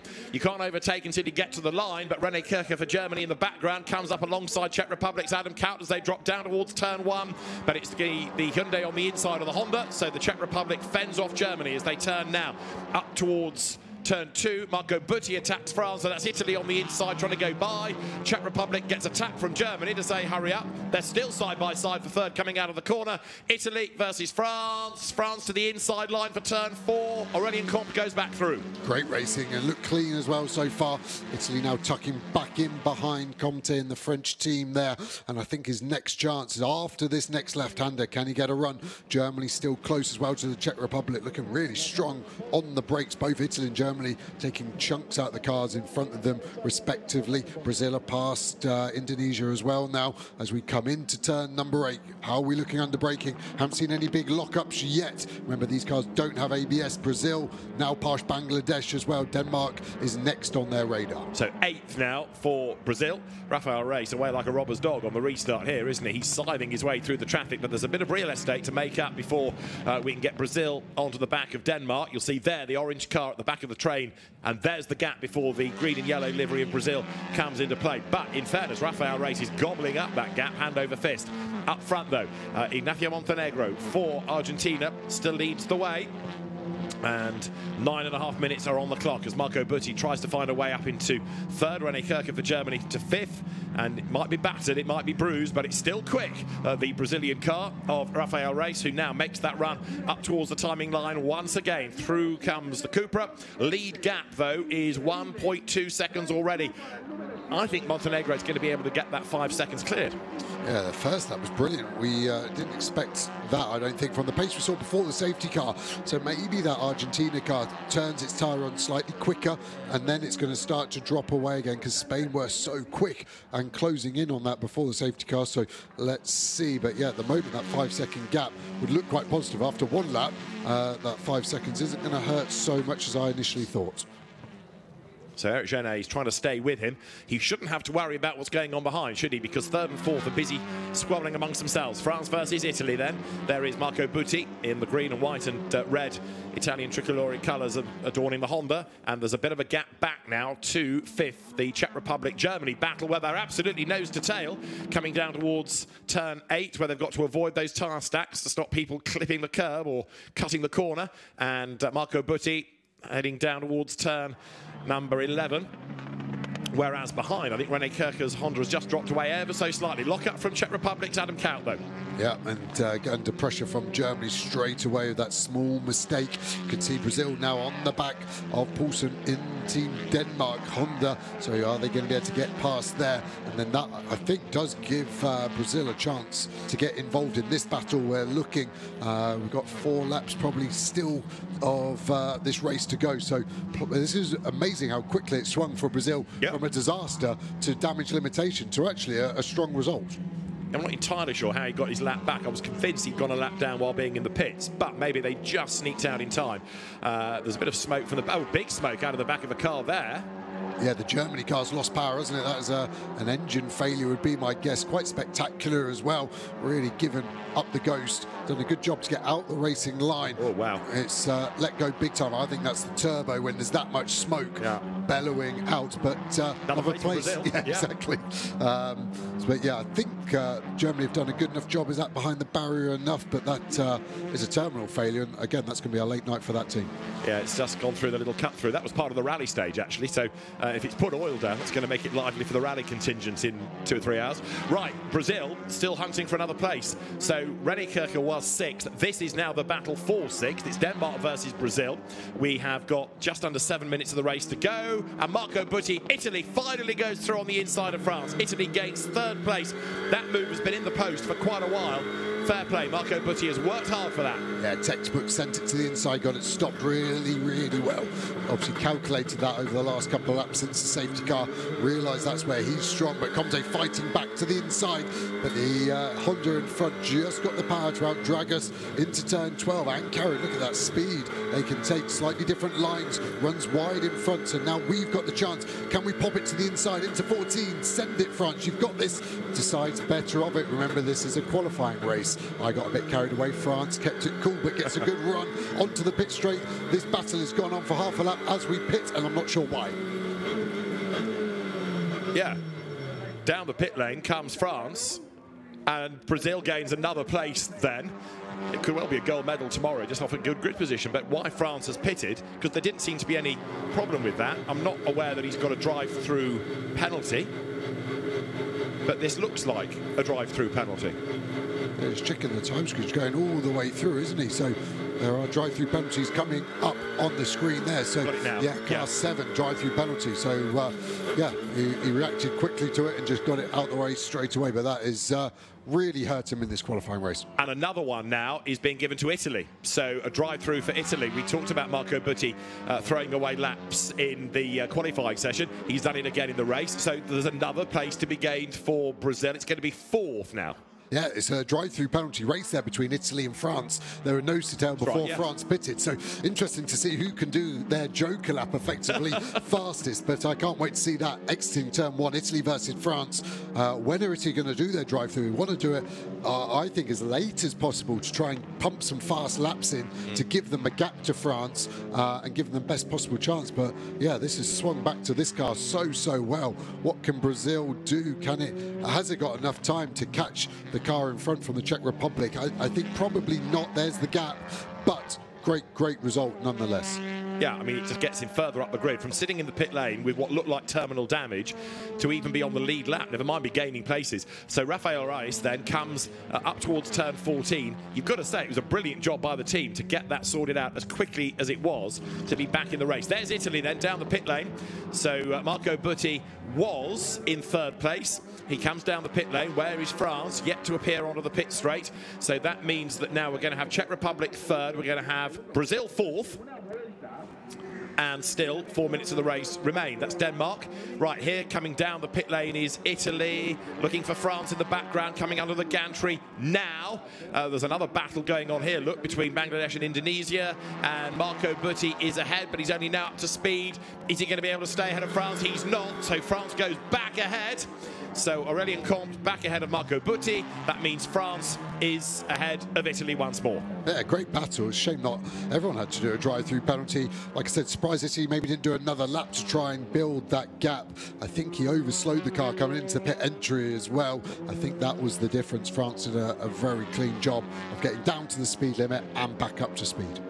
So, after all of that, 3 minutes are on the clock, and the lead gap is 3 seconds. It's not yet enough. We've got this 5-second penalty, don't forget, to factor in for the race leader, Ignacio Montenegro. He's going the right way about it. Each lap is quicker than the lap of Eric Genet behind him. He's stretching it as best he can. Let's have a look at that gap. 3.3, give or take, at the start of the lap. And it's just starting to creep up by a tenth or so per sector. But Eric Genet knows what he's got to do here, and that's stay within the 5 seconds. But Montenegro looking oh so comfortable up front. Yeah, 2 more laps. Can that gap grow by another 1.6 seconds to keep the win in Argentina's favour? Or can Genet just keep it under that 5 seconds? Both drivers definitely would have been told by the team what to do. Seems like the gap just grows a tenth or two each sector. Every lap seems to be losing 4 tenths at the moment.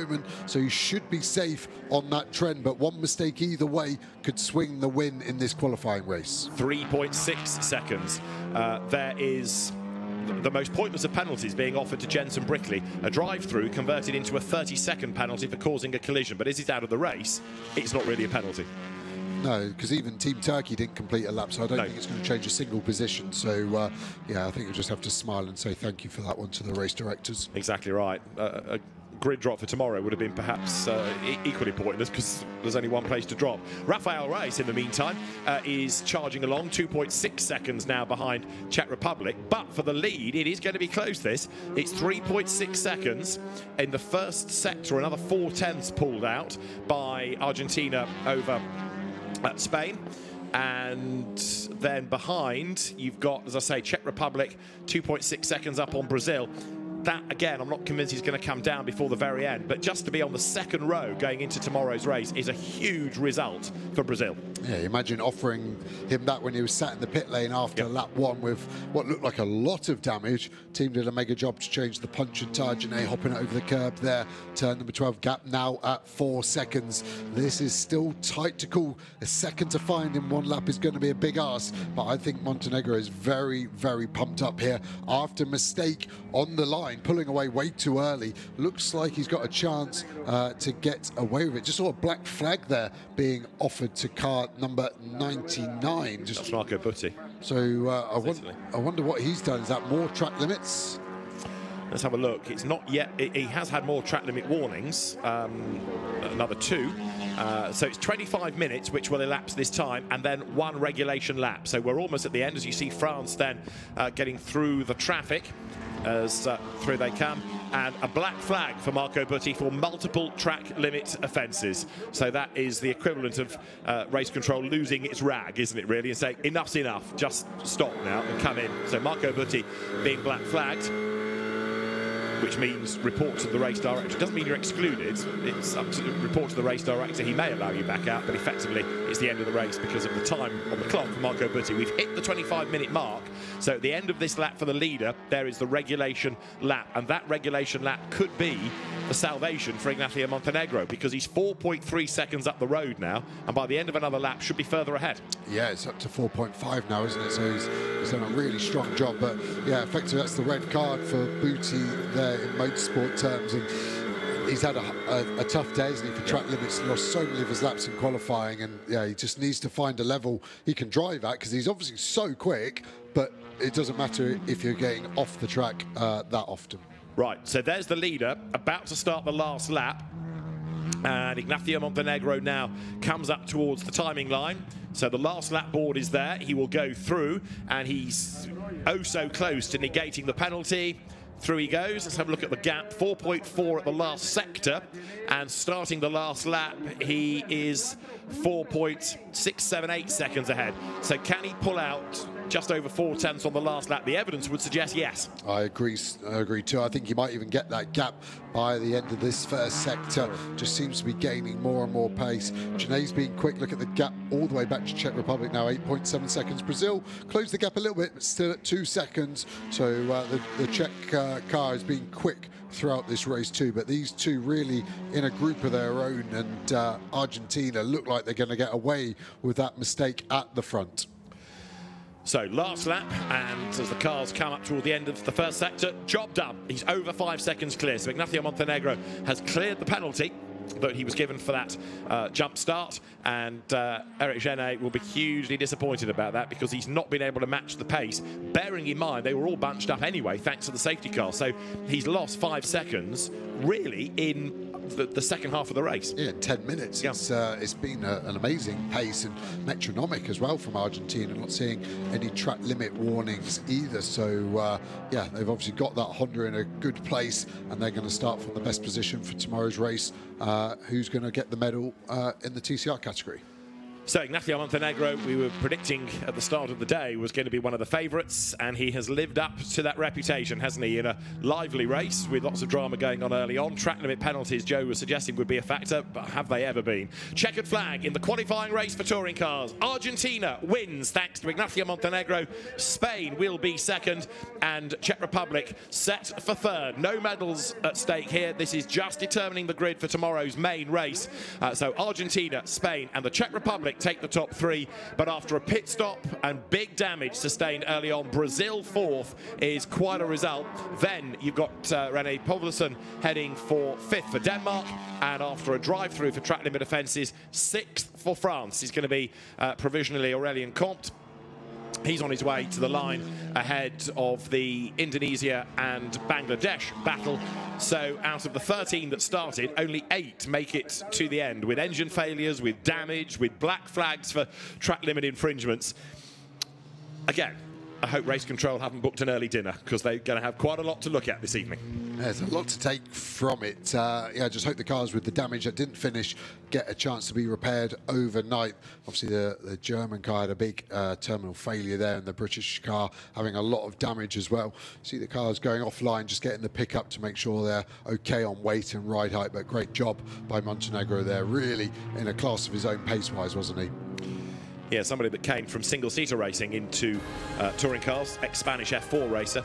So the Argentine, even though he has done most of his racing in Spain, very proud Argentine driver, triumphs over Spain with the Czech Republic in 3rd. A win for Ignacio Montenegro then for Argentina, Eric Genet taking 2nd for Spain, and the Czech Republic's Adam Count 3rd. 4th for Brazil, Rafael Reis ahead of Denmark's René Poulsen, and for France, Aurélien Comte fending off the Indonesian entry of Umar Abdullah and Avik Anwar for Bangladesh. And they were the finishers. We lost Marco Butti thanks to a black flag, René Kirker with an engine failure, a puncture and a gravel trap for Megan Tomlinson for Canada, damage for Jensen Brickley, mechanical woes, may have been a drive shaft off the line for the Team Turkey driver Zakai Özcan, because he only made it as far as turn 1. So for some of the teams, there's a lot of work to do overnight, that is for sure. But there's some celebrating to be done for Ignacio Montenegro, and the final gap, half a second, but that was enough, of course, to clear the penalty. Yeah, it did so well. It'd be interesting to hear from him and see why he jumped start. Was it a mistake, or did the car just lurch forward? You do get it sometimes when the clutch starts to bleed away from you and it lurches forward. So an impressive recovery drive, really, that, for Ignacio Montenegro, but with quite a few incidents to look at, it might well be a change to the result. We'll let you know tomorrow.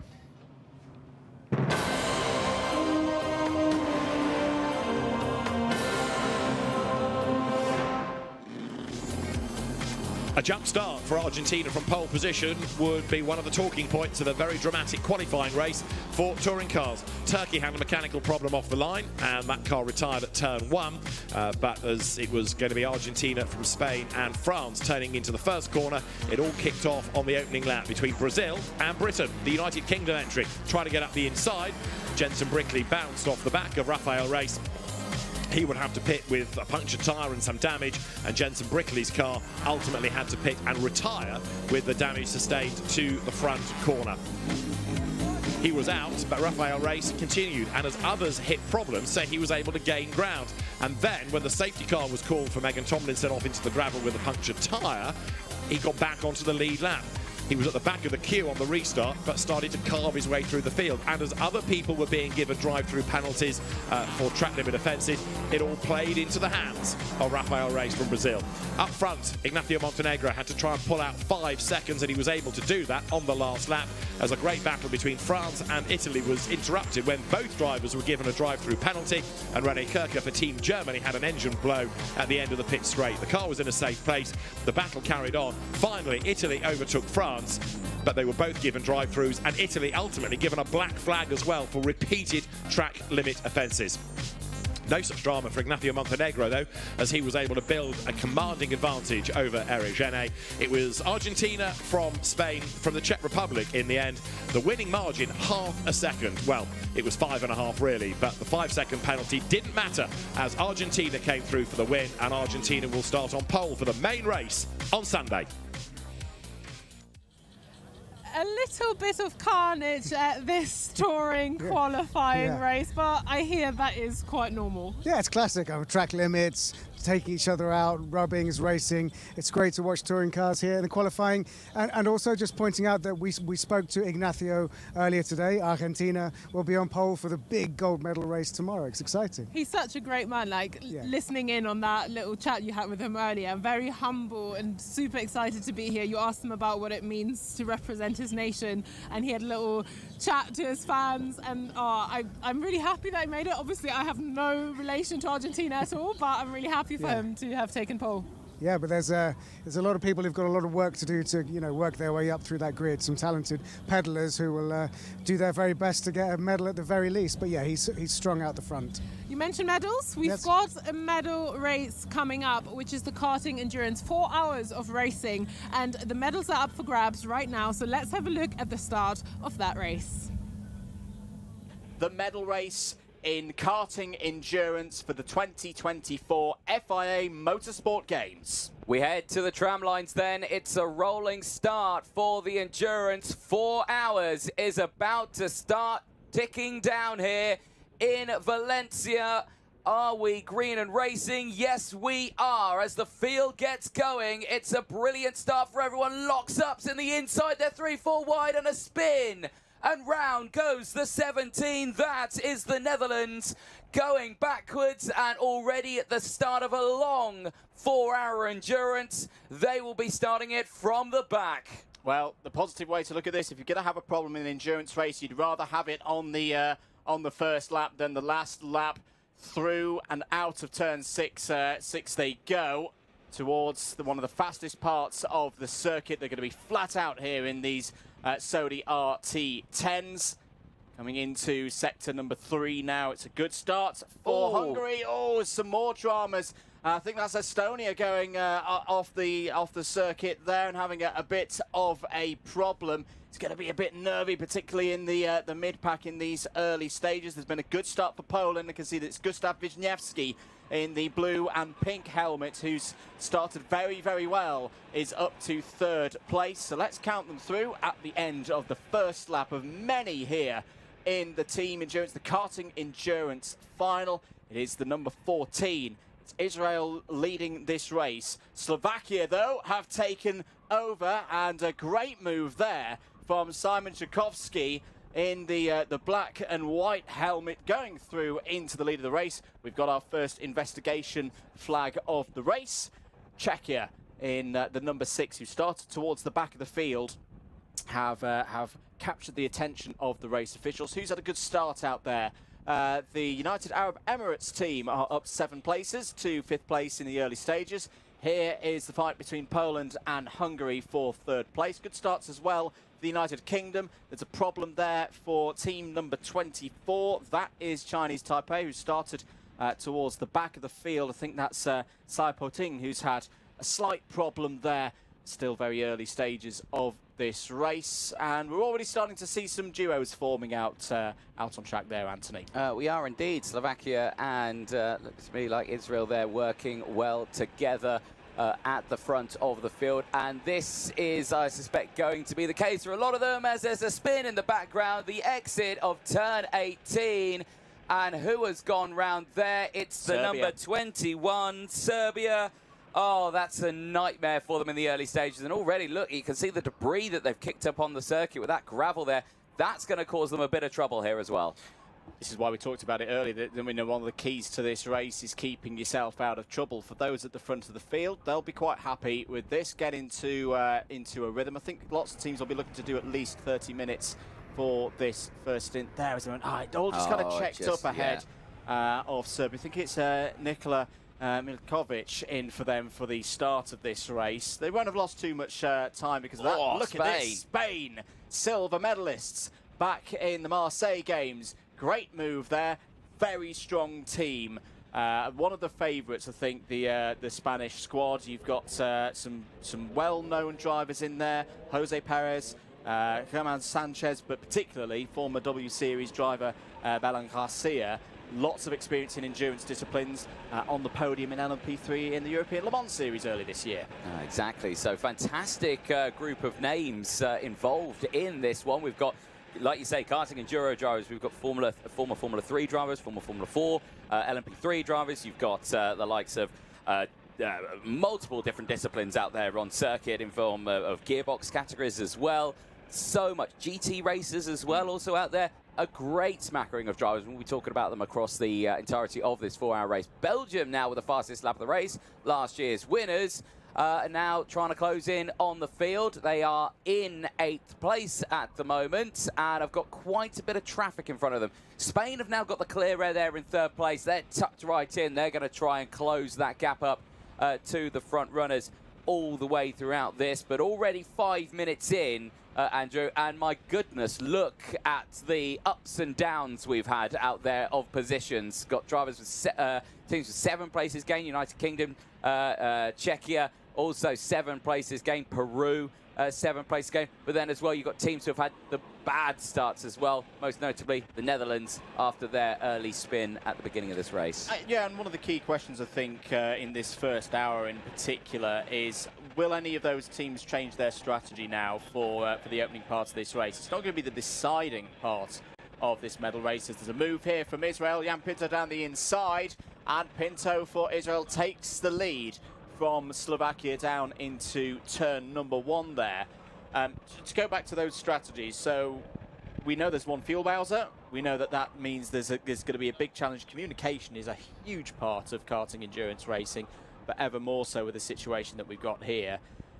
If you've lost track position, do you risk it going a little bit further in this first stint, or do you cut your losses, deliberately put yourself, on a bit of an offset in terms of the pit strategy? This isn't going to be a fuel limited race, ladies and gentlemen. The Sodi RT10s can go further than the 45-minute max limit for a single driver stint. So we might see some of those teams like Germany, like Lithuania, making some earlier pit stops. We're still going to be a good 25 minutes or so from where I think we're going to start seeing those stops. Here's a battle for 6th place. The United Kingdom and Andrew O'Neill racing for them right now after a very good start for Poland there in the number 19 for Gustav Wisniewski, who's a very experienced driver in owner racing, stepping here into the endurance categories. It's been a good start for the United Kingdom. They're up 10 spots. They are indeed, but still a long way to go in this race. 3 hours, 53 minutes as we watch here the race leaders go to battle. The biggest question is are they being closed in from the drivers behind? And I'm looking at my timing screen. The answer to that is yes. Spain is closing in at around 2/10 a lap. The gap currently is 1 second. I reckon in a few laps we'll have some action. Here, though, we've definitely got some action. 3 wide into turn 9 in a 4-hour endurance race. You never want to see 3 wide at the start of a 4-hour race. Oh, I do. Oh, you do? I certainly don't. It's a good move there from Georgia. I like the look of this Georgia team. This is a team.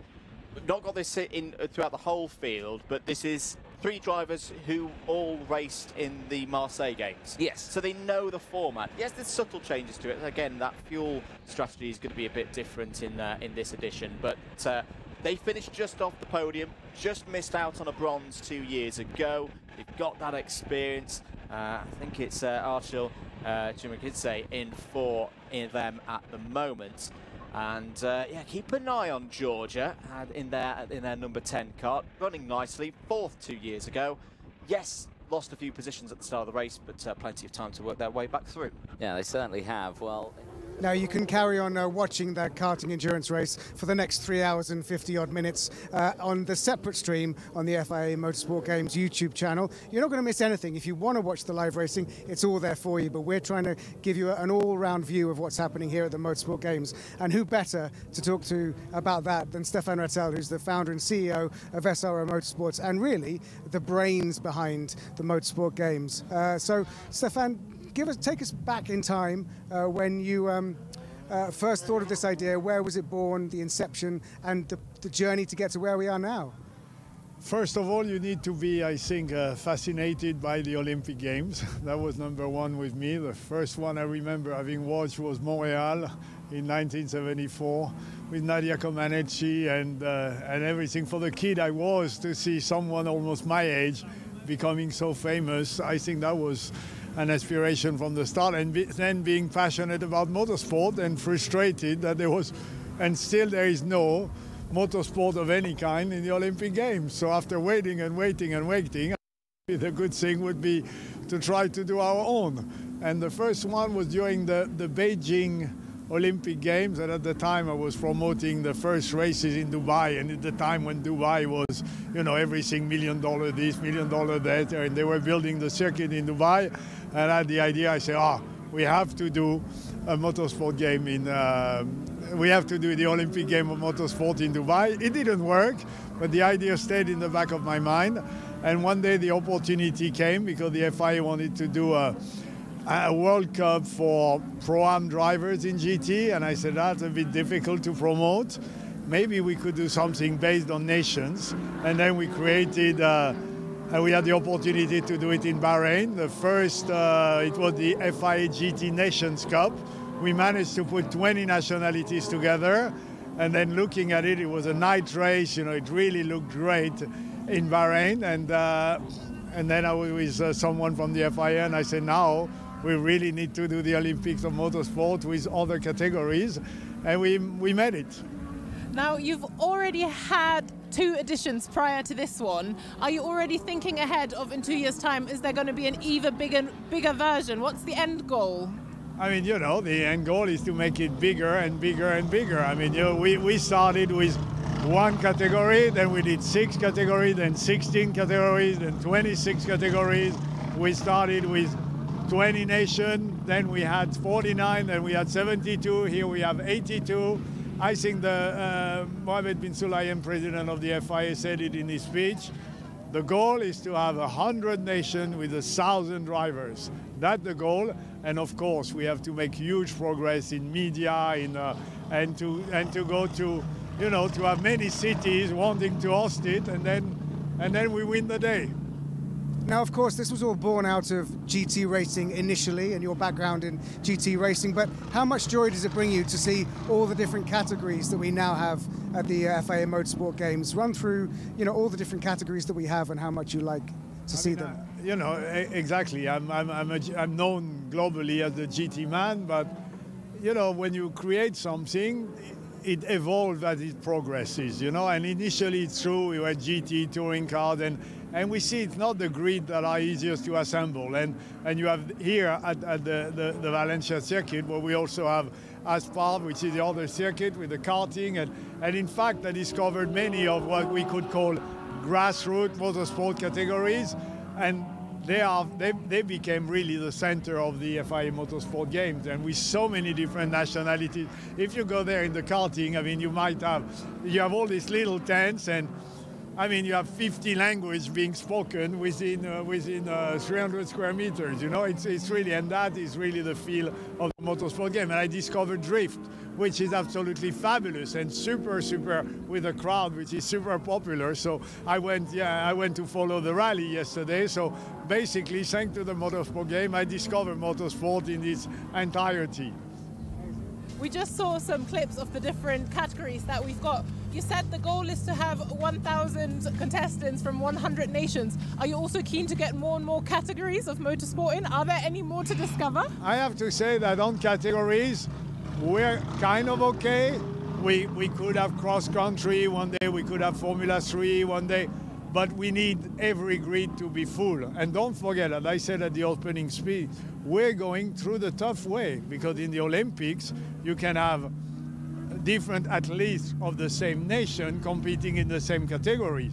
To make our life more difficult, we have only one athlete, one driver per nation, per category. And that is true, makes it all more difficult, but somehow it gives more chances to the small national federation, and the small national federation today are really the ones that are making the FIA Motorsport Games. And in terms of the inclusivity, what was really telling when you're at the Aspar circuit, but also here, is the range of ages of the competitors. You know, 8 years old, like the karting race that's happening now, right from a very early age. But also one of the big FIA initiatives is to have the same kind of stream for off-road. So you have the cross karts as well. All of these, so someone, you know, a young girl can watch another young girl competing in this and think, well, I can do that. It's really important. Oh, and I think, you know, we have, I mean, it was really, to be with all these young kids, it's really great. And you have also a lot of girls, lots of girls. I don't know the final numbers. I said about 90, over 90. It's over 100, over 100. Over 100, so even more than I thought. So, you know, out of 640, to have over 100 girls, we're on the right tracks. And that's really something we progressed from the previous edition. And it's also, we really welcome, because I always say, the more girls we have, the day we have as many girls as boys, we've doubled our potential, our client potential. So it's very important.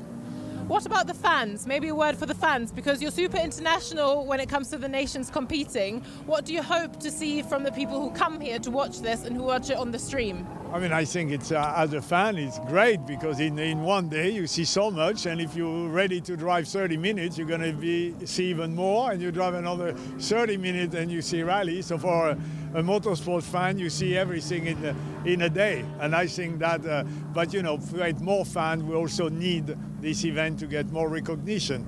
But let's not forget, you know, the FIA Motorsport Game is a toddler, you know, 5-year-old, and 1 year he didn't get much education because everybody had a mask during COVID, you know, so it's all very new. And what I've learned in my now long experience in motorsport is that you need time.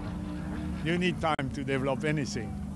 Now, from an organisational point of view, you know, we know what it takes to put on even a standard race weekend. To keep this kind of an event on track, like clockwork, with all these different categories, all these different personalities, teams, egos, give us an idea how smoothly it all runs behind the scenes. Thank God, you know, I had the idea, but to putting it, the general manager of the game, Anthony Comas, will tell you more about that. All I know is it worked solely on this event for the last 2 years, and he moved here in Valencia for the last 6 months. This is the easy part, but building a cross-car circuit, which has been underwater for half of the event, this is a challenge. And no, it's definitely a complicated, and it's very new in motorsport to try to do everything at the same time in the same place. So yes, but we're learning as we're going, and I'm sure by the time we're at the 6th edition, everything will be perfect. Well, Stefan, from a point of view of someone who's here for the first time, I can say you've done a very good job. It's super entertaining and it is fun being here. Thank you very much for joining us and giving us that insight. That was fabulous. I mean, if you enjoy it, I hope everybody around is enjoying it as well. I think they are. The mood is really good. Everyone's smiling. The sun's out. What more could we ask for, right? We love the motorsport games. We love the motorsport games. Thank you, Stefan. Thank you. I think that's a good time to go back to the endurance karting, which is well underway. We've got a lot of hours to go, so let's see what's been happening in the meantime.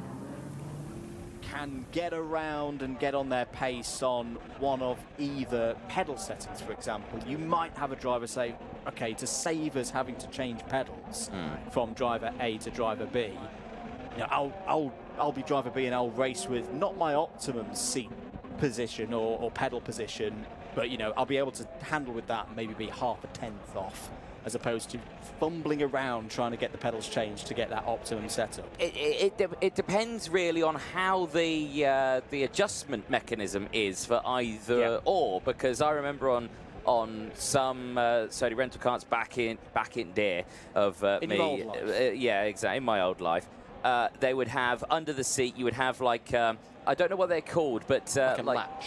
Yeah, like a latch. Like you'd pull it out and then you would twist it, and then you'd put it back in and twist it again, and then pull it out and then twist it, and like that. So you had to unscrew something to then loosen the seat, move it on the sliders, and then re-tighten it up. Very time-consuming, very labour-intensive, not fun at all to try and do. And then the pedals would just lift up a lever and then slide it forward and backwards, and then it's all good. You were pointing at something. I was, but I guess I thought we had a problem for Hungary, but it's fine. It's fine. Still there. It's still there. It was a slight moment of timing and scoring. You tutted at me as well. It was very senior tut. It was like, no, you're quite all right. But yeah, so you had things like that where you could do it like that. But now, in these sort of modern, like in these RT10s, the seat mechanism is so much better. It's like what you get in a car. Literally just a lever, pull it up, slide it forward and backwards, lock it back into place. That is what you need. Something quick and easy like that, which makes it probably easier now in these modern rental cars to go for the seat, just slide it forward and backwards. And of course, a driver like that, when you're driving down the pit lane, could adjust that maybe themselves a little bit as, race leaders getting through there. Past some of the back markers and just putting themselves in a very precarious position. Was that Sweden in the number 23 they've just managed to get past? Yeah, it was Sweden going a little bit deep on the exit of turn number 10, and that's another risk for the leaders out there. Not necessarily mistakes from themselves, but mistakes from other people. Yeah, and them simply being in the wrong place at the wrong time. With this being a single class from a technical perspective, in a way, and you see this in many different categories of endurance racing, this isn't an endurance race. It's a 4-hour sprint across a team of 3. And say, there we go. Thank you very much from Belgium. Say, come on, let's get on with this. So they're going to be pushing right to the edge. Yes, they're going to be taking care of the materials. They're going to be keeping off the big curbs. They're going to be keeping themselves out of the gravel. But again, if you're pushing right on the limit and someone has a problem right in front of you, you may not have time or the grip to react. But Belgium continue to do a good job. They've got their lead up to 20 seconds now. A few changes on that last lap. As I say, Sweden are now in 13th place, Peru as well. Now, Neil, we've got a little bit of a break on this circuit here, but that does not mean that there's a break from racing action at all. No. We've had some drifting in the meantime. We've had cross-car. Let's have a look. Yeah. We, I think... we're looking at cross kart right now, which is a fantastic category. We were saying earlier that karting is kind of the entry to circuit racing, and cross kart is kind of the entry to everything off-road and rallying. Yeah, so, you know, for many, many years, the sort of the ladder in motorsport was very circuit-oriented, and if you were a rally driver, your chances are you grew up on gravel roads in Finland. But actually, the FIA have started to really look at how cross car can be used to grow young drivers that want to go off-road sideways in the mud. And it's very interesting. I didn't know this from what Stefan was saying, that circuit, which is at the Aspar circuit, you know, you can see the mud. Although mud is good, it was a little bit too muddy. Clearly it was a bit of flooding from all the rain. So they've done a good job to make it. But actually, if you're going off-road, whether it's the Dakar, whether it's cross countries, whether it's stage rallying, you quite like mud.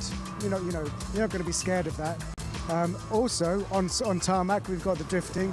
So another category that we heard is fairly new. Stefan Rattel was just saying it's introduced him, the Motorsport Games have introduced him to drifting, and it's going on currently, and the smoke is rising again. It's a great category to watch, isn't it? It's beautiful, and it is incredibly difficult. Yeah, I can imagine. The not just throwing the car sideways in the first place, but then maintaining it while spinning the rear wheels with all of that power and using it so gracefully. It's an extraordinary skill.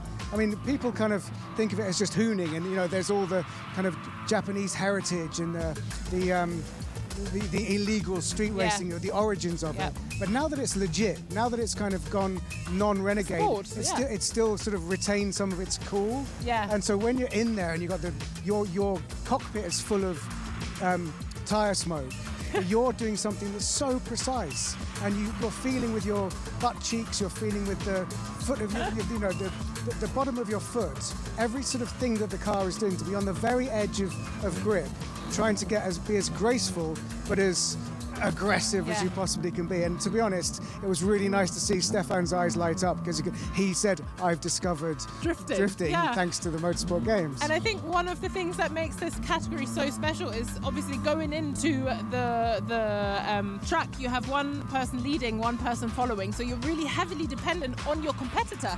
So it is that kind of category that unites you in a way, because you depend on the other person's performance to also be able to show what you can do. I was going to say that when you said where drifting comes from, the only time I ever drift is when I don't want to drift. It's very involuntary when it happens to me. Are you a big drifter? Well, when the Autobahn's a little bit icy in the winter, maybe.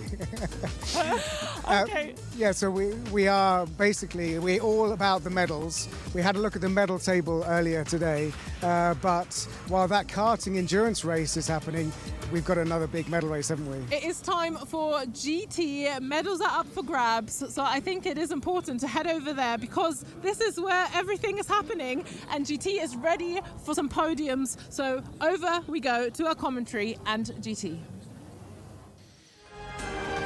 Medals are at stake here at the FIA Motorsport Games, because for the GT discipline, the cars are on the grid for the main race. They've had a qualifying race that sorted out this grid. Now it's an hour of racing, and at the end, 3 nations will have a medal apiece. The medals table is being led by Spain, but pole position for this race claimed by United Kingdom. The start driver is going to be James Cottingham aboard the Ferrari that he'd never raced up until about 4 hours ago, and won first time out. He shares with Chris Froggatt. It's going to be a fascinating race, that is for sure. 60 minutes with a pit window between 25 and 35 minutes. David Addison and Joe Osborne trackside. You're probably familiar with the GT3 concept. Well, some of the names, some of the drivers, some of the cars are familiar. The liveries are all different because they all carry the nation's colours, but this is going to be a fascinating hour, that is for sure. James Cottingham there with his hands device on is going to be the start driver for the United Kingdom. Hubert Haupt will be with him on the front row for Germany. And the Ferrari drivers then good to go. Chris Froggatt on the right as you look, the Sky Tempesta racing team operating the Ferrari. That was so strong, Joe Osborne, in the earlier qualifying race. Yeah, dominant, won by nearly 15 seconds in the end. But dominant in qualifying 1 was Team Germany. Hubert Haupt, 6/10 clear of Cottingham in that qualifying. So there's different aspects at play here. At the moment, you would say it's favour Cottingham, but over 1 lap pace, this Mercedes from Germany was so strong. Hugely experienced Hubert Haupt behind the wheel, one of the best, one of the fastest bronzes out there. So the race between the first 2 is definitely going to be exciting. So there we have the start drivers aboard, and James Cottingham and Chris Froggatt then, having had a race win, now won a gold medal. Antonia Rankin is on the grid with them. Guys, it's been a good weekend for you so far. Are you feeling confident? Yeah, absolutely. I think the car has the pace. James is starting in the best position. We've just got to keep it clean and hope we come out the first corner in first place, and he'll take it from there. Yeah, it's like Chris said, it's about trying to manage the start of the race, and then, yeah, if we can hold that position, I think it's difficult to pass here, so that's what we want to do. Good luck, guys. Have fun out there. James Cottingham and Chris Froggatt have raced against each other, but never been a partnership. So it's interesting to see how that has gelled so effectively with that earlier win. It's Chris Froggatt's regular car. Chris Froggatt made his name in Ferraris before he came into GT racing in a Ferrari, then went Mercedes, then McLaren, then back to Ferrari. But perversely, it was Chris that had a track limit penalty and went through the gravel in the earlier race. Yeah, he had a lively stint, didn't he? And he was lucky, I think, when he went through the gravel on the exit at turn 12, not to cause any lasting damage. Costner had a pretty relaxed stint, didn't have to overtake, had a good gap, but his pace was good. And then you see the field stretching behind another Mercedes. We saw a really good opening stint from Yannick Mettler, didn't we? Hand over to Dexter Muller, who will start that car. Had a good stint, not the best. We saw Hubert Howe get past him and then pull away. So Dexter Muller will be looking for a little bit more pace than he had at the end of that qualifying race. Then we have the Spanish Audi R8 that always seemed to be in a battle throughout the race. So now it's starting more towards the front. Can they have a cleaner race, I wonder? Now, Team Germany is another competitive nation. Finn Wiebelhaus will do the second stint, and the teenager is with Antonia. Well, you guys, you're starting in second, but you've got a real amount of pace behind you. Do you think you'll be able to catch up to that Ferrari coming down to turn 1? Sure we can. Like all weekend we were fast, so we just struggled in the race 1, learned out of the mistakes we did, and now full push and send it. If you do get into the car for the second stint into P2, what will you do to get ahead? Push, force them into a mistake, or just overtake. Yeah. Good luck. Thanks. There is a master plan. You can't argue with that. Yeah, it's quite one-track mind. I like it. Nice bit of dry humour as well, just trying to maybe take his focus on the stress that he will be feeling, because he knows in 25 to 35 minutes after this race starts, he will be getting in and bringing that car home, and he will have a good chance to determine what colour the medal is that that car is going to take home. Now, this man was a star of the qualifying race for Spain, Fernando Navarrete, who just charged and charged and charged, almost to the dismay of his co-driver, who leant over the pit wall and sort of pointed at his temples as if to say, just think about what you're doing. But having never raced that car before, Navarrete was a real gun. Yeah, he was a hot knife, wasn't he? And everyone else was his butter, and he sliced through really nicely. Did a nice celebration as well at the end of the race, parked up on the exit of turn 1 in front of the home crowd, obviously, for Team Spain, and gave that V10 a lovely rev. So, yeah, he seemed to be a doer, didn't he? You get some drivers that are quite passive, very calm, metronomic, whereas Navarrete seemed like he wanted to make a show, and I'm excited to watch him as well. And Spain, not just the host nation, but one of the ASNs, one of the nations that really does embrace the whole concept of FIA Motorsport Games, whether it's up at the GT3 level or to the humble, in comparison, electric karting slalom. So for the Lithuanian team, the driver being strapped aboard is Arūnas Gečauskas, and we can hear from the Spanish team. Let's go back down to join Antonia, who is with Jorge Cabezas, who will do stint 2 for Spain. Jorge, what beautiful weather we have here for your home race. How special is it to be a Spanish driver at a Spanish weekend? Oh, that's incredible to represent a Spanish team here on Spain, the FIA Motorsport Games, with all our fans. They push us to get the better result. Now we start from P4. I think we can go to the medals. Race before, Fernando have done a very good race. He have done a very good recovery in the final laps. Hope we can finish on the medals, and for sure on the gold ones. I'm sure you'll be great. Now, we saw some pit signals during the qualifying race. What were those about? The qualifying race was so difficult at the start because the track was a little bit wet. It was only one line dry. In the first stint, it was completely impossible to overtake. It was my stint, but I was driving with my head, pushing a little bit for the other ones to make he to have any errors. And then it works. They have got some track limits. They have some penalties, and like that we can improve and overtake some positions. And now is the final one, the important. Let's try to do our best. All the best. Thank you very much. Jorge Cabezas being interviewed, and this is what she was referring to in the pit signals. That was after Navarrete had blasted his way through the traffic. Instead of being happy that he'd gained a place, look at the frown. Jorge Cabezas, I think, felt that some of the energy was unnecessary for a qualifying race. What do you reckon? Yeah, interesting signal to throw to your teammate at 200 kilometres an hour as well. Indeed. So, yeah, if only we had a communication device where audio could be transmitted from the pits to the car, that would make life a little easier, wouldn't it?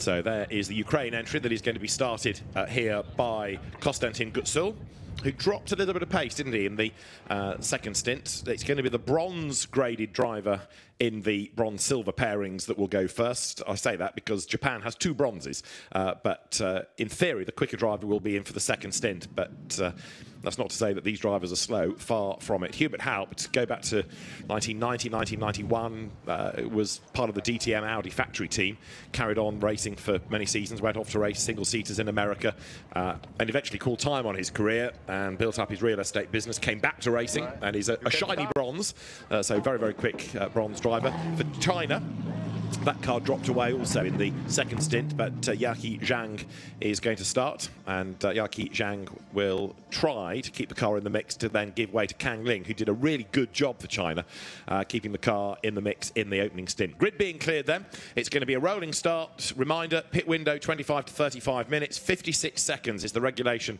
pit stop time.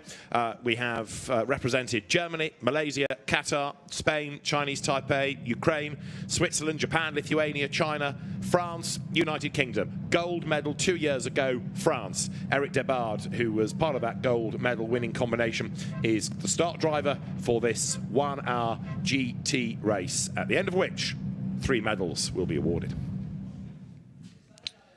So the drone hovers over the grid as now the cars are released, and the Mercedes-AMG pace car, as it is, accelerates off down towards turn 1, and a last chance to get some warmth into the Pirelli tyres.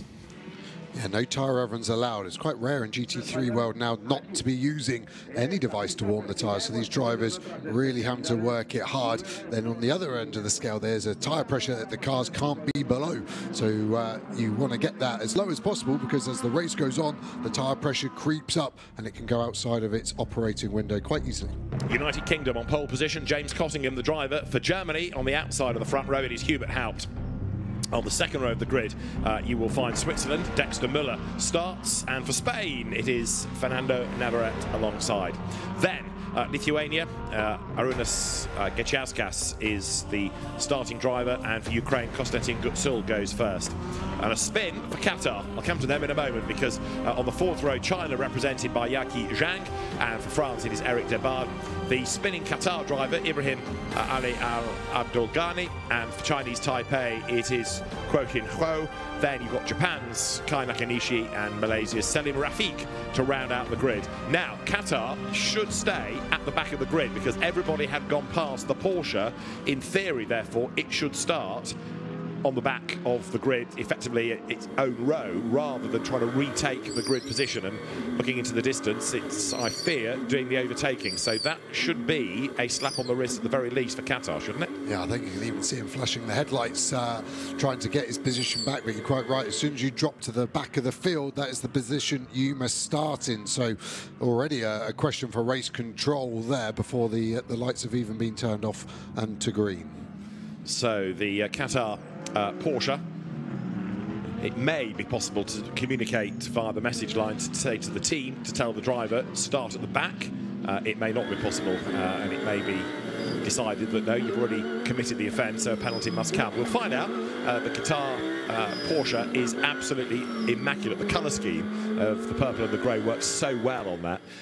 But up front, it is the red, white and blue of the UK taking on the black, red and yellow colours of Germany. And now they start to get themselves in that 2x2 Noah's Ark formation, ready for the rolling start. The pace car, as it is, will bail at the end of turn 14. Chinese Taipei Mercedes then rumbles into position on the outside look of Qatar's Porsche. Up they come to turn 14. For the nations, it is United Kingdom and Germany on the front row. For the brands, it is Ferrari and Mercedes. For the drivers, it is James Cottingham and Hubert Haupt. And the French Audi, a little bit out of position in the middle of the road. That doesn't always go down well with race control. The lights on red on the gantry are about to change, and the medal-defining race for GT is go. Could getaway by the Ferrari. And so for United Kingdom, James Cottingham tries to outdrag Germany. Hubert Haupt on the outside line tries to level with him into the braking zone, but Hubert Haupt can't get the race lead. So UK, Germany 1 and 2 as they sweep around turn 1. 1 and 2 run out wide, including Spain, including France. Germany to the inside for the race lead up at turn 2, and Germany tries to elbow up on the inside. Bit of contact between the two. Germany through. Hubert Haupt takes over the race lead, and that was a determined and a committed first couple of corners. Great move from Germany there as we see Spain down the inside of the Ukraine. Interesting start from France, looked really aggressive, but when the lights went out, they went nowhere. I think Chinese Taipei actually got a little contact on the rear because they expected the French car to go sooner than it did. In fact, China running a little bit wide now behind that French Audi, but great move from Germany to take the lead over the United Kingdom.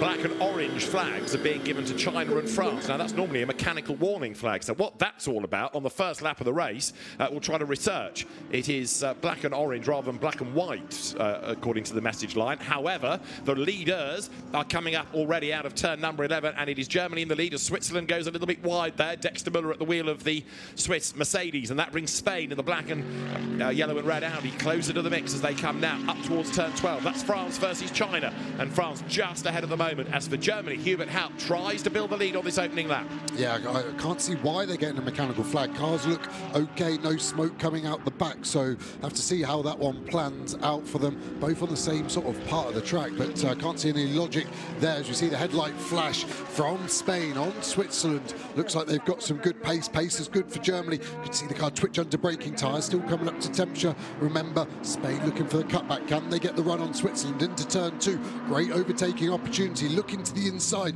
doesn't look like it's got speed, but Switzerland a little bit wide, then closes the door. Going to be side by side on exit potentially. Snap of oversteer wheels, windscreen wiper going. That's the button on the steering wheel. When the driver has a moment, can just catch that. So when he gets a chance, Navarrete will give that a flick to turn it off. Don't be fearful, there is no rain forecast for the next hour. That's good news. Navarrete there, second gear. He'll grab third in a moment, and eventually, when he has a moment to breathe, he'll turn off the wiper. And then you've got Ukraine, Lithuania, France, China, Chinese Taipei behind in this long line of cars. Germany leading the way. 9/10 of a second was the margin. The top two escaping, but it's almost everybody else for third, isn't it? And look at this fight. China on the tail of France. Eric Debard for France. It is Yaqi Zhang for China. And the two of them together being reeled in again by Chinese Taipei's Kuo Chin Ho next up in the queue. Yeah, still can't see any reason why they'd be getting the meatball flag at the moment, so they've just got to keep racing. Maybe their teams will go up and ask what the problem is. Spain looking to the inside, not really an overtaking opportunity, but a good chance to distract the car in front. But actually Spain hit the apex curb and potentially lost more than they could have gained there. United Kingdom still 8/10 behind Germany, so not losing too much. Go on board with Spain, so close. Going to be hard to get a run out of the last corner. Look at these cars all grouping together. Who's got the top speed? We saw the Audi earlier really fast at the end of the straight, especially when Switzerland was stuck behind China in their Audi. China with that car on the far right, trying to get down the inside of France. They're still staying in the same position. Chinese Taipei having a much better showing so far at the start of this race. To the inside line, Spain on Switzerland. Through for third place goes Spain. Switzerland tries to brave it out on the outside, but a really good pass by Spain. Through on the inside line goes Fernando Navarrete, and Switzerland drops down to fourth place. That Audi is flying, and Navarrete for Spain has got better and better and better every time we've seen him in the car. Yeah, what can he do now? Can he close this gap and try and make it a three-car battle for the lead? But he's now promoted himself into the bronze position. Can he get a better colour than that? Looking at Ukraine, much stronger start to the race as well. At the end of that stint, we saw that car could still drop off the pace, but now looking good. But it is under attack from Lithuania from behind, and then to the inside for the Audi from France as well. We've got a real Audi battle pack here, haven't we? 4 different nations, all in the same car with 4 rings on the front. Interesting, isn't it? Although the Audi R8 isn't really one of the favoured championship winning brands these days, it is still great for this type of racing where you can put customers into the car, but the teams have a wealth of knowledge of how to run it. It's user friendly. For an event like this, it is absolutely great. There is in China, or there used to be, the Audi R8 Cup. We've got an unofficial version of it here, look, in Europe, because the 4 of them, as Joe rightly says, are all together in a line. Diving now down towards turn 14. So riding on board with Lithuania. Up front, Germany extending the margin to 9/10 of a second and having also done the fastest lap of the race. But Ukraine about to lose a position possibly here. This is the run down towards turn 1, and the fight for 5th is going to stay just Ukraine's way, but up at turn 2 it could change again. Tiny bit of contact, but racing instant so far. Still got the inside though, Lithuania to the inside, dives really well. Bit more contact, forces Ukraine out, a bit more robust that time, but I still think it's on the caution side of fair. We will see what race control say. What's Lithuania got pace-wise? Ukraine need to settle, they need to stop the rut, they need to stop France getting through there. We still have no more information on those black and orange flags, sorry, for both France and China, so we'll just keep playing for now. The gap at the front staying the same. They are pulling away from Spain ever so slightly as well, so at the moment it is a 2-horse race for gold in this race. And James Cottingham is doing purple sectors on this lap as he tries to close the lead gap there. France on the tail of Ukraine, fending off China, fending off Chinese Taipei. So that 4-way battle pack dropping down the hill now. Up front, it remains Germany ahead of United Kingdom. Hubert Haupt ahead of James Cottingham. A little bit wide goes Ukraine. France gets up the inside. Eric Dabar, the driver for France, but he couldn't really capitalise on that and wasn't able to get properly alongside. So he slots back in for turn 12. And Ukraine, with a better exit, just stretches the margin again. Yeah, but look how much Lithuania have pulled away. 1.5 seconds in under a lap already. And they're on the back of Switzerland. Dexter Muller now has another car to contend with, another Audi. And it looks like Lithuania have got the run on him at the moment. We saw the job done well by Spain. Very efficient overtake. Doesn't look like we've got enough speed riding on board at the moment with Lithuania. Look at the speed and the time we've been gaining to the inside. Is there enough room just up on the curb?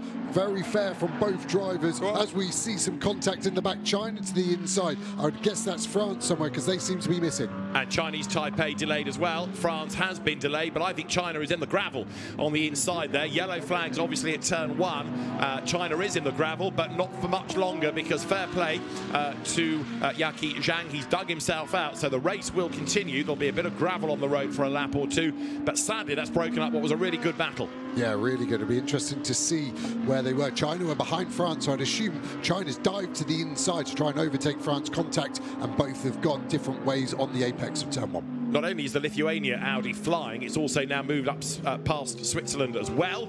So Switzerland, Dexter Muller struggling a little bit at the minute. There's your lead gap. It's down to 7/10. James Cottingham for United Kingdom did the fastest lap of the race last time through. So the United Kingdom entry, the Ferrari chasing after the Germany entered Mercedes. Hubert Haupt still leads the race, but there Chris Froggatt, who will take over the second place car, can see the gap diminishing. Do you remember at the start of the last race, Froggatt had a good start, but was quite consistent gap to Germany, and then suddenly the German car really dropped off of its pace towards the end of the stint. Wibbelhaus struggling. Is that happening again? That's Wibbelhaus there. He started strong, but his stint faded. Maybe it's a car issue, not a driver issue. Is this swinging in the favour of the United Kingdom and James Cottingham? The gap back to 8/10. It's ebbing and flowing. You can see on the graphics shown previously, it was only a 10th on the last lap, but it shows a trend. Is that trend going to keep going, or is it going to ebb and flow the other way?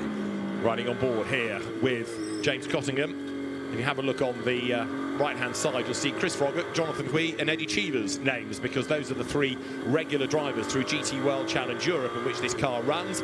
Add a different driver to the list on the outside of the car. This is James Cottingham, who is hustling on this Ferrari, and he's getting ever closer to Germany. So, 3rd gear now grabbed, 4th, turn left.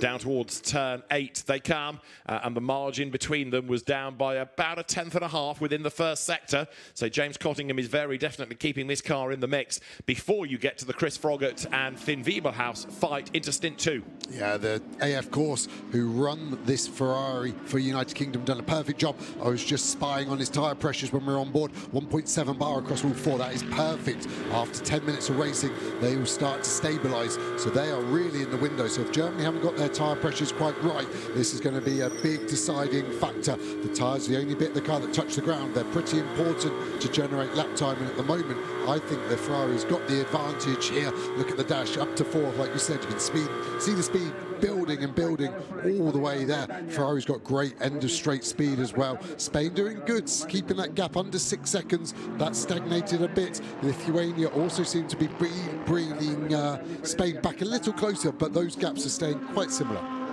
So James Cottingham for United Kingdom still having the fastest lap of the race to his credit, and the battle is on here for 5th. It's Switzerland versus Ukraine.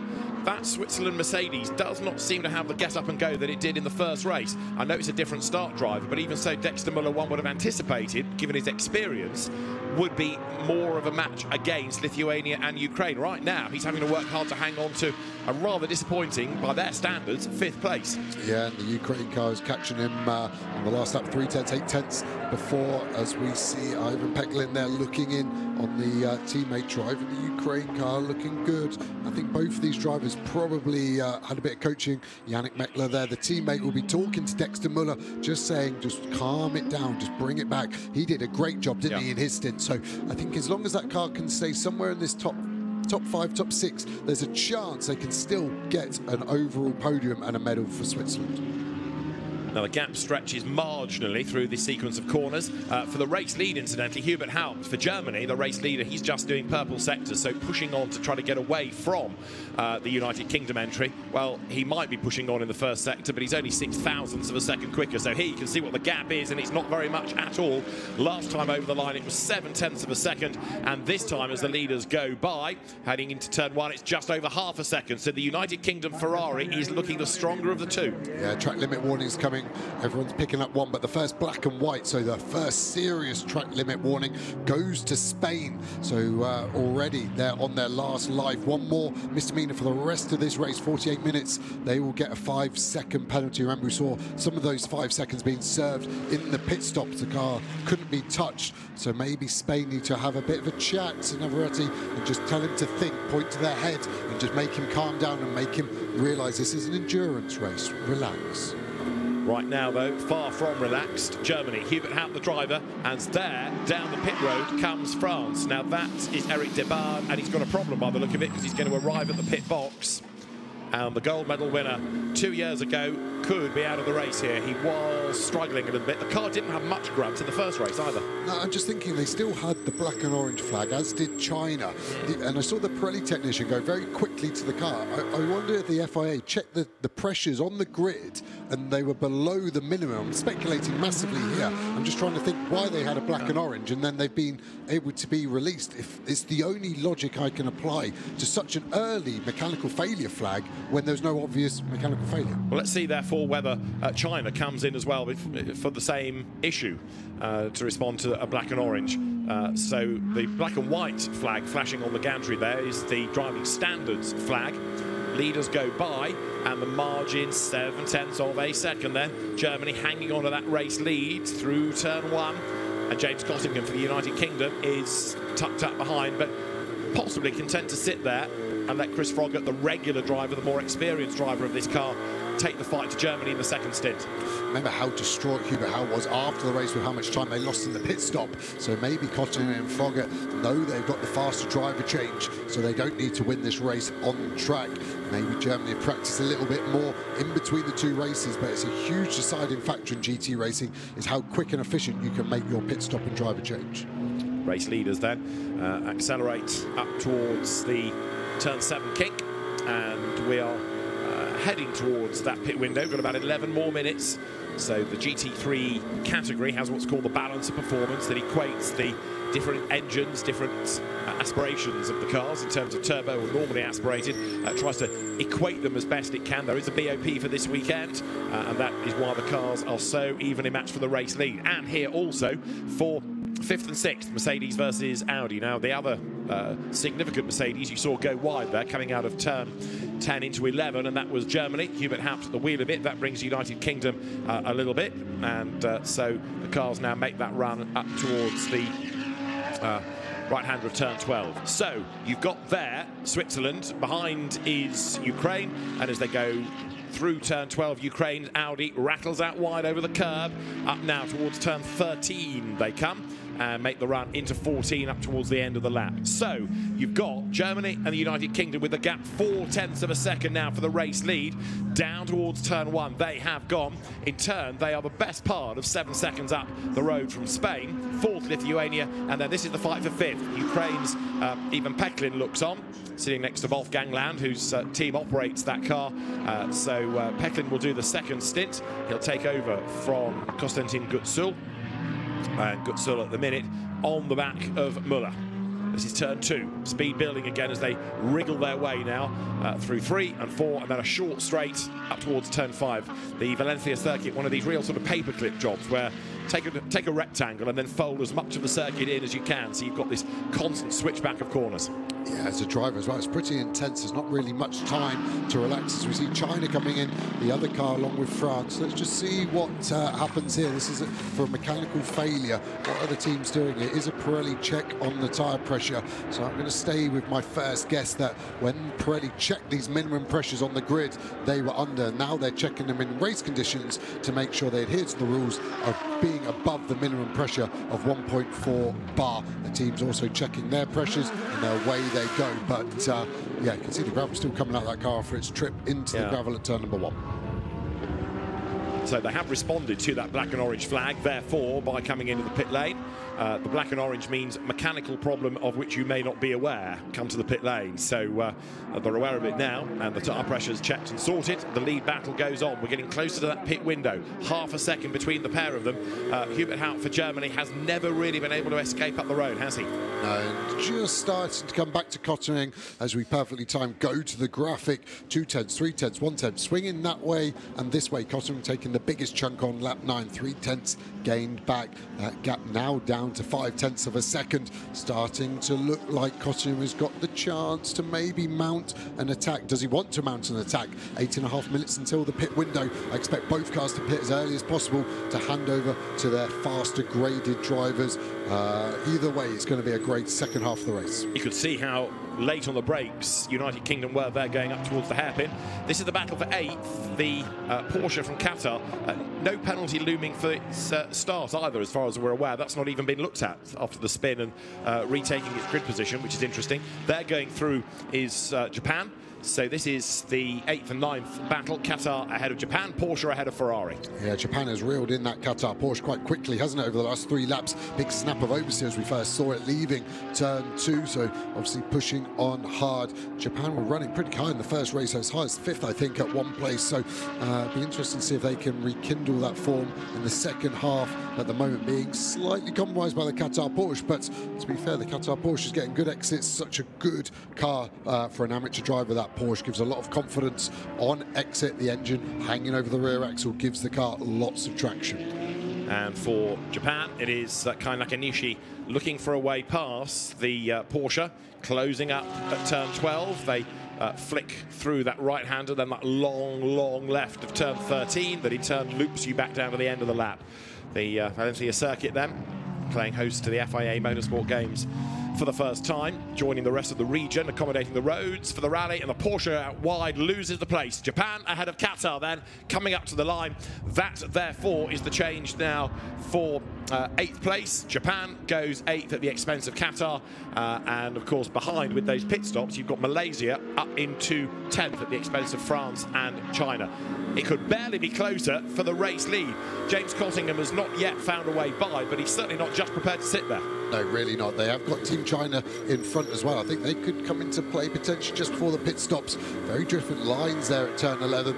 Typically go for a late apex, but Hubert Haupt in front fired it in early. And he's still got a good exit, so that Mercedes is still giving him some good pace, especially out the corners. Rides the curb very well, that Mercedes. I think the Qatar Porsche just went wide and deep into 14, and there we can see Froggatt ready to take over for the United Kingdom. Time penalty for car number 22, our first penalty of the race. That's Chinese Taipei, currently in 7th place. That time will be added in the pit stop. And yeah, the Mercedes just pulling away slightly by the end of the lap. So Chinese Taipei with a time penalty, running 7th at the moment, and we are round about now 6 minutes off that pit window opening. Up at turn 2, lead gap down. Germany still ahead of United Kingdom. It's Spain 3rd, but Spain not lapping quite as quickly as these two, even though they are close, even though possibly that Ferrari is being ever so slightly held up. Still their pace better than Spain in 3rd spot. So the hard work is going to be done then by Jorge Cabezas when he gets into the car for Spain in that second stint. Spain, the medal table leader at the moment. More competitions being decided on this Saturday at the FIA Motorsport Games, but the medal table still headed by Spain from Italy and then Turkey. United Kingdom 4th in that table, and right now 2nd in the GT race, and right on the tail of Germany as they wriggle their way again on now towards turn 10. Yeah, again, very different lines in turn 11. The Mercedes able to keep it much tighter. Kosing swinging out. Doesn't look like he's got an overall pace advantage to make a move, but he is giving this car the best chance of pitting right behind and making it a pit stop race, because I do think both are going to pit on the same lap. Let's ride down the hill into turn 14. How's the car looking for Kosing? Any oversteer on the way in? Yes, as he touches the curb. Gets it to the apex though. How's the exit? A little loose. Big snap of oversteer. You can see the lights flashing, indicating the traction control is there. What's our top speed like? Mercedes slightly getting smaller, so top speed looking better for the Mercedes at this point. Now stagnating. Open the corner up into turn 1. Get to the apex. Get rid of any understeer. Pick the throttle up. Stay legal on exit. He was more legal than Hal, but I think Hal was just about on the white line. A hairpin here, so you want to V the corner off, go in deep, rotate the car, full throttle, flat through this little kink at 3, but use all of the curb, because that lets you be further to the left as you brake for 4. Again, you can really abuse the curb here on the inside, all 4 wheels. It seems to be getting away with that track limit-wise, but Mercedes really strong on traction. Just looks a little traction limited, this Ferrari. Let's check how it looks coming out of turn number 6. See if we've got any wheel spin. Rolls in great speed, catches the car, but then just has that slight rotation.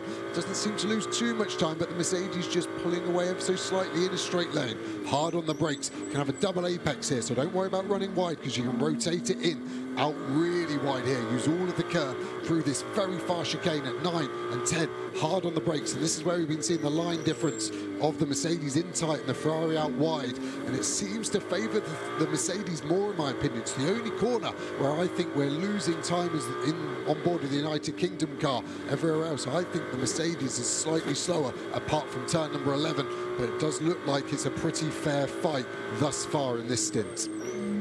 And that hairpin you were talking about, down to first gear for United Kingdom. The Ferrari, James Kosing, then up towards the line. Out wide, Germany, but just about gets away with that. And the team manager of France being summoned to the stewards in race control immediately. That is never good news. So France team manager is going to be called before the race officials. Leaders go by with another 3 minutes before they can think about bailing for the pit lane. And as you made the point earlier on, they're heading up onto the tail of Team China. Lappery is possible. Yeah, they've got to do at least 2 more full laps before they can pit in the pit window. So, yeah, Team China are going to come into play here. They'll still be pushing on, quite rightly, Team China, so they won't have full focus just on their rearview mirror. Just because they're in last place doesn't mean they've given up. So could potentially trip someone up, and as the leader you're always the one opening the door, so it's your job to make sure there isn't contact. That's where being behind is much nicer, and you can just go for whatever gap may appear. Down towards turn 8 again comes United Kingdom, chasing Germany. Slightly tighter line by the Ferrari compared to the Mercedes of the German nation. And now down towards turn 10, the kink, 11, the hairpin. They come. Again, up the curve goes the Ferrari. That wider approach. Germany's going to go a little bit deep into the corner again. A tighter line by the Ferrari.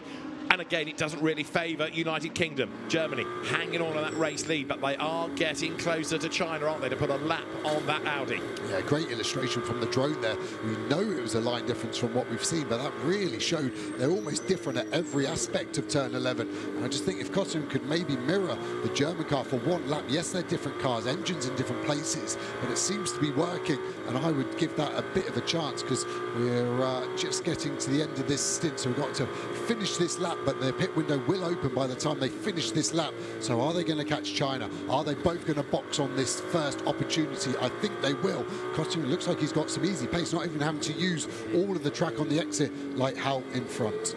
So Germany hanging on to that race lead, but in just over a minute's time they'll be able to get the stop out of the way, and we'll see which is the better drilled pit crew. Both squads so experienced in terms of pit stop style racing, whether it's in 1-hour races like this or longer in the different endurance championships for GT cars that exist. So the lead gap next to nothing at all then, as they run now nose to tail once more around the back part of the circuit, coming out of turn 6 now, the race leaders. Still Team China just up the road ahead. The window will open in over half a minute's time, so they should be able to pit this time. Hubert Haut for Germany, James Kosing for United Kingdom. still absolutely together. And in fact, it's going to be a very good lap on which to pit, because not only are they closing on China, but also there is another car just up the road as well, and it is Malaysia, so it stops them having to worry about back markers. I think Switzerland is due in as well. Malaysia has been caught by China and being impeded slightly. That is a battle for position. The leaders are bearing down on all of this, and it could get very leery indeed. Remember, those cars can also pit, so pit entry could be very busy, not just with the leaders, but some of those back markers. What are they going to do? I think everyone's going to dive to the pit lane, are they not? It's a late call from 3 of them. It looked like Malaysia stayed out. Is Germany going to be impeded by China? Nose to tail coming to the line, don't have any damage. There's a bit of a clunk there just as we cut away from the forward-facing camera, and I saw Cotton's head dive forward. Hopefully it was just his own brakes slowing him down, starting to loosen the belts. You can loosen, you cannot undo. He'll turn to the right, he'll then stop, undo the belts, undo the window now, undo the radio, door open, and the large tall frame of Chris Froggatt. It struggles to get in, but he gets in that car quickly, and I think it could be a pit stop race between the two nations. Right, so Germany struggled on the pit stop in the qualifying race. That's the United Kingdom then, and James Cottingham gets out now. One of those less haste, more speed situations there for Germany.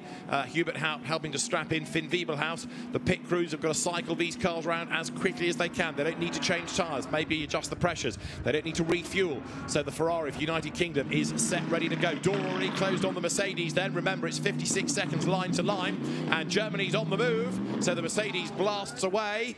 And where is the Ferrari in all of this? It's not yet moving. So Germany hangs on to the lead. The Ferrari is being released, but there's a problem. It won't go. It stalls. It fires. Time lost. United Kingdom loses time in the pits, and suddenly Germany has a big gap. Swings the other way. That Ferrari doesn't have a clutch pedal, so you can't blame the driver. That looked like a systems error, and the Ferrari should just press a button, select the gear, and slam the throttle down, and you could hear the slam, but then the clutch didn't know what to do. So I think Froggatt probably had to cycle something there to get it to go, but that is a big problem, and that is a real shame for the United Kingdom. It is indeed. So it's going to make an intriguing second stint, that is for sure. 33 minutes are on the clock. Spain, in the meantime, stays out. So over the timing line now comes Fernando Navarrete, who is the driver for the opening stint for Spain, and that car notionally takes over the race lead. Others cycling through after the pit stop, but it is on the road, the race now being led by Spain. But in real terms, Germany, having got the stop out of the way, clear of the United Kingdom, and a gap that was never more than tenths may well be a few seconds come the end of this lap. Yeah, I think it's going to be 2.5, 3 seconds minimum. They lost so much time. The German pit stop so efficient. We saw how much time they lost in race 1. They definitely practiced in between the 2 races, and that was really good job by Team Germany. Spain now have to push on the way in. Lithuania in the background in the other black Audi there, has really had a strong stint, and I think that could be another race building in the second half, Lithuania versus Spain. Indeed so, and the battles that we saw in the earlier race now from the first stint should, in a sense, come alive in the second. It's the same drivers, but in some cases they've got some gaps to make up. One interesting car is going to be Switzerland, isn't it, when Dexter Müller gives way to Yannick Meckler. That has now served its stop, so Switzerland will be one to watch. Over the line has gone Germany, and 3.3 seconds the margin, Germany to United Kingdom now. That's the leader, that's Spain, but remember, this car owes us a pit stop, so it'll be due in within the next few minutes. Yeah, we should get a great shot, shouldn't we, as the leaders pit from the road. We'll see potentially Germany and the United Kingdom coming down the pit straight, and we can see if Spain have done enough to close that gap. It was 8 seconds before the pit stop. They're staying out, they're going very long. Lithuania does box, so a completely different strategy here from what we're used to seeing with bronze started drivers normally pitting early, but Spain doing slightly different, and we see France in the pit lane again. Yeah, whether there is anything else in the system for France, given that the team manager had to go to the stewards, we'll find out. But Eric Debar gives way then now, and into the car will get Paul Everard. So the car will be yet faster as the Sansalok team, the French squad, turns that car around in the pit stop. So there is Finn Wiebelhaus now for Germany, and behind it is Chris Froggatt for the UK, who has just done an absolute best Sector 1, and a personal best is looming in Sector 2. So this is looking good as far as United Kingdom is concerned. Straight away, an angry Chris Froggatt is clawing back some of that lost time and taking the battle to Germany. Over the line they come now. So let's see what the gap is. 3.3 seconds last time, Germany to United Kingdom, and this time 2 seconds. But black and white flag, car 93. They're on their final track limit warning. So Frogger obviously used that up on that lap to catch up. Good to get the gap down, bad to have no more lives left with track limits for the rest of this race. Chris Frogger has done the fastest lap of the race and is hustling on as Spain, still due its pit stop, approaches the halfway point with just a second or so now to go, and another lap done by Fernando Navarrete. You get the feeling he enjoys racing this car. Comes over the line, so Spain staying out there for as long as possible, trying to build up that margin if possible and hang on to a medal place. It's not going to be a win in the race, I doubt, but bronze is a real possibility. Yeah, time for 3 more laps if they want to use it.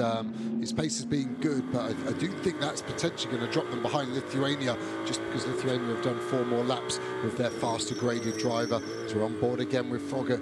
In a slightly tighter line than Kottering into 11, but still not as tight as the Mercedes we saw earlier. It'll be interesting to see any differences that we can spot. Not using as much entry curb here into T12. Picks the throttle up early, makes the car run a little bit wide. I think we need a bit more patience there from the United Kingdom. Down the hill into 14. Do we use the entry curb like Kottering does? No, he doesn't. That's why we don't get the snap of oversteer. Car looks a bit calmer on exit as well, as we see Jorge ready to get in for his stint. You know it's in the next 3 minutes and 58 seconds. Jorge Cabezas there to take over for Spain, which currently lead by 55 seconds, but a pit stop is 56, so it's going to lose the lead, and it's going to drop to 3rd, I would suggest, by the time the stop is done, because Wiebelhaus to Frogger here, Germany to United Kingdom, is down to 1.4 seconds. Well, earlier on, remember, the Ferrari could not find a way past the Mercedes, but Finn Wiebelhaus is going to be asked to hang on under huge pressure for the best part of, what, 26 minutes by the time Chris Frogger gets onto his tail?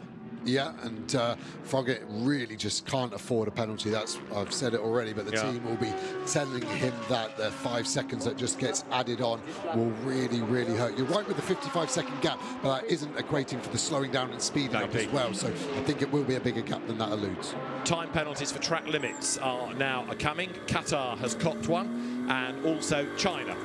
Kang Ling. So those are cars that are 9th and 11th being given 5-second penalties, and they'll have to be applied at the end of the race. And again, the differing lines that Germany and United Kingdom take through turn 11 prevalent as they accelerate now along that short straight towards turn 12. But Chris Frogger is now, for the United Kingdom, absolutely on the back of Finn Wiebelhaus for Germany, and the battle for what is in real terms the race lead is now well and truly alive. Yeah, just trying to work out where I think Frogger has got the best chance. Close a lot on the brakes there into 14. Wiebelhaus now will be really looking in his mirrors, trying to stay calm. The big advantage for Germany is the straight line speed here really takes away any opportunity, I think, for the Ferrari to overtake into turn 1, because it just stretches its legs, that Mercedes, so efficiently. Look at the gaps, 1.2, 6 tenths, then 9 tenths on the last lap as well. This is game on. I was about to say, when will the headlight flash game come? And there it is. That's our first instance of trying to put the pressure on Germany. And a 10-second penalty for France for speeding in the pit lane. That was why the team manager had to go and see the stewards.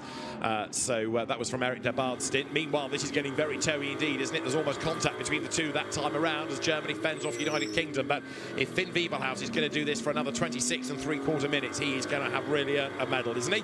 So together they run. There's confirmation on the graphic of the penalty for France. At certain parts of the circuit, that Mercedes just stretches its legs a little bit, but the Ferrari so late on the brakes for United Kingdom. I just think the Mercedes must be using its tyres more. It just seems to drop off so quickly.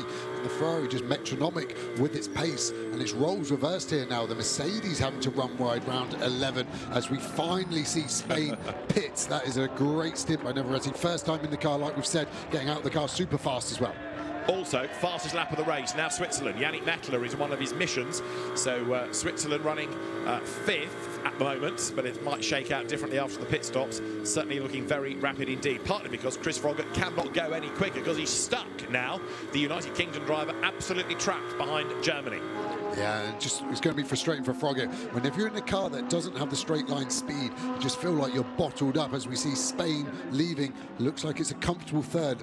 Was that Lithuania just coming out the last corner? I think it was, yeah, the 71 car. So it will be pretty equidistant, I think, between second place and fourth place once Spain get up to speed. But yeah, Mettler is pushing hard at the moment. Big slide as well from Froggatt. Really happy as Team Spain there. Good job all round. Fernando Navarrete's a great character, isn't he? He has had a big smile on his face all weekend. He's loved driving that Audi, and he'll be frustrated he can't drive it again, I think, this weekend. Meantime, a frustrated Chris Froggatt hasn't yet unsettled Finn Wiebelhaus, who has just got to be the world's biggest sponge, really, for 26 minutes and soak up all of this pressure. Chris Froggatt right there on his tail, and Finn Wiebelhaus, for the moment, has not made a mistake. I'm not suggesting he won't at some point, because it really is absolutely intense pressure, but Wiebelhaus is doing a good job thus far. Yeah, Froggatt just needs to hope there's a hole big enough in that sponge that he can put a 296 GT3 car through, and I think that is going to be the opportunity. I would actually be saying to Chris Froggatt here, if I was his team, just turn the traction control up a little. Look after the rear tyre. He's working it too hard every corner for no need. You're not going to make the overtake this easy. Just sit on the bumper of that Mercedes from Germany and just be ready to pounce when there's an apex missed from that Mercedes, and then that's your opportunity to strike. He just looks a bit nervy and a bit panicky. There's 24 minutes. Just relax. Here they come up towards the timing line then. So Germany up front. Over the line goes Wiebelhaus. Behind him is Froggatt, and that, remember now, with 0.481 of a second between them, is the proper lead battle. We've got Ukraine in strife, incidentally, having just run wide over at turn 12 and off the road, but they are still in the race, but very definitely in the race, these two nations who have dominated the GT discipline this weekend. Germany and United Kingdom, absolutely nose to tail. Gap's grown a little bit again, though, and again Froggatt now just starting to have to work harder on the wheel. Is he now starting to use his tyres up, potentially like the Mercedes a little bit more? Gets a face full of dust kicking up from the apex there at turn number 5. Rotate the car in. Still, we know the strengths and weaknesses of these cars. We're going to see the Mercedes pull away now, but it's the brake, it's really the brake zone, sorry, for the Ferrari that's super strong. Costering looking on, not looking best pleased, and I think that'd probably be because of the pit exit where the car just didn't go, and I think that was their chance to potentially get the easy overtake on Germany, was in the pit lane. Another penalty given to France for track limits, and a penalty for United Kingdom for track limits. Number 93, 5-second penalty. So Chris Froggatt has, I'm afraid, copped a 5-second penalty, and as James Cottingham looks on, if he's seen that message, he will start to process it. I'm not convinced he's seen it, but he will now, because it is on the television pictures that he's looking at rather than just on the timing screen. So this car, second on the road, has a penalty, and now, look, the message has got through to James Cottingham. Yeah, facial expression change there, wasn't it? I'm not surprised. I would be peeved too if I were you, James. So the only opportunity now, what do? You force Germany into a track limit penalty and make it 5 seconds, and then you can still win it on the road. Do you think Wiebelhaus is going to do that? I don't think so. He's been looking very calm, hasn't been throwing that car around too much. Every time we're looking at it from behind, he looks like he's in control of it. I think the United Kingdom have thrown away a good opportunity of a gold medal. Well, Chris Froggatt is still hustling on, but the problem that he faces is if he makes another transgression. You know, for example, France has got this penalty as well and is still racking up track limit warnings. So, you know, that's not the end of the story. You touched on this earlier on in the weekend at the FIA Motorsport Games. You get a 5-second penalty. That doesn't then wipe the slate clean. You get any more infractions and the scale goes up. Yeah, it's normally a different sport, isn't it, between these two teams where penalties decide it. But it seems like we're haunted in motorsport also with the penalties for the United Kingdom car. Well, we should be well used to taking them, even if not benefiting from the outcome. But nose to tail they run. Germany and United Kingdom then together as they drop now through the right-hander out of turn 11. Finn Wiebelhaus, you've got to say, is doing a really mighty job of keeping that Ferrari at bay. United Kingdom's Chris Froggatt runs a little bit wide at turn 12, rattles it up over the curb. And James Cottingham is looking ever more pensive now, not only because they haven't got the lead, but also because they've got to then try and pull away by 5 seconds to negate that penalty. Yeah, at the moment they're okay, aren't they? 7 seconds ahead of Spain, but yeah, that could change as well. And then suddenly your silver becomes bronze. And at one point you thought it was going to be gold. So that is the emotion of a racing driver, how quickly it can change. So there's the lead battle. Now, while all this is going on, Spain third, but a further 8 seconds back. Fourth is Lithuania, fifth Switzerland, and sixth Ukraine. United Kingdom, again, oh, so close. And this is another great little battle on track. Looking further up the road, the back markers, you've got there Qatar and France and China all squabbling, and that is for position. Because even though the two Audis have had to serve penalties, then they're having a good fight amongst themselves, and they're being caught by the lead battle. So here they come, and the fight ahead, 9th, 10th and 11th, Qatar, France and China, absolutely together.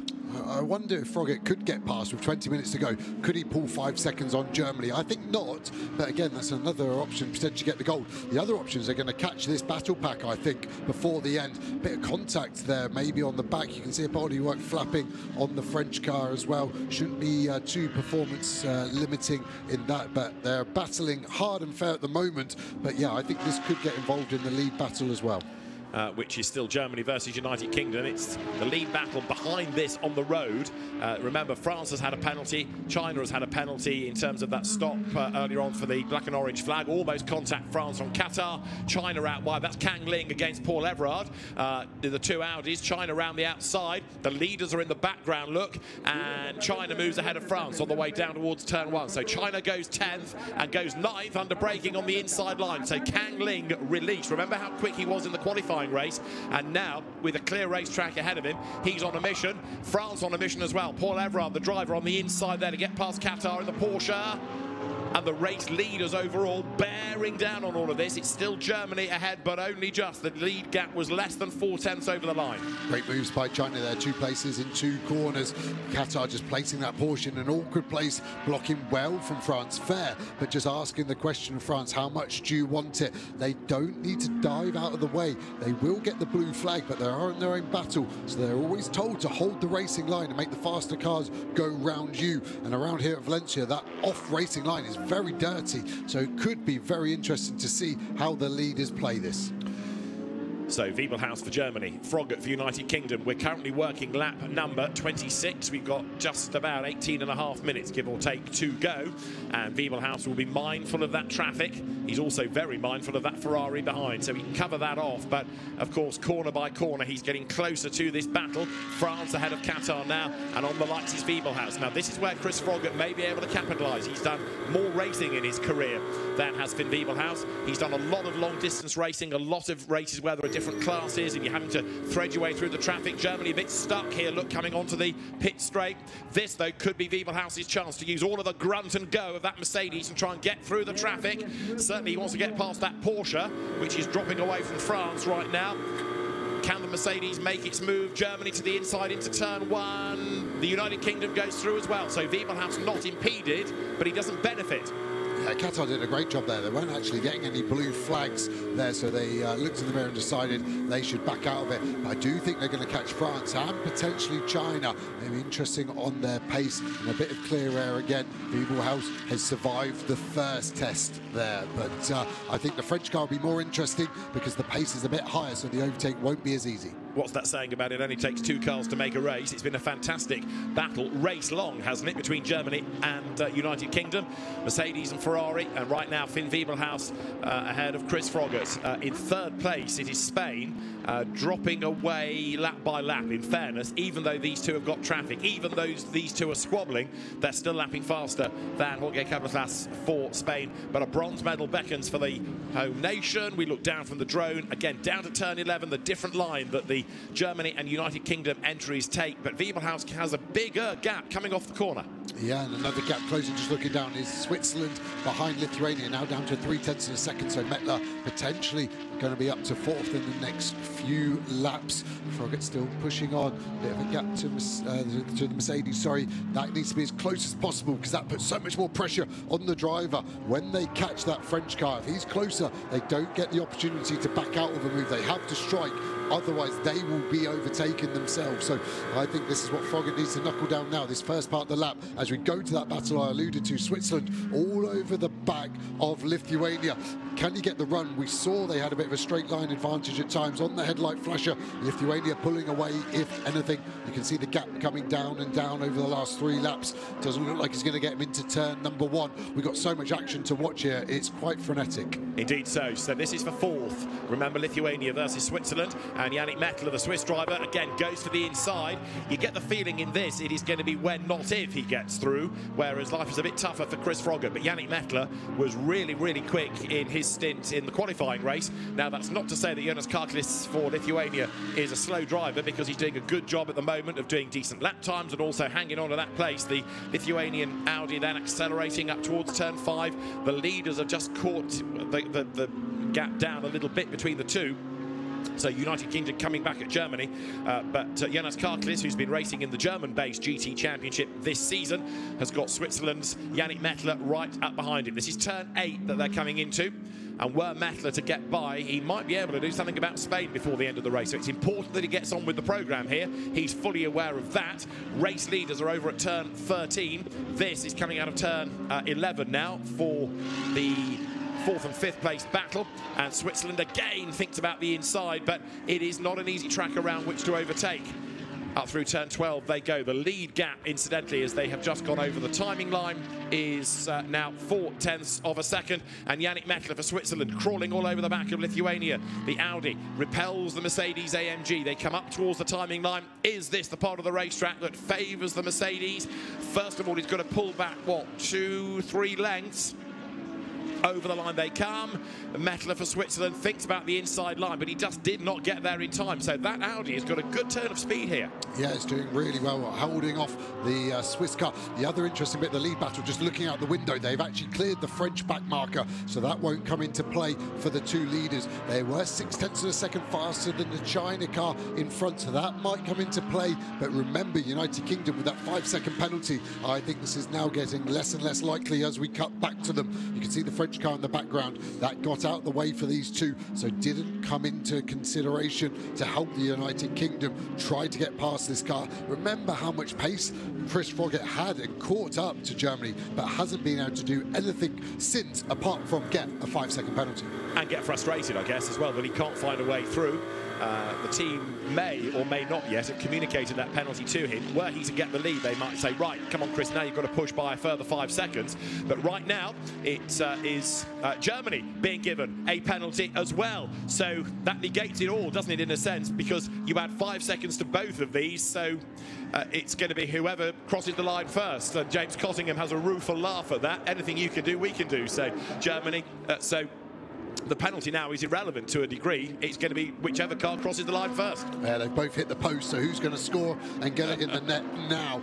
I would have thought the team had told Chris Froggatt in the United Kingdom he had a penalty. Now they'll be telling him he got another penalty. Is that going to re-energise him to mount another attack? There's the gap to the China car. Maybe it won't come into play. Pace being really, really good of Ling, so they might not get it. Look how well-placed car that is. Can he get it to the inside here? Into the gap is open. Is there going to be contact? Yes, there is. Where's it going to go? They swap positions. There was contact, and my first view of it was the same as James Cottingham. I think I would be happy with that as a driver. I think he was alongside enough. Yes, there was contact, but I think he was there at the apex. So the United Kingdom takes over the lead of the GT main race, and Chris Froggatt now just has to stay ahead. Both of these cars have a 5-second penalty, so it kind of cancels out the other. So now it is up to Finn Wiebelhaus, if he can, to try to get back in front. 12 minutes on the clock, and a very happy James Cottingham watching from the pit lane. Now we'll see Chris Froggatt, who knows this car inside out, trying to get away. Wiebelhaus now on the lights, trying to distract Froggatt, but in the earlier race, Chris Froggatt was able to make good progress away from that Mercedes, and I suspect the same is going to happen here. So it was a bold move, but Chris Froggatt was very definitely re-energised, wasn't he? And was able to force his way up on the inside. So Chris Froggatt takes the race lead, but he's had another track limit warning. So he's not out of the woods yet, because he's now on 6 track limit warnings. So he's got 2 more, I believe. Then it'd be a 10-second penalty, so 5 seconds more than the Germany car behind. It'd be good to see a replay again. My initial reaction was that it was a fair move. Why do I think that? I felt like the United Kingdom car was on the apex curve of turn number 5. If you're there, where else can you go? He was alongside enough for it to be a legitimate move, and I think Germany just about gave enough room, then close the door towards the end. That was my initial reaction. Let's watch the replay and see if it backs up. We go on board. This is going to be perfect. So we get a great run out of here. We go to the inside. There's a gap there. We get to the inside. We're on the apex curve. I have to admit, we were further back than I thought, but we were on the apex. Could Germany have given some space to the United Kingdom and then had the inside into the following corner? I don't know. It's a hard one to call from that interior shot. Yeah, Wiebelhaus straight away on the line saying, I'm not happy about that, but he wouldn't be happy having lost a place even if there weren't contact. So nothing has come up on the timing screen for the message line to say contact noted or incident under investigation. So for the moment, the battle carries on between United Kingdom and Germany, and Wiebelhaus is not falling away markedly. The gap has stretched a little bit on this lap, but the Ferrari has not disappeared up the road. So Finn Wiebelhaus is doing his best to stay in touch. Late braking down towards turn 14 with just over 10 minutes of the race to go. What he needs to do is try and force Chris Froggatt into more track limit errors and try and force another penalty the Ferrari's way. Yeah, roles are reversed now, aren't they? But the pace is with the Ferrari, and I think he just probably needs a couple of laps and he'll just be able to build that gap as we go back to this other intense battle, Switzerland versus Lithuania. Last time we looked at it, it looked like this, and 3 laps later, it still looks like this. Yannick Mettler super frustrated, I'd imagine, right now, because he knows he's got better pace, but can't find a gap past the Lithuanian Audi. Down to turn 1 then, still nose to tail, and Yannick Mettler getting ever more frustrated, but now he does make a move coming off turn 1. Finally, Switzerland is able to pounce, and the job is secured at turn 2. Through on the inside line he goes. Switzerland now up into 4th place, and there's still a chance of catching Spain before the very end, because now that he's been released, Yannick Mettler for Switzerland is going to be absolutely flying.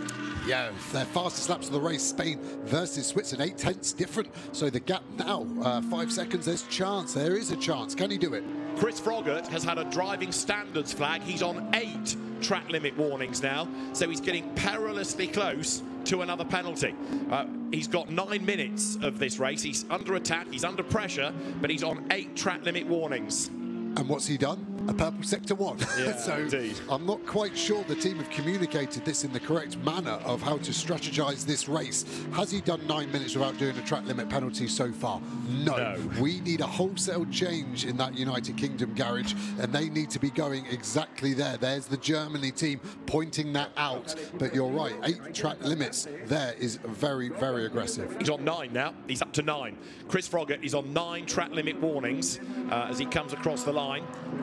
France are on 13, and they've had penalties. So the lead car, and it leads only by 7 tenths of a second, is getting perilously close, as I say, to a pit stop penalty. 10 seconds for the United Kingdom for track limits. So Chris Froggatt, I'm afraid to say, gets a 10-second penalty, and the United Kingdom are in strife. And now this is going to favour Germany. There they are in the garage. Hubert Haupt says, is that going to help us? You bet it's going to help. You probably can't believe it, in all honesty. There was one thing the United Kingdom needed to not do, and it's exactly what they've done. So this is really in the favour of Germany. And just to quantify, he's done 5 more track limits than Germany. So it's not likely that Germany are now going to do 5 more to make theirs 10 seconds. So I think that is race decided on the track limit penalty, and the United Kingdom have got 5 seconds more than Germany. Now it's come up on the screen as a pit stop penalty of 10 seconds. In other words, my interpretation, the car has to pit for 10 seconds, which would be the equivalent of a stop-go. Or are we just going to add 10 seconds on at the end because there isn't enough time left for making a pit stop? Your call. I hope that was rhetorical, because I don't know. But, well, yeah, but I would agree the way it's written, pit stop, you are stopping in the pits. Absolutely. And that will probably equate to around 35 seconds of time lost, which will really change it, and there will be no medal for the United Kingdom. So right now, 6 tenths of a second is the margin between the United Kingdom and Germany.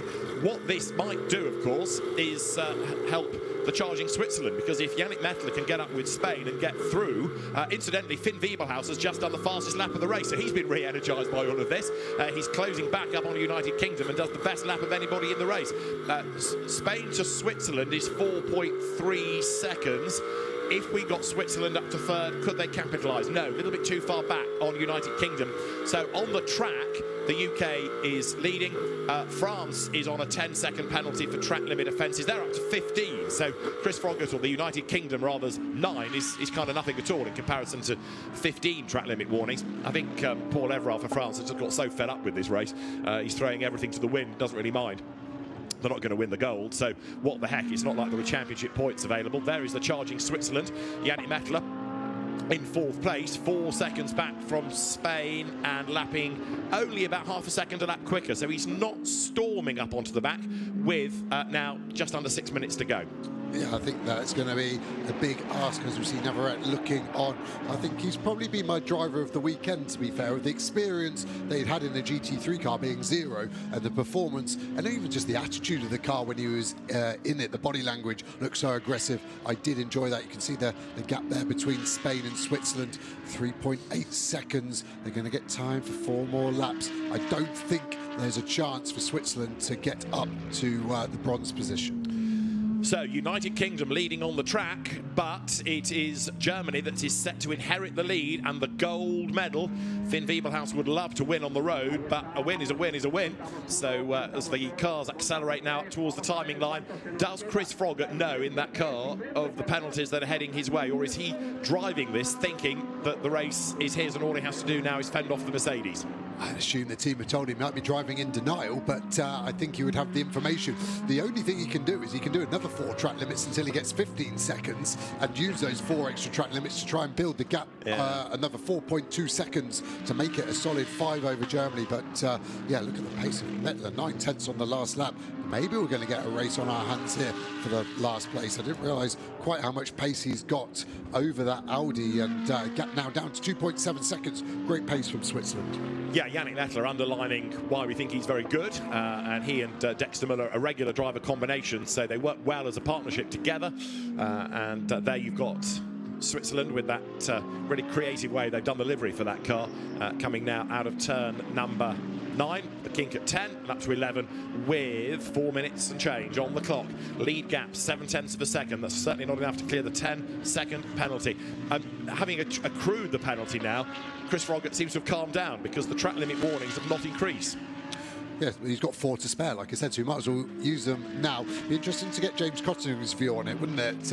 Especially while the adrenaline's high. Has he just been robbed of a gold medal through no fault of his own? He had his own track limit warnings, but he hadn't attracted a penalty. So, yeah, it'll be interesting to see how that pans out. What's the gap between Switzerland and Spain as they break the line? Down to 2.2. This is going to be really close. Catching's one thing, overtaking's another. Bear in mind, just going back to the UK and track limits, Chris Froggatt picked up a 5-second penalty, didn't he, in his stint in the first race, but he's gone overboard this time with the 5-second and then a further 10 being applied. So a 5-second and a 10, and that is just about going to keep him in second place, but it's getting a bit touch and go now because Spain is not that far away from the 15-second mark. However, it in turn is being caught by the charging Yannick Mettler. And I still come back to the fact that if Switzerland can get past the Audi, you then take those combined penalties for United Kingdom, they could slip to third.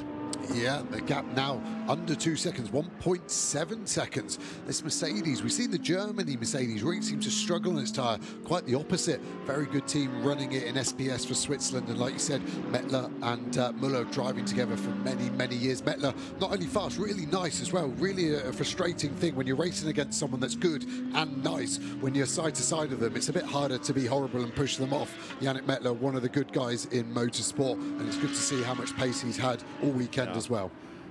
Yeah, very experienced in GT terms, whether it's been in GT World Challenge, in International GT Open, in American races. He's getting ever closer, isn't he, to Jorge Cabezas for Spain. The clock has just over 2 minutes still to run as they come through, so they've got 2 more laps potentially, and the margin between them was 2.2 seconds last time.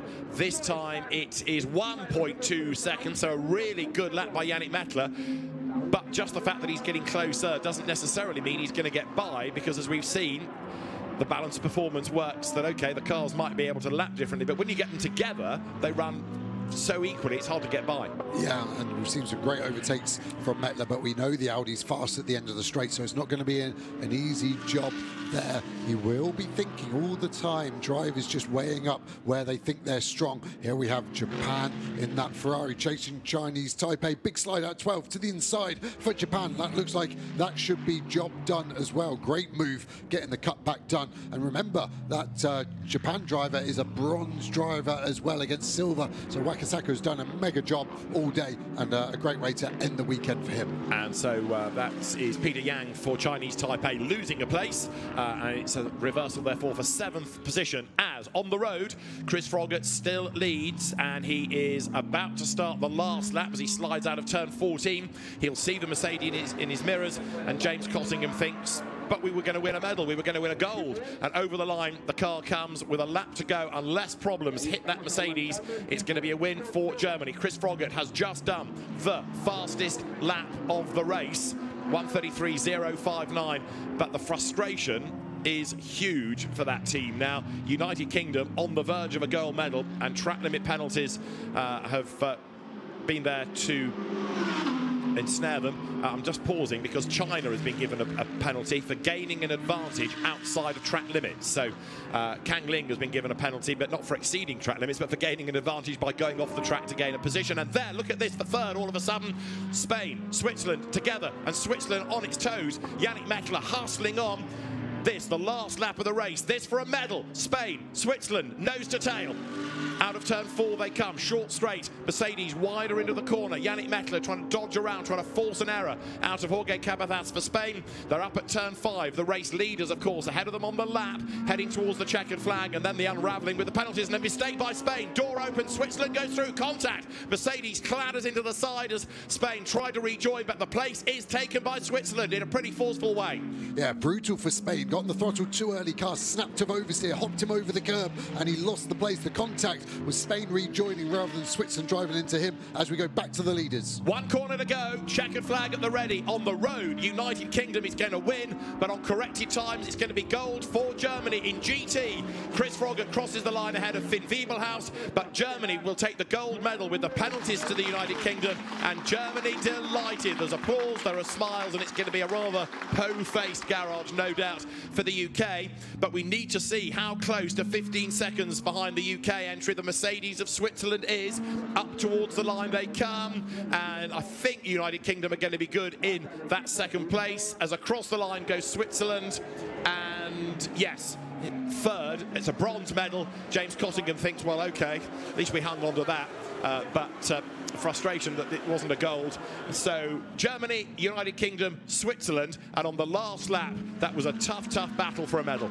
What a race, all the way through. Wasn't it? The drama was great. I think the result is ultimately fair. The track limit penalties have just hurt the United Kingdom too much. I still maintain it was a fair move to get the overtake done, but there are our winners, and congratulations to Germany. Yeah, indeed. There was nothing ever from race control querying that move at United Kingdom on Germany, and the track limit penalties were there. You know, it's monitored. There is telemetry to prove whether you have or haven't done so, but fantastic. Finn Wiebelhaus and Hubert Haupt are gold medalists. And potentially for the team, Haupt's racing team himself, is this their last time in a Mercedes before they go to Ford? What a way to end that relationship with a gold medal. Indeed, so they've got that car out tomorrow in GT Sprint. Finn Wiebelhaus will drive solo in the 40-minute race, but yeah, it's their last weekend representing Mercedes-AMG. There is a Ford program for next year, we understand, for Haupt Racing Team.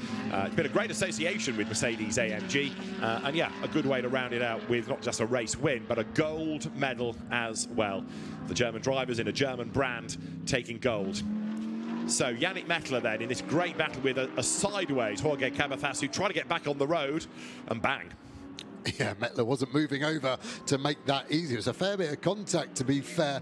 Not malicious, just desperate, I think. And Mettler in the middle. Yeah, in Spain, unfortunate there, just probably panicking on how quickly Mettler caught, got green to the throttle, and around came the rear. So the result, with the penalties applied, confirms that win for Germany, and 8.5 seconds being the margin. Don't forget, Germany also had a 5-second penalty, but the extra 10 for the UK, negating that and putting United Kingdom entry to second. Switzerland for the bronze medal then, ahead of Spain. Lithuania 5th, Ukraine 6th, Japan ahead of Chinese Taipei, China ahead of Qatar, Malaysia 11th, and with innumerable penalties. France, plus a pit stop, it was enforced, and 23 track limit warnings. France in 12th. They were the gold medalists 2 years ago, but the gold medal in GT in the 2024 FIA Motorsport Games will go to Germany. It will go to Finn Wiebelhaus and Hubert Haupt. Well, it was a race that kept us talking all the way through, wasn't it? Fantastic racing and some good scraps all the way through. The qualifying race was interesting enough, but that was a proper one. And yeah, you could argue it's a shame that track limit penalties affect the result, but you know, some drivers obeyed the rules, others were a little bit more cavalier about them, and the way to avoid the penalties, don't exceed the track limits. And it's fair. I know to the viewer at home it might feel a little beige, but these track limits are clinical. There's cameras, straight to race control. There's no beige whatsoever. It's black and white, and that's how it should be decided. And we're not quite done yet with penalties, because Chinese Taipei has just picked up a 30-second penalty for having more than 2 mechanics working on the car in the pit stop. So although the result at the moment shows them as 8th, that might well be changing pretty shortly. So the confirmed result of this will be in due course, but it ain't over till it's over.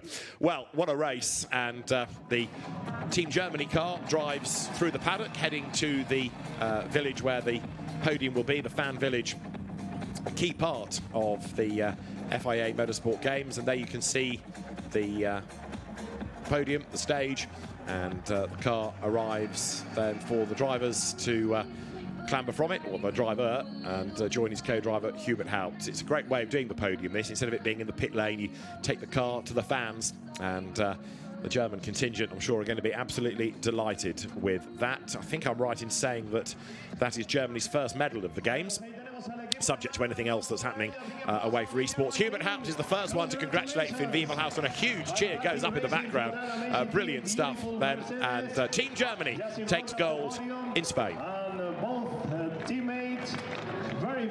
Pirelli caps for our winning drivers. Finn Wiebelhaus ready to take off a sort of stealth-like crash helmet. No colours, and rather sinister it looks as Hubert Haupt helps his co-driver. So a great job done. And Finn Wiebelhaus was soaking up all of that pressure. Just a small mistake that opened the door. It'll be interesting to hear his thoughts on that robust move from Chris Froggatt. But Team Germany takes gold, and Hubert Haupt and Finn Wiebelhaus are with Antonio Rankin. Oh, congratulations, guys. Well done. That's a dinner. Oh, okay, maybe. Right, well done, guys. Congratulations. That was very well earned. Yeah, thank you very much. It was a good race. Close one in the end. Yeah, but we stayed off track limits, and yeah, that's the key. Yeah, well, absolutely amazing. Germany won. That was really a difficult race at some points there. Track limits became a really big issue. How did you manage to stay on the track? Just stay on track, it's not a big deal. I mean, if you stay on track, for sure you're slower, but I could still do the fastest lap, so for me it was no issue. It was really hard. Everyone had track limits, but we had one less. You did so well, guys. Congratulations, go celebrate. And those celebrations are starting just about now, aren't they? So really happy, Hubert Haupt. He has been a long time racer, and it's great, isn't it, to see that combination with, we touched on it earlier on in the weekend, but the sort of old stager, the old master, Hubert Haupt and Finn Wiebelhaus, who you get the feeling you're going to hear a lot more of in his GT racing career, and that is a really good way to round out a first full season in GT3 racing. Yeah, a wise head on young shoulders, it seems, in Wiebelhaus there. So hopefully he can keep going with this winning way. Indeed so. Looking down then from the drone across the paddock, the drift track is there. The celebrations are going on with the flag. And a fantastic race for Team Germany, rather less so for United Kingdom. They can reflect on that in due course as well.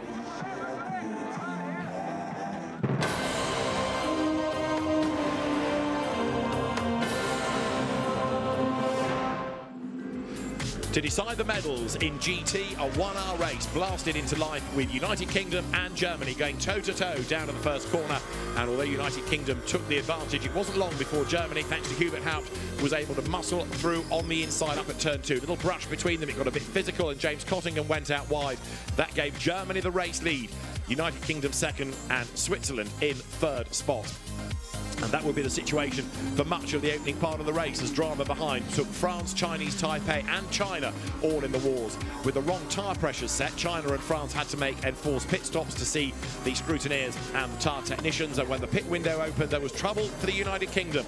That hesitant getaway from the Ferrari cost them time, and it meant that Chris Froggatt had to do a lot of catching up against Finn Biebelhaus, and catch up he did. He slashed the gap and then spent many a lap glued to the back of Team Germany. Driver change for Spain as Fernando Navarrete gave way to Jorge Cabezas, and they were looking for a medal until the very last lap, but a delighted Navarrete had enjoyed himself in his first GT3 outing in an Audi. France, Qatar, China all busy squabbling, and a great effort by China gained 2 places virtually in 1. Then for the race lead, United Kingdom saw half a gap. Chris Froggatt put the Ferrari on the inside, and with a bit of contact he was through. It looked as though it was going to be a win for the United Kingdom, but there were track limit penalties coming. First for the UK at 5 seconds, and then 5 seconds for Germany, and then a further 10 for United Kingdom. And for third on the last lap, contact and a change, Switzerland moved ahead of Spain. So, United Kingdom crossed the line first, but with effectively 15 seconds worth of penalties over the 5 seconds of penalties for Germany, it meant that Germany would take the gold medal. Up to the line came United Kingdom to win on the road, but Finn Biebelhaus and Hubert Haupt win GT gold medal for Germany at the end of a great race.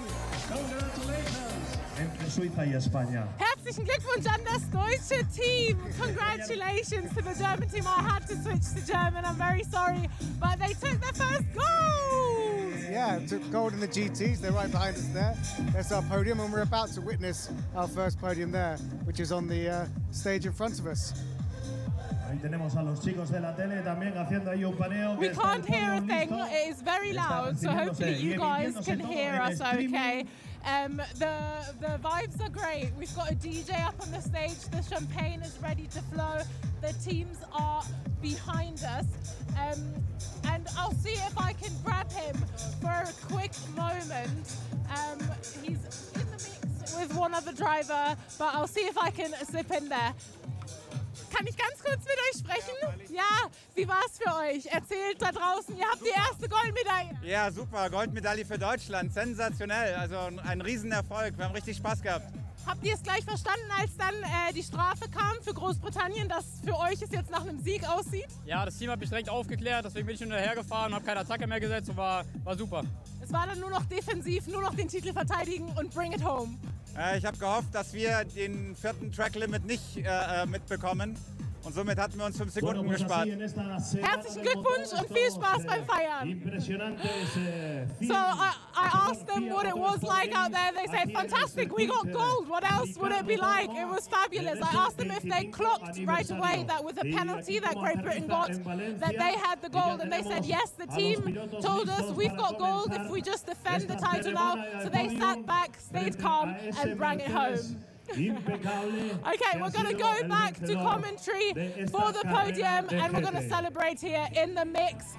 Join us for that, I would say, right? Right now.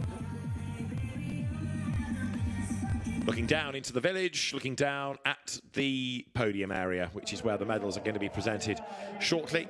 United Kingdom for silver, gold for Germany, and bronze for Switzerland. At the end of our GT main race, there with the beard is Dexter Müller for Switzerland, and Yannick Mettler. He deserved a bronze, didn't he? That was a really, really hard stint he drove. Yeah, mega effort, and yeah, Müller has put a lot of faith in Mettler, been driving together for quite a few years, like we said. Really good characters as well. But she crushed into Dexter Müller rather hard in a qualifying session at Monza, and he found it very funny, and yeah, generally nice guy. So I think the podium has been well decided, and everyone is in their rightful position. And a beaming Stefan Rattel, who I think will have enjoyed watching that because it was a great race. So the third place drivers then make their way onto the podium. The bronze medalists are here, and it is for Switzerland, Dexter Müller and Yannick Mettler, who are on the podium. Then for second, for silver, United Kingdom's Chris Froggatt and James Cottingham. Chris Froggatt is the one that walks up first and kind of has to accept the fate, really. There's no arguing with the ref on those track limits with the amount of data that there is and telemetry that there is available these days. But even though they got a penalty, it's still a win, and it's gold for Team Germany, for Hubert Haupt and for Finn Wiebelhaus. The top step, the gold medal, will go to Germany.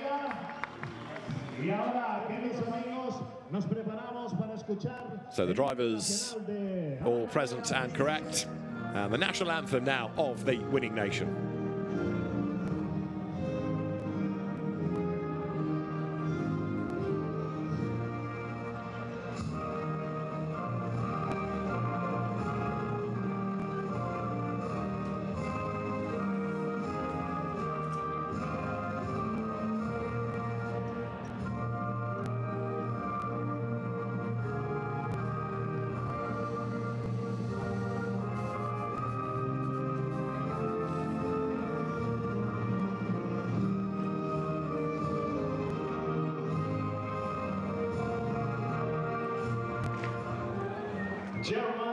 So for Team Germany then, the national anthem plays, and the drivers ready to receive medals. The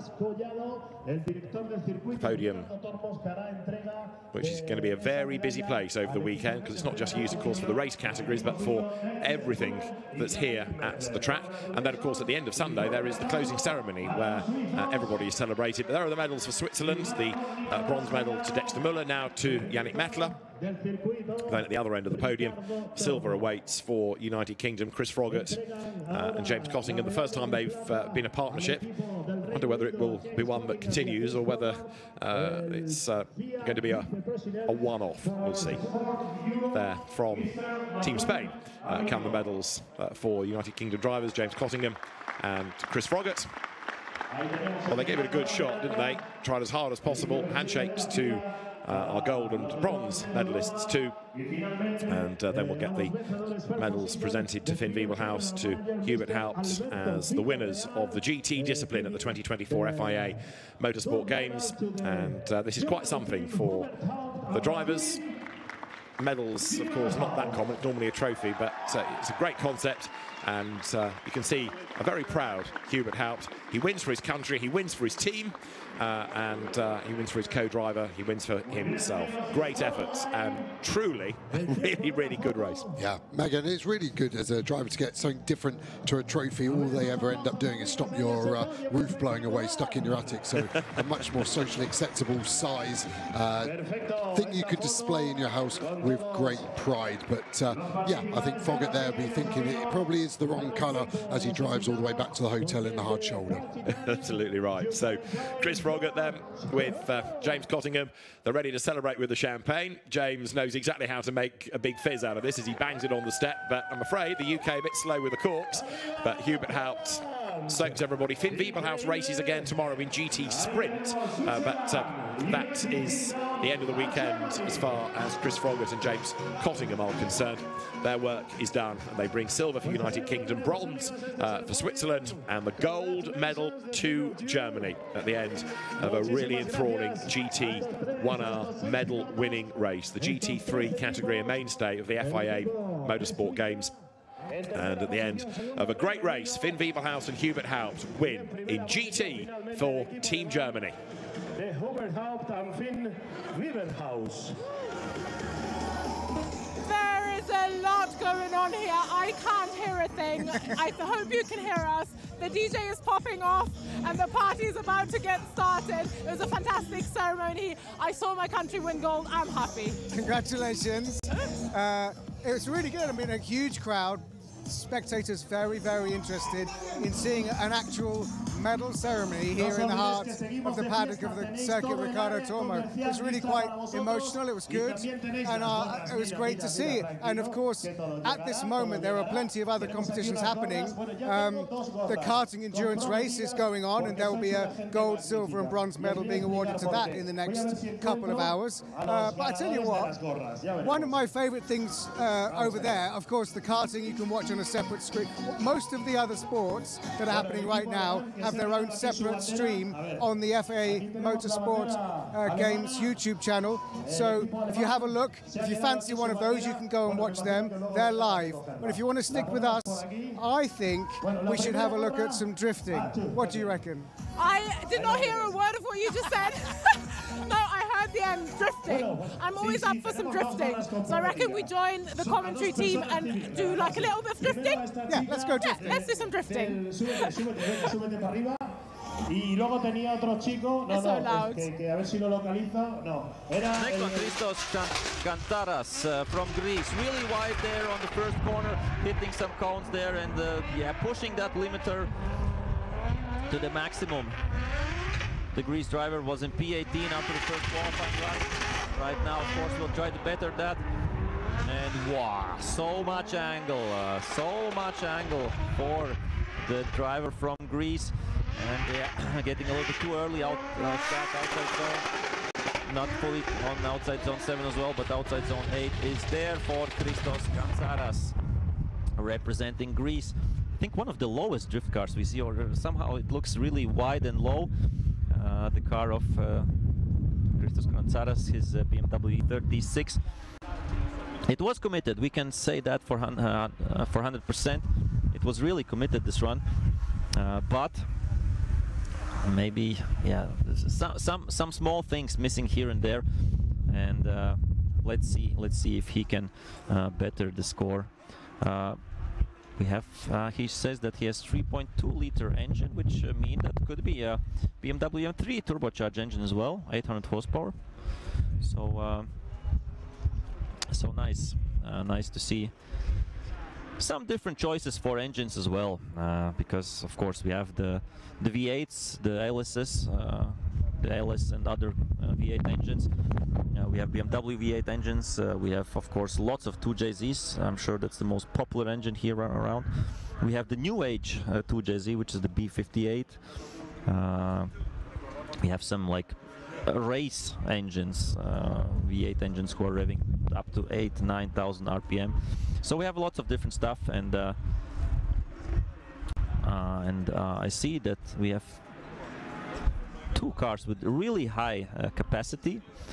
That's when I'm like strolling through that field. The biggest engine on the grid has the Belgian driver Peter van Horik. He has 7.4 liters. Oh, wow, that's a big American engine there, with 650 horsepower. And then we have the second largest engine is in Kristaps Blush's car, 7.3 liters with 900 horsepower. So 0.1 liter less, but 250 horses more. Okay, here we have the results, and Christos Kantaras betters his score, 79 points, up to P14. So I think a solid effort there by the driver from Greece. As the next one up, the driver from Uzbekistan, Dilshod Yusupov. He was in P29 after the first run. Right now tries, of course, to better that.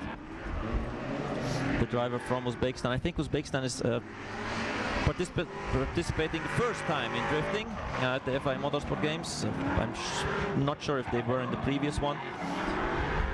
And yeah, with every meter getting better and better and getting more to the outside zone, as we have seen by some drivers previously done. So I think, of course, not the best run you've seen, but quite solid effort for sure from Dilshod Yusupov, as we will see it once again in replay. And yeah, missed that outside zone 1 completely. Outside zone 2 with one wheel only in. Inner clip was there, that's nice.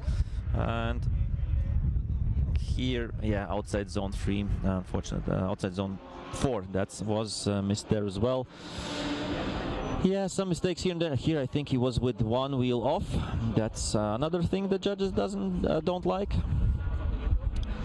So yeah. This is qualifying, as I said.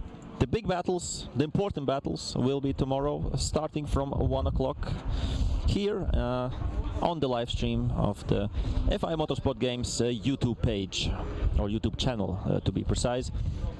So mark that, it's 1 o'clock Spanish time, so check the time difference from your country to Spain, and then you will have the right time when the top 32 finals will begin in drifting tomorrow.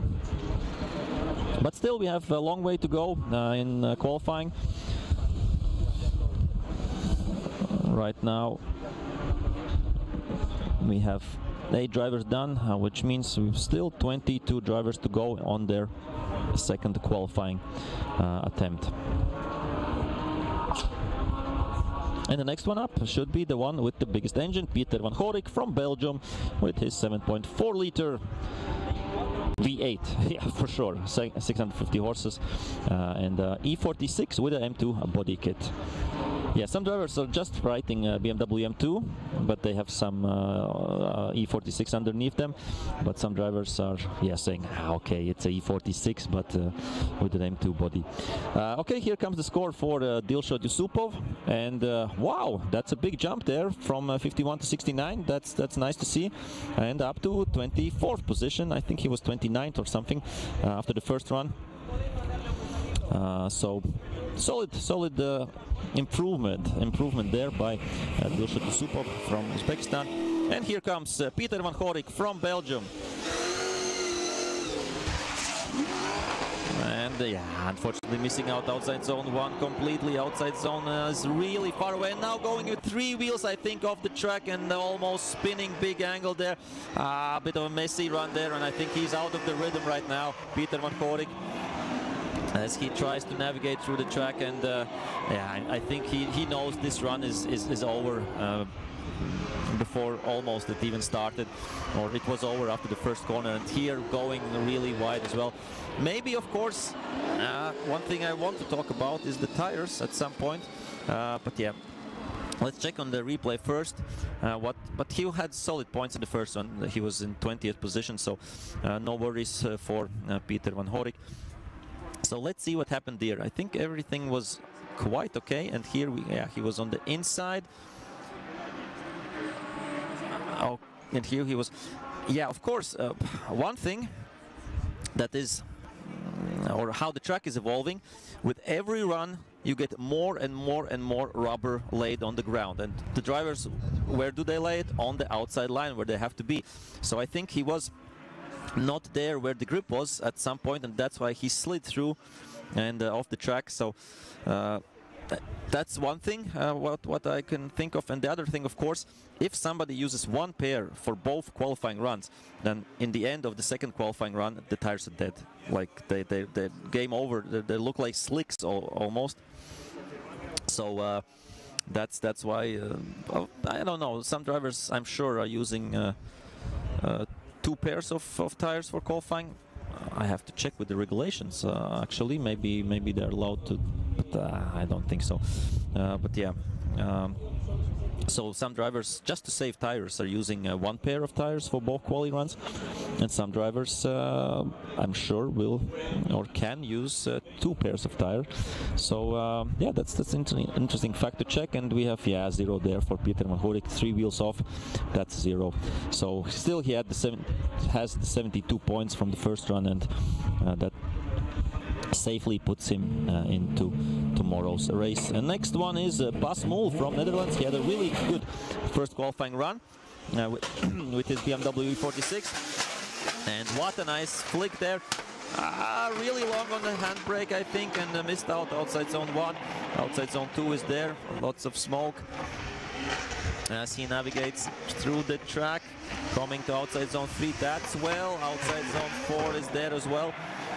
He sits 6th right now after the first quali runs, and yeah, right on the edge there on outside zone 6, hooking it good and solid with outside zone 7, and then the last corner, the last zone, and that's beautifully precise driving there by Bas Mol from the Netherlands. Nice to see how he how he did drive in the first, and of course in the second run as well. So enjoy the replay and enjoy the second quali run from Bas Mol.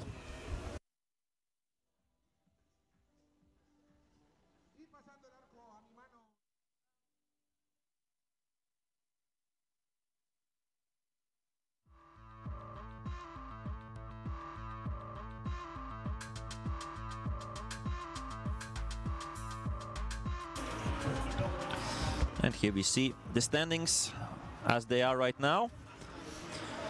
And the drivers are allowed to use new pairs for every quali run, new pair of rear tires, that's what I meant. But some drivers, I'm sure, are trying to save some tires for tomorrow's competition, because we have had lots of practice. We had 2 times 2 hour sessions. Of course, they were divided in groups, so every driver got 1 hour in each practice session. Tomorrow they also will have practice in the morning, so they will be practicing for the tandem runs. I'm not sure how many will practice and how many tires are left for them, because the surface is quite rough. It eats the tires. Maybe the speed is not there. 86, 1 point better. Basmol in his second run, and that puts him 1 position up to P5. So Basmol from the Netherlands, I think the fans can be happy with him. And now we have Koji Tada from Japan. Here we see him sitting on the right-hand side, of course, in his Toyota GR86, as he was in 4th after the first runs, and nice flick there, and wow, that's almost a backwards entry there by Koji Tada. Lost a little bit of, had to lose some angle at some point there, and but he managed to salvage that, as he is filling out that outside zone 5. This is outside zone 6, the longest one. And beautiful sounding car, beautiful sounding engine, everything all right, and beautiful looking, real true JDM car, this Toyota GR86 with Koji Tada behind the wheel. And he is doing some kind of a half 360. But he tried it at least. Here we see almost a backwards entry, a little bit late on the throttle. If it would have been a lead run, the chase car would be quite angry with Koji Tada at that point. But yeah. Otherwise, I think a stylish run, because I love this Japanese true drifting style, and it differs from the style that we have maybe in Europe and also in the USA. So it's the original drifting style. We could label it maybe like that. But like every sport, every discipline, it is evolving, and it has evolved from lower speeds to higher speeds to more grip to grippier tires, and there are tire manufacturers who are making specially tires for drifting. So not only they're driving, I haven't mentioned that, they're driving semi-slick tires all around. And they're getting grippier with every year, I would say.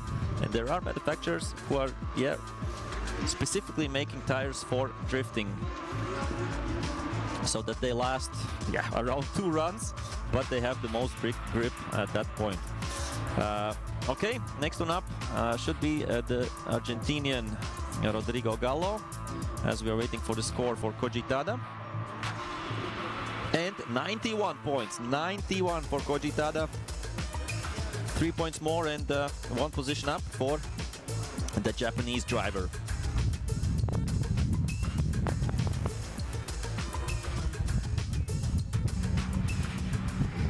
So we see next one up is Argentina, then we have Sweden, then Spain, then Hungary and Portugal. The next 5 countries getting ready for their second qualifying run.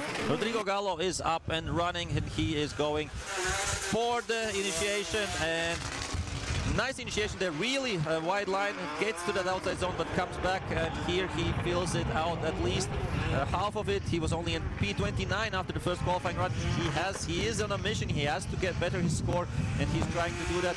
Maybe not the highest speed we have seen. It looks like he's like spinning the wheels and standing still, but he's moving forward. And he's moving too much, and that is a 0 there for Rodrigo Gallo. All the work he tried to put in the first part of the track doesn't matter anymore, and he comes to a halt and he drifts an opposite lock, and that's a 0 for sure. for Rodrigo Gallo. Yeah, so something is missing grip-wise from the car. It sounds, it spins the wheels, but when it comes to moving forward, it's not so fast. So yeah, the team and mechanics have to think maybe a little bit about that, how to make the car a bit faster. But yeah, on the other part, if you make it too fast, like that it has too much grip, then the car won't slide as you want. So yeah, it's a difficult compromise to find. As we have, of course, the score, and I'm pretty sure, and I would be surprised if it's not a 0 there for Rodrigo Gallo and his second run. And yeah, it is a second. It is a 0 and 53 in the first. That puts him into 29th position still. As we're moving on to one of the best qualifying runs in the first attempt. That's Joachim Andersson from Sweden. Can he better his score? I think he had 93 points and he was in P1. Yeah, exactly. And now, no, he doesn't fill out outside zone 1. Not so committed as in the first run. Outside zone 2 was better. And here we comes outside zone 4. Real fluid. Outside zone 5 is nicely done as well. Joachim Andersson, I think the Swedes can be proud of his qualifying runs. The first, of course, was the more beautiful, I would say, at the beginning at least. But here, yeah, lots of smoke. I think, how can he see where he's going? That's sometimes, I think, difficult through that whole smoke. But yeah, over the line. And a 360 from Joachim Andersson as well with his Nissan S14.5. I think it was almost a copy-paste run from his first, but with the slight difference that here he was only with one wheel in outside zone 1. So otherwise the run was, I would say, pretty much exactly the same. But yeah, let's see if the judges think maybe differently, and then he will get a quite similar score, or maybe he will get a little bit less of a score. Anyway, we are getting ready for the next drivers. And the next one up will be the Spanish local hero, local matador, Ruben Bolanos Lopez from Spain. And we will have the score for Joachim Andersson's second run as well, coming up right now on your screens. I would say 3, 2, 1, and it's coming. Okay, it's coming. It's on the way. It's on the way, and we should have it quite soon.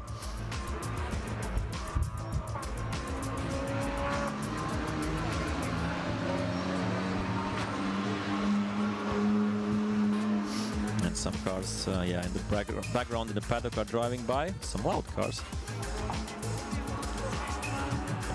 And it looks like it wasn't an easy decision for the judges to get the scores in for the second run for Joachim Andersson, as we're still waiting a little bit for them. But yeah, Ruben Bolanos Lopez, I'm sure will try to pull. And 89, so a little bit less points for line and for style as well, but still keeps his first position with the 93 points. Will there be a driver who will go further than that? Drifting is something I haven't spent a lot of time with yet, and it's really starting to grow on me. What a great competition to watch. Are you hooked? I'm hooked! So hooked! And kudos to the distinctive tones of Arturs Virbilis for guiding us through that. Paldies, Arturs, doing a great job, and that competition is ongoing, and we will see medals in there, but they're so rad and gnarly, and it's cool. It's cool. It is very cool. Another thing that's cool that I got hooked on this year is rallying. Now, it's not just one rally competition that we've got here. We've got historic, we've got tarmac, we've got gravel. What are we about to witness? Because it's a lot to keep track of, but there's going to be medals. It very much is. Luckily, in a moment, we've got an expert who can explain it all to us. But yesterday was gravel day. Medals were given out for the people who were just doing gravel. Today is tarmac day, so very different. One thing you'll notice is that the cars are lower down and on tarmac spec tyres. So that's the big. There's lots of sort of setup changes to tackle the different kinds of terrain. So these cars have come back from the stages which are out in the wilderness on closed public roads around Valencia, and they've done the stages on tarmac today, but they will now do the super special stage here on the racetrack. Which is tarmac, which is good, because it was odd yesterday when they were doing gravel, but they had to do the tarmac stage at the end of the day. But yes, I think we're about to see the conclusion of the tarmac day of rallying for Rally 2, Rally 4 and Historic. Got it? Yes, I think so. The historic cars I can always distinguish. They look very different. Yeah. I can point at them. Yes. Way before you were born. Yeah, way before I was born. Gravel and tarmac I'm still working on, but I've got you by my side, and we've got another expert who's even more knowledgeable than you, hey? Yeah, in fact, I've got some questions for Marina. Marina, if you'd like to join us, thank you. Now, Marina Duniak, you're kind of in charge of all of this. Oh yes, here normally I am the FIA Rally Category Manager. I work in WRC, but here this year is my first time in Motorsport Games. I am so happy, so amazing and different. And I see that all the people is enjoying so much, and we are so happy to having so many ASNs in the rally category this year. And the number of cars are increasing to 40 in the entry list with the different 3 categories, Rally 2, 4 and Historic, yes.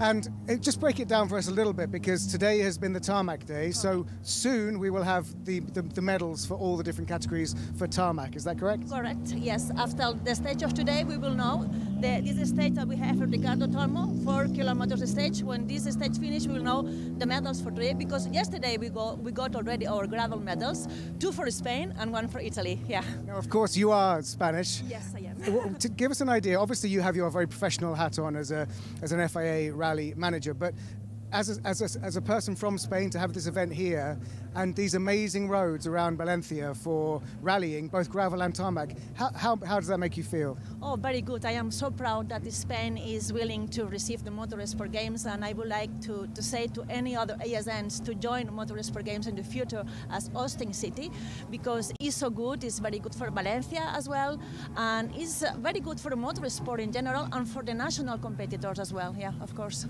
And when you're talking about ASNs, for people watching at home, they're these sort of associations for each sporting nation, all the different FIA member clubs from around the world. Yeah. Anyone you're particularly pleased about that came a long way here? Because there are competitors from India, there are competitors from all over the world. I have seen a very big delegation from Sweden. Yeah. Sweden delegation with a lot of competitors, a lot of guests and VIP, and especially we have had all of us in the different disciplines, especially meetings to talk about the different categories, how to improve and to help them to improve their own disciplines. Yeah, very good. And obviously, if you take off your FIA hat for a moment, you'll have been pleased that Spain won 2 rallying medals yesterday. Do you think that could happen again this evening? Ah, who knows? Yeah, in rallies, until the last stage, we don't know who is the winner. Then we will see. But happy that other ASNs as well win some medals, of course. Yeah. But as a human, I'm sure you'd like to see Spain winning. Yes, as well, with the other ones. Okay. Thank you very much. Muchas gracias. Suerte. You're welcome. Thank you. Thank you very much. So, the Parc Fermé, look at that, that's lovely. There's a Audi S1, there's all the modern and old. So let's join the rally commentary with David Addison. Now there for Team Spain, ready to go on the rally stage here at the Valencia circuit is Alejandro Chacon. He has been so dominant this weekend. It doesn't seem to matter whether it's tarmac or gravel or whether it's a permanent race circuit. He has just been unstoppable. He has won every single stage today and won most of yesterday. His teammate Jose Suarez, who won the gravel element yesterday, not participating today, and so effectively, Team Spain have won every single stage. He is, at the end of this stage, if he completes it, able to pick up a medal for that tarmac. It will be his first medal, but he's also gunning for the overall and was so good yesterday on gravel as well that he has a 2-minute advantage.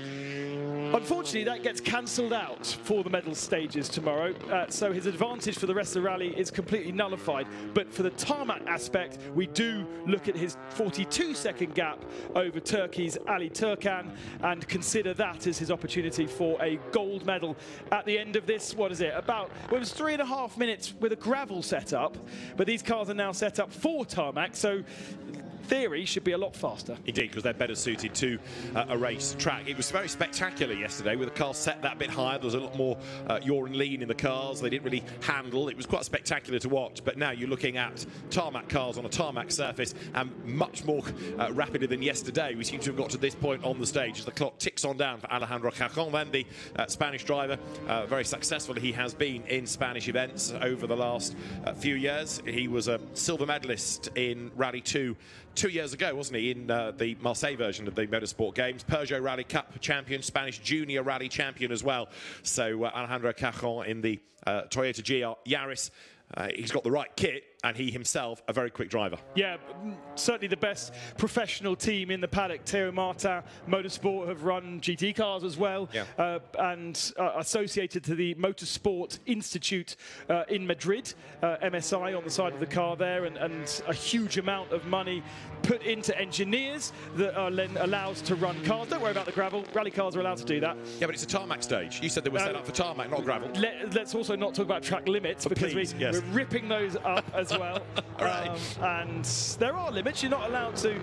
You have to follow the line of the circuit, so you can't cut across the grass and miss a corner completely. But we're a lot more liberal about what bits are used. Looks so much faster than yesterday on gravel setup to this tarmac. Much lower, much more stiff, gives the driver a lot more reactivity, because of course they're threading the eye of the needle through the mountain stages today, very sinuous in parts, and you want a car that can react to that. The sun is so low that Alejandro Cajon putting up his right hand to shade the sun from his eyes, and comes to the line to register the first time of a 2:26.9. So that's the target for everybody else, blasting his way over the line as we get set then now for the Team Turkey car. This is Ali Turkan, silver medalist in Rally 4. So you've got the two silver medalists of 2 years ago, upper category, and now going for gold in Rally 2. Turkish rally champion. He's been a Turkish sim racing champion as well. And Ali Turkan is a Red Bull athlete, and he's been there or thereabouts, a regular in the top 3 over this event, but he's never quite had the pace of Cajon. I talked earlier about the fact that there was the landslides that fell on the first stage of the day. That was repeated in the afternoon. But, of course, in usual rallies on tarmac, you'd have a gravel crew that would go through and check the condition of the stage, because they would have recce'd it on Wednesday. And, of course, the storm came in Friday evening. So those landslides had not been seen by the crews.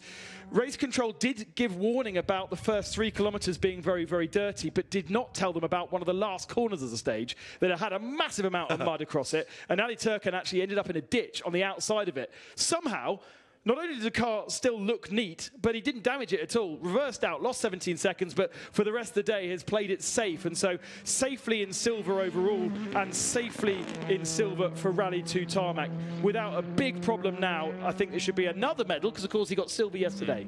In the gravel competition, right. So Ali Turkan now aiming to try to beat a 2:35, the best gravel time that we had last night, 2 minutes 49. So that shows you the difference, as Ben was saying, with the right setup for the cars. They look actually less like rally cars and more like race cars in a sense. I don't mean that unkindly, but as Ben makes the point quite rightly, they are set up now for the tarmac. They haven't got the same roll, and they are biting the road that much better. We've got Rally 2, we've got Rally 4, we've got Historic. The Historic is self-explanatory, I guess. The difference between Rally 2 and Rally 4? Rally 2, so these cars, the last step before Rally 1, which is WRC, 4-wheel drive, something around the region of 300 horsepower, and really, if you compare it to Formula 1, it's Formula 2. There is Alejandro Cajon celebrating yet another medal for Spain. Yesterday, 2 medals in the competition. Could be another 2 this evening. So they were the medal table leaders with 2 golds thanks to the rallying, and the third has just gone that way then. So Ali Turkan did a 2:29.2. Next it is Alejandro Mauro Sanchez for Mexico in the Skoda, accelerating his way now out of what for the racetrack is turn 8, perversely up to turn 7, and before you get to turn 6, he's going to flick behind the corner, make the way down now towards the perimeter roads.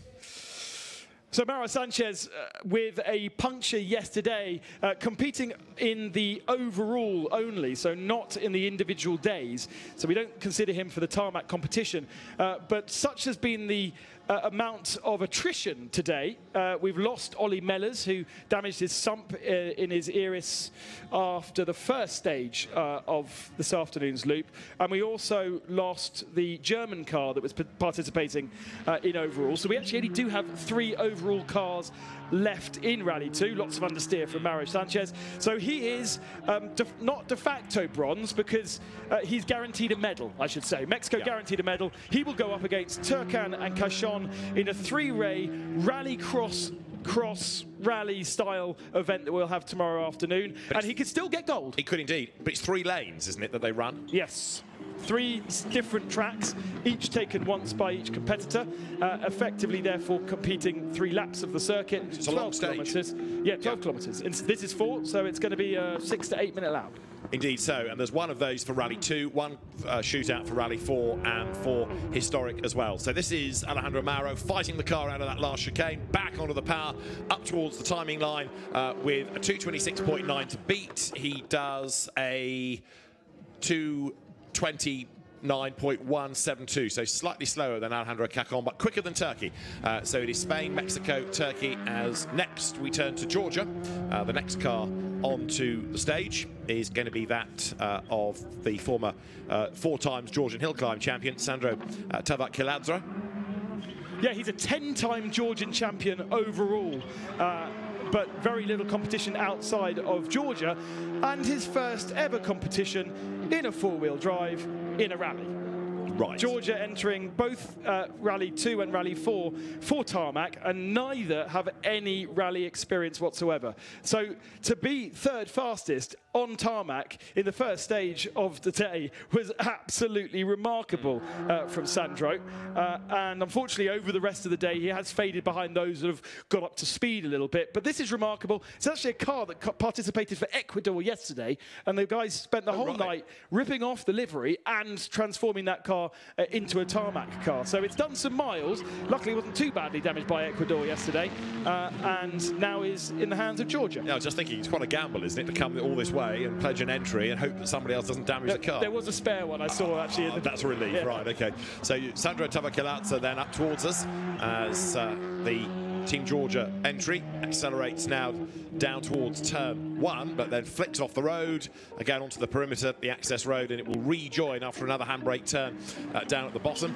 Rallying, of course, hugely popular in Spain, so no surprise that the fans are out in force late in the day to watch all of this, as then going across pit exit, up the main straight comes Tavakiladzra with still that time to beat for Alejandro Cachon through the chicane, up towards the timing line, and let's see what that is going to do. It's going to be a 2:38. That's going to put him 4th fastest then. So 2:38.574. Now, here's another potential medal winner. Bronze in Rally 2 tarmac for Kenneth Madsen at the end of this stage, potentially.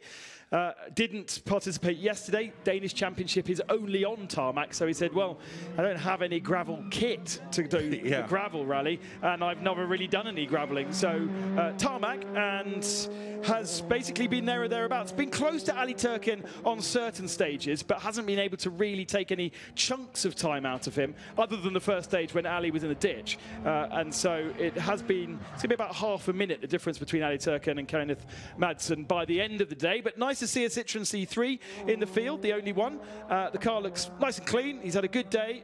Tyres not too badly used. And he was quite surprised when I spoke to him earlier about the difference in surfaces here in Spain versus what he's used to. What have they done in terms of service, both through location and also regulations? No, so they will have set the cars up for the morning. They did 3 stages, then they came back here to Circuit Ricardo Tormo to do a service. I think it was a 45-minute service, so you didn't have a huge amount of time to change lots and lots of things. Kenneth going very, very wide there to make it as wide as possible through that particular corner, and even the back end stepping out.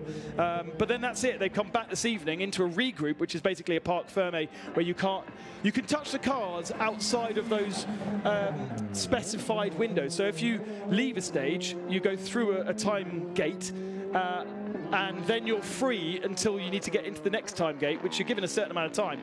You are allowed to park up on the side of the road and change the settings. So these guys probably will be putting on some clicks, making the suspension even harder for here than they had in the slightly rougher mountain roads that we saw earlier today. Kenneth Madsen then goes second fastest, 2:36.889. That was a very, very good run. Others have been less fortunate then. This, in replay, is a big, big spin. Wow, odd. And time lost. Almost like rear-wheel drive kicked in and there was nothing from the front there. This is... That's Luxembourg, isn't it? Yes, Fernandez. exactly. Yeah.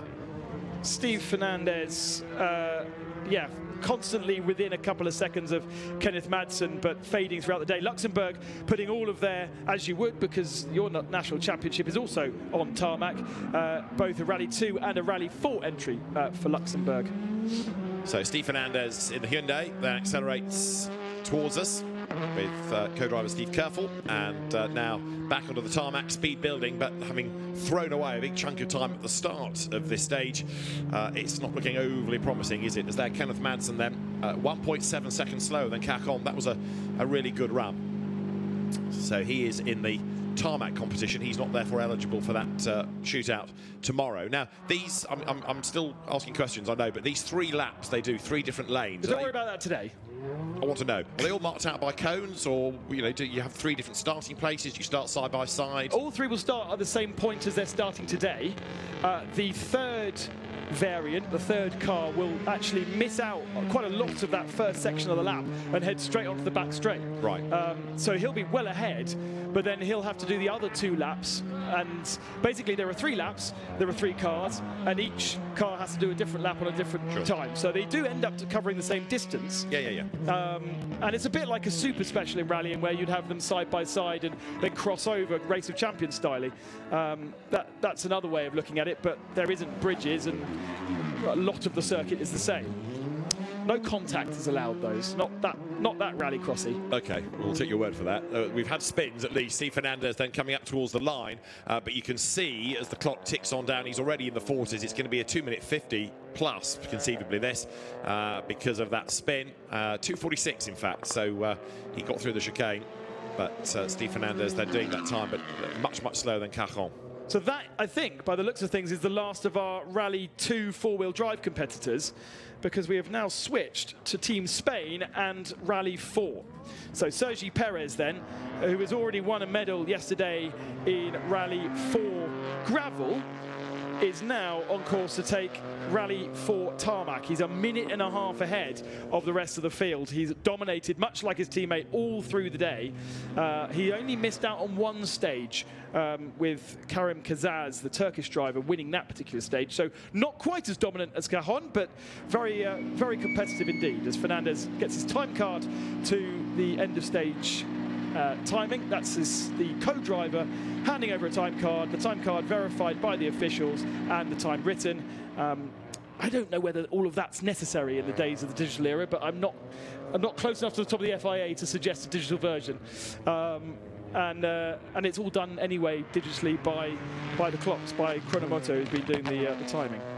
Yeah, it's a tradition, isn't it, the good old time card days, but it's fascinating to see how rally technology has moved on, and being able to track cars through a stage, looking at split times, and the timekeeping is being done behind us here at the circuit in a room, even though the cars have been out on the stages miles away for the last 2 days. And they have no live timing, no live cameras showing the cars, but they will know instantly if a car has stopped, and they will know how it stopped. So it's not just a case of it's no longer doing any speed. It's it stopped with a G-force of, and that potentially is an accident. Therefore, we need to speak to the driver. They can then communicate with that driver to find out if they're okay or not, or usually the driver presses an OK button if he is okay. And actually, I think by regulation, it has to within 15 seconds. Yeah, and you can be fined or penalised if you don't do that. So yeah, right. The first Rally 4 time then is a 2:44 out of the chicane and a 2:51 across the line. So Sergi Perez then goes through, and that's the target. And in fact, that Rally 4 time quicker than a spinning Rally 2. So Perez faster than spinner Fernandez. Oh dear. And lots and lots of tar smoke from Brazil. Luis Stedili behind the wheel of his Peugeot and squandering a little bit of time there.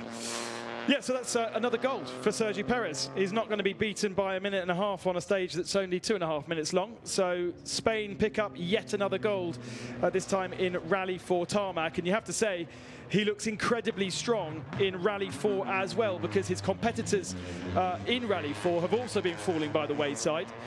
We've had a lot of extra Rally 4 cars entered just for the tarmac element today. Yeah. But in the overall, there's very few left.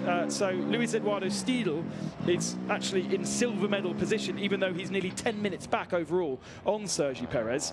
But he will be participating in that medal stage tomorrow afternoon, unless he retires in front of our eyes in the next minute.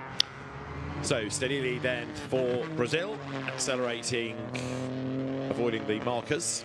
Now the Rally 4 cars, smaller engines, you can have 1600s, you can have 1-litre turbos, but they are two-wheel drive and by their very nature underpowered. So there's a huge amount of effort has to be put in to maintain the momentum, not bog down, not lose speed, because it's really hard to get the momentum back. As more Spanish celebrations continue, they got 2 golds yesterday and 2 more today. They are sitting atop the medal table still. Whoop. Very, very committed to the hairpin comes Steadil. I'm sure I saw co-driver Guillaume Moraes there waving his hand furiously, as in, no, I said stop. I said put the brakes on now. It looked as though it was quite animated inside the cockpit there, so he knew that the braking perhaps was not working. Or maybe it's just the driver's white gloves, not sure. But either way, he's managed to get through without hitting anything. And that's good, because Brazil yesterday did have an impact with a wall, and today the car looks nice and clean. And the time done is a 2:56. Now for Germany, this is Tom Kessler, who's been a regular within the top 3 today on the stages, as he was on the gravel yesterday. He's had a busy weekend. And the reason why he's been in the top 3 is because we lost Martin Koci on the first stage of the day from Slovakia. Just understeered wide into a hedge, unfortunately, for Martin. So from a very comfortable second overall, that has promoted, therefore, Tom Kessler up into bronze medal position. He did have a bit of a scare this afternoon when a stone got lodged between his brake caliper and therefore had no retardation and was using only the handbrake for the second half of the second stage to slow the car down. Then he managed to dislodge the stone and carry on. He said it's okay, but he has been pretty much smoking consistently when he gets out of the car to calm his nerves. I was going to say it wouldn't be rallying without some sort of strange problem, but equally it's good to hear that there's still characters with a cigarette in their hand, like Timo Salonen, who always used to get to the end of a special stage and light up one of his good old Marlboros. Right, Tom Kessler then comes towards us, part of Team Germany, and this year's German 2-wheel drive champion. He's been the DMSB Rally Cup winner a few seasons ago, and knows how to get the most out of these small front-wheel drive cars. Yeah, so it will be really interesting, even though he's got 12.5 minutes on Sergi Perez in the overall. That gets forgotten tomorrow, and we'll have Steedle, Kessler and Perez head-to-head in that medal stage. And if he's strong on tarmac, if he's strong on this kind of environment, then he's just as able to get a gold medal as Perez is. Yeah, no matter what the gap is going into that stage. Yeah, well, we forget about it. Yeah, indeed, it's from 0. So across the line goes Tom Kessler, and it is a 2 minutes 49 to the split, so that puts him quickest in Rally 4. That's a really, really good effort, because he's over a second faster than Perez. Exactly, so that bodes well for Germany tomorrow. I'm sure that Spain won't be particularly happy with that particular regulation, especially being 10 minutes, 12 minutes ahead of Germany, but it does. I like the idea. It gives it something different, and we don't have Rallycross represented here in the Motorsport Games, but it is pseudo Rallycross. That's a thought for the future, isn't it? Because we've got the cross-car circuit up the road at Aspar, so it is conceivable, I guess, to run a full Rallycross idea, as long as you can find the right specification, the right regulation that's You'll have lots of French and lots of Scandinavians. Yeah. And a few Brits, perhaps. Well, I'd say it depends kind of what spec you use. Oh, no! Drama there at the hairpin. And this is for Pragati Gowda, the Indian driver, who's stalled it on the handbrake, gets going now, but a good few seconds lost, sadly. She much preferred today, even though she's a gravel specialist in India and in France. She said it was just much easier today than yesterday. Yesterday, in these little underpowered Peugeots, would have been really, really hard work. The stages were so rutted and full of big boulders. And so she just got slightly over-enthusiastic on the bar here. Round it goes. And there's a barrier in the way, so she can't continue. But that's the first scrape of that car all day, and it was orange in the orange bit. So you never noticed. No, exactly. Yeah, it's all beautifully camouflaged. So Pragati Gowda, the Indian national junior champion, French gravel competitor this season, comes down to an equivalent hairpin, and that's much better. Maybe she's got a slight issue with brakes. Understandable if it's had a tough day, and they've got plenty of time to battle for tomorrow. So there's the chicane and then the run to the timing line, and the stage end. Pragati is part of the overall, but I'm afraid she is going to miss out on qualifying for the medal stage unless something happens in scrutineering overnight. She's going to finish a very respectable 4th in overall, ahead of Chinese Taipei, and most importantly, finish the stage. Here is Chinese Taipei. Look at the state of this car. The left-hand side of this car has really had some stories to tell. And when I went and spoke to Hussein Lee earlier on, I said, what did you do to the door? He said, oh, I rubbed it up against a barrier on this stage last night. And he's managed to dent both the doors. I said, well, that doesn't explain what you've done to the front of the car. He said, it's not what I've done to the front of the car, it's what the wall did to me. Right. That was his answer. Right. His 7th ever competition and his first in international. He said, in Taiwan, it's a bit different. So Hussein Lee comes down the first of the two sort of perimeter road sections where the hairpin awaits and flicks it through fairly nicely. There's another tight corner next up. Co-driver, of course, sitting alongside will have the route, will have the notes and be able to warn the driver of what's ahead. But compared to some of the stages, with all the wide expanse of a circuit, it must be a very different feeling. They've done quite a good job of the front of that car because it was looking a lot more sorry pre-stage when they arrived after the end of the last stage. They were the last car through the last stage before it got red flagged. We'll get to that in just a second. But that was all really dragging on the floor. So a bit of tie wraps and a bit of engineering ingenuity by the two of them, and they've got it looking prettier. Prettier, yes. But as long as it's still going, and as long as it gets them to the end of the stage, then a result can be determined very rapidly on this part down to the hairpin. Let's see how it fares through. Pretty good. So no time really wasted there. And now just that final chicane. One or two drivers have got a bit close, haven't they, to the tyre stack. You take too much speed in and you're really going to struggle through the second and third parts of the slalom. Turkey getting ready to go as they're up towards the end of the stage comes Chinese Taipei.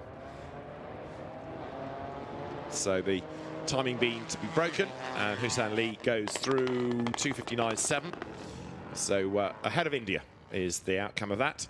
Now the next one to go is Kerem Kazaz, who we've only seen today, the youngest ever event winner of a Turkish championship round. We were supposed to see him yesterday, but he had a drive shaft failure on the very first stage of the day. Entered into all three competitions, as Turkey have done in their Rally 2 competition. And look at the state of this car. It didn't look like that at the start of the last stage of the loop, but he got lost in an orangery, having run a little bit wide. This is how he described it. He ran a little bit wide because he forgot to brake as hard as he needed to. His words, got lost in an orangery, as in a place where you grow oranges, and couldn't find the stage again. And in process of doing that, ran over a tree stump and ripped off the front of the car. He's done some, I think most of that's cosmetic, but either way, I've just lost internet. But I think he should be on course for a medal. Okay. We'll see as he wriggles his way then now back onto the racetrack. It's a lightweight model, that's for sure. Bodywork shed, at least he's got the lights still. But that's going to need a lot of love before its next outing, isn't it? But Turkey, one of the ASNs that have really, like Spain actually, really embraced the idea of FIA motorsport games. And as you say, entering in Rally 2 and Rally 4 in all three elements of it as well. The country is represented in esports to a good degree in GT sprint tomorrow, and we've seen in other categories as well. So Kerem Kazaz in his Peugeot down towards the hairpin. Right, so this is critical then. Go on. He's lost a load of time in that last stage, and dropped from 2nd to 4th position.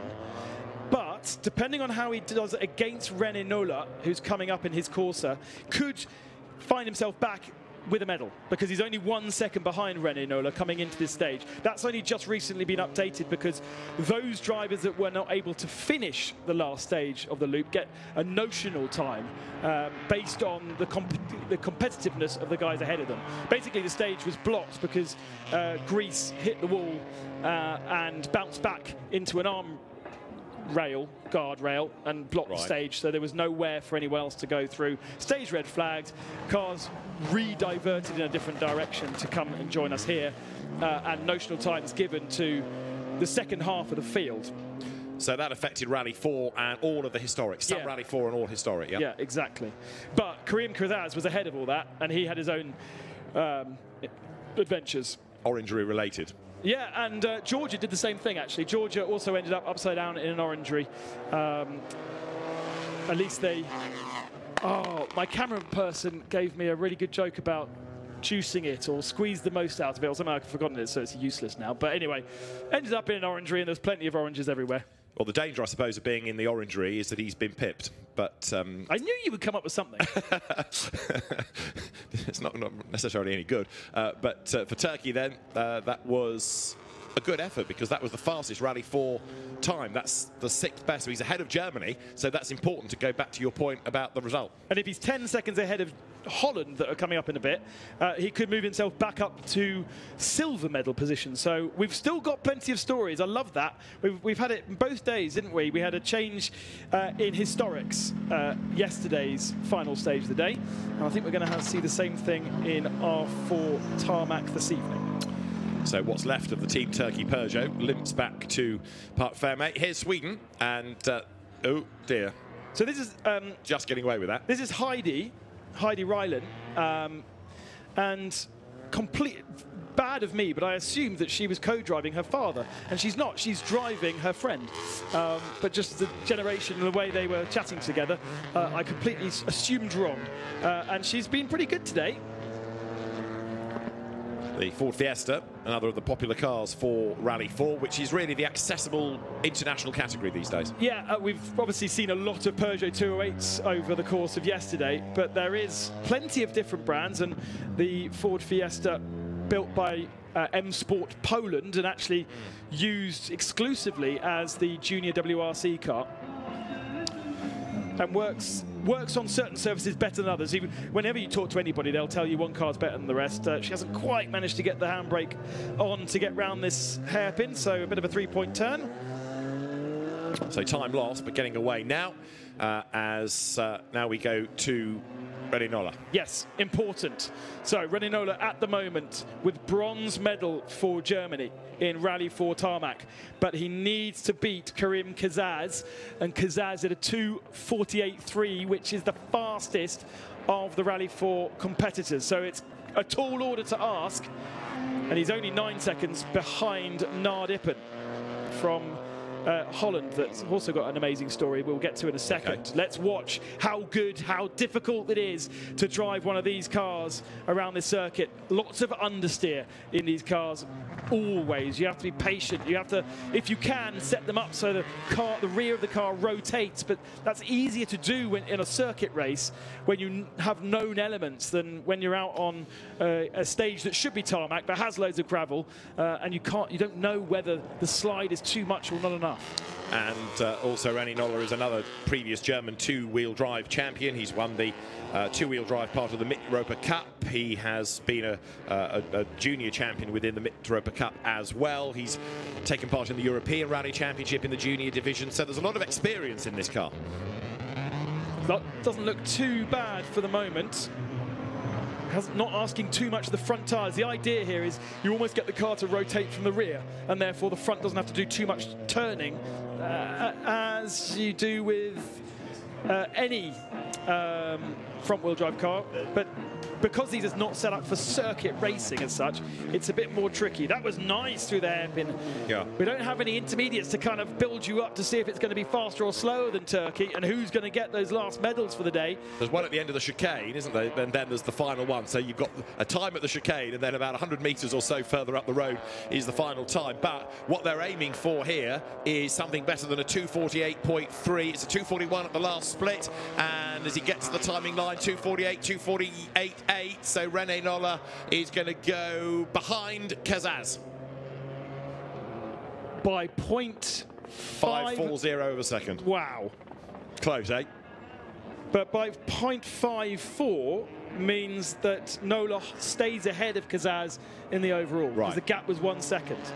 And that's less than a second. It is. So Kazaz has stayed behind Noller. Now we need to turn our attention to Holland, and this is Nard Ippen, who doesn't have a very good relationship with the circuit here, because in his shakedown lap, he managed to hit one of the tyre stacks and double roll the car. If we get a close-up shot, you'll see that every single panel is scraped quite heavily. Yet, he's been competitive all day, and he's looking potentially to get himself a medal. It is Nard Ippen driving the car, rather than Christians, who is his co-driver. Right, so Nard Ippen accelerates then back to tarmac and trying to salvage something after a tough start to the weekend. Nard Ippen is another of those drivers that's done quite a lot in a short space of time, really, as he heads towards us. So Nard Ippen, the Dutch driver, comes now with a clock ticking on down. Remember the time they're now aiming for, 2 minutes and 48, so he's got some time to find here. He's got a 9-second advantage coming into this stage over René Noller. He's got 10 over Kerem Kaziz. So he can afford to give away a bit. And actually looking at the pace, even of someone like Stiedel, it's not 10 seconds slower than Kazaz or Noller. So I'm saying here that Nard Ippen, from being upside down on Thursday, could find himself with a silver medal at the end of the day, thanks in part to Turkey going orange hunting on the last stage. Let's see then, the former co-driver turned driver does a 2:49.0. That puts him now 8. So it's Kazaz, Noller, and then Nard Ippen. Yeah, so Ippen is silver then, and Noller holds on by half a second to bronze. Yeah, Nard Ippen, former Clio Trophy runner, as now we go to the Portuguese driver, Rafael Cardeira. Pretty experienced, bearing in mind he started way back in 2012, and the Portuguese car, one of the most colourful. Yeah, 4th fastest in the last stage of the loop. Although actually that's a notional time, so that means absolutely nothing, does it? One of the cars that obviously was not able to complete the stage. All of that story, by the way, regarding silver and bronze has come about because Greece should have been in collecting bronze. They were comfortably in bronze going into the last stage, but it was them that blocked the stage, that had a collision, and therefore handed, in theory, Turkey an easy medal. But then they went off the road, and it's all played out here on the circuit in Valencia, the circuit Ricardo Tormo, with Netherlands getting a silver and Germany getting a bronze. So it's quite hard to follow when you haven't been following the whole day, but I hope I've explained that as clearly as my brain is allowing, having had 3 hours sleep. As long as we know who's winning medals, it is all fine. And we know I think we've kind of covered the medals decided now. Tomorrow for the top 3 that are entered overall, and we know that somebody decided tonight.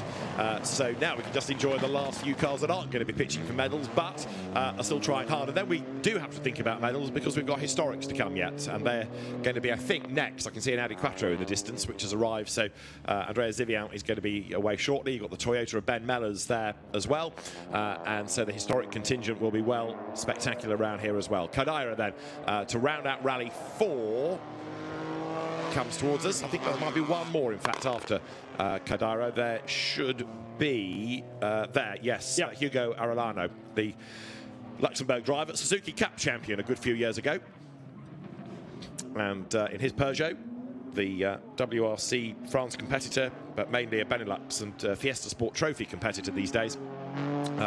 He's going to be the last driver from Rally 4 as he heads now up towards the approach to turn 7, and then before 6 we'll flick left and go onto the perimeter roads. There he is, through what looks like quite a fast section, but it's a narrow entry through that gate. And he was committed through there. The rear end of the car was stepping out for a very long time.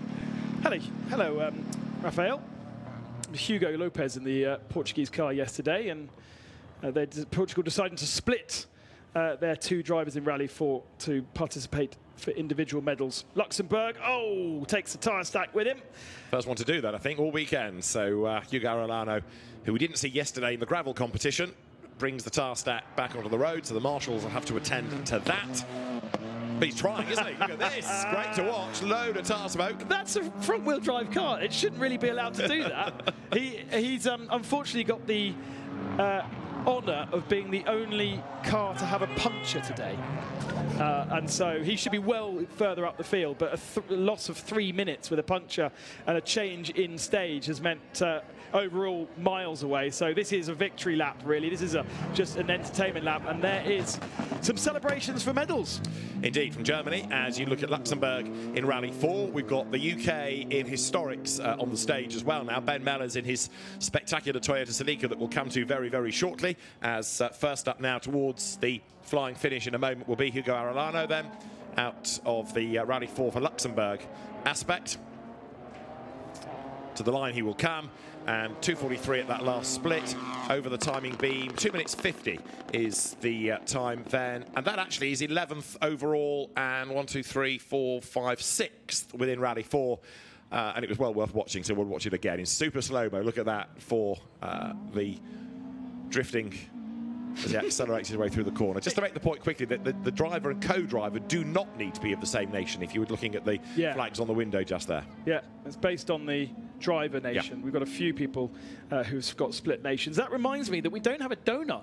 Every time you do a super special stage, usually you have a donut in the stage where you have to go, you know, a drift, but we've got plenty of drifting going on behind us, so perhaps not necessary. Historics then. Ben Mellors, super fast in gravel all day yesterday, and actually has had his advantage reduced to 1 minute and 40, but has been in control enough to look good for overall honours. Well, qualification for the medal stage. Yeah, indeed. I mean, he did have a stage win early on in the day, although today has largely been about Andreas ŽYWO, and the last stage didn't happen at all. So it's been a frustrating time for the historics. This car is a well-used Toyota. It's not a period rally car. It's a period car made into a rally car, if you see what I mean. And Ben Mellors drives it hard, and he's upholding family honour now, isn't he, with his brother out of the event. You can see how much grip he has versus what he had yesterday. He really is able to lean on it, and the inside front wheel is lifting up on that car, so a little bit soft on the rear. That's where the power is delivered from, and usually it's only the stadium super trucks that lift their front inside wheel, isn't it? It is indeed. Well, this is going to be our target time in historics. Andreas ŽYWO, or Zippo as he prefers to be known, he's on track with the Audi Quattro that we'll come to in a moment. First of all, let's have a look at a Toyota time, because into the chicane charges Ben Mellors, scrapes his way through, 2:44.1 at that split, and as he crosses the timing point now through the flying finish, we go to the Audi. Ben Mellors' time 2 minutes 51.8, so that's what the Quattro has got to try to beat. Four-wheel drive, of course, against two-wheel drive from the Toyota, but the Audi looking very different in its tarmac setup today.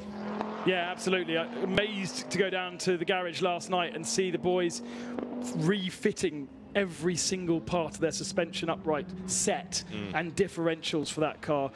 I mean, there was nothing on it when I was having a look, sort of 2 hours after the end of the last stage. They did get to bed before me, but they were still up well beyond midnight to get that car. Playing for sympathy here. Yeah, I'm feeling it today. Ben Mellors there then. No medals yet, but tomorrow we'll go up against Zippo for the gold and silver. But it's going to be interesting, isn't it? Because tomorrow it's going to be about horsepower. 3 laps of the race circuit, 3 long laps, so 12 kilometres or so plus. It's going to be about grunt and a turbocharged Audi Quattro versus a Toyota. I'm tempted to say this is going to be the car to beat, isn't it? Well, it was last year, wasn't it? Yeah. But it was domination throughout the whole event last time in France, and pretty much domination on tarmac today. Zippo said it was a much easier day. Everything is still facing in the right direction as it should be. Do we know where Zippo comes from as the pseudonym? No. No, not totally, no. But he's a very charismatic guy to chat to, and loves to... he was talking to Emanuele Pirro for a long time about this car, as you can imagine. Maybe it's Zippo because he's now lighter, I don't know. Into the chicane he will come then at the end of the pit straight, and Andrea Zivian, the gold medalist in the historic rally division last year. He, as Ben made the point just now, absolutely blitzed everybody last season, 2 years ago, and won that medal stage. Goes across the line, 2:47.1, and that is much quicker than the Toyota, and that effectively is over just one lap of the circuit. And that's also faster than all the Rally 4 cars. Yeah. That was a very, very fast lap time. He then gets gold for historic rally tarmac, so another gold medal. We had to tell him yesterday that he got a gold, so I hope the guys down there on the ground remind him that he's just won another one. Now this is Antonio Sainz, the brother of Carlos Sainz Sr., uncle of Junior therefore. Struggled a bit yesterday on the gravel. We were thinking maybe today would be a kinder day because the Porsche likes tarmac. Has it been a better day? Yeah, it definitely has. Oh yes, well done Zippo, you've remembered. It has actually, and unfortunately due to some of the cars falling by the wayside over the day, mainly Wojciech Staff and his Ascona retiring before the start of the last stage, Antonio Sainz has now found himself into the medal stage. Right. So we are going to see this Porsche up against the Audi and the Celica tomorrow for the medal stage, but it definitely didn't look that way. And if he does that on the medal stage, it'll definitely be bronze. It didn't look like that this morning. No, that's true. for sure. And we had some really fast single-entry tarmac cars today as well. A couple of extra escorts that were really, really performing. But even if it wasn't a particularly hard day tarmac-wise, and it wasn't a particularly hot day, we did have quite a few retirees, I'm afraid.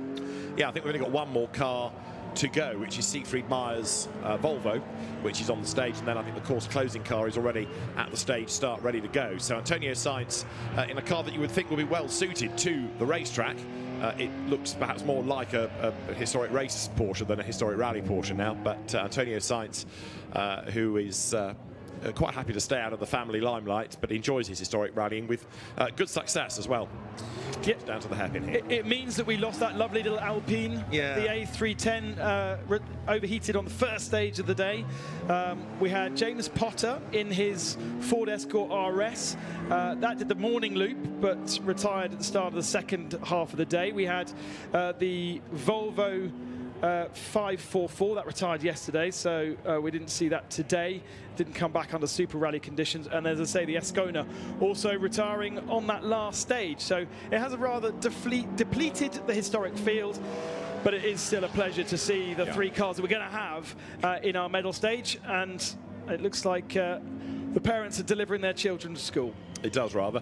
Antonio Sainz. And to be fair to the drivers in that car, in the Volvo, they are as much along with the joke as the rest of them. They do really believe that it's an unusual beast. Just to finish off about Antonio Sainz, slowest of anybody. That was a very, very circumspect run, and I suspect the Volvo actually might even be quicker. This is Siegfried Meyer at the wheel of the Volvo 240 Turbo, which is just about going to get through the gap there. But it really does look, doesn't it, as though the taxi has arrived. No, we've got one more car. We've got Ford Escort still to go, and then the course closing car.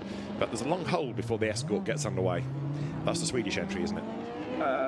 Is there a long hold? No, I think that's okay. We've closed up the gaps. Okay. Yeah. The over the rear wheel arch of that Toyota, it says nobody suspects a Volvo. Sorry, Volvo says nobody suspects a Volvo on the livery. It's the only thing, and it says it in English, even though it's a German car. From a Swedish manufacturer. Yes. Yes. From Sweden, though, comes a Ford Escort, British registered, but left-hand drive. This is the car for Krista Hedlund. No rally stage is complete without an Escort Mark II, even in this day and age. And he is accelerating his way then as the last car through. How is the Volvo getting on? Well, here it is, down to the last corner of the stage. Oh, it's got good lock. It has, and it's got lots of lean in the suspension. This is from earlier on in replay. Understeer. Brake, stab on. What do we do now? Does it rotate? It just about does. It leans. It's leaning, yeah. It heads for the curb. It heads for the gravel. Oh, it's okay. Oh, he's gone quite far in. He's still in the gravel. Look at the suspension. Wow. And there it is. Barely a mark on it. And the German team's Volvo for Siegfried Meyer through at the end of the stage. The last car is the Escort Mark II of Christer Hedlund. It makes just a wonderful noise, an Escort Mark II. Even now, decades on, it is still one of the great rally cars. So many, sadly, over the years have been destroyed against trees in forests all over the world. But in the late 1970s, these were the rally cars. All the private teams that ran them, they were winning world championships even up to 1981 with Ari Vatanen. There is Antonio Sainz celebrating a medal, another one for Spain. And Christer Hedlund in the Escort then, now with that very patriotic Swedish flag on the roof, comes to the end of the stage. Yeah, that's a silver medal. Missed that one out. Silver medal for Spain with the depletion of this field. And it looks as though, oh no! Tried to get a slide on and it corrected itself. That's the Volvo line. This is going to be a medal for Sweden, a bronze medal. 1 minute and 14 off the Porsche. Actually, no, I don't think the Porsche was that slow, but I was about to say maybe you can make up 1 minute and 14 on the in this last stage. It's so pretty, this car. Yeah. It's so well prepared. And it's a proper tarmac rally Escort, isn't it? The look of it, the low line of it. It's got tiny wheels. Yeah. In comparison even to some of the other Escorts we've seen. The Volvo, by the way, Siegfried Meyer, still quicker than the Porsche of Antonio Sainz. So when I said it was a circumspect run, I wasn't kidding you. There's that British number plate on the back of the Escort. Christer Hedlund will be the last driver into the chicane then. It has been a wonderful 2 days of rallying. We've expanded from tarmac to a gravel and tarmac event for the Motorsport Games, a huge undertaking for the organising committee, but they provided us with beautiful stages out there and a very, very entertaining 30-odd car grid, and it's provided us entertainment out there in the fields and in the forests and also on the circuit here. One last medal stage for the overall tomorrow. Maybe not as traditional rallying as you like. Set up a lovely slide there, but it kind of gripped for him. Yeah. The execution didn't quite come out as expected, did it? But he made it lively to watch. And thankfully, no real dramas, a little bit of wayward running. And Christer Hedlund ending up ahead of both Siegfried Meyer and Antonio Sainz. So the Escort beating Volvo and Porsche. In the stage. In the stage, indeed, yeah. But bronze overall after a full day of tarmac rallying and a little bit of gravel rallying as well. So lively stuff as we expected from the Rally 2, Rally 4 and historic rally contingent. And the final car through the final time control at the end of stage 14. Stage 15 is for only the top 3 that are entered for the overall competition in the 3 divisions. So it will be effectively one run for each of the 3 categories that we have tomorrow. So this is the classification of stage 14, and we've mixed them all up here. This is taking 2 and 4 and historic in different orders. That's why you've got, for example, Italy 6th overall. But a Rally 2 Alejandro Cacon time was the best of anybody, ahead of the Rally 2 Dane Kenneth Madsen and the Rally 2 Mexican Alejandro Mauro Sanchez. Turkey 4th, and then Sandro Tavakeladze 5th for Georgia. The best of the historics, that was Italy, Andrea Zibian. The best of Rally 4, Kerim Kazaz for Turkey. 7th overall, and 2nd of Rally 4 was René Noller. 3rd, Nard Ippen. That was Germany ahead of Holland. Historics, it was Italy ahead of the UK, Ben Mellers, and then a long way down after that was Sweden. Christer Hedlund in the Escort Mark II, taking 3rd fastest on this stage. Neil, you can say what you want, but the Sainz family can race. Yeah, it's amazing, isn't it? No matter what age. Yeah, I mean, I used to spend a lot of time interviewing El Matador Carlos Sr. Now Carlos Jr. is in. Do you have to go? 1 minute. 1 minute, okay. We'll have a quick word with Antonio. Okay, we've got 1 minute, I'll give you 40 seconds, how was it? Okay. It was excellent. I was really lucky, but sometimes races are like this. I'm extremely happy, and I have the opportunity tomorrow to fight a little bit more. That will be great. It's fantastic in my country to win the silver medal. Gracias. That's a classic rallying, is that the co-driver is very keen to get them to that time control on time, because he has a very specific window that they have to check in there. Rallies can be won or lost if you don't do that last bit of admin. Yeah, so you did say it's a lot of admin. Yeah, so I just had to make sure that I got out of the way before they lost their medal. So it could have been your my fault. fault. Yeah. Totally. Well, I hope they made it in time. Because when you get the stare from the co-driver, you know that they run things. They are in charge of when that car goes from A to B, and the driver just drives. But yeah, that's the brother of Carlos Sainz Sr. and the uncle of Carlos Sainz. And those cars will be out on stages again tomorrow. But Spain absolutely dominating. They're smashing this. And I did overhear some of the Spanish team being very confident, saying, "Oh yeah, we're gonna win this thing." And I think they're absolutely doing it. But this morning yesterday was their first gold medal in this competition ever, and now they're acing it on first place. So impressive. It's very, very impressive. The night, or the evening night, I'm saying night, it's middle of the day, Kayana. No, the day isn't over yet. We've got more finals coming up, which is super exciting. The eSports finals. So they're not happening here, they're happening in Valencia, which you might have caught up on by now. Again, on a separate stream, but we're going to have a look there. Yeah, big. It's crucial. It's crucial gold medal time. GT first, I think, and then after that, Formula 4. Let's have a look at finals in the eSports category. We see the cars are on the grid. There's just over 1 minute to go. We'll do a full formation lap, and then it'll be a rolling start, Chaz. And unbelievably, feels a bit surreal to say this one. We'll be drawing the Esports GT section at least of Motorsport Games to a close in 24. It's incredible, isn't it? It's come around so suddenly as well, because we had so many races yesterday. We had 10 races in the end, with all the quarterfinals and the last chance races, 5 of them in each category. Then we've had 2 semi-finals in each of the categories today as well.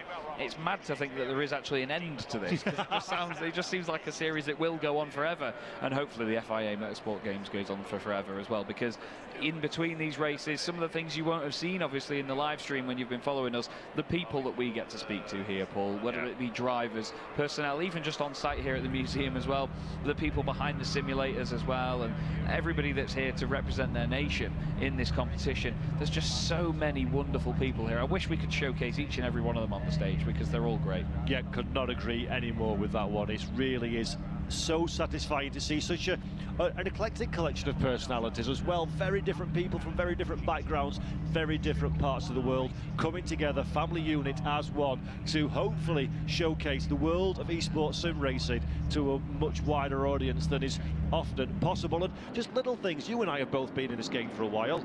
I've had a conversation on the stage a few minutes ago with the FIA telling me how important sim racing is to them. Yeah. Wow.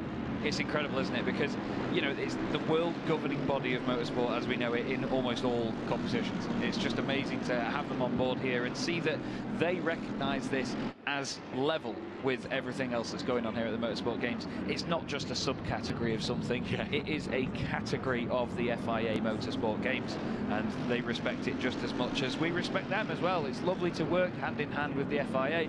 Obviously for us as commentators, we get fancy shirts with FIA logos on as well. It's a beautiful memento to have, but still, it is just amazing that it's all come together like this, and definitely the word is togetherness in all of this, and even all of these nations as well. There's a lot of nations here that aren't even racing in this, that were racing in this Esports GT competition, and they're here to watch and here to enjoy what is going to be a fantastic spectacle. Yeah, it really is a fabulous spectacle, is absolutely the word. I've used festival as a term as well to summarise how this all is, and it's a festival of the real and the virtual racing, and it's putting us on the absolute map when it comes to us virtual fans, isn't it? It's really given us that opportunity to shout as loud as we can to the world, this is what we are, this is what we do, come and have a piece of it for yourself, because it's wonderful. Yeah, it's a great way to showcase it and just give everybody an idea of what the top level of this looks like. And the wonderful thing about it is there's so many levels below this as well, you know, from the grassroots racing leagues that you get on either a set of Corsa Competizione, where it's just a couple of friends running for a laugh, whether it's national championships, whether it's high-end organised league racing as well that you have to go for. There are so many steps up to this point, and there's so much more. This is just the tip of the iceberg, but it's it's a very well-polished tip of the iceberg, isn't it, Paul? Because these are the finest drivers in the world. Yep, they really are. They're representing their nation, not themselves, not a team, not a consortium, not a conglomerate, not a group, not anything, but the place in which they were born and they live. All the sim racers that are of their nationality look up to these drivers. They want to be these drivers, and that kind of representation is something rather spectacular indeed. So now, folks, watching in the arena and watching at home, the time for talking is over. Not for Chaz and I, of course. It's now the time for the action. So, we are ready. It is finals day. Somebody is going to be a champion in the next 1 hour's time. Can I have a big cheer from the audience to get us going here? It's the FIA Motorsport Games GT Cup. We are go on the final race of the day. Champions will be made today as we head down into the first corner. The Brazil have the inside line. Czech Republic trying to buy into this one as well. Germany, a bit of contact further back. That may have been the Malaysian entry. 4 cars facing the wrong direction, but up front Germany slipped down into second. Brazil are our race leaders, and Belgium are in there as well. Yeah, absolutely. Belgium right on the back of them here, trying to go through the left-hand kick into the hairpin. A few drivers just faking a move to the inside. That's France side by side with Japan. A little bit of a kiss there, door to door, really trying to put pressure on one another. Hopefully no contact on the exit. That was tidy stuff from France. We saw some very well calculated manoeuvres earlier on by Matisse from France. And right now, Sota Muto is having to focus, get back in a rhythm here with Slovakia, and then the Netherlands right behind. The drivers and the cars that seem to have dropped away were Malaysia, the United States of America, and Singapore. I was going to say there were a couple of red cars in there as well, and I was hoping for their sake Singapore was not one of them. They started 9th on the grid, Malaysia started in 8th, and the United States as well started in 14th position. So a few cars from the mid-pack dropping down, Paul, but it's a long old race. There's plenty of time left to go, but at the minute it's Brazil leading the way, and well, we've seen them do this before, haven't we? We have indeed. Brazil, they're an incredibly competitive outfit in any realm of sport. It has to be said, although motor racing's more my bag than anything else, and it's absolutely being represented again. Igor Rodriguez behind the wheel of the number 17 machine. He's converted that pole position courtesy of his success throughout the course of the competition in the quarterfinals and the semi-finals, and now he's leading in the grand finale. Second position, Czech Republic, Wojciech Fihala behind the wheel of that car. Niklas Huben for Germany in 3rd position is the current medal placement holders, but we're only 2 minutes in. Jazz, there's 58 left to go. I've got a funny feeling that things may just change a little bit. I think they absolutely will, Paul. You're absolutely right, but Brazil lead the way. That is a matter of fact at this moment in time. Just having a quick look at the top 5 positions there, you know, and nobody in the top 5 currently has ever won a medal here at the FIA Motorsport Games Esports before, and we've never had a repeat winner either. So we've had, so far, Australia, Costa Rica, Italy, United Kingdom, Netherlands and Spain have all won medals, whether they're gold, silver or bronze. Nobody in that top 5 has ever had one before. Spain are the highest placed car at the moment that have won one.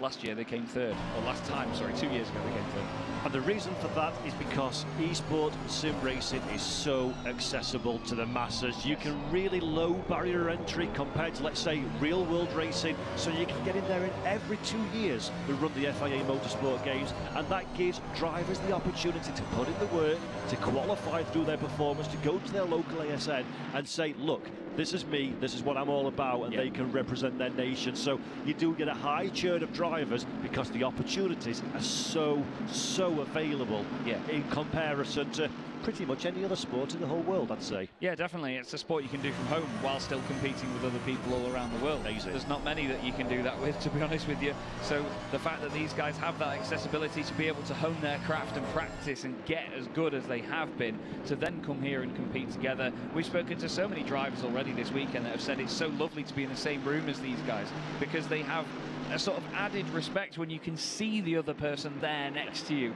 You know, it really brings the respect levels right to the brim, and it's great to see that that's what they want. Hong Kong, China have been given an early drive-through penalty here with 56 minutes left on the clock. and that is a massive, massive shame for them. Maybe some involvement in the contact in the opening stages there, Paul, because it was around that part of the field, or just in front of that part of the field, where it all, I'm afraid, went to pot. Yeah, that's a real shame for Hong Kong China. They've been good value for money, it has to be said, over the course of the competition thus far. 15th position they are in currently. They have 3 laps, of course, we all know the drill, to go and serve that drive-through penalty, drive-through pit lane at the mandated pit lane speed limit. Then they can get back out again and carry on their merry way. We're having a quick look at Morocco at this moment in time. They're down in 12th position. Estonia are the car that they're chasing in number 20, 49 and 22 respectively. Remember, this would have been good for us last time around because we needed the top 10. It's only the top 3 on this occasion. Morocco then recognising that one. They know they need to get their skates on nice and early. Have a look to the inside, too wide through the final corner. Very, very nice. We don't see that one pulled off successfully very often at all. It continues for the run down into T1. This is a danger zone. Jazz and I have both highlighted this as a pinch point on this circuit. Estonia had the slight overlap, but they do seem to have a little bit more discretion than the Moroccan machine, so they do run wide, give them the racing space. Morocco take the position. Estonia almost hung out to dry. That's Greece buying in on the action. And look here, Philippa Bakida for Australia. She likes to look at what's going on and tries to get involved as well. Started 18th on the grid, did Philippa as well, so another fantastic drive up the order already, just a couple of laps in, 4 places gained. Portugal just behind as well there. Ricardo Lado will not take this one lying down. There's Philippa making the move down the inside, trying to fill that gap, but doesn't quite work at the moment. Ricardo just behind them, waiting in the wings for an opportunity to come his way. And yeah, it just dawned on me as well on that previous lap actually, Paul, that this is the first race in 2 days where we aren't just looking at either a top 10 or a top 5 for people to progress. This is the savage sort of nature of what we have in like a karting race. In karting, a lot of the time, if you're fighting for a certain plate or a certain championship, you either win the race or you may as well have not, well, not turned up, you know what I mean? That sounds harsh, but you either win or you don't. Whether you're second, whether you're 25th, you have the same result effectively, second or 25th. That's going to be the same here if you're outside the top 3. It's bronze, silver and gold for those top 3 positions, obviously in reverse order, sorry, and then nothing else. And much like a complete polar opposite to what we've seen up to this point, there's no playing the percentages game. No. There's no ho, I'm safe, let's stay where we are. Yeah. Elbows need to be out. They don't need to be out, Jazz. They need to be sharpened to the finest point they've ever been fined. You really have to push. Belgium, 4th position. Fabulous result. 4th at a race at this level. Wow, well done you. Amazing. 4th in this competition will give you precisely 0 reward. So you've got to be 3rd. You may as well throw it to the wall and finish in 4th and just give it everything you've got if you're Germany. So don't want to be hearing that news, but you're currently in the bottom step of the trophy medal awards. Yeah, absolutely, and like you say, it doesn't really amount to anything if you finish in 4th position. Sure, you get some lovely airtime, you get 2 Northern English blokes saying that you've done a good job, but that's about it. And you have to then sort of swallow your pride and come back again in 2 years and try it all over again. But at the same time, while it is really, really harsh and very cutthroat, as we've been saying, that's part of the entertainment here in a format like this. You get a medal or you don't, and it's those top 3 cars at the moment that are on their way to medals. Brazil have been absolutely flawless so far in this competition. So too have the Czech Republic. All that comes down to, in terms of their grid positions, really, when you think about it, was how they qualified at the start of the event. Because 1st, 2nd and 3rd cars were 1st in each of their groups. So it was 1-1-1, 2-2-2, 3-3-3 and so on. So that means that the only reason Brazil start ahead of the Czech Republic in this race is just down to qualifying times, because they've both won their qualifying races and semi-finals up to this point. Yep, absolutely. It really is all down to the finest of margins. We're riding on board with the Chile car momentarily there. Beautiful picture-in-picture shots we see from the driver's point of view in the cockpit of that big Mercedes AMG GT3 Evo. Fabulous car, GT3 regulations, some of the best racing anywhere in the world. And the Chilean vehicle is currently in 3rd position. Belgium are the team just ahead, but they don't seem to quite have the pace of our top 3, sorry. And if you're Chile, or even if you're Spain or France or Japan further behind, you're going to be well aware, painfully aware, it has to be said, that you need to clear the obstacle of the Belgian car, otherwise you're going to start getting detached, and life gets a little bit harder in that kind of scenario. Yeah, it's a very physical barrier in front of them, isn't it, that Mercedes right now, because at the end of the day they can see the top 3 getting further and further away, and they've just sat behind them at the moment. It's not that they're hanging back necessarily, they're all pushing as hard as possible, which leads me to think maybe some people with nothing to lose a bit further back might try something tyre-wise. Sure. You never know. the strategies are going to be important here because we have a 10-minute pit stop window in the middle of this race. It will start when that timer at the top of the screen counts down to 35 minutes to go, and it will end when there are 25 minutes to go. The cars have to enter the pit lane inside those 10 minutes, unlike Venezuela and Turkey did. Otherwise, they will get a penalty at the end of the race. Here's Japan. Sotomuto now right up behind Matisse, the French driver, and the two of them have both had a bit of an up and down weekend, actually. Sotomuto did really well, took a win, obviously, in his quarter-final, but just hasn't had it on tap today, really, in terms of the performance. The French driver earlier flew up, but obviously they had a tough time at the start of the competition. So they've both been at different sort of levels at different points. Yeah, absolutely. They're just missing that little final lick of pace, I think, for Japan at this moment in time, or certainly up to this point. I dare say that things might be a little bit different now. It's really into game time, because often elite sports people, real or virtual, you just find that bit more when it really, really, really matters, don't you? And I think Sotomuto for the Japan team is doing a very good job at this moment in time. France, as you asked me, who am I looking out for? I said that nation. They started 11th. They're already up to 7th, but I don't think Japan are particularly enthusiastic about letting that car get away just yet. No, he's going to absolutely stick with it, because as well, you know, these drivers, they watch each other's races. They know where everybody will be in terms of pace and what they've got in their back pocket. Right now, Estonia have Australia in their back pocket, but not in the way that they're looking after him. It's the fact that Filippo Pachina's very aggressive-looking Mercedes is right up behind them and hoping to get another position gained. That's the BS competition livery, I believe, with a tweak for the Australian colours on it. Looks absolutely fantastic. Filippo racing for BS competition in league racing all around the world.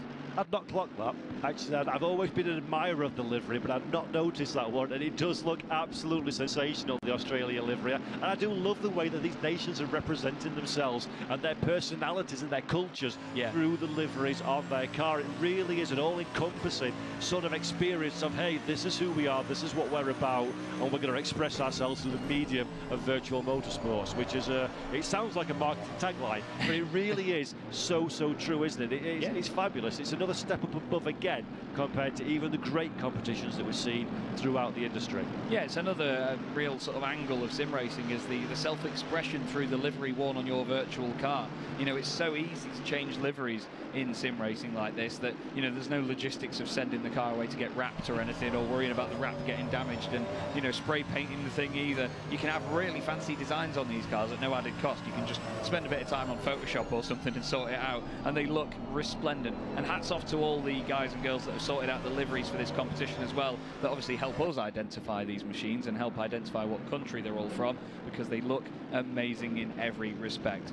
Right now, though, Belgium under pressure with Chile just behind, and then Spain waiting in the wings as well, and they're not at the moment on for a medal, any of these teams, but you never know what can happen in front. We've seen drive-throughs come at any point, Paul, and to be fair, no team has been completely immune from them. But we talk about the medals, and we've spoken about that a lot, because obviously that's the prize at the end of the road. But we've spoken to several nations over the course of this weekend where they're a more developing scene in the world of esports and sim racing. And yes, everybody wants the top 3 in the medal, of course they do. Yeah. But for some of these nations, actually being into this final and finishing as high as you can is a massive achievement for a small, growing nation that's building their infrastructure, building their support and their passion. And we all know this from, there's another stupid sport, it's got a round thing and 11 people kicking about, I don't know what it is. I don't know what about. The passion that grows in there, that you can build in a group of people by success, and that's what they're trying to do here. They're trying to say, hey, fellow people that live where I live, look what we're doing, and get some support behind it, and that's massively powerful as well, isn't it? Yeah, it completely is. You said it yesterday, actually, that, you know, there's legacies to be built here, and there's lists and lists of people that have achieved this, that and the other, whether it comes to the Olympics or even the FIA Motorsport Games. What they're doing now is, rather than adding to a list, they are building the list from the start with these first couple of years in this competition. They will be some of the founding fathers of these sorts of events. You know, it's going to be amazing to see in just a few years how many of these names are around, how many new names from other countries have come in and got on board with this as well. This is just the beginning, and it's only getting better. These will be the Alberto Ascari, Juan Manuel Fangio's, the future generations of these drivers. Well, that's really quite exciting. Hopefully we're the Murray Walkers, but I doubt it significantly. As France go on the defence from Japan, and again, Japan, Sotomuto, we've spoken about this already in this race. We were sort of saying they've struggled a little bit in the last couple of races. Well, they're absolutely on form at this moment in time. In fact, here we go to the inside of France. Will they both make it through the corner? The French team stay around the outside. Japan to the inside, just have to give that one up.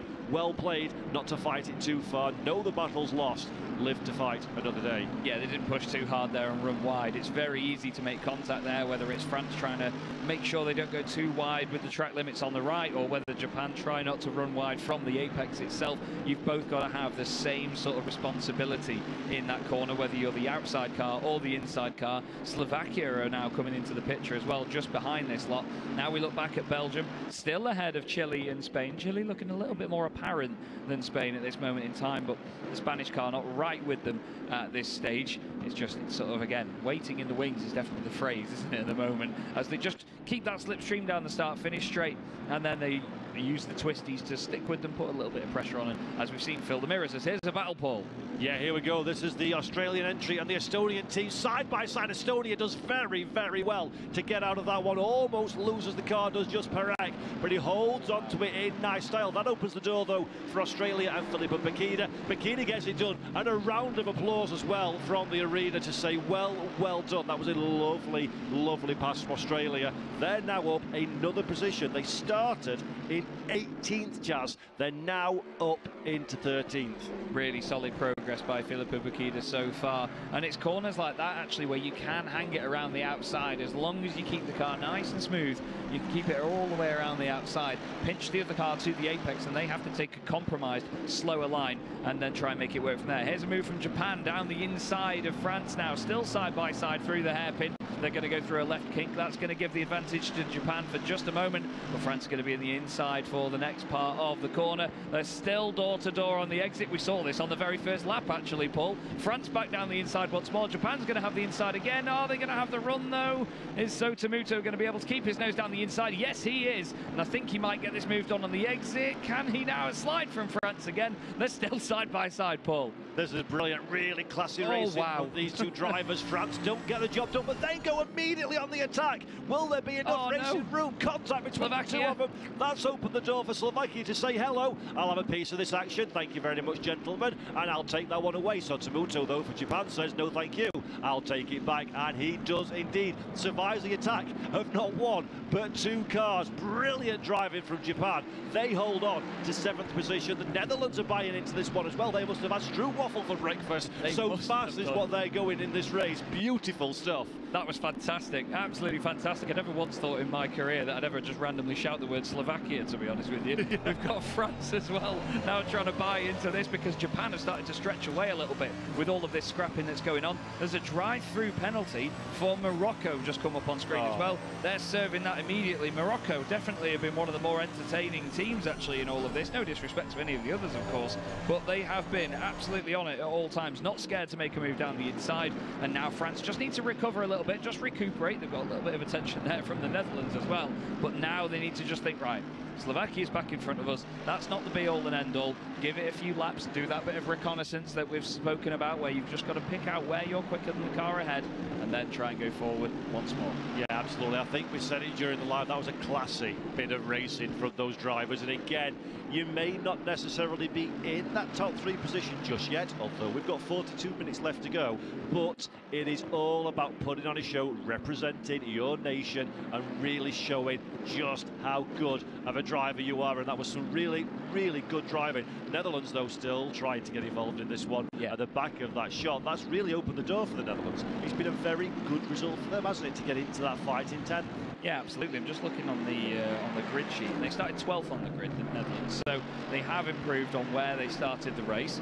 Let's not forget as well, Paul, we always say it, that if you can finish a race in the same position or above where you started, it's not always a bad day in the office, that is it? Yeah, absolutely, absolutely, especially at this kind of level. It's qualifying, I think I said it earlier in the weekend, which feels like months ago now. It does. Qualifying's one thing, hot lap pace is one thing, executed for 60 minutes time after time with a changing balance of a car, with changing track conditions and other drivers around you, is an entirely different prospect altogether, isn't it? Yeah, it really is. And we've seen it in certain competitions in the past where they've had hot lap competitions. You know, you set one lap and that's your sort of mark on the competition.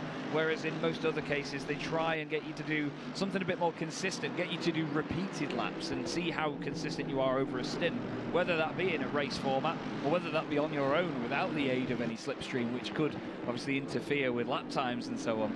This, though, is as raw as it gets. This is go out there, race each other, have fun, goodbye, enjoy it, and we'll go and talk about it. But yeah, this is the most raw form of a competition like this. Look at this train of cars here, though. We've got Greece, Australia, Portugal, Estonia, United States of America, Sweden, Malaysia and Singapore in there, all from 11th back to 18th place. That's a nice recovery from Malaysia. That was one of the cars I saw at the back of the shot on the opening lap that was in some kind of drama. So Malaysia, first and foremost, is my hobby horse thing. Well done for keeping going, loving that stuff, keeping in the race.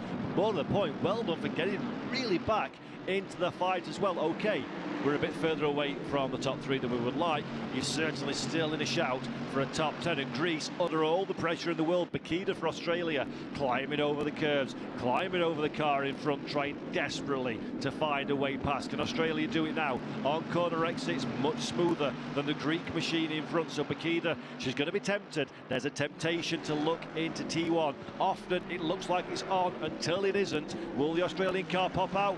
Thinks about it, thinks better of it. Yeah, I like that. Lovely little quick move there. And often you see drivers do that quite slowly, don't you? They sit down the inside for ages, and there, Philippa now makes her move into the hairpin. It's going to be interesting to see if she makes this stick, if she can then, well, just disappear off in front. Usually we don't see that move completed that early after that corner there. A nice little round of applause from the crowd. Instantly Portugal are going to want to move on this, but watch that BS competition liveried car now get moving just in front. I think Philippa's going to disappear over the horizon and go chasing that further battle. This battle, actually, which is, no, sorry, that's a bit too far. I do apologise. It was Japan, Slovakia, France and the Netherlands that I was referring to. I got a little bit excited there. I got ahead of myself. There it is. It is very easy, though, to get excited, to get wrapped up in it all, isn't it? Such as the level that we're seeing on our screens here today. And again, France, this is a nation I'd like to speak about. I thought they'd been moving up a little bit harder, but they seem to have got into some kind of stride. Slovakia has got into the middle of that fight now. So France are down into 9th position. Japan all the way up there in 7th, all on their own. And Slovakia doing a really stealthy job in the background. We didn't see it on shot, but they snuck up there in the 8th place. That's a really, really good bit of driving for that particular car. Netherlands going a little bit wide through the final corner as well. That's going to limit their potential down the following straight, but it is still very much game on in this middle pack. France have a look to the inside. No, not on this occasion. Wise bit of play there. Can Matej Leato do anything about the car in front? Bit of follow my leader through this bit though, Chaz. Difficult to find any kind of side-by-side opportunity unless there's a mistake from the car ahead. Yeah, absolutely. I think unless they've started the lap very, very close together and right in the slipstreams, it's really hard to sort of find an opportunity around here unless there's a mistake from the car in front. That's often what sets this up. You've got to think about the corner exit rather than the corner entry when you're attacking on this part of the circuit. We've spoken about it so far quite a bit this weekend, that this is a track that is surprisingly a one-line circuit, as we say. There's not a lot of corners where you can take differing lines and get away with it, and it's also a very compromising circuit. If you make a move here, for example, now in the middle of this pack, the car we're looking at is Sweden. If they made a move on the United States now, Estonia would have maybe a 1 or 2 second gap behind them to the cars that have just had a battle. You can very easily upset the rhythm of you and your competitors if you send it down the inside here. So they've got to pick their moments, haven't they? Do not readjust your television. It is exactly right what you're seeing. This is not a replay of the start. That's live pictures. All those cars nose to tail all the way through the field. It is so impressive to see this, how close we are together. Only 25 minutes or so into the race. Really sensational stuff. We cycle back to the Belgian entry in 4th position, coming under increasing pressure from Chile. Chile trying to find a way past. Spain keeping a watching brief. Host nation as well. Pressure is on for the Spanish outfit as Chile looks to the inside. Yeah, Chile having a little go here and there, and that's the thing again, just filling the mirrors, trying to take a look down the inside to unsettle the car in front, because as soon as you aren't following conventionally, the car in front is going to look in the mirrors and go, oh, hang on a second, I don't like that. And then they're going to just think more and more, and you get in their head instantly. Whether they'll admit it or not is a different factor, but you will get in their heads, I can tell you that for free. Portugal have remained behind Greece here since Australia moved ahead of the latter, but Australia are now getting further and further away. Filippo Bukina continuing this incredible pace. Ricardo Leda there, a face of concentration as the United States makes a move down the inside of Estonia. They're very close to contact. Estonia uses the wider line to get a run. United States actually have took their nose very cleanly down the inside. No, actually, no overlap before this hairpin, but look at that, making their intentions known. And while Sweden are distracted by the battle ahead, Malaysia say, hello, bright yellow car coming down the inside. Thank you very much. Very subtle, Paul. Yes, that was wonderful. The overtake was certainly subtle. The livery most definitely is not. And that is a beautiful move by Malaysia. Nakib Aslan behind the wheel of that car. Of course, a very, very decorated driver in real and virtual motorsports in Malaysia as well. And he's only been in sim racing, believe it or not, for 5 years, but he's showing massive tenacity and speed at this moment in time. Yeah, great prowess from him as well. There was a mistake there, unfortunately, by Sweden, and Singapore now make their way through as well. They're in the lower reaches of the order. Just 25 more seconds and the pit window will open. I can't believe we're getting to nearly halfway through this race, to be honest with you, Paul. That's gone very, very quickly. Now, here is the second place battle. Now, don't forget, these are medal spots here. We can't really call them podium spots. They are, but they're medals, really. We've got Czech Republic with Germany right behind. They've got 7.5 seconds back to Chile. So right now, if you're Germany, this is not the time to hang about, is it? This is the time to get a move done if you can stay with Czech Republic as the pit window opens, and just do it while there's a big gap around you and you don't have anything to lose. For Germany, this is the time to dive down pit lane, in my opinion. Yeah. It does seem like Niklas Huben is a little bit pace limited on the Czech Republic ahead of him, although a mistake there for Germany. Loses a couple of tenths of a second, almost a contact between the two cars. Do something different to your rival. If the Czech Republic car doesn't pit, if I was Germany, my money is get down pit lane, serve that mandatory pit stop, put that 1 litre of fuel on and buy yourself some fresh air. We know Nicholas is quick, we know Germany's quick. That's their opportunity, in my opinion, at this stage. Yeah, absolutely. They have to take that chance, don't they, to not get held up. They have to maximise the pace all of the time. As we say in a race like this, usually when it comes down to tyres and fuel, if you have to think about how much you put in or whether you take tyres or not, it's spending the least amount of time stationary as possible. Here, because the pit stops are so short, you have to just make sure you maximise every second that you're on that track. Don't give up a single tenth. Cars coming into the pits now. First one in is the home nation, Spain. United States were having a fight with Estonia there. They've decided it's their time to duck in as well. There was another car in the background there coming in also. Was that Sweden? Yes, it was. But the Spanish team are the first ones to pit here, Paul. Interesting that they've decided to duck out of that battle. Yeah, very interesting. I think they came in from around 6th position, if memory serves me correct. I can't be entirely sure if that's massively accurate, but it will be interesting because, again, in one of the previous races, Estonia were the first ones in. They jumped up no less than 4 spots and into a qualification place. So this could work out very, very well for Spain, depending on where they re-enter the racetrack. If they're not getting involved in any traffic. Czech Republic and Germany, as you were, still in 2nd and 3rd position. Germany, they made that mistake on the previous lap, have closed that back up again. More evidence that Niklas Huben and the German outfit are quicker than the Czech Republic, at this stage at least. Yeah, it surprises me that Germany didn't come in. I think you've made the absolute perfect call, to be honest with you, Paul, that they should pit at this point. But once again, it's one of the prettiest cars in the field, this really Brazilian car. It's absolutely gorgeous. And we just don't get a chance to see it because it just drives off over the horizon. We only ever get to look at the back of it, don't we? But I tell you what, Igor Rodriguez has been absolutely untouchable so far. And if he wins it like this, it's just going to highlight such an impressive motorsport games for him. No news is good news, and what a flyer he is on. This is just, we're going to run out of superlatives very quickly for this, I feel, Paul. We really are. In fact, hopefully we stay with Igor for the entirety of this lap, who's just seen so little of the Brazilian entry, but it really is great driving from Igor Rodriguez, representing his nation, representing himself and all his fellow sim racers and Brazilian nationals all around the world.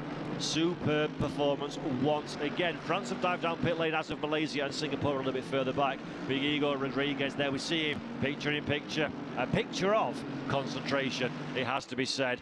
And again, was suggested maybe when he's got a bit more similar pace competition like the Czech Republic in this race, it could be a game on, but he seems to have just dig around and found another couple of tenths of a second in his back pocket, like you do with an old tissue or a bit of change. He's found lap time when looking around in his pocket. It's amazing. Yeah, or a receipt that my accountant asked for 3 months ago, you know, something like that. But to be fair, I mean, we have to highlight the fact that Brazil aren't just having a great time here in the Esports GT category. Let's not forget Luis Tavares won a race earlier on in the Esports Formula 4s, so they're both having a really good run of this in the FIA Motorsport Games 2024. Now, will Germany come into the pits? Our director knows that we were going to talk about that. They know us so well by now, Paul.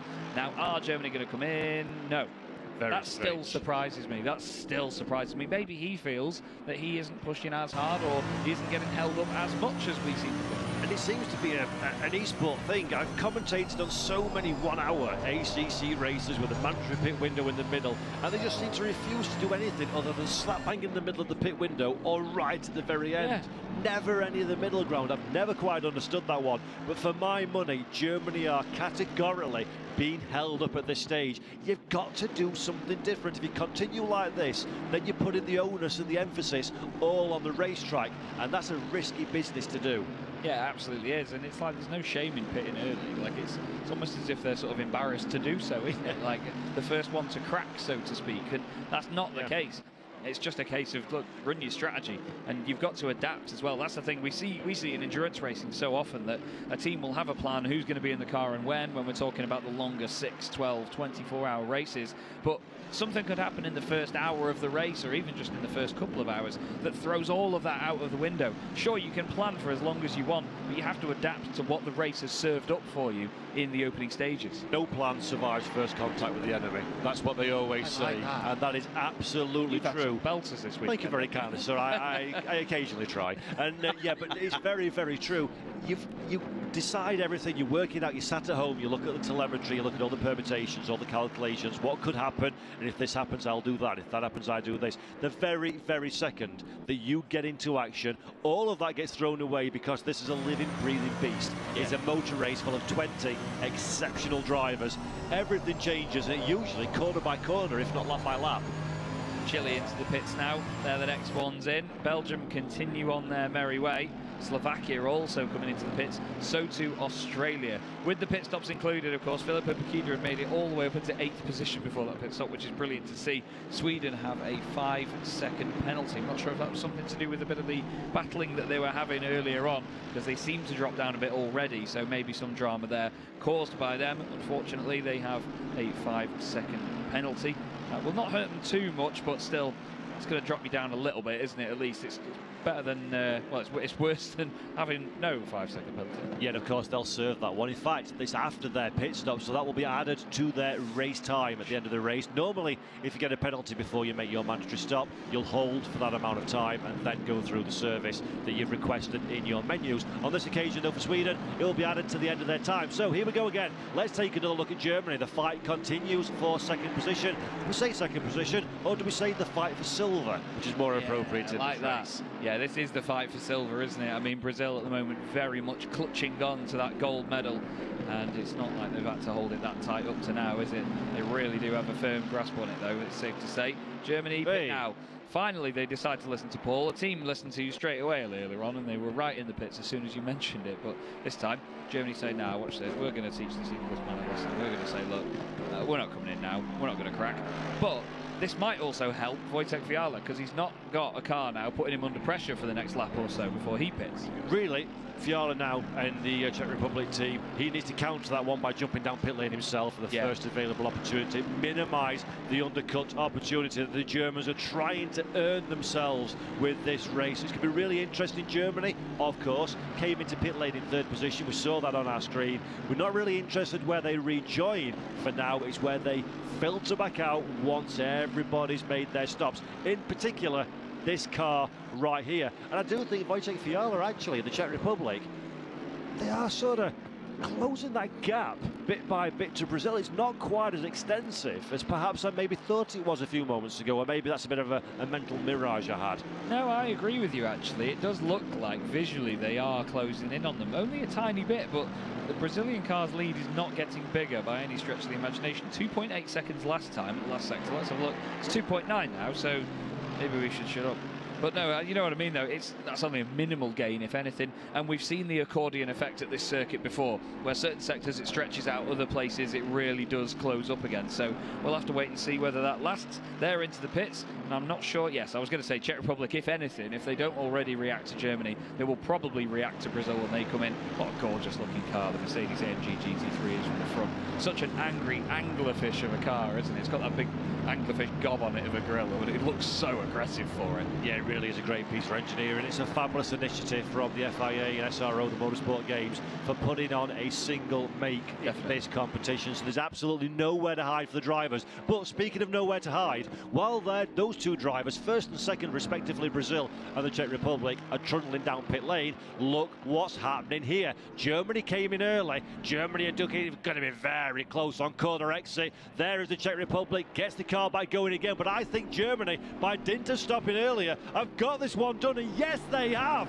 Team Germany up into second position. That is an absolute perfect example, Chaz, of why the undercut is awesome.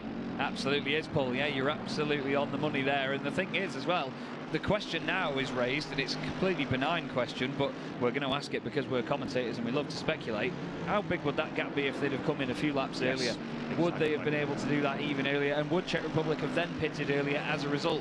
We're never going to know, I suppose. Well, we could ask them later, I guess. But Chile now are right in front of Japan. They were a bit closer together earlier on in the race, but in the way that Chile were, well, they were the car in front to begin with. Japan actually were a bit more preoccupied with France. Morocco, again, the most entertaining team, we've said. They had a drive-through penalty earlier. Now they've got a stop-and-go 30-second penalty on top of that. Yeah, they're collecting challenging situations, Morocco, at this moment in time. It seems really have been great fun to watch them on track, but they do seem to be making life a little bit hard for themselves. They're plummeting down the time in tower. They're in 19th place now.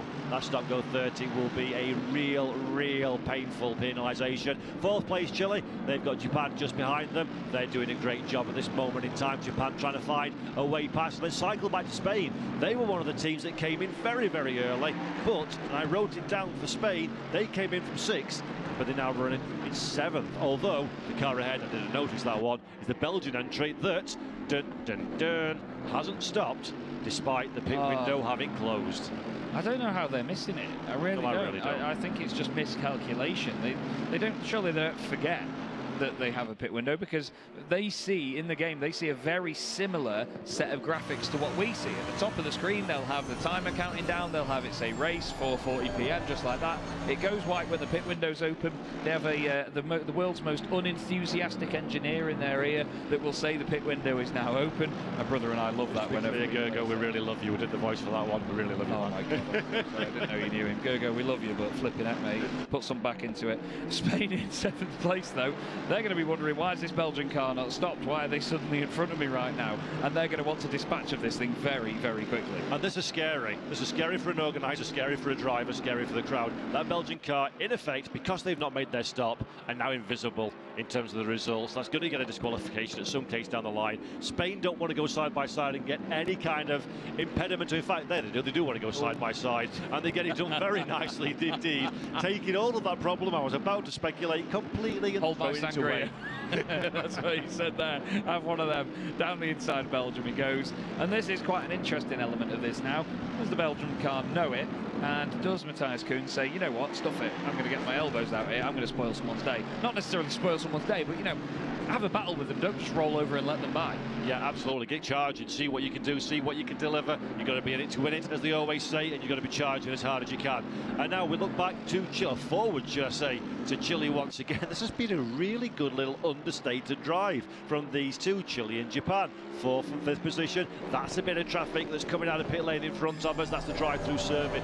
Morocco drive-through serving team, should I say, coming out in front. There we go. That took a lot of saying. And how they're going to get in on this one as well very soon, and that could be Soto Muto's opportunity to find a way past. Yeah, Morocco known in this race, I believe, as the pit lane relations correspondent by the look of it, unfortunately. And it's not been the race for them to remember. But at the same time, though, you know, to give them massive credit, one thing Paul and I always advocate for when we commentate together is if you've had a bad race, if you've had penalties or had incident early on, you carry on and you push on till the end. Never give up. You're still representing your country at this level. They are still, as we said earlier, a finalist here at the FIA Motorsport Games. They've still got a massive amount to be proud of to get just to this point. Just to even get to Valencia, to be part of the FIA Motorsport Games is so deeply, deeply impressive. And there's France. That's a team in a little bit of strife. I think I've put the knockers on this one because I said they were going to be a team that moves forwards. They're actually made all the way down in 10th, 9th by the time that Belgium were taken out of the equation. Did not see that one coming. Look at Australia. Hello. Mine versus yours now, isn't it, Paul? These are our two picks for real favourites of this race, or ones to watch anyway. And Paul picked France after their fantastic surge through their semi-final earlier on. I did the same with Australia, and Philippa Bukida and Matthijs Leitao are going at it here on the circuit, with Netherlands just in front, then Slovakia ahead of them out of the final corner. And we have 21 minutes and change left to go in this race. And I tell you what, Paul, I mean, look at that shot down there. It's still a very close race by all respects. Oh, it really, really is. Fabulous, fabulous stuff from all of these drivers. There we go. Morocco got out of the way of this particular fight. So great driving, great awareness from the Moroccan team to realise they're not in this competition. They're a lap down. There's no point being involved. So they've got out of the way. That's given Chile now a little bit of clear track in front of them to try and charge their own little fight with themselves and Japan. Japan Sotomuto behind the wheel of that car just doesn't quite have enough to get alongside as things stand, Chaz, but he's going to be getting bored with 20 minutes to go, seeing the back of the Chilean car in front, and you've really got to start pulling the plug sooner rather than later and making that move, don't you? Yeah, definitely. And this is the thing, when you're at such a high level like this, you need maybe another 5% over the driver ahead of you to make an easy move of this. If they can only find 1 or 2% here and there, it's so difficult to get the run on them and show just how fast you are at this level, because everybody's really closely matched. It's great entertainment though, and we love to watch it. Chile won't want to focus on the car behind though. They'll want to focus on the car ahead. Not that they can see them, and that's what makes this difficult, because when you're just chasing numbers, you're just chasing lap times, it's so tough as a driver, especially in esports, when you get so much information shoved in your face on the screen. Right now, they need a physical incentive and a car in front of them visibly to go chasing, but they're almost the entire length of the start-finish straight back on Czech Republic. Yeah, it really has been a fabulous performance so far. With 19 minutes and 35 seconds left to go, it is Brazil leading from Germany with the Czech Republic, the final potential recipient of one of our medals here in the 2024 FIA Motorsport Games. Chile in 4th place, and the next up Japan, fighting hard still in the wheel tracks of the car in front. And then of course it is the host nation Spain. They had a little bit of a slower start to the race than they expected, but they're doing a good job in 6th position just behind this particular lap. Yeah, definitely, and let's not forget as well that they are the home nation here, so added pressure for them to finish that high up. They will still be mighty proud and get one hell of a reaction, we can tell you. Sotomuto, however, concentrating here, really tucked up behind that Chilean machine. As I said just earlier in the day, actually, Sota's one of those drivers, a real face of determination and focus all the time. Until he's having a good time, then he's the most animated driver you'll ever see. He's so happy and all over the place, it's brilliant. But right now, really focused on the mission at hand. Don't forget, he was the only driver to win one of the quarterfinals from not pole position, so he will be very pleased to take that away from the FIA Motorsport Games, if not a medal to go with him. But still, 18.5 minutes left, Paul. Let's not forget, that's almost 2/3 of what one of the earlier races would have been in the competition, so still a long time to go. This could all change. And it's wonderful that you should reference the earlier races of the competition, because again, spoken to many drivers over the course of this weekend, and they've all suggested tyres aren't, let's be generous and say they're not quite as grippy as they started the race when you get to around the 30-minute mark, and that was a cause for concern, so much so that one driver told us they moderated their setup to protect the tyres in race and potentially give away a little bit of lap time in qualifying. So this is a 1-hour race. We're going to really start to see some people struggle versus others as we get to the conclusion of this one. Yeah, definitely. I think there's going to be a definite sort of imbalance with the drivers and teams that have looked after the tyres in the early stages and drivers that haven't. And we're going to see that pace change suddenly, whether that's because they know they can push more or whether they just have looked after the tyres enough and they maintain at the same level all the way through. There might be drivers that peak early, there might be drivers that peak at the end of the race, because another element of this is that certain drivers are really good at driving around a car that's got absolutely shattered tyres on it.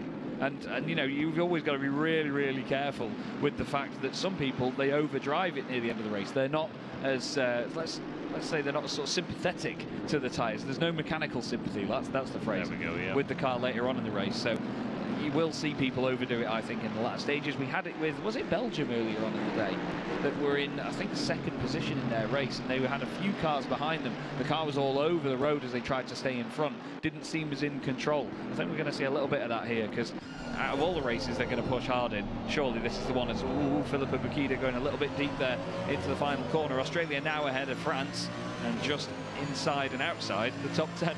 Yeah, this is a great bit of racing. We're riding on board, looking back from the Netherlands, car number 2, 9th position, 8th when we take Belgium out of the equation. And that is Australia on the recovery charge. Very, very quick to the apex is the Australian car, but then loses a little bit of momentum on corner exit, the accordion effect. Very much on show there, but the Netherlands, everything's looking a little bit more dramatic than they would perhaps hope it would be at this stage in their rear-view mirror. Philippa Bukida and Australia is very much the next one in the list, and then it is France and the United States of America almost as one, trying to climb over that Dutch machine in front. Yeah, there's fantastic battles going on up and down the field. But right now, Netherlands will be maybe a bit worried, if anything, because they'll have seen the progression of Philippa Bukida through the order now and think, oh no, that Australian one's here again. That fancy dazzle camo one is suddenly in the rear-view mirror. And the Netherlands, obviously, in one of the sort of standard liveries here that we have for the weekend. There's nothing too fancy about it at all, and it's definitely an aggressive-looking livery on that Australian car. Certainly sets it amongst the others, or sets it apart from the others, I should say. Right now, we know that Sandsmart is going to be watching that rear view mirror with great interest, thinking, when is this Australian car going to make a move down the inside? Philippa's actually upset the rhythm a little bit there. May just take a second to get back into said rhythm and hopefully not drag France too closely into the mix either. Yeah, Bukida is definitely one of those drivers that I think she harboured ambitions of a medal opportunity coming into this one. The last race we saw, a really incredible recovery drive, secured her place into the final. As I was going up onto the podium to do the interview, she was coming off, and I just sort of looked at her and nodded and thumbs up, saying great drive, because I was waxing lyrical about her performance. She just had a face like thunder, steaming that it wasn't the big result, because she knows how fast she is, how fast Australia are, but being so far down the running order at this level, it's a real uphill challenge to get going from there, isn't it? Yeah, it absolutely is. And I mean, Australia have humongous pressure because Cody Nicola for Australia won the first ever gold medal in this category as well. So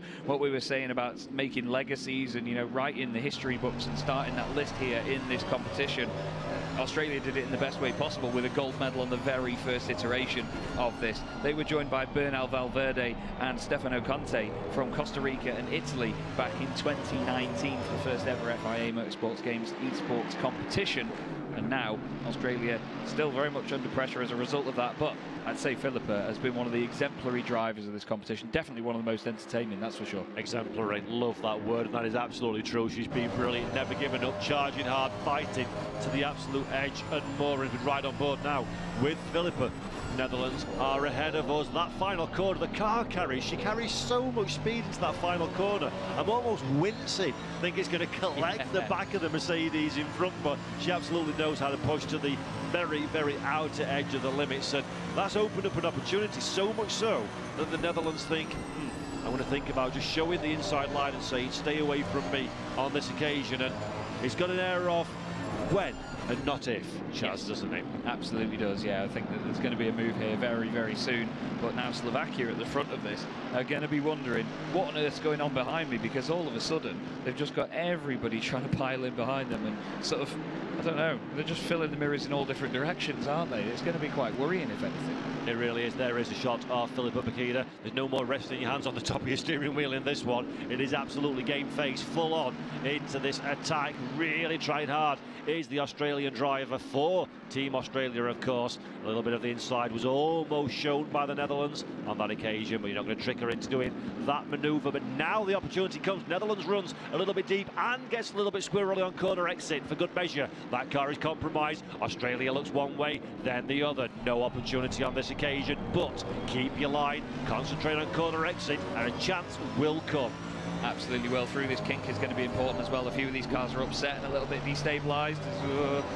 But they've had to back out of that there because the Netherlands car didn't quite look to be in full control. You can see a quick glance in the right-hand mirror, puts the car in the middle of the road. That is both showing the nose down the inside of the Netherlands car and also putting it in a position where France can't get by as well, because you know that French entry is right behind them too. Then the United States are packed into this also. Just under 12 minutes left on the clock now here at the virtual Circuit Ricardo Tormo here in the FIA Motorsport Games Esports GT category here in 2024, and it's Brazil, Germany and the Czech Republic that are currently on their way to gold, silver and bronze medals, none of them having a medal before in this competition, and continuing this epic run of one-time medal winners we've had in the first 3 iterations. Yeah, I really love that statistic. I think it is fabulous to show how competitive these things are. Anybody that qualifies stands just as good a chance of taking home a trophy as anybody else in the competition.